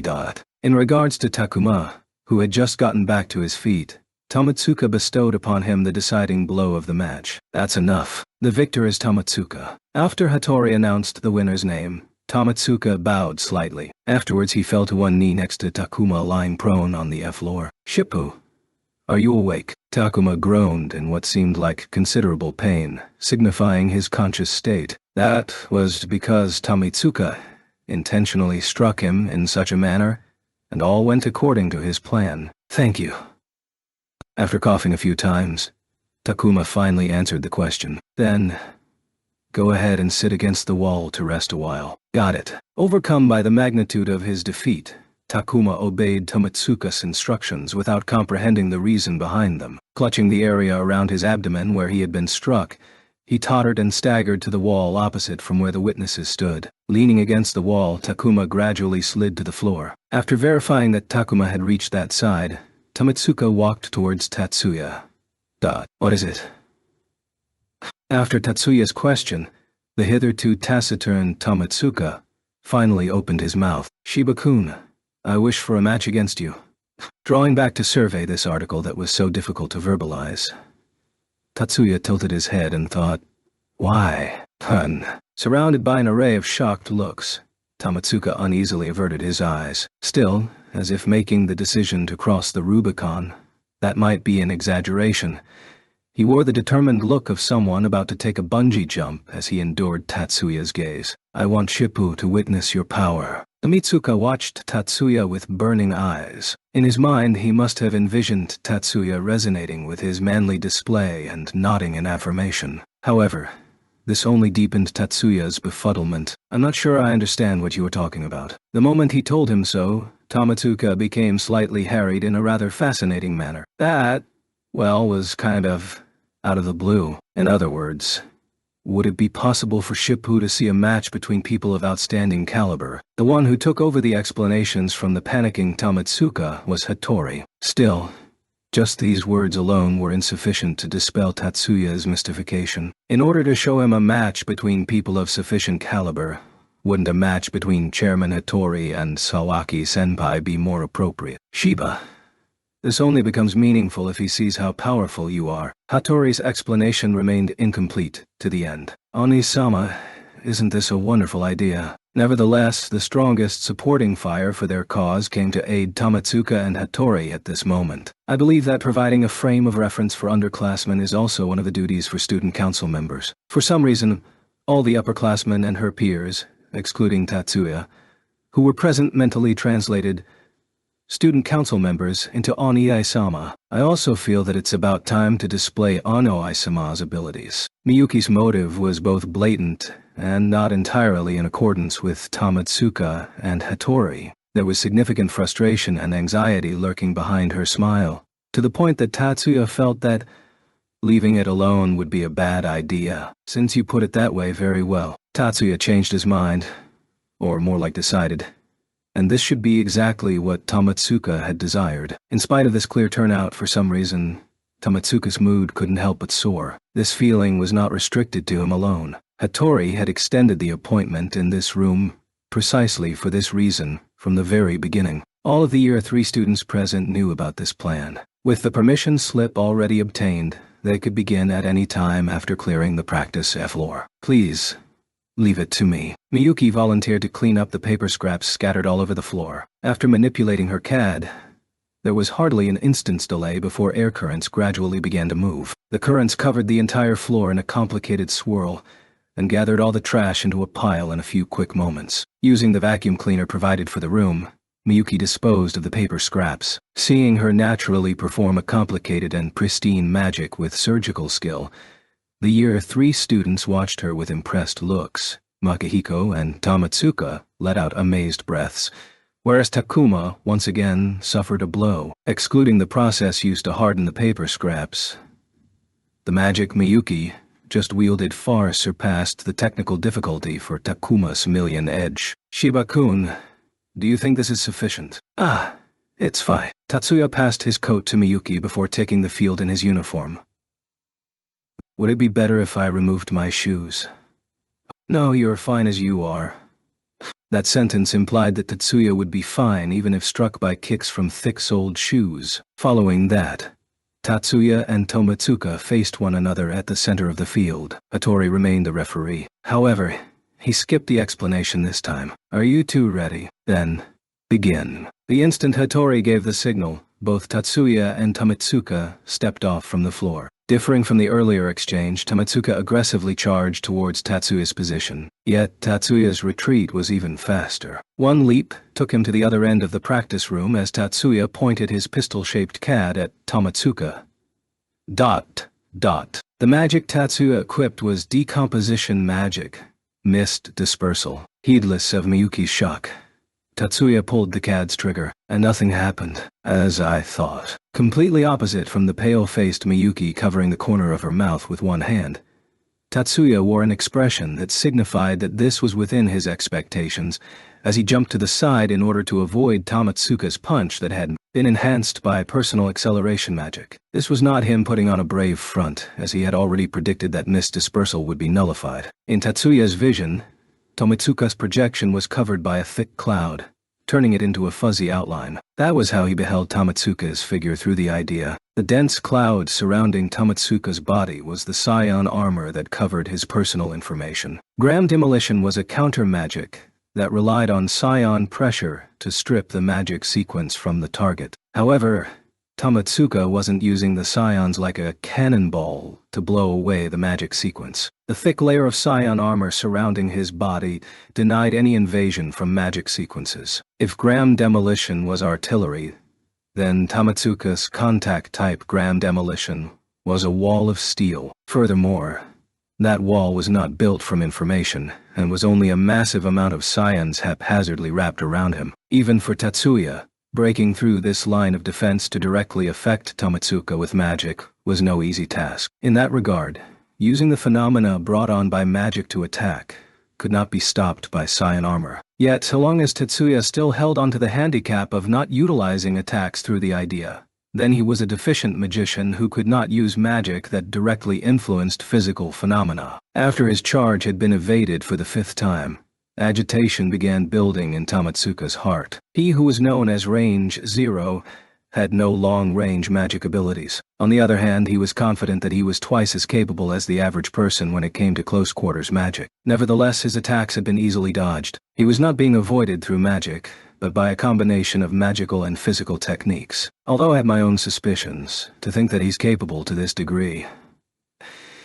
In all honesty, his awe was growing thanks to the caliber of his opponent. Yet, at the same time, his morale surged. I'm not going to lose. I definitely can't lose at this range. Shippo vanished from Tamatsuka's consciousness. The purpose behind this match as well as the role he was supposed to play also faded within his mind. His entire will had been submersed in the drive for victory. They're both pretty damn good. I knew about Tamatsuka's skills a long time ago, but I never imagined Shiba-kun was just as capable. I'm actually more surprised that Tamatsuka can keep up with the elder Shiba in a fight. Hearing the conversation between his seniors, Mikihiko could only feel astonishment. His opinion mirrored Kirihara's own. He never thought that one of his peers would be a match for Tatsuya in a fight. Mikihiko felt like this was the first time he had ever seen Tatsuya being pressed in battle. Tatsuya had long since been able to just avoid Tamatsuka's attacks. Now, he had been forced to the point where he had to counterattack. Tatsuya holding the cat in his right hand was a clear sign that Tatsuya surrendered that point. According to the rules of the match, using the cat to strike an opponent was forbidden. Even excluding that detail,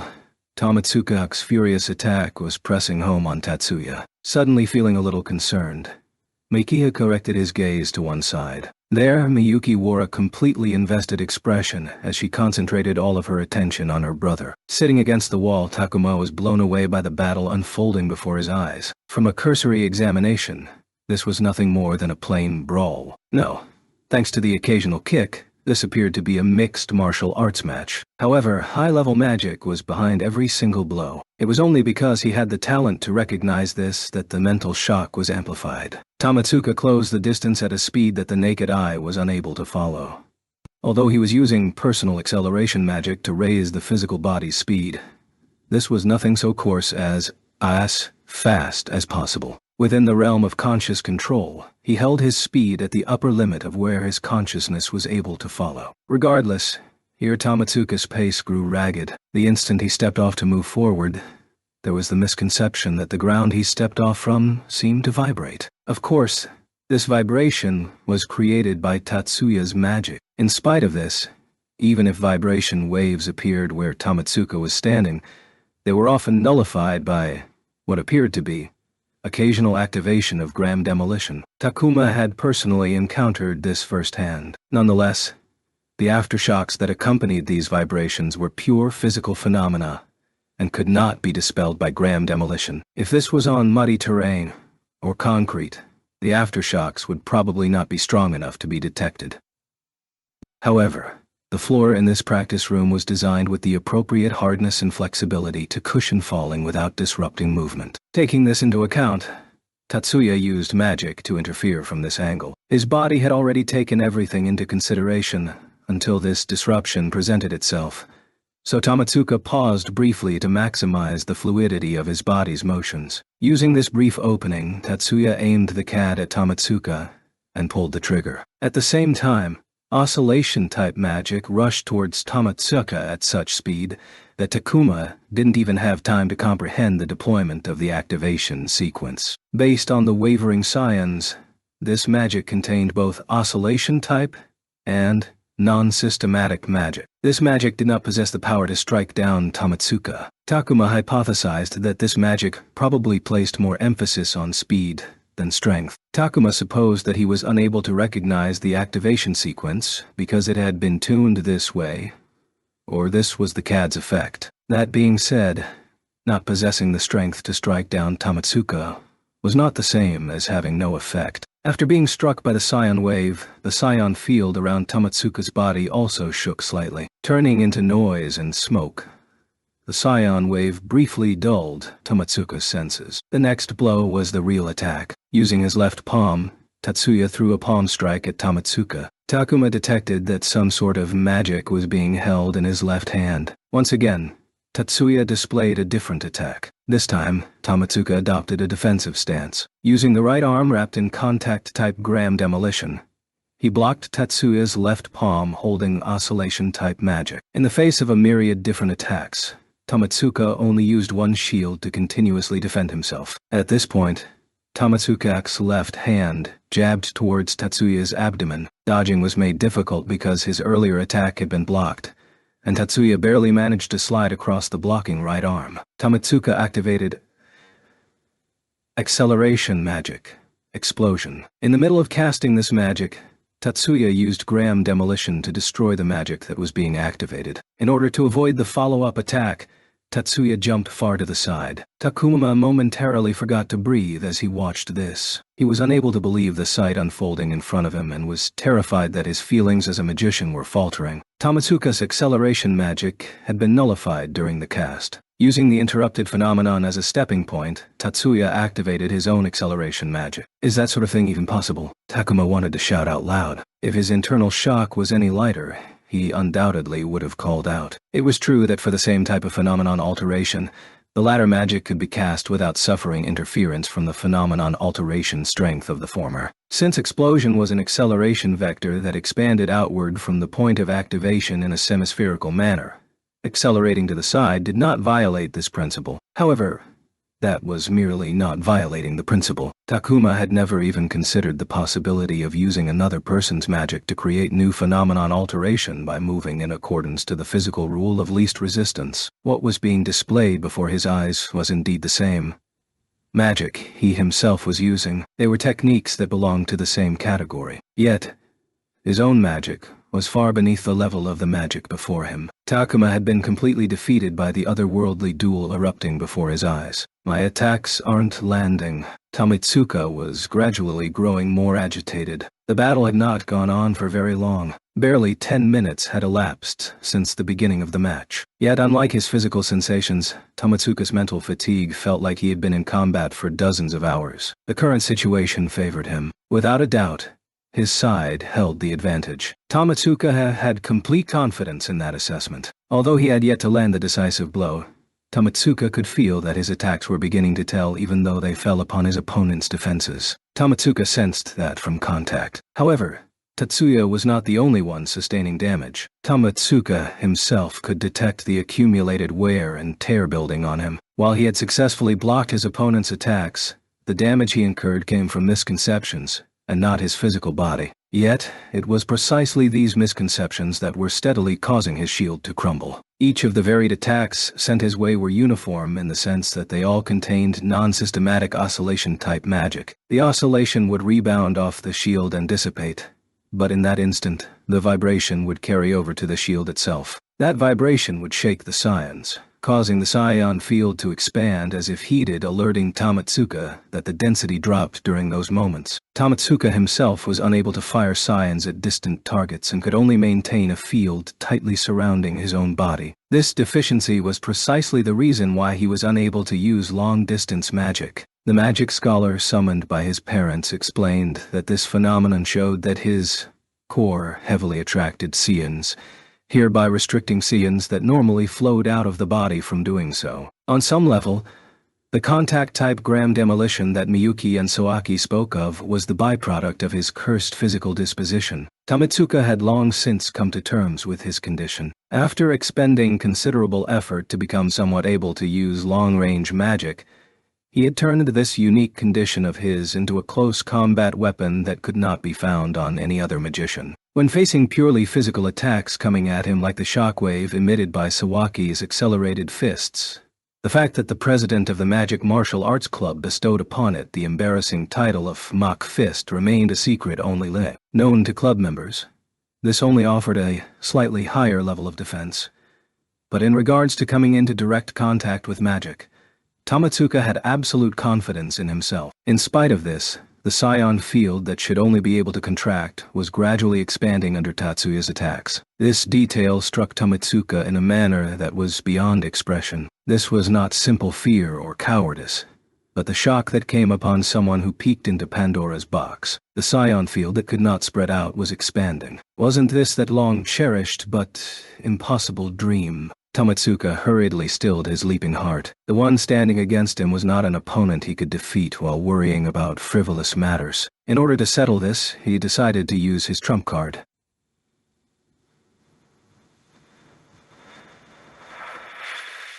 Tomitsuka's entire body was covered in cyans. Beyond Tatsuya, everyone here to watch the match could feel them. Tomitsuka's body accelerated at an explosive rate. The only Toho realized that this was not caused by personal acceleration magic were Tatsuya and Sawaki. The cyans that wrapped around Tomitsuka's body like a formless cloud suddenly grew organized. They were driven into place by Tomitsuka's will. Far more precise than before, Tomitsuka delivered a mid-kick. The magic sequence for heating covered his leg. If struck by that kick, the damage would be equitable to being bathed in microwave electromagnetism. Using his elbow as the focal point for gram demolition, Tatsuya planned on blocking the kick fueled by heating magic. Yet, Tomitsuka's right leg came to an unnatural stop an instant before coming into contact with Tatsuya's left elbow. The heating magic was nullified by the gram demolition coming off the elbow.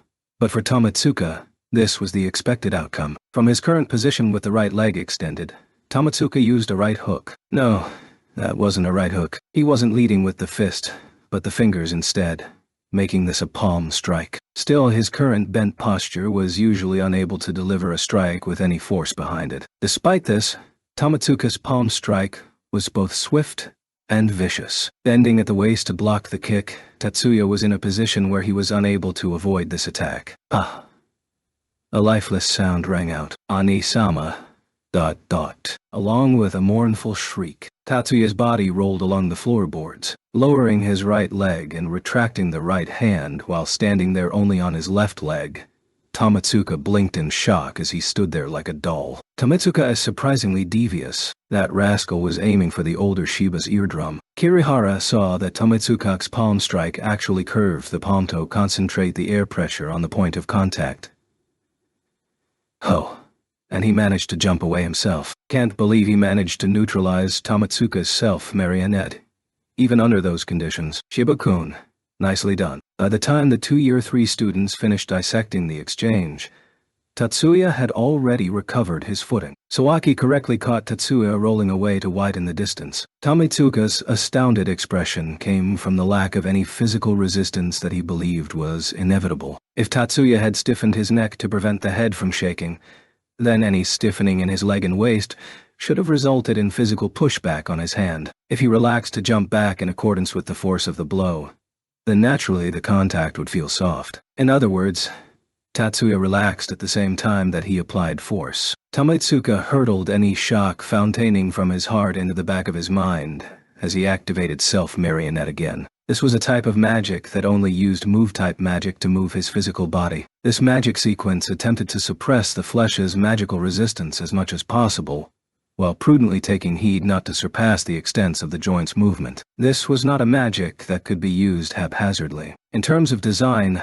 modern magic could only mimic movements. Nevertheless, this could still create attacks like the previous one that should have been impossible according to human anatomy and physics. Tomitsuka turned himself into a puppet master that wielded his own body like a doll and attacked Tatsuya in a manner that ran counter to martial theory. And Tatsuya saw through the movements of the cyans surrounding Tomitsuka's body. Tomitsuka's entire body had been covered by a single magic sequence. It was an exceedingly complex magic sequence that even a high-class magician would be hard-pressed to recreate. Maybe it was because he didn't want them to interfere with the magic sequence, but the disorderly cyans that surrounded his body were now neat and orderly, recreating an untouchable eidos that only suffered self-marionette to pass. The disorderly chaos had transformed into an orderly world. Order was both form and design. Tatsuya's decomposition could destroy designs. Although he was unable to destroy formless objects, he could deconstruct anything with a form even if it was the eidos. The formless cloud of cyans wrapped around Tomitsuka now had a form created by Tomitsuka's own magic. Through elemental sight, Tatsuya understood this immediately. He also saw that this was an incredibly opportune moment for victory. Tatsuya directed cyans into his CAD. He was not pretending to use his CAD but actually using the CAD for decomposition magic. The magic he chose was gram dispersal. Tatsuya pulled the trigger. With the form in hand, Tatsuya's magic that destroyed information shredded Tomitsuka's armor. The exposed fighting marionette closed in on Tatsuya. Tatsuya held a concentrated block of scions in his left hand. The solid block was so sturdy that it could have broken through Tomitsuka's armor even if it had recovered. This was not hiding his strength, but to achieve victory. Rather than choosing the magic he was most comfortable with but which still might be blocked by the incomplete armor, Tatsuya chose the magic bullet that would definitely pierce through the incomplete armor, designed and honed to clash against inhuman objects. The high-pressure, high-penetration far strike named Penetrating Magic Shell by Yakumo. Shot from Tatsuya's hand and pierced through the fighting marionette named Tomitsuka. Taking a shot from the cannonball that had no physical form, Tomitsuka flew backwards. This was self-marionette's side effect. Once he suffered a powerful blow directly, this impression would rewrite the variables for the magic sequence. Using a magic sequence that did not have a complete command interface caused the theoretical miscalculation that ultimately ended with Tomitsuka's defeat. Sent flying by his own magic, Tomitsuka laid there with his limbs extended outwards and did not move a muscle. Since he was unable to restore strength into his relaxed muscles in time, he had suffered a mild concussion. Victor Shiba.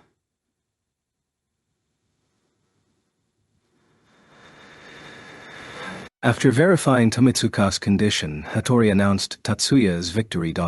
Oh, after murmuring, Onisama, Miyuki lowered her head. Forgetting herself, she was about to pounce on Tatsuya when she recovered her wits at the last second. Tatsuya smiled gently at Miyuki when she raised her head. Nodding at the brilliant smile coming from his sister, Tatsuya turned his body around. He put the cat in his right hand back into the holster and walked towards where Tomitsuka was lying on the ground. Tomitsuka, can you stand? Still lying on the ground, Tomitsuka used his right hand to tightly grasp Tatsuya's extended right hand. Thanks.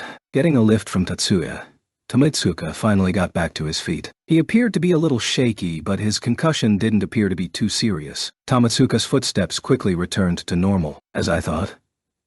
You're really strong, Shiba-kun. You as well, Tomitsuka. That hurt a lot. Faced with Tomitsuka honestly pulling off his helmet, Tatsuya smiled back with his reddened face. Next to them, a silhouette dashed by. Ah, hey Shippu. Without turning his head, Takuma fled practice room #3. At the end of the robotics club's garage, an empty area next to the outdoors practice facility had become a sparsely populated location for private conversations. Yet, Takuma had not come here for this reason. He happened to chance upon here after running away from the eyes and ears of other individuals. Before the sizable tree that incidentally didn't have a cursed legend attached to it, Takuma stood there numbly for a long moment. However, maybe because he was unable to control the agitation welling up inside him, he suddenly began punching the tree with his right hand. Damn it, damn it, damn it. He lost count of how many times he punched the tree. Stop it, Shippo. You're starting to bleed. When his curses grew ragged, a voice called out to him from behind. Takuma swiftly turned his head. There,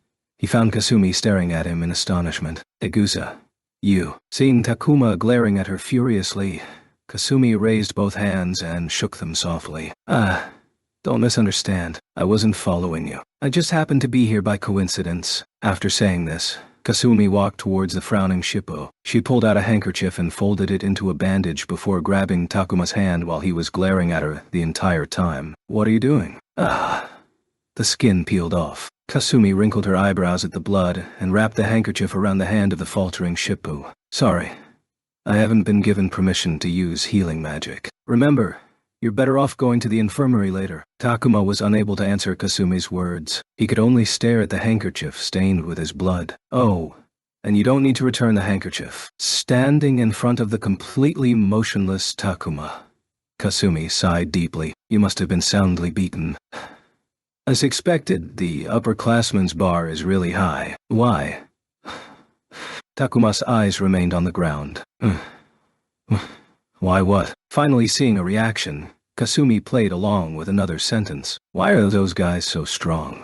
A painful outcry. This cry must be what they mean by spitting blood, Kasumi thought. As for who those guys were, Kasumi instinctively knew already. They're high school students like us, aren't they? There's only 1 year's worth of difference. Even so, how are those guys so incredibly strong? Why does there have to be a special reason?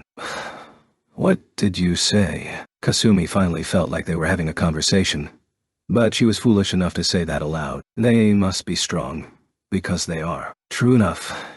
If you have to find a reason, then they must have worked hard to get to where they are. No. So. Nosy sure. Cow. Also, yeah.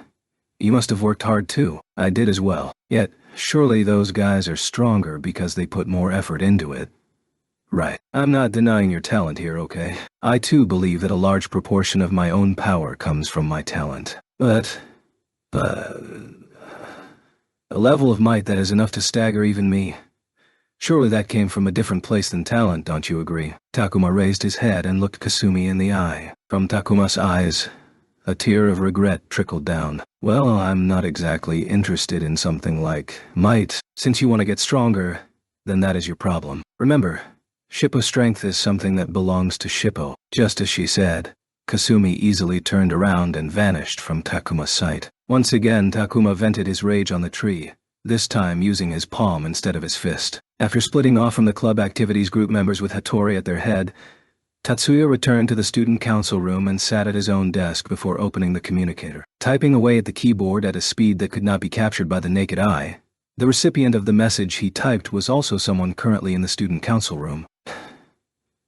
Yes, master. Setting the target as Tatsuya, Pixie began communicating via telepathy. Have you finished changing the records? Avoiding the written documentation of the other student council members. It has been done as you ordered. A false recording has been uploaded instead. He received the answer he desired. Have I been of assistance to you? Indeed you have. Thanks for your hard work. He bestowed words of thanks to the monster that was keeping the secret. You can rest for today. Yes, master. Entering standby mode. After giving orders for the doll to rest, Tatsuya erased the conversation record. Epilogue. That flying ship was actually stolen property. According to the television agency, the code used in the flight plan request was stolen as well. Currently, Tatsuya was conversing with Fujibayashi over the phone installed in his own room. The subject was the flying ship they encountered during that night. This was an investigative report on whether the ones responsible for the suicide attack on Tatsuya that led to his painful experience were terrorists or part of a criminal organization. Unfortunately, the only known quantity is that they are affiliated with a Chinese criminal organization. Yet, just as Fujibayashi said, the results of the investigation were not promising. A Chinese criminal organization. Does that imply you already know their identities? But not all of them. He was an opponent that had a history with you. Tatsuya-kun. You don't mean No Head Dragon, do you? The remnants, yes. Robert's son was a cousin of the nephew of Richard's son, the leader of No Head Dragon. He's been confirmed to have led a helicopter jacking in the past. A nephew's cousin. Tatsuya swallowed the words. Wasn't that practically a stranger that were on the tip of his tongue? That was because he recalled an example of someone who constituted a blood relation, even on this level, who happened to be right next to him. Well, that's practically an outsider. That's probably why only a few underlings followed him here after No Head Dragon's collapse. Nevertheless, it seemed that anyone thinking along the same lines drew similar conclusions. However, this was not the time in Placido consider such trivialities. Of course, last night's incident would be beyond the means of such a minuscule force, whether they were conspirators or the ones plotting behind the scenes. Some degree of support must have been involved, and remains unknown. Correct. Indeed, the situation appeared to be far graver than Tatsuya had imagined. Originally, an attempted terrorist attack in the heart of Tokyo was already a serious enough matter, and now they were supported in the shadows by someone even Fujibayashi could not catch hold of. Of course, they had to take into account that they had no evidence at the moment. Even so, this was not an opponent they could afford to underestimate. Still, the thought that flashed across Tatsuya's mind was not, hopefully this won't become an issue, but a more selfish wish like, hopefully this troublesome issue won't affect Miyuki and me. Here was a bustling street at night. Slightly a ways off from the street, a certain small store stood in an alley. Nakura used the weak light of a flashlight to verify the name of the store. This was indeed the meeting place that was arranged with the current head of house, Sagusa Koichi. If he had not known about this store, Nakura was certain he would have walked right past here. Opening the doors made of manufactured alloy that only held the distinction of sturdiness, Nakura took the stairs to the second floor. After being led into the room by an emotionless male employee, his opposing number for the appointment had been waiting for his arrival for some time. "Have I caused you to wait very long?" "Hardly at all. I just got here myself." The one spoke as he rose from the chair was a fair young man who gave off a charismatic and vibrant air that Nakura could never hope to match. "My name is Nakura. I am Zhou. Please, take a seat." Unlike the male employee who led the way here, there was a cute and attentive young woman standing in the room. Following Zhou's verbal cue, the beautiful woman in the waitress uniform pulled back Nakura's seat across from Zhou's chair with a practiced motion. Seeing Nakura take a seat without a second thought, Zhou returned to his own seat. "Would you like something to drink?" Good point. How about some white wine?" Zhou's eyebrow arched in surprise. To Zhou's knowledge, very few guests actually took him up on that customary offer for a drink by ordering alcohol. "Would a normal bottle of Maotai wine suffice?" "As you wish."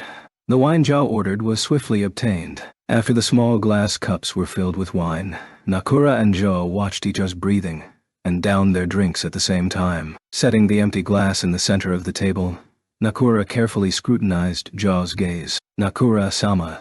The one who spoke first was Zhou. "My master wishes to form a friendly relationship with Nakura-sama's master. My master said that there would be no problems agreeing with Zhou-san's proposal." Hearing Nakura's response, Zhou revealed a devilish smile. "Oh dear, your confidence fills me with dread. Then, shall we proceed to a few more concrete details? Our side has already proposed our basic conditions." "Of course. I am well aware of that. We would never do anything that would harm Sagusa-sama. After all, we do not share the Great Asian Alliance's interests. And what of the media operation? That too we understand. We have already given the order to curb the propaganda work directed universally at magicians." "I see. Then let us discuss the finer details." Zhou once more used his eyes to give an order to the female employee. The beautiful woman serving as their waitress bowed deeply before leaving the room. Besides Nakura and Zhou, no one was privy to the discussion that ensued in the room.